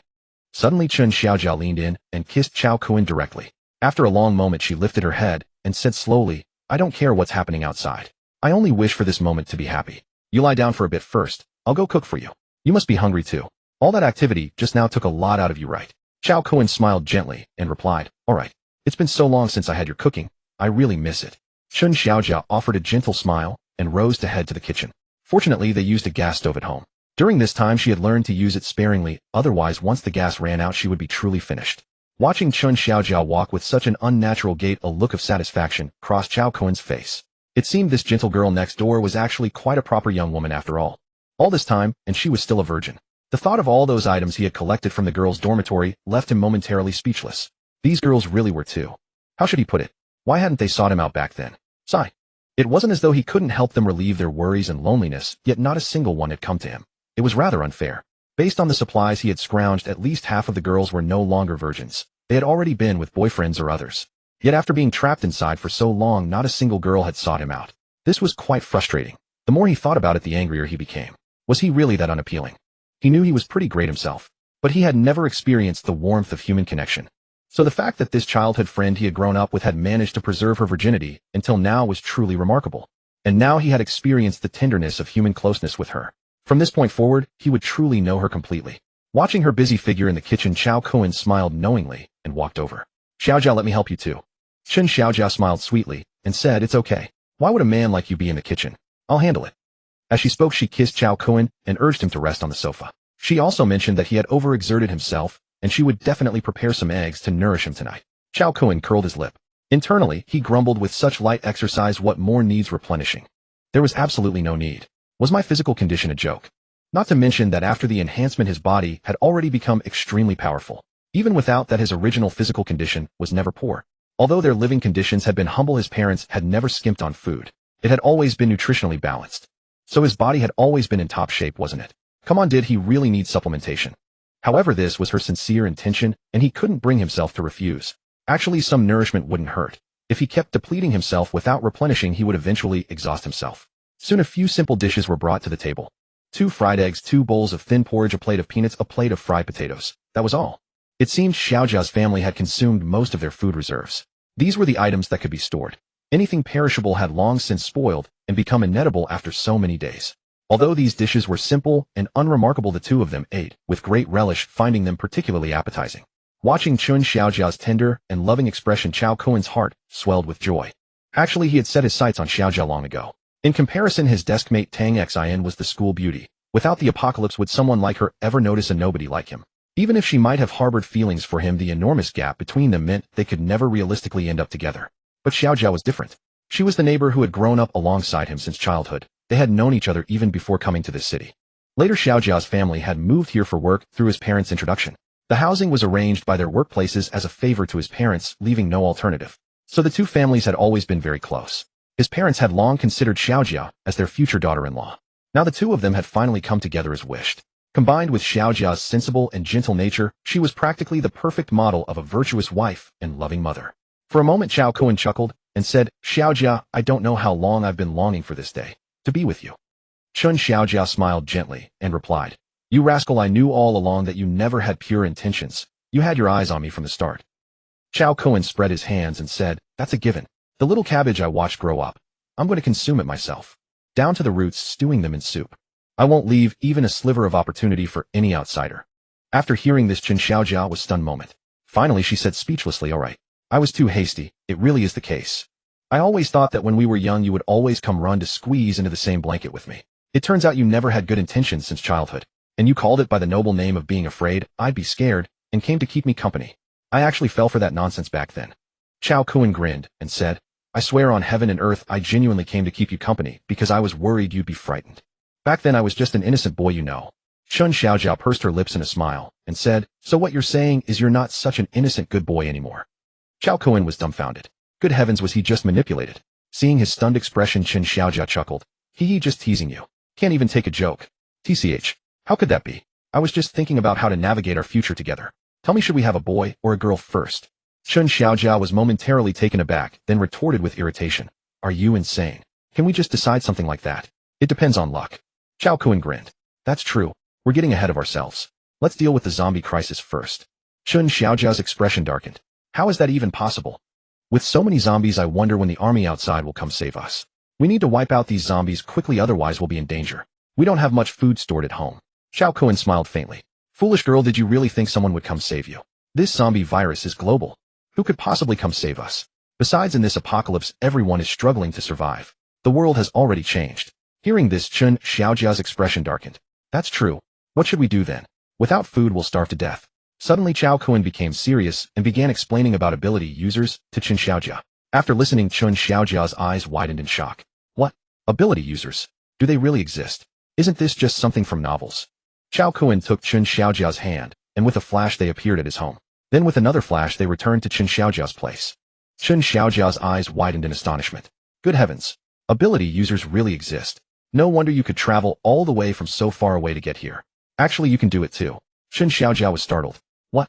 I can do it too? Really?" Cao Kun nodded. "That's right, you can too."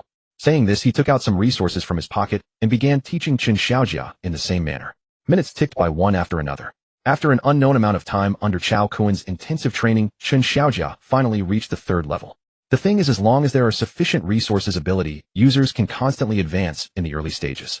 It's only in the later stages that one needs certain insights to break through. But advancing in the early stages is far simpler than dealing with zombies.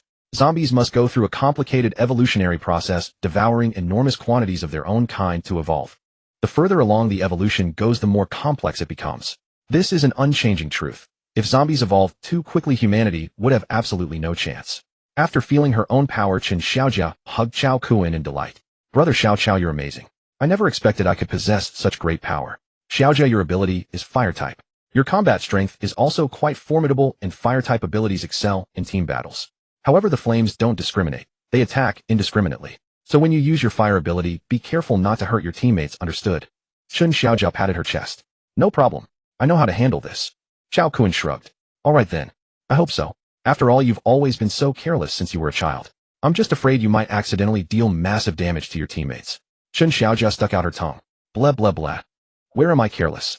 You're defaming me. Believe it or not, I'll burn all your hair off." Hearing this, Cao Kun was stunned for a moment, then quickly waved his hands. Never mind. As long as you don't set fire to us." At this moment, seeing Chun Xiaojia's excited and joyful face, Cao Kun was also very happy. In his past life, he had never returned to this place. It was likely that the Chun Xiaojia from his previous life waited here, in this lightless, hopeless place, for the rescue she believed would come only to starve to death. But in this life he had at least reduced his regrets. This time his return hadn't been in vain. Tang Xin, Qin Lan, and Chun Xiaojia were all still alive beside him. This was already a tremendous blessing. Moreover, it seemed his parents were unharmed. They must have been among the group that escaped the city. His next step was simply to waiting for the radio to broadcast news about the establishment of the Gaoyang City Survivor Base. In his past life, he had met his parents at the Survivor Base in the suburbs of neighboring Gaoyang City. Unfortunately, he hadn't been strong enough to protect them back then, and in the end his parents perished in the horde of zombies. Therefore his next plan was to head to Gaoyang City. Gaoyang City was over 300 kilometers away, and transportation was essentially paralyzed now. So this distance of 300 kilometers was not a short one at all. He wondered how his parents from his past life had managed to flee all this way. Xiaojia, it's time we left, Cao Kun said to Qin Xiaojia. Qin Xiaojia looked around, found some keepsakes, and nodded. All right, let's go. Brother Xiao, you're right. We can't let our parents worry. We must live well, eliminate these zombies, and avenge our parents. Cao Kun touched Qin Xiaojia's face. That's right, it's good that you think this way. Then let's go. Meanwhile, on the rooftop across the way. No, I must go see for myself. Even if it's a dragon's pool or tiger's den ahead, I have to check. It's been so long. Something must have happened to Brother Cao Kun. At this moment, Tang Xin said with a worried expression.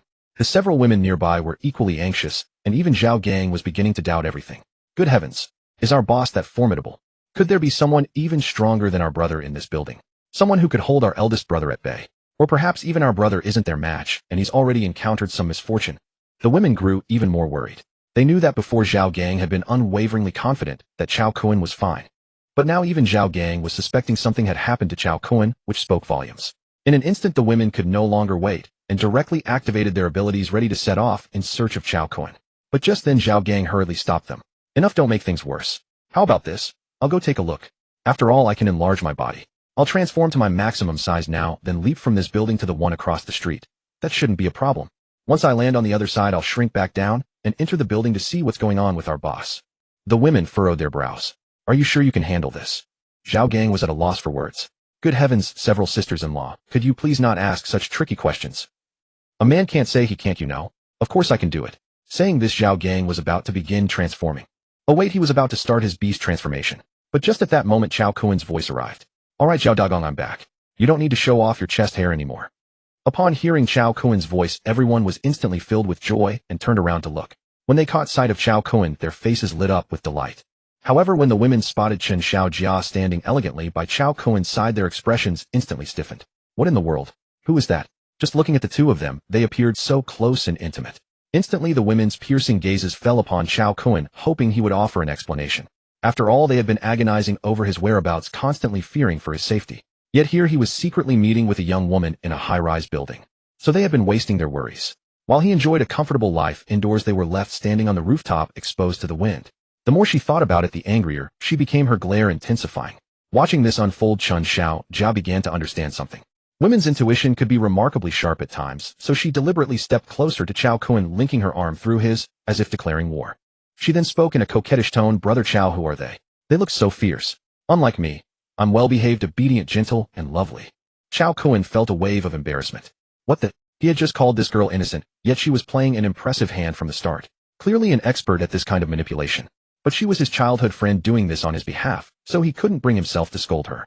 He awkwardly introduced her, these sisters. Well, they're all my girlfriends.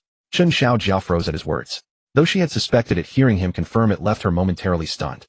But as she took in her surroundings and the horde of terrifying zombies swarming below, she came to accept a harsh reality. The world had fundamentally changed. She drew a deep breath and gradually came to terms with everything. Yet she knew she had to fight to secure her place. With a graceful bow she addressed the women. Hello, sisters. Let me introduce myself. I'm Qin Xiaojia. You can just call me Xiaojia. I've been Brother Chao's promised wife since childhood, and now I'm his official wife. Cao Kun's eyelid twitched violently. How could she introduce herself like that? The women's teeth ground together in outrage as they glared at Qin Xiaojia. Good heavens. It had only been one night, yet she had already surpassed their standing. And what did she mean by being a promised wife? What kind of nonsense was that? Cao Kun stammered an explanation from the side. She's my childhood friend. We grew up together, we're like siblings. But his words only deepened the hostile glares directed at him. Oh dear, this was troubling. A childhood bond going back to their earliest years. This connection clearly surpassed anything the others shared with him. Now that they had grown so close, an unprecedented sense of crisis swept through the women. After all, they could still compete on equal footing, their relationships with Cao Kun roughly equivalent in closeness. But Qin Xiaojia was different. Her bond with Cao Kun ran even deeper. Glancing at one another, the women formed an unspoken alliance. They responded with identical smiles. Sister Xiaojia, you're too kind. From now on, don't be a stranger. We're family with Brother Kun. Now that you've joined our family, you're one of us, and we won't neglect you. We'll treat you like a dear sister. Qin Xiaojia froze momentarily. Good heavens. Had she just been pushed to the very bottom? For a moment she struggled to process this. These women were far more formidable than she'd anticipated. She couldn't let them unite. If they ganged up against her, she'd be in serious trouble. So Chen Xiaojia smiled gently and approached Qin Lan, beginning to cultivate a connection. She had excellent judgment of character and could see that Qin Lan was the leader among them. If she won, Qin Lan over her position would be secure. Qin Lan studied Cao Kun's childhood friend with curiosity, finding herself genuinely intrigued. This childhood friend was no ordinary person. That quick wit marked her as no woman of little caliber. Tang Xin, by contrast, was merely a jealous girl. But Chen Xiaojia had already calculated every advantage in an instant. She was without question a formidable rival. In any competition for favor, this woman's tactics would be anything but weak. Tang Xin and Su Yan posed no real threat compared to her. Last time she had seen through Cao Kun's schemes while the others had not. Had Chen Xiaojia been present, she would have done the same. This woman was meticulous and perceptive, always calculating the most advantageous moves. She was clearly quite scheming. But Qin Lan felt no fear. No matter how calculating, she was still just a child to her. What could she possibly accomplish? As long as Chen Xiaojia didn't threaten the group, Qin Lan saw no reason to confront her directly. It would be better to maintain peace. She could see that Chen Xiaojia was driven primarily by jealousy, more childish rivalry than genuine threat. She posed no real danger then. Qin Lan's true ambition was to mold Cao Kun into a sovereign of the wasteland with herself as his rightful partner. The number of women at his side meant nothing to her. Her focus was singular: elevate him to become the apocalyptic king, and she would reign as his queen. She understood the grand design intimately. With a smile she nodded and replied, "Welcome, sister. From now on you are part of our family. Together let us work toward making this family stronger and more complete. What do you say?" Chen Xiaojia pressed her lips into a smile and agreed, "Of course I'll follow your guidance, sister." Tang Xin and Su Yan watched in utter shock. What an astute move. She had won over Qin Lan almost immediately. In truth, they had long felt overshadowed by her. From every angle, Qin Lan was simply superior. Now with Chen Xiaojia aligned against them, their positions grew increasingly precarious. Tang Xin and Su Yan exchanged glances, reaching a silent agreement.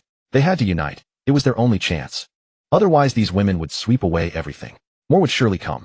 They needed to act decisively tonight, before their positions deteriorated further. No more pretense of reserve. As the ancient saying went, when patience runs out there is no need to endure.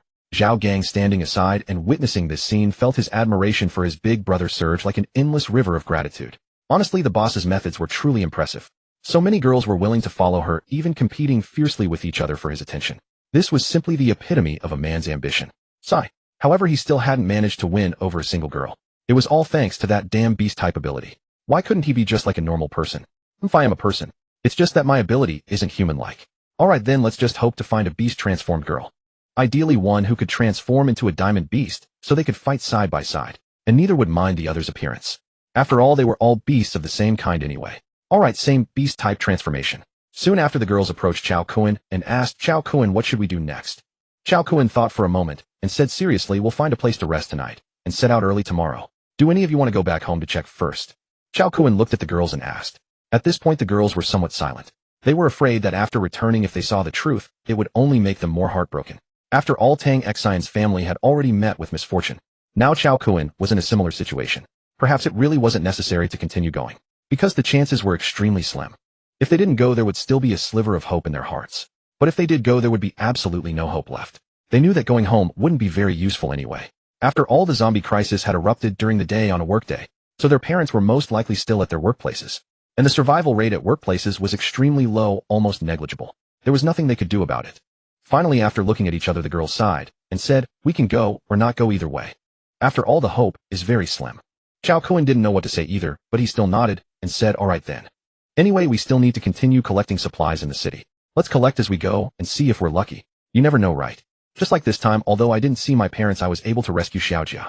The girls puckered their lips and said, "I think you just want to continue collecting beauties." Cao Kun said indignantly, "What are you talking about? How could that be? I'm doing this for the long-term stability of our team, got it?" With that, the girls shook their heads and walked downstairs on their own. Soon the group found a residence to stay in. Soon when night fell, Tang Xin and Su Yan became lively. "Xiao Yan, we can't wait any longer. One teacher Qin and now a childhood friend. They've all jumped ahead of us. If we keep waiting, we'll probably end up at the bottom of the list. Tonight we have to make a move and win over Cao Kun." Su Yan also nodded in agreement and said, "Exactly. The order of priority matters a lot here. This will affect our future status in the family." After the two girls made up their minds, they quietly crept to outside Cao Kun's room. However, at that moment, they suddenly ran into Wei Kiki. Upon seeing Tang Xin and Su Yin Wei Kiki looked surprised. Oh, you too. What are you? Wei Kiki pretended to be confused and asked. Tang Xin, and Su Yin stared at Wei Kiki in disbelief. Wow, are you planning to sneak a bite too? Hearing this, Wei Kiki gave an awkward smile and said, oh, don't talk so loudly. It wouldn't be good if the remaining ones heard us. Tang Xin and Su Yin nodded repeatedly and said, that's true. Since we've encountered each other, it's fate. Let's go together. Go together. Are you sure you can handle it? Oh, who cares? Let's try and see. At that moment, Cao Kun's voice came from inside the room. Hee, it's fine. I can hold out. The three girls were dumbfounded on the spot. Good heavens. Cao Kun was incredibly elusive. Creak. The door slowly opened. Seeing this, the girls hurriedly slipped inside. After entering the room, they looked at Cao Kun sitting on the edge of the bed with a slight smile, and their faces turned red with embarrassment all at once. Nevertheless, they bravely walked over and sat in a row on the bed edge. Cao Kun looked at the three of them and said excitedly, I saw your eyes darting around during the day. I knew you were up to something. The girls pursed their lips and said, humph. With so much meat, and so few wolves, if we don't be more proactive, the meat might go moldy before even catching the wolves' attention. Good heavens. That metaphor was brilliant. Well, that's true. Looking at Cao Kun, the girls said with affectionate eyes, don't you like gentle and sweet girls? We can be like that too. How about it? Can you handle it? Cao Kun straightened his back and said, of course. I've always aimed to be a successor of Cao Cao's spirit. If I can't even handle this little situation, how can I play the game? The girls smiled and said, all right, we know you're the best. We're so tired now. Can we sleep a bit more and set out later? Cao Kun smiled gently and said, it's fine. You weren't feeling well today. Let's set out tomorrow. Hearing this, they smiled and said, you're so nice. You even know how to care for people. Then let's set out tomorrow. We'll sleep a bit first. Cao Kun nodded and said, you sleep first. As he spoke, Cao Kun put on his clothes and went out first. When he went out, everyone in the living room began to get up one by one. I don't know how much time had passed, but it was now noon. Zhao Gang asked with confusion, oh, why haven't I seen Tang Xin, Su Yin, or Wei Kiki today? Haven't they gotten up yet? At this moment, the two sisters Mu Qingwan and Mu Wanqi shook their heads in confusion and said, not sure. We haven't seen Wei Kiki since early morning. Last night she slept in the same room as us, saying she needed to go to the bathroom, and she hasn't been seen since. Everyone was stunned. Immediately Zhao Yun also said, right. Last night Tang Xin and Su Yin said they wanted to get up and make something to eat, and they haven't been seen since. Just as several people were worried, Cao Kun waved his hand and said, it's fine. They were a bit tired last night and are resting in my room. Let them sleep a bit longer. After all, staying up too late requires more sleep. Sigh. Still far too naive and trusting. With a creak, Cao Kun's door opened, and the three women stepped out yawning. Hello. You all got up so early. The women seated on the sofa fell silent for a moment. Our little friendship boat has already capsized. The three women gave embarrassed smiles. Well, last night, we were just too sleepy and walked into the wrong room. Would you believe that? Are you kidding me? You really think we'd believe such a ridiculously insulting attempt to insult our intelligence? Zhao Yun said, utterly speechless. Whether we believe it or not doesn't matter. After all, even ghosts wouldn't believe such nonsense. But as long as you believe it, that's all that matters. However, please do not trample upon our intelligence. We may be pure-hearted, but we are not foolish. Just don't treat us like 3-year-old children to be fooled. The three women said awkwardly, ahem, it's fine. From now on, we're all good sisters. What's there to hold a grudge about? We're all the same. Mu Qingwan, Mu Wanqi, and Zhao Yun exchanged glances and said, tonight the three of us. No refusals allowed. Hearing this, Cao Kun quickly waved his hands. Whoa, how could anyone refuse? Anyone who refuses is an idiot. At this moment, a quiet Xiao Fang stood up all alone and headed toward the kitchen to start cooking. Cao Kun thought for a moment and called out to her. Tonight, would you like to join us? Xiao Fang was taken aback. Can I join? Cao Kun waved his hand. Of course. How could you not? Being able to embrace everyone is an essential virtue of a true inheritor of Wei Wu's legacy. Xiao Fang was momentarily flustered, then pressed her lips into a smile. All right, then I'll join in too. Watching this unfold, Zhao Gang could only hold back tears. Wah, I can feel the malice of this world slowly closing in on me. Xiao Kun patted Zhao Gang on the shoulder. Come on, brother, it's not that I don't want to take care of you. It's just that they all willingly follow me. Don't worry, I'll find someone suitable for you later. Zhao Gang pouted. No need. I'll find my own way. Would you even share if you did find someone? As if. Cao Kun gave an awkward smile. Just then a loud knock at the door suddenly echoed through the room. Everyone froze instantly. Who would be knocking here? After a moment, everyone listened carefully and indeed heard someone knocking outside. They all held their breath. Could there be zombies out there? Though they no longer feared ordinary zombies. Zhao Gang volunteered. I'll go open the door. He hurried to the entrance and peered through the peephole only to find an extraordinarily beautiful woman standing there. He was stunned to the spot. What the hell? She's gorgeous. Quickly, he threw the door open. When the door opened, the stunning beauty glanced at Zhao Gang, then looked inside at the crowd and froze. So many people here. Hello. Beautiful Miss Hello. My name is Zhao Gang. The beauty gave an awkward smile. Hello, my name is Zhao Xinyue. I live next door. I heard voices and came to check. Didn't expect to actually find survivors. Cao Kun flashed forward beside Zhao Xinyue, extended a hand with a warm smile, and said, Hello, beautiful lady. I'm Cao Kun. Cao as in Chancellor Cao Kun, as in the character with sun above and by below. The beauty was momentarily dumbfounded. What on earth? Such a unique way of introducing oneself. Only a rare talent like him could do that. Soon under Cao Kun's enthusiastic invitation, Zhao Xinyue entered the inner room. Upon entering, Zhao Xinyue surveyed the room, full of beautiful young women, and was momentarily stunned. Good heavens, why are there so many beauties here? Each one was no less stunning than herself. Just then Wei Kiki glanced at Zhao Xinyue, and suddenly froze. Wait, are you the top-tier influencer? Yeah. Zhao Xinyue was taken aback. You know me? Wei Kiki bounced up and down excitedly. Oh my gosh, I'm a huge fan. I watch your live streaming sessions all the time, and I've bought so many cosmetics from your stream. Many of my friends use the same products you recommend. Of course I recognize you. Zhao Xinyue's face lit up with delight. That's such a coincidence. I never expected to meet a fan here. Wei Kiki eagerly grabbed Zhao Xinyue's hands and circled her, marveling. I've only ever seen you on video before, but now I'm finally seeing you in person. Zhao Xinyue smiled gently. I'm just a streamer, nothing different, right? I'm still the same person. Wei Kiki chuckled. No. It's totally different. I feel like it's completely different. I've finally met my idol. Let's take a photo together. But after searching for a while, she suddenly froze. I lost my phone long ago. Sigh. Zhao Xinyue smiled gently. It's alright, I have better equipment in my room. My phone can still take photos. Hearing this, Wei Kiki excitedly grabbed Zhao Xinyue and pulled her toward her room. Let's go, idol. Let's take that photo. It's been my wish for so long. Cao Kun also curiously studied Zhao Xinyue from the side. What the streamer? A top influencer. No wonder she's so stunning and alluring. Zhao Xinyue smiled coyly. I'm a beauty and makeup streamer, of course I dress up nicely. But I wonder when this crisis will ever end. If I hadn't stocked up on food beforehand, I'd truly be at a loss. Cao Kun cleared his throat, stepped forward, and patted Zhao Xinyue on the shoulder. Don't worry, I've got plenty of food here. Guaranteed to fill your little tummy. Zhao Xinyue, fill my tummy. Why does that sound so? Cough. So embarrassing. The women also glanced at Cao Kun with strange expressions. After all, they had heard those words before. Previously, as the ones directly involved, they hadn't quite processed it, but now as bystanders hearing those words, they were taken aback. A moment later, they too came to their senses. Good lord, this guy had plainly stated his intentions from the very beginning. Thinking about how they had already done it with Cao Kun, wasn't that exactly what he meant? Sigh. We were just too naive all along. Cao Kun had made up his mind to sweep them all away the moment he first laid eyes on them. Zhao Gang, standing nearby, could only stare in astonishment. Good heavens. Where's the one you promised to save for me? Here's a brand new girl, and you're just swooping her up like that. The moment he spots a pretty girl, he shoves me aside and goes off chasing after her. That's pure sexism, no doubt about it. Sigh. Forget it. If I stick with the big brother from now on, I probably won't get any of the pretty girls. I'll just find my own. Once I do, I'll woo her first, and then bring her back. Otherwise, I won't get a single one, you know. Zhao Xinyue offered an awkward smile and said, No need to fill me up. I eat very little. Just give me something to nibble on, and I'll be satisfied. Eating too much makes me bloated. Besides, I need to maintain my figure at all times, so I can't consume too much protein, fat, or calories. Cao Kun smiled faintly and replied, That's fine, then I'll get something low in fat, calories, and protein. No problem. Nothing high in calories, just something that keeps its temperature. The women shot Cao Kun another peculiar glance. They watched him skeptically, wearing expressions that said they knew exactly what he was implying, but couldn't prove it. However, Zhao Xinyue, unfamiliar with Cao Kun's ways, simply smiled and asked, Really? That's great. Do you have anything to eat? Could I have a little bit? I'm a bit hungry. Cao Kun nodded and said, Would you like a large sausage? Or marinated eggs? Zhao Xinyue frowned and said, Those are high in calories and fat. They're not low in protein. Cao Kun pursed his lips and said, Look at how thin you are.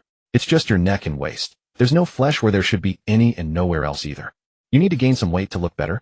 Otherwise, everything's out of balance. You've got too much in front and nothing to match it in back. It's completely uneven. Hearing this, Zhao Xinyue's face flushed crimson. She looked down at her figure and laughed awkwardly. I used to be well-proportioned, but after I started pursuing thinness and did extreme training, I ended up like this. My waist is very slim, and everywhere else just couldn't slim down further, so that's how it turned out. Cao Kun waved his hand and said, It's fine. Just nourish yourself more in the future. Balanced development is what matters most. Otherwise, it'll be uncomfortable when. What does uncomfortable when what mean? Cao Kun looked at her curves again and shook his head. It's so unbalanced. Don't you get tired walking? Wouldn't you tip forward? Zhao Xinyue was too embarrassed to know how to respond. The other women nearby could watch no longer. They had driven the poor girl red-faced and speechless. Wei Kiki pouted and said, Cao Kun, look what you've done. My idol is completely awkward now. Can you be any more blunt? Cao Kun shrugged and said, I can't help it, I'm just curious. After all, this proportion really is too unbalanced. Wei Kiki pulled Zhao Xinyue aside and sat down. Don't mind him, he's just a total straight man, that's how he is. Just don't take anything he says to heart, okay? Zhao Xinyue gave an embarrassed smile and said, it's fine, I understand. Friends around me have asked about this before too.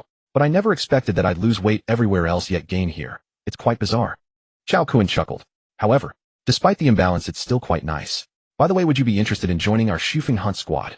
Zhao Xinyue looked completely confused. What's a Shufeng Hunt Squad? When the other women heard the name, they became extremely awkward. Because even they blushed knowing the true meaning behind the name. Probably only Cao Kun could come up with such a perverted name. On the mountaintop. Ahem. Never mind, it's better left unsaid. Cao Kun smiled and began explaining the details about ability users to Zhao Xinyue. After listening, she said in complete disbelief, holy crap, such a thing actually exists. Cao Kun nodded. Exactly. Of course it does. How about it? Interested? Zhao Xinyue nodded eagerly. Really? I can do it too. What are you asking? Of course you can. Have you made up your mind yet? Zhao Xinyue took a deep breath and nodded. Obviously. Staying here means certain death, but following you gives me a chance to survive. Seeing that Zhao Xinyue had made up her mind, Cao Kun continued to teach her using the same method. After a series of operations, Zhao Xinyue finally successfully awakened her ability. There was no way around it. Cao Kun now had sufficient resources. After a day and night of training, he directly elevated Zhao Xinyue to a level 3 hunter. Such was the advantage of strength. It commanded respect effortlessly, unlike before when leveling up required such complicated processes. At least in the early stages, he could cultivate a large number of low-level hunters, but that was about it. In the later stages, personal ability and comprehension were still essential. Once Zhao Xinyue reached level 3 hunter, she exclaimed with delight, I feel like my whole body is filled with power, as if it's inexhaustible. Cao Kun scoffed. That's an illusion, purely an illusion. How could it be inexhaustible? Overconsumption still takes its toll. Take me for example. If I push myself too hard, my nutrition still can't keep up. Hearing this, the women fell silent. You can't keep up with your nutrition. Whose fault is that? Then Cao Kun smiled and asked Xinyue, take a look at what your ability is. Zhao Xinyue nodded and activated her ability. When Cao Kun saw it, he was instantly stunned. Holy crap! Green energy. A wood-type ability user. Overwhelmed with excitement, Cao Kun asked urgently, Xinyue, tell me, what direction does your wood-type ability primarily take? Zhao Xinyue shook her head. I'm not entirely sure either. However, within my dantian, there's a small sapling. Upon hearing this, Cao Kun grinned broadly. Tree of Life Manifestation TSK Tisk, another promising talent. An invincible healer. The legendary team Treasure, the Source of Life. The Invincible Healer. A treasure ability that can restore vitality and heal wounds for teammates. No wonder your life has been so full of peaks and valleys. It turns out you're destined to be an invincible healer.